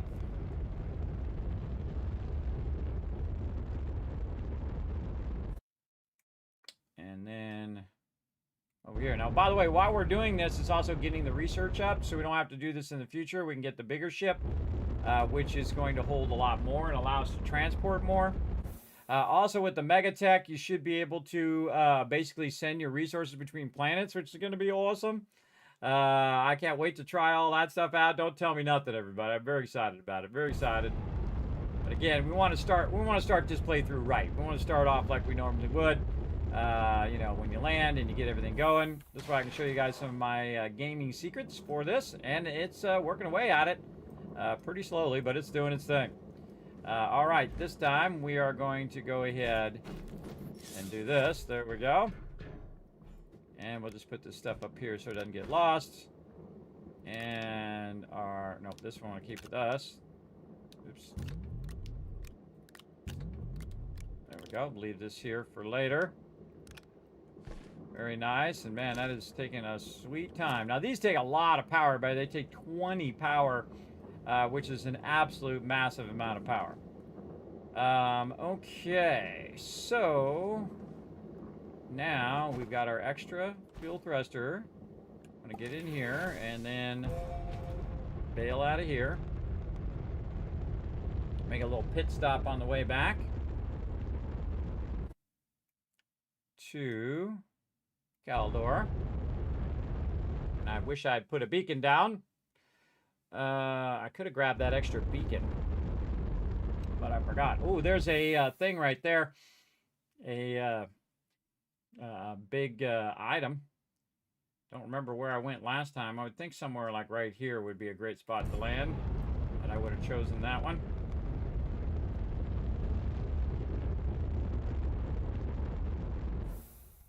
Kind of feels right. Again, I don't remember which direction it was. I think it was north, right? That's what I said, north. Kind of north-ish. That way. I don't remember. Let's just run up on the hill here and see if we can remember what direction it was.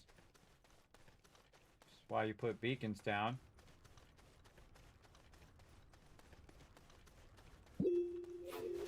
Remember, I don't have a vehicle here.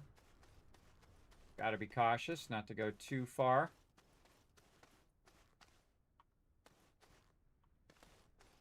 Should have made an arrow. It just dawned on me. I could have made an arrow in the direction in the dirt.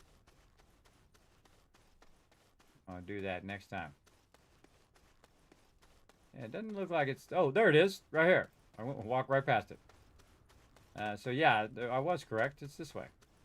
Kind of north. Yeah, no, 100% north. Okay. So now what we're going to do is make a big arrow. I'll show you a great way to remind yourself if you want to do it old school before we had the radar and all that other stuff. This is how I would remind myself which way to go. So what I'd do is just hold down, first we're going to need some dirt. Do we have a canister? We do. First we're going to grab some dirt over here. Then we're going to hold down the Alt key, go straight up like this until it's like this, and then hold down Control, and we're going to go like that. And it's like a big finger pointing in that direction saying it's that way. There we go. Easy. Easy, easy. And go that way, Kismet, like a signpost.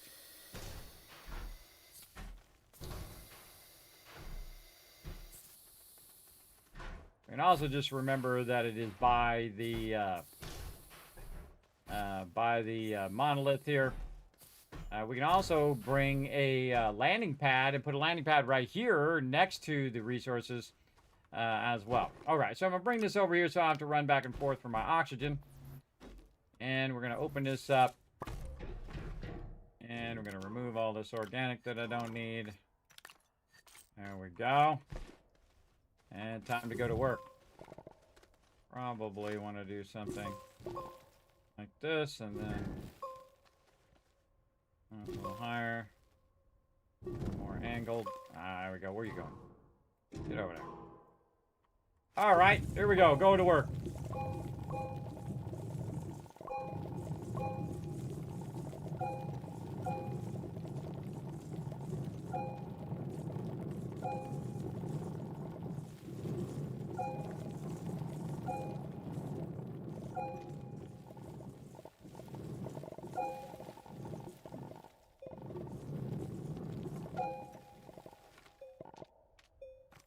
Only one of them tried to get away. All right, then we're just going to put all these in here. Sometimes I feel it's faster just to drag them. I don't know. Then to click. I can shift click to put the rest of them in there. Wants to stay still for a second.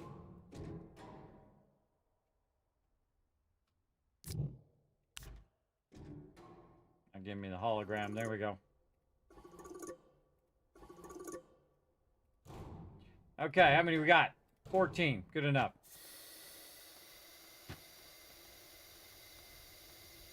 Put that in there. Now see, we got a problem. We got no thruster. That's why we brought the backup. Like this. GG's. And we're out of here.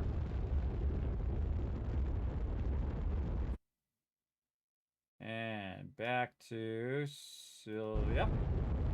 All right, looking good, looking good. What we're doing right now, everybody, is we're getting the extractor. The extractor is the key to the MEGATECH. So we're working on that part right now to try to, it's like a preemptive thing. Now, some people have already played it ahead of time before the MEGATECH came out.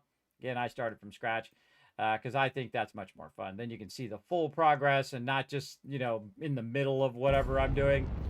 I don't like doing playthroughs like that where suddenly I'm like in the middle of the game and you missed like the whole entire thing. That's a sucky way to do a playthrough, especially if people are going to be watching. So that's just my opinion, but then again, I am old school. All right. Oh, look at this over here. We got some ammonium hiding over here that we can take and put right here. That was made by the centrifuge over here while we were gone. Made a couple extra. Okay, now we have this. And we're going to take this off of here. We're going to put this right here. And turn it so we can just grab it when we need it. And then we're going to need aluminum. So we're just going to take 2 aluminum. Going to run this out. Oop. And run it over here. And then just kind of manually run this here. We could put this on a table and do all of that, but I'm not going to bother for right now. We know what we're up to. And now we can scale up our production here. Meanwhile, while we're scaling up our production, we can take a look at our medium shuttle. Oh, we're ready to go. Let's go ahead and make a bigger shuttle. Like this. Okay, we need 1 aluminum alloy and 2 ceramic. So right over here, we're going to go over here. Aluminum alloy. We need aluminum and copper.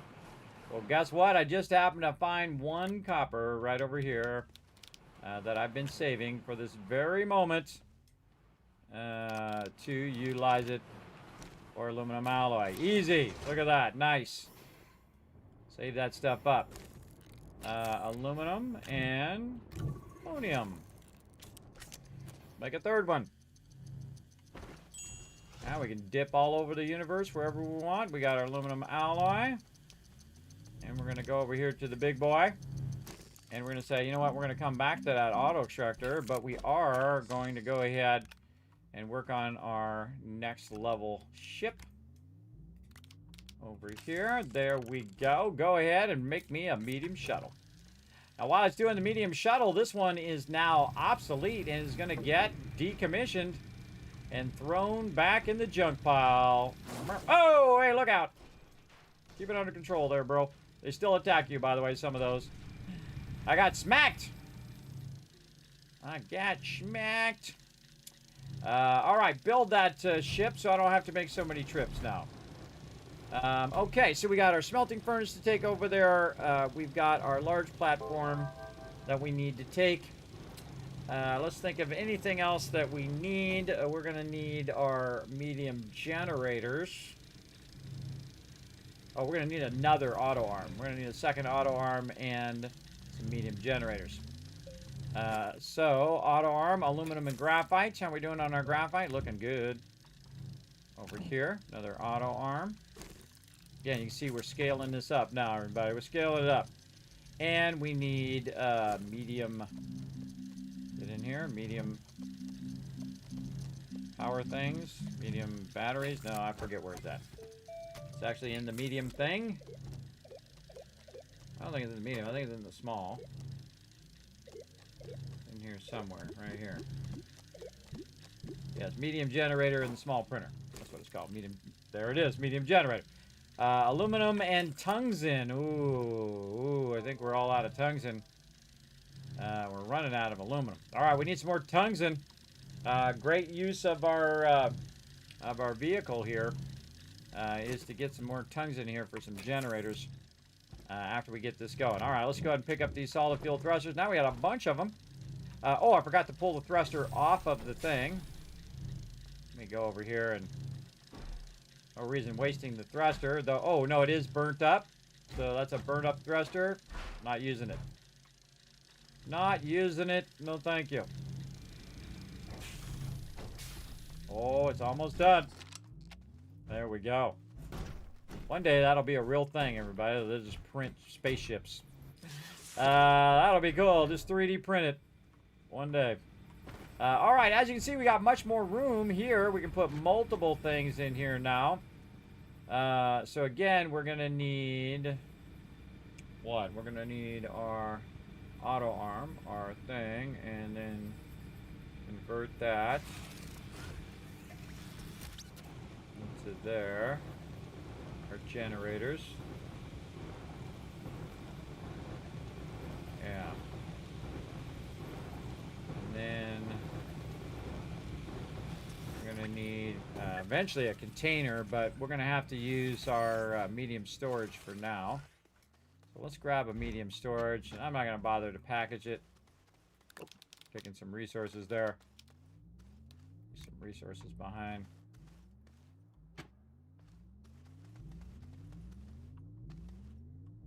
Just laying around this empty? No. This over here.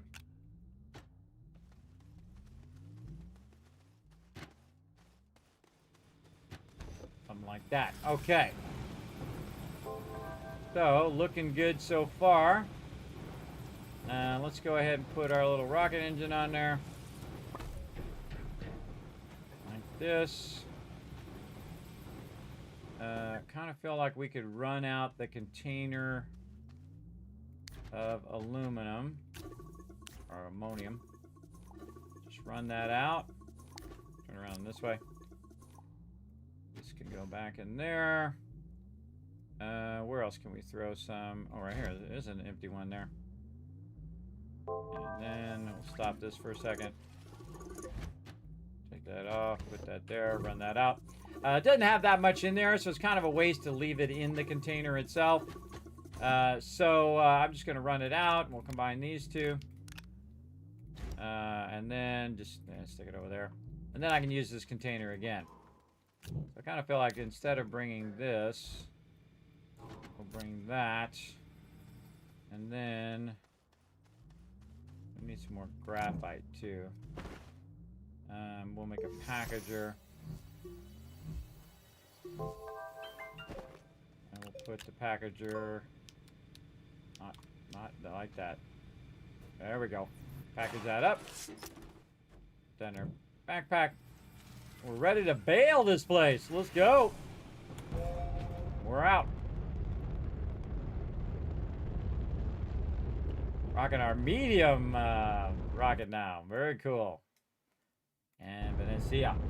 Again, we're trying to get to steel so that we can go ahead and start unlocking this MEGATECH. We're working it. We're getting it done step by step. Getting pretty close now. Increase speed. Oh, I noticed it slows down when you get a new ship. That's an interesting one. That looks pretty close. Probably where I would land right there. Let's go see. Oh, there's a beacon over there, though. I see there's a beacon.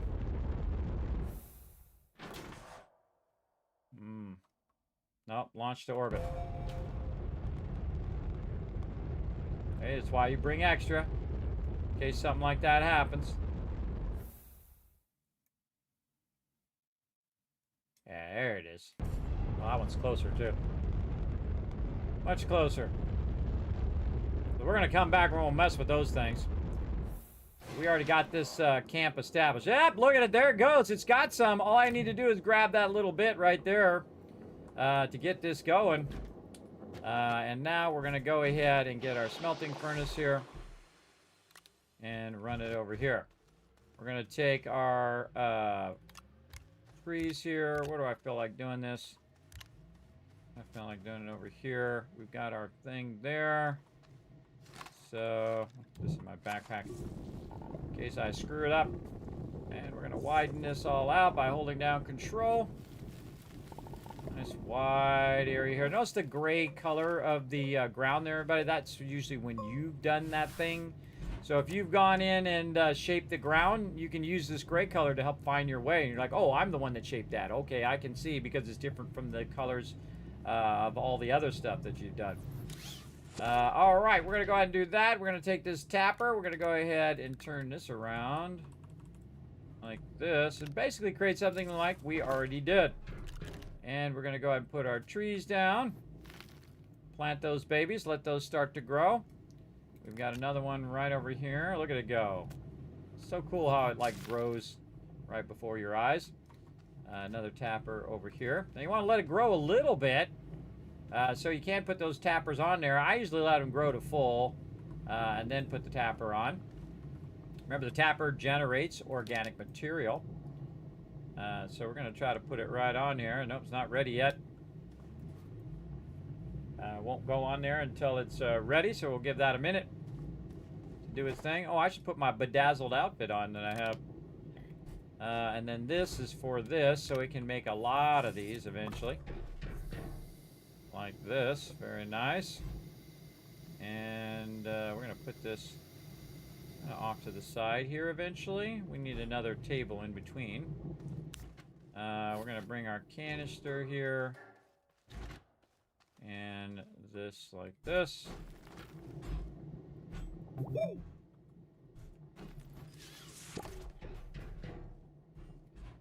All right, very nice. We're going to chain all this together. Lock our stuff so it doesn't go flying. And then we're going to see if this is ready. It looks ready. Let's go ahead and grab our tappers. And tap, tap, tappy it. Right over here. Now, these require really no power, everybody. I think they run on solar or something. Who knows what they run on. But they are going to generate some organic. But while I'm waiting, I can just make some myself. Just by hitting that and use that as a limiter. to grab it. Now I'm going to take this, I'm going to turn that on, and I'm going to tell it when that is done, grabbing that, when it's done making that organic, take it and convert it into carbon, right? So I'm just going to get that started up. Now it's going to slow all these processes down, everybody. It absolutely is. It's going to slow it way down. I already have a couple argon on me. And I'm going to leave this canister here for later. We're going to do some lithium and stuff like that. That's why I brought it. Okay, so we got that going. And now we just need the generators. So we need some tungsten. So we need to dip by some Caldor on the way back. Anything we really want to take? I guess we could grab a bunch of lithium and take it. But I think we have enough.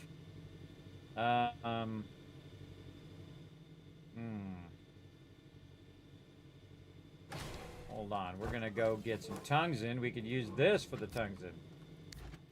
You know what? Let's do that instead. We're out of here. All right, launching out of there. Let that run for a while. And again, we only need a little bit of steel to get the extractor going. We don't need, 10,000 tons of it right this second. Uh-oh.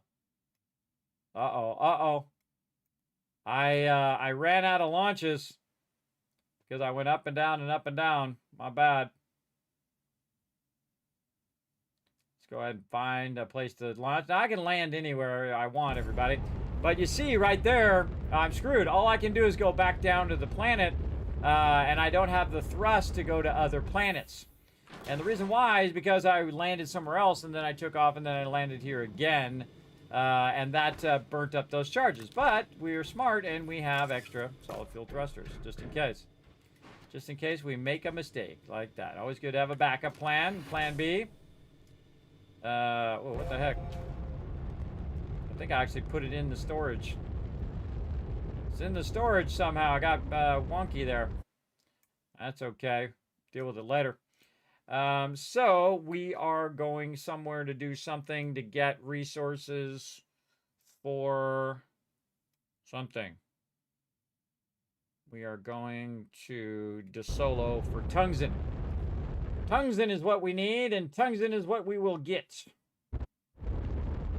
Oh, there's our base on the far side. There's an item we need to get there. Man, so many things still to do.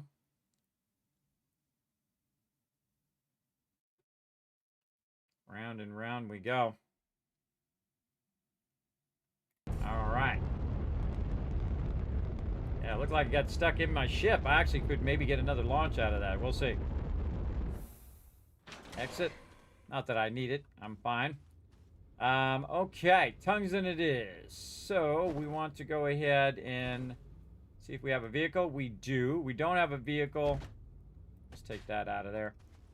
We don't have a vehicle that has a trailer because we didn't bring a trailer. So here's what I'm doing. I'm going to show you a little trick. So what you do is you set this down. You jump like you're sliding.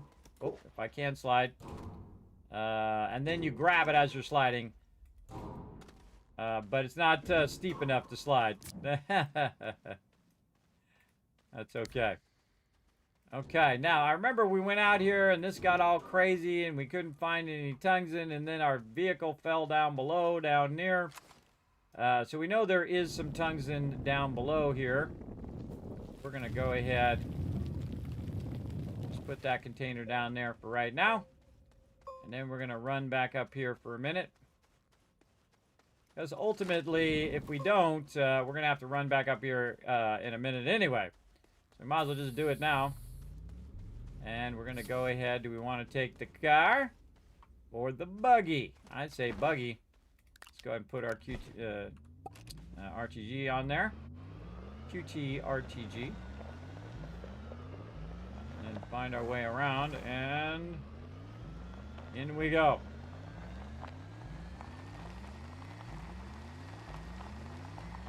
I could have packaged it. Carried it that way. That would have been useful. Don't see any on this level. Another chest piece there. We're just going to leave it for now. Quartz. I see resin. We definitely know there's a bunch underneath where we're at. Just running in a circle. Oh, right there. Oh, and behind there too. So right there and right there. Very nice. Bunch of resources here. See, look, it's right by the ramp. You just can't see it's on the other side here. So what I'm going to do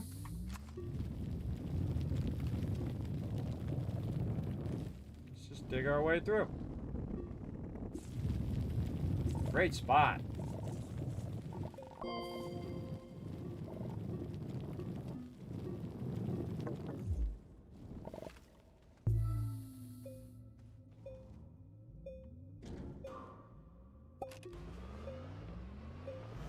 I only brought one of my QRTGs, so might have to start and stop a little bit here.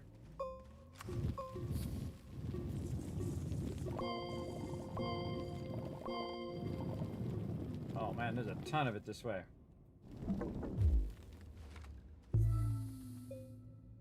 My QRTG back, so I don't have to go back to my vehicle every time.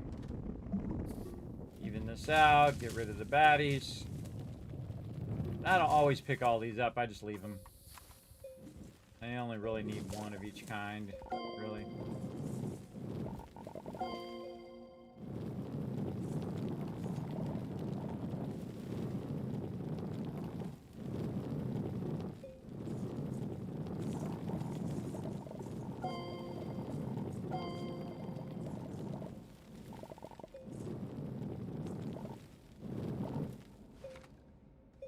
Now we're getting somewhere.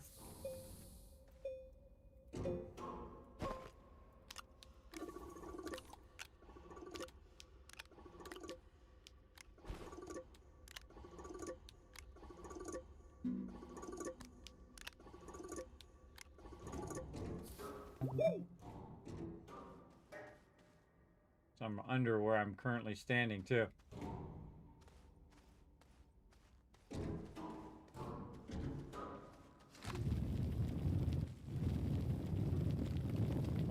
Shape all this part out here so I can see it when I'm walking up here in the future. I can see there's a whole bunch of it over here. Again, with my little trick, you hold down Alt, make a little bit of a ramp, hold down Control to flatten that ramp out. Go to town.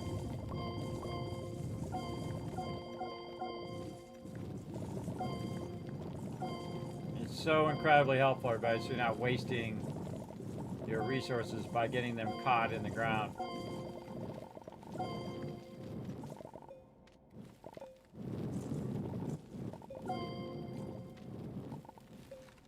Again, some of them are going to get glitched like that. You just do what you can do.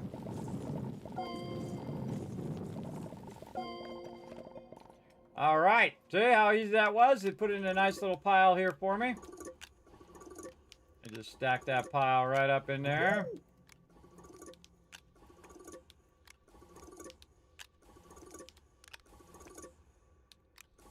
I'm going to be styling for tungsten. Yeah, we'll automate all of this eventually. I'm just going to take this out of my inventory as well. And we're out of here. Okay, then you want to look for wherever you did your ramp. I can also search for my vehicle and see which way my vehicle is. Like I can see my vehicle's in this direction. So that would help me find my way back. I'll need my vehicle here in a second because I'm going to run out of oxygen if I don't boogie. Let's boogie.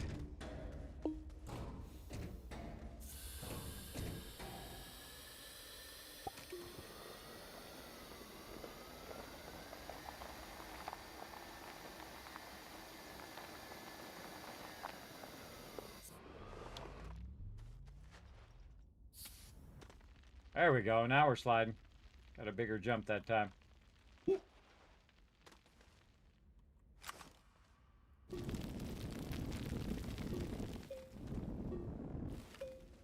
The tungsten is that way. That's why I do those, everybody. In the future, when I forget which way the tungsten was, that's where it was. Or I could put tethers, or I could do, 100 different things to remind myself, a beacon, whatever. I just make a little shape and says, look, it's over there. It's that way. All right, lots of tungsten. We got our QRTG, we sure do. And we've got this. Again, that's just salvage there now. So here we go. We're out of here. Made a little pit stop on Caldor here to grab some tungsten. And then right to Sylvia again. So close, everybody, so close. We're just getting some tungsten so we can make some power. So we can let our argon run over there. And again, everybody, will unlock all the larger stuff later on. And we're just trying to progress as the game progresses, typically. Right there. I try to click it the second I see it, because this way it'll just start descending straight away. Like that. Saves a little bit of time. All right, tungsten. Go to it. I'll just put a couple of them in there like that. Not sure I can make another medium canister, but we'll try it. Plastic and glass. Some more plastic over here. Carbon compound.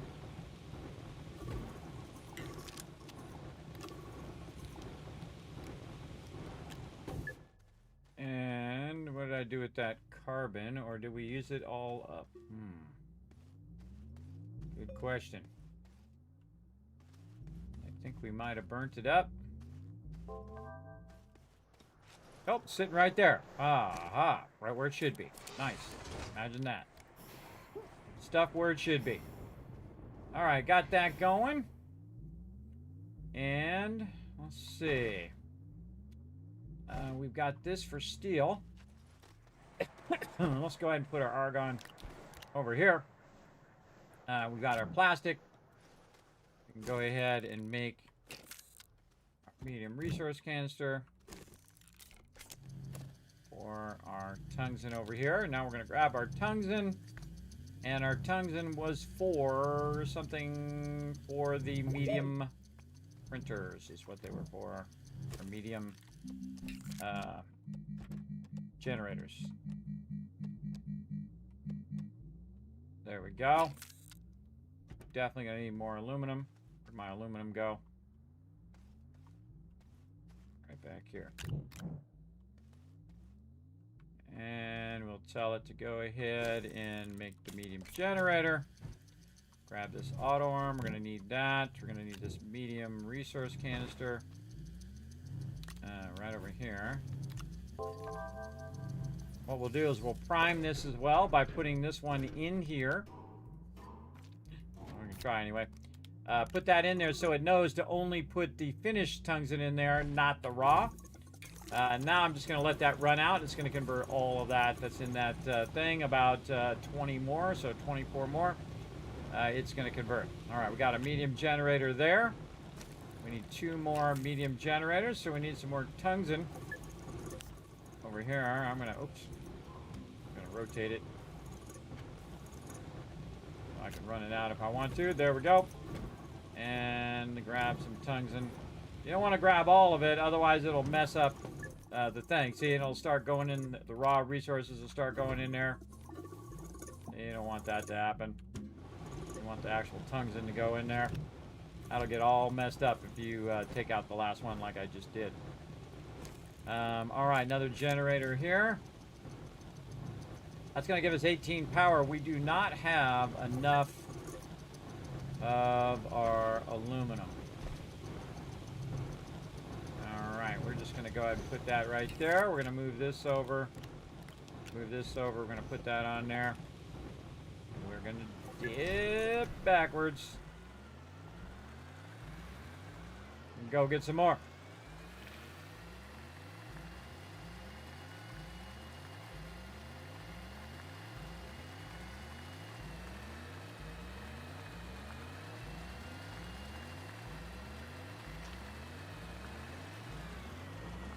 Now convenient that we've already extracted some.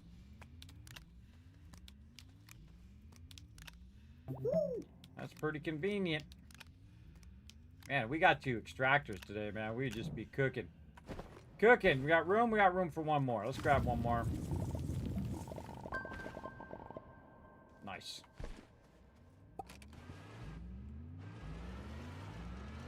Turn her around and we're out of here. I hate loose resources, everybody. It really triggers my ADHD or whatever it is. Need to clean stuff up. But we'll roll it.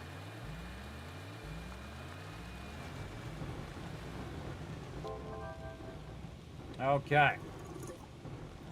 So what I'm going to do is stop this for a second. And we're going to sneak a aluminum in there after that's done. Another medium generator. Oh, backpack is full. It's on the ground. Grab this. All right, we're going to sneak one of these in here like this, and maybe pull these other ones out to just prioritize it so we can get one more. Anything else we're doing here? We got to do our steel. Iron, carbon. Got the carbon. We got the iron. Throw the iron on there. And our first steel in this particular thing. It's pretty early to be doing steel, everybody, but we crushed it, as always. Right there, and then run this tungsten outlet, finish that up. Another medium generator. And you see that we're just clicking off the items now, everybody. Just clicking them off because we've got different resources. We know where we can get the resources. And we have the tools that we need to make that happen.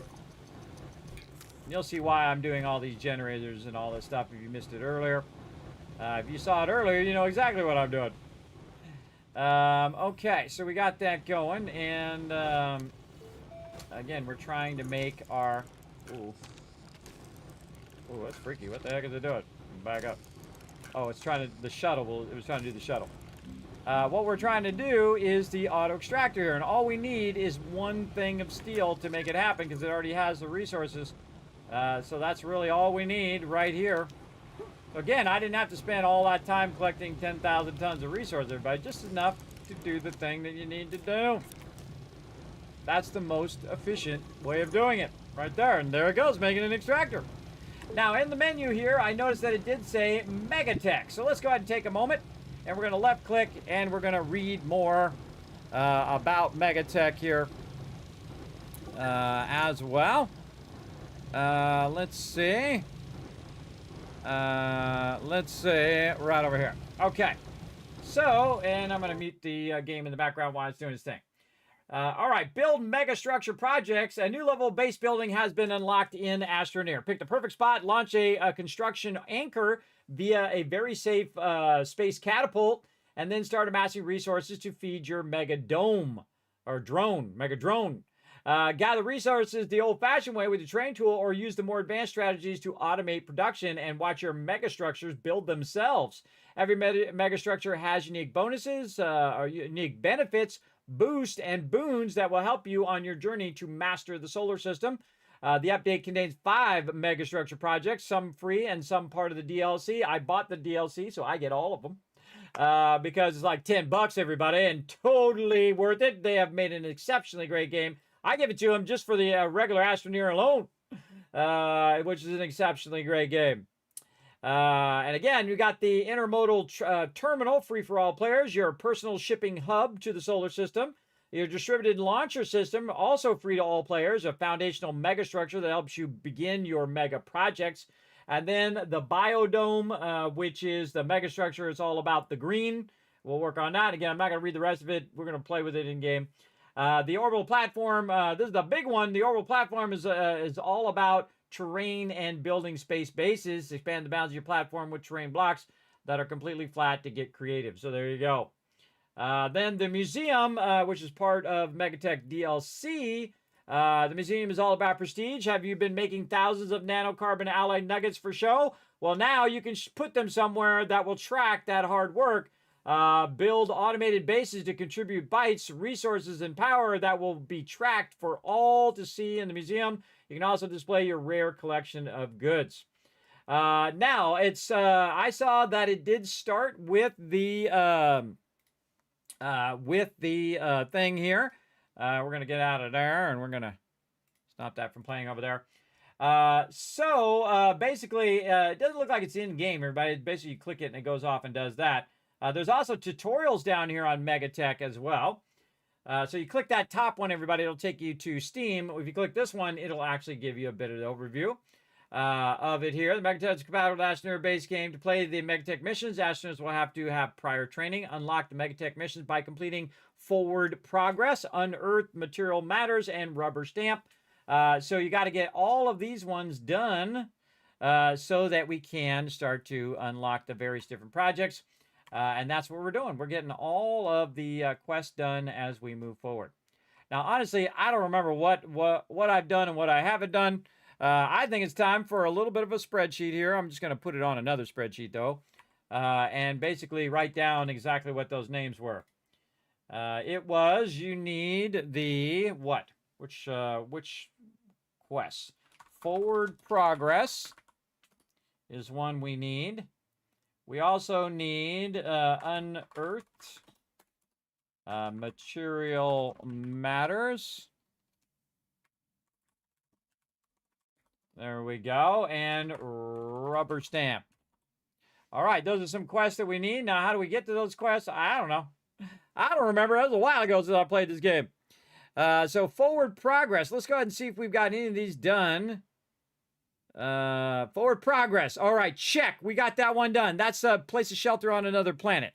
That is green. We are going to green that one up. All right, Unearthed. Unearthed is the one I'm working on right now, I think. That sounds like one of that would be this. Yes, Unearthed. The, get it to go where I want it to go. Is the one we're doing right now where we're building the extractor, and then we're going to have the extractor grab resources. So like I said, you had to do the extractor one. I didn't know about the other ones. I did know about the extractor one because I did see them talking about that. That section. And then we need Material Matters, which I think is right here. I think I saw it. Material Matters. Yeah, so Material Matters is to print the chemistry lab. We got that one done. I should probably just write what these are in parentheses. Print Chem Lab. And then, again, what was Forward Progress? It was place shelter on another planet.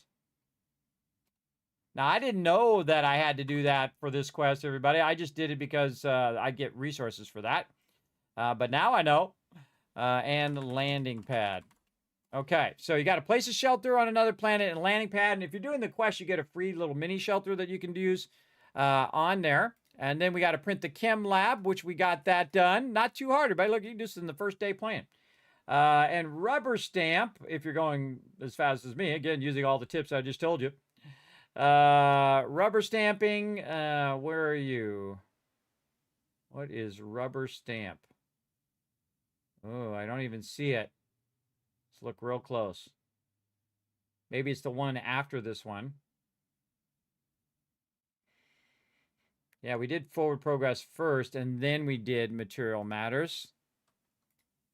So if we're going in order, I think Rubber Stamp might come after it. I don't know. We'll look real close here. I'm just adjusting my spreadsheet over here. Okay, again, Rubber Stamp.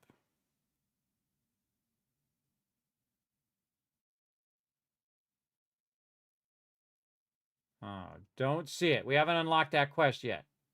It's okay. It gives us something to do. Okay, now when we're done fooling around with this, we should be able to look to our right, and now we got our extractor. Ha-ha! Now, it doesn't say I have to do any specific resource, just to grab any resource, and it just so happens that I was forward thinking, everybody, over here, and we're going to turn the sounds back on, that I left this resin back here for this specific reason, just to have this sucker start to extract. Okay, now we're going to go ahead and unpack it. And there it is. Now you can see these little green lines on the side. We set it down here. Notice it's got a little tiny bit of green line. You see if I move it, it goes away. It's telling you how much resources are underneath the auto extractor. Remember, you can't attach it to the wall and to the ceilings as well. So not much there. Let's go over here and let's see if we can get that green line to be a little bit more. Let's go ahead and put it right there. Okay, now we can see the green line. Now, obviously, you want that green line all the way up at the top, everybody. That means there's a lot of resources right there. And so we're going to get that going. Now, here's the cool thing, everybody. You just put your little QRTG down like this. Plug that in. Tell it to turn on. And away it goes. Now, it only has to extract one to get the quest done. And what it's going to do is it's going to put it up on the top when it does.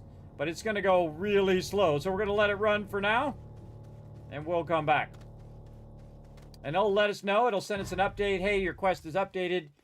You got this particular thing done. So we'll get that going on here in a minute. Now, we could also, if we had extenders, extend our way out there. Oh, and there it is, done.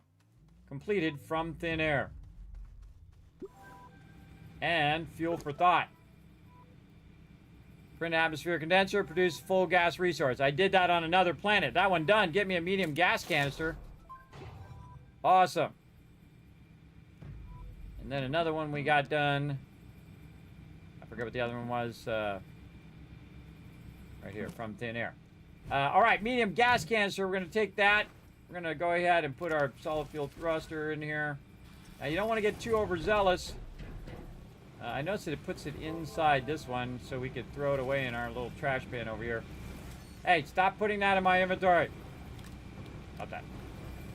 Stop that. All right, put that up in there. Now we need more thrusters. Oh, and there it goes. Completed, unearthed.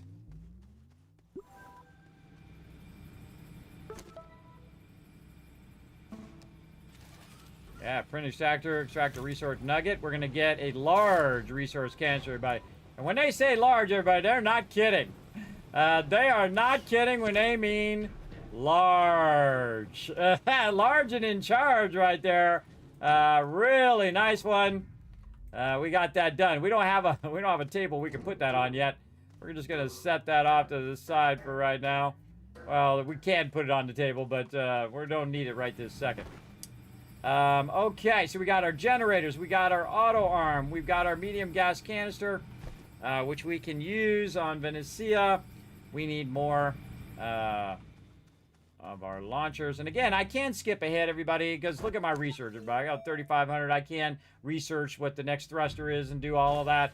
But I'm trying to progress the game based on the quest line and progress the game how you normally would. You start on this planet, go to the next planet, and so on. But I am going way faster than I normally go because we've already done this a bunch of times. So I'm just showing you all my secrets on how to progress nicely and hit those milestones right at the moment in which you have enough research, right? You have enough research, boom, at this moment. And because you've been busy doing a whole bunch of stuff, it's been automating the research. And now you want that next thing. And when you want it, boom, that research is ready, right? That's efficiency. That's amore. All right, let's go and make ourselves more stuff. How we're doing on time? Oh, we're doing okay. We'll just run a bit longer. My prerogative, my stream. I do what I want. Let's see. Solid fuel thruster, aluminum and ammonium. All right, aluminum. Where do we do with our aluminum? Oh, we haven't run our aluminum because we were running our tungsten. So let's run our aluminum here. Boom, there we go. Throw an extra one in there. And we're going to wait for that for a minute. And then we'll also tell it to run some of this too.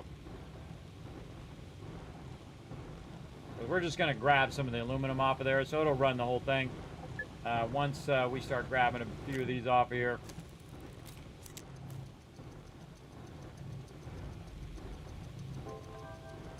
Because we're going to be dipping to a couple different planets.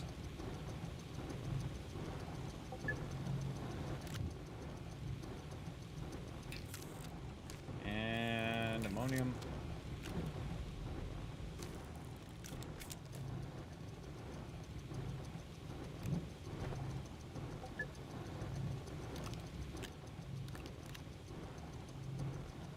Again, I got 1 on the ship, and I'm making 2 more.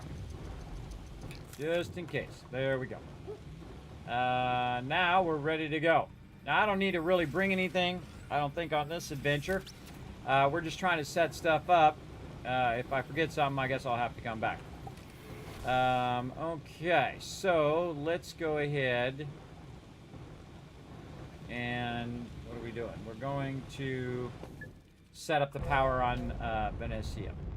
That's what we're doing. Try to remember what you're doing is the hardest thing because you got a lot of things running at the same time. Tracking all that stuff can be fun.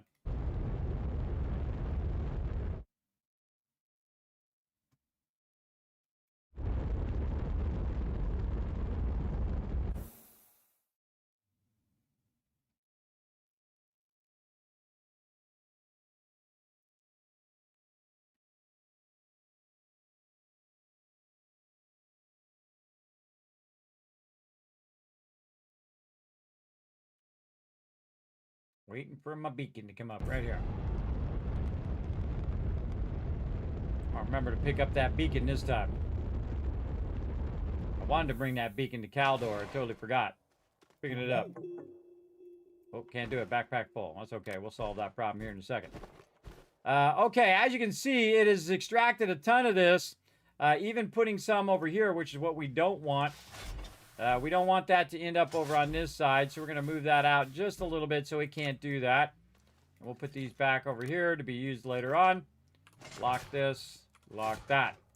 Okay, so what we wanted to do is to take the organic, feed it in here to where the furnace is, and then basically go from there and take the carbon here and feed that across to this side. Now, over on this side, we're going to have some generators. Now, each of these generators are running at 9 power. And right now, this thing's only running at 1, so it's going to be taking a long time till that gets done. So, we're going to go ahead and do this. And then watch the magic. It's turned the wrong way. We can get this to turn around the right way. There we go. There we go. And now what it's going to do is start up all those generators, which is going to make this go faster. Now also, we're going to take our QRGG back. We don't need to leave it there now. And we are going to take this free medium gas canister that they gave us for quest reward. And notice that it automatically went in there. We're going to go to our atmosphere container. We're going to put it on loop now instead of just running once like it did before. And now it's just going to sit there and make a bunch of argon gas all day long, everybody. Perpetually, forever. That's right. It'll never run out of resources, everybody. Again, I'm going to move that up just a little bit so it grabs it. There we go. It'll never run out of resources because that'll continue to make the organic. It'll take the organic, turn it into carbon. Carbon will then be fed into the generators endlessly as it goes. And again, that's 9 times 3, which is 27 power. And we need 20 power for our atmosphere condenser. And that's good to go. And you do that right from the very beginning of the game, everybody. Right from the very beginning. You don't need any fancy power or solar power or any of that stuff. You can use the power of nature to your advantage right there. All right, that's good, and we out. We out of here.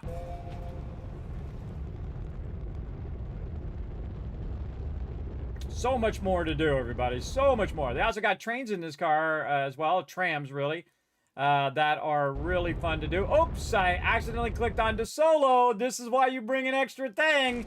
I clicked on it, and right when I was clicking, it brought me to solo. Oh, see. Now, look, need thruster. I can't go anywhere, everybody. But no worries, I'm just going to pick a random spot and land.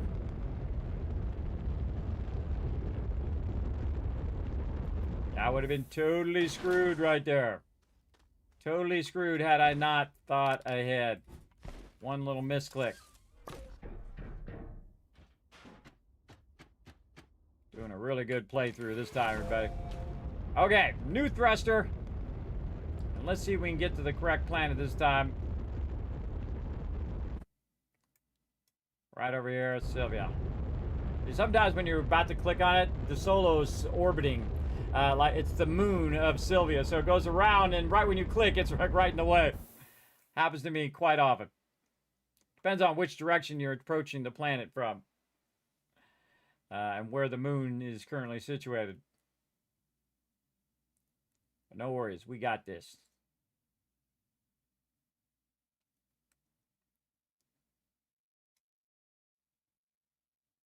Look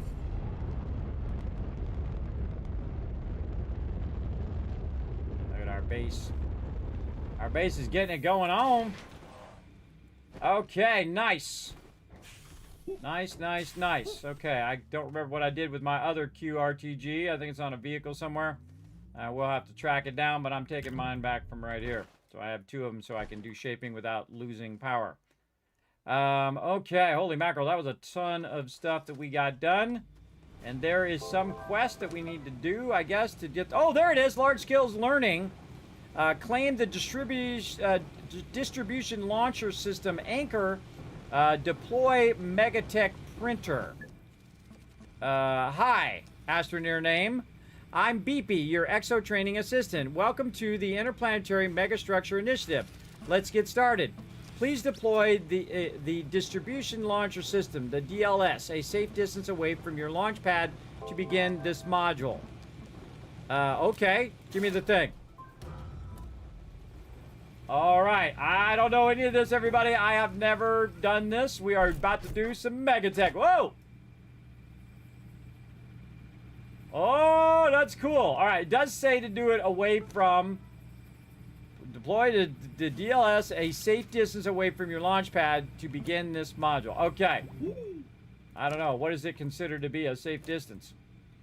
All right, I can pick it up and move it. I love their animation in this game, everybody. They just do such a great job. Holy mackerel. All right, this is going to be... I feel like this is going to be very big. So we might want to make a little bit of a platform for it out here.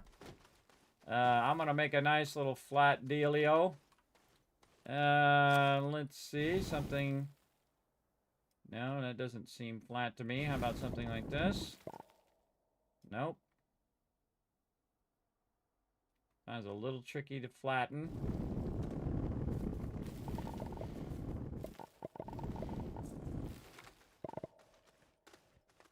Seems like it's going at an angle. Let's put it up there and see how it looks.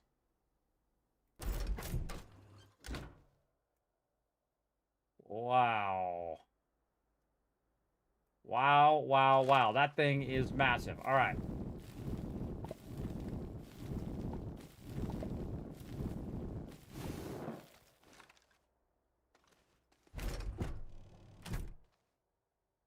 Holy moly, that thing is no joke. Mega. Okay, here we go, everybody. We're going to launch it. Examine. Safety on. Construct anchor. Deploy safety toggle. Safety on. Toggle to enable the construction anchor deployment safety. Okay. We did the safety, and we're going to press the button.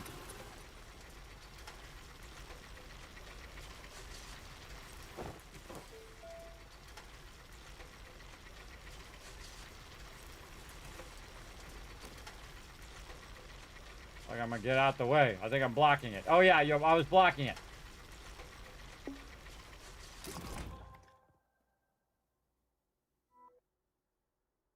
Whoa! Look at this!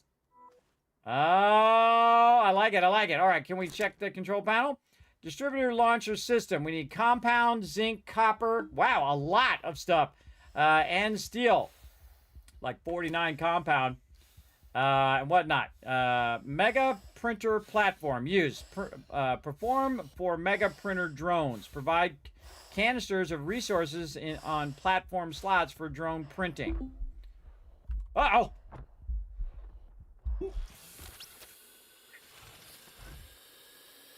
Woo! That was a close one.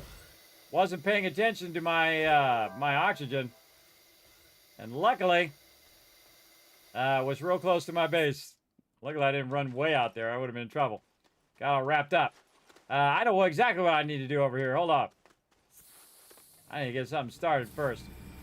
This way.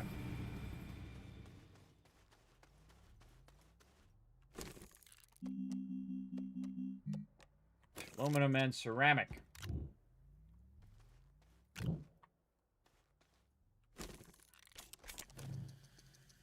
All right, we're going to print out an oxygenator so we can throw it over there so it'll produce oxygen.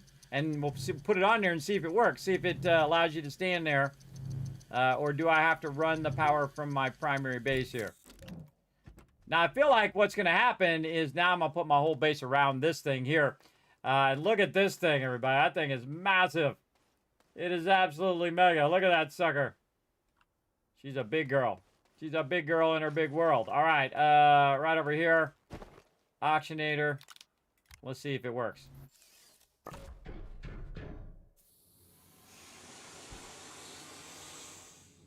Sure does. All right, yes, you can just put it right on the platform. Oh, I love the platform. See, this is what I want to do, Bear. Have all these platforms and stuff that you could build, and then build out your base using the platforms and connect them together and all sorts of cool stuff. That's what I always wanted, like foundations, like you have in Satisfactory, where you can set up your foundations and then you can, you know, set up your whole base on it instead of, you know, have to worry about the curvature of the earth and messing around with the world, and, you know, it gets funky, and then sometimes when you're flattening, it starts like glitching, or you get stuck in it when you're running along. I mean, it's cool. The voxel shaping is awesome, but when you're building your base, you want something like this, everybody. Super industrial. Okay, it looks like we got to make a bunch of canisters, and then this thing is going to take the resources and take off with it. Let's go ahead and see if we have anything close to it. We don't have any of those things at that level, other than maybe compound. But compound right now, we got the small one. Let's grab our compound and see what happens. We might have to use the big containers. But let's see what happens when we put a small container on there. And run it out.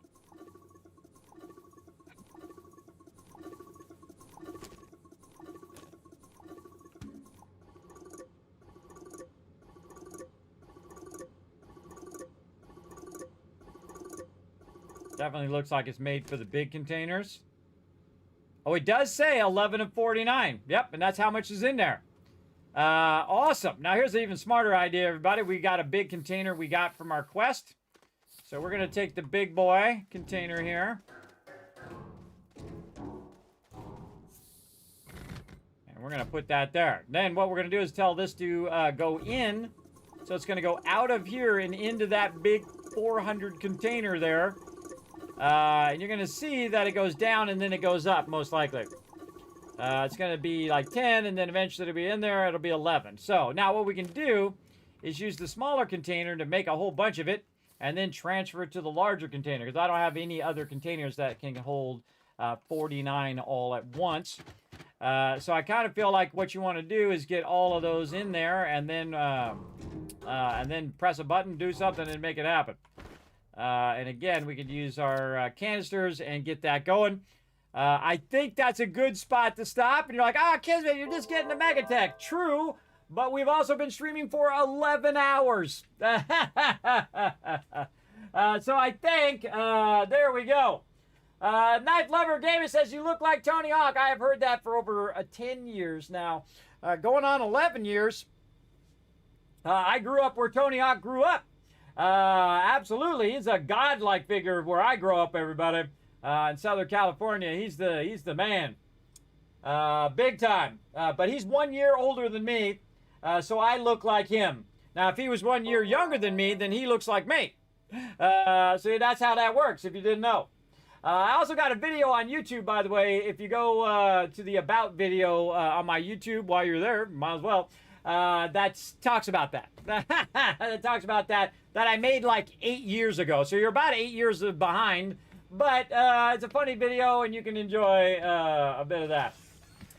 Gonna do the snail missions? 100%. 100%. I love the snail missions. I absolutely love them. They are awesome. Now, before I go, for those just tuning in, everybody, we just did our first bit of MEGATECH there, and we started from complete scratch and started from the very beginning. Took us about 11 hours to get here. Not that we were in a hurry. We could have probably done it in a couple hours if I was really in a rush. But we started from complete scratch. I showed you how to make infinite power from the very beginning of the game. Notice that it is automatically extracting the organic from those tappers. transferring it into the smelters, and then transferring it from the smelters into the medium generators. Now, I found one for free, and then I unlocked it by the questing because it unlocks the recipe for the medium. And then you can just have that run. Also, right here, we have unlimited research. And so what's going to do is keep grabbing the research here, and then it's chaining it down the lines, also grabbing it from the other side, and chaining that down there. I think it finally caught up. Look at that, it finally caught up to itself.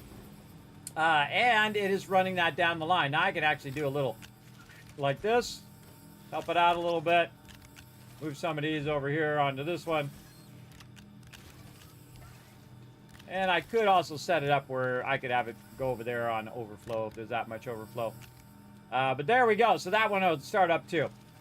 And that'll give it some time to go. So these little bushes right here produce these little tiny research samples.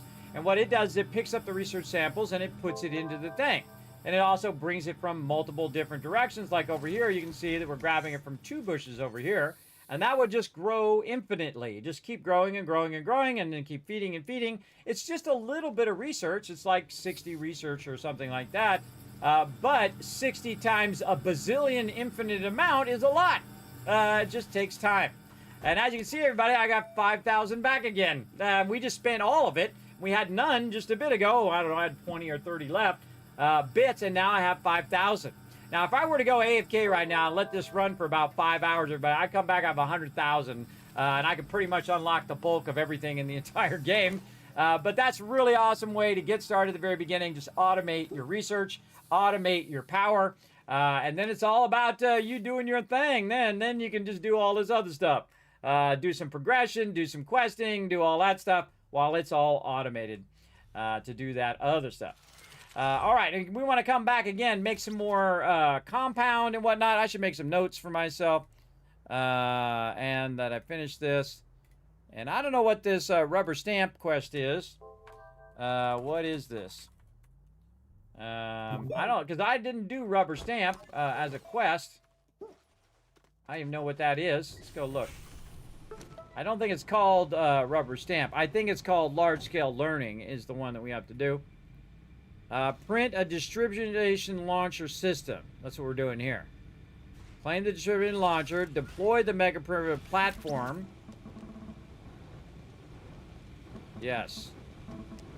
I got a power extenders and a trailer. That seems the beginning of the game's kind of stuff. Do you know the mega printer drones will print the distributed launcher system for you? It's true. To print the distributed launcher system, please attach the necessary resources to the mega printer drones to utilize. Okay. Item extra large platform C. Ooh. And we get schematic mega deconstructor. Ooh, new stuff. New stuff. I love new stuff. Anything else other than our trailer down here? No. All right, so we got another quest there, but I did not see that other quest, the rubber stamp. I did not have to do it, unless I did it and I just don't know, because it doesn't show up in here. If you guys see it, just let me know in the chat.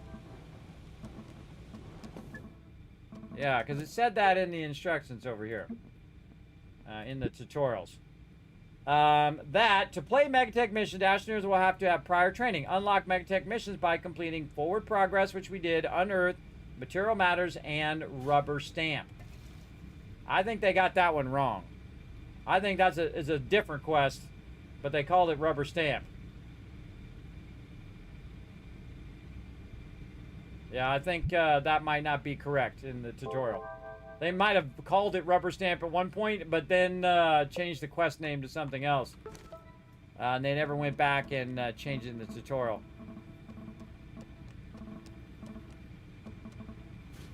Again, if you guys see it, you let me know. I should go let them know that right now.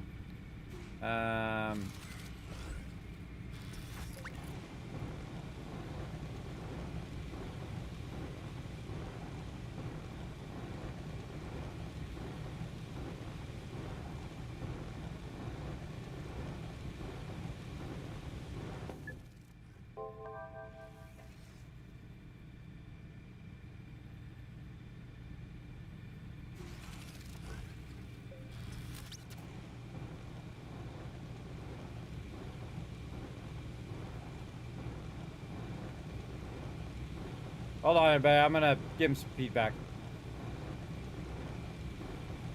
It was unearthed again.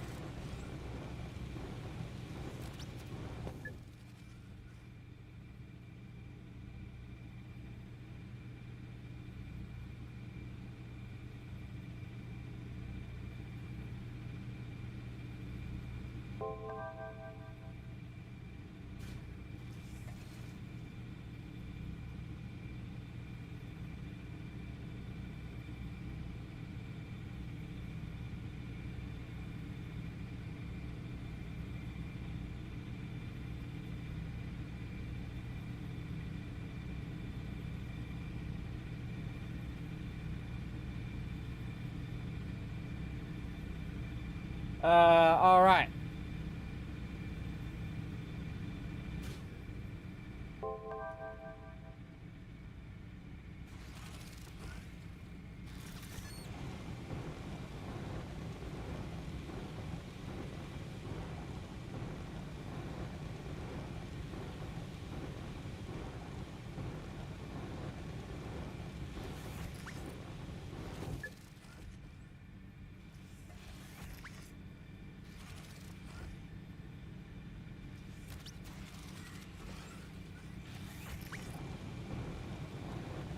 All right, there we go.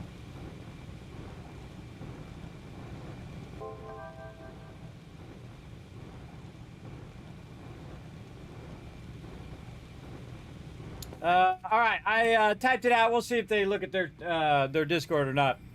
I typed it out, sent it to them. I should grab that before it scrolls off and put that on my Discord as well. I have a section where I give, where I save all the feedback I've given to devs. Right in there. There we go. It's called developer feedback. So anytime I give feedback, I'll write a whole bunch of things out. I'll send it to them and I'll say, hey, I have this. Or if I find a solution to something, like, hey, like my OBS right now is not working because the Stream Elements plugin is not working. So I had to work around it to get it to work, and then it kind of half works. So I put the workaround in there on how to make it work. All right, I can just sit here and let this run again. Everybody, look, it's almost 6,000 now. We can just let it run and run and run, doing its job, collecting stuff for us. But we should go ahead and rest up, come back, and maybe even have a bonus stream later tonight. So let's get on the Kismet Love Train.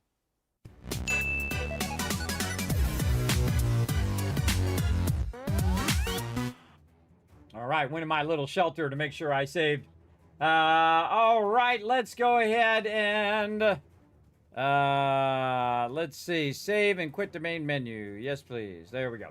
All right, everybody, we're going to roll on out of here. But first, before we do, we're going to go ahead and show you guys the schedule here. Now, again, we overrode the schedule for Outer Worlds 2 today. For Thursday into Friday for Astroneer, MEGATECH, and we're going to be doing some more MEGATECH Friday night, 10 p.m. Eastern Standard Time, potentially. Again, very, very fun way of playing the beginning, everybody. As you saw, that was very easy, able to set up a lot of power and able to set up a good amount of research and just letting it run while I'm busy doing other things, because the more things you can have going at the same time that are running very efficiently, the more it will work out where you're like, hey, okay, I got the research I need in the moment that I needed it as well. So again, very efficient because your time, again, is your most valuable asset. So use it wisely.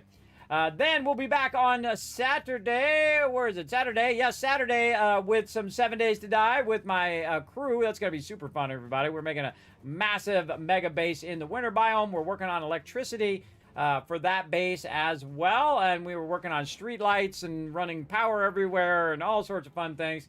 We're going to get onto that. Then we're also going to work a bit on our solo playthrough on Sunday at 10 p.m. Eastern Standard Time. And then we'll be back on Monday for a potential bonus stream, some Satisfactory on Tuesday, Fallout on Wednesday, and then back to Outer Worlds on Thursday with a potential more Astroneer on Friday, etc., etc. You get the idea, everybody. I might play some Astroneer on Monday, too. We'll see. We'll see. I've been waiting for this MEGATECH for a while. Super excited to try it all out. It looks awesome. I love that thing. You put it down and you're like, whoa, holy mackerel, that thing is huge. That thing is massive. Gonna be pretty fun. Yes. Have you messed with any of the new DLC items? You just saw me do it, LOC. You just saw me do it just right that second. That was the first one we did. You learn something new, so Special Cajun, every time I play this game. I know, right? That's why I play games like this, because they're so great that when you play through multiple times, that you still learn new stuff every single time. And that's what makes a great game.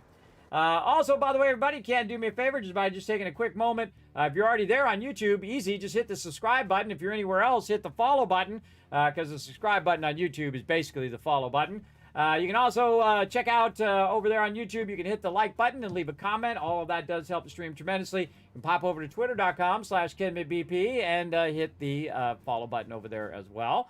You can check out the Discord, check out the website, especially check out patreon.com/Kismet, the greatest way to support the Kismet Love Train, support all the projects and stuff I do here on the stream, guides, highlights, and all that other stuff, plus exclusive content just for patrons alone, everybody. Just for you guys. And there's a ton of stuff coming up on the schedule, everybody. Man, so much stuff. Kismet have been working really hard behind the scenes, as well as streaming for 11 hours as well. Not only working on stuff off stream, but also streaming for 11 hours straight. All right, everybody, we're going to go ahead and rest up. But before I go, let me give you a bunch of Kiscats for a bunch of giveaways we're going to be doing. You definitely want to be around for that. I do 24 days in a row during the Christmas time. And you will see the return of Kiz Kringle. And I do give away stuff usually every single day as we unlock stuff for our Vault Van Life project that we've been working on. Still working our way there little by little. But as we go along, we're going to be unlocking more and more giveaways as we go. So, looking forward to that as well. Plus, we have a bunch of other games we got to get to as well. Updates, new games. Oh my gosh, so much stuff, everybody. So much stuff, it's almost hard for me to keep it all together as well. Keep it all straight of what day is with this and another day with that. And I have to write it all down, make sure I've got the right dates and all that stuff. Super excited about it. But that's it for me. Again, I will see you guys hopefully tonight, 10 p.m. Eastern Standard Time. If not tonight, Friday night, and then we'll see you on Saturday at 10 p.m. Eastern Standard Time. We'll see you all then. Bye, everybody.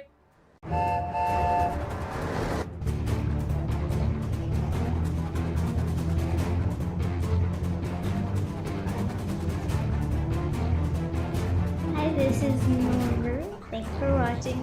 This is the sky.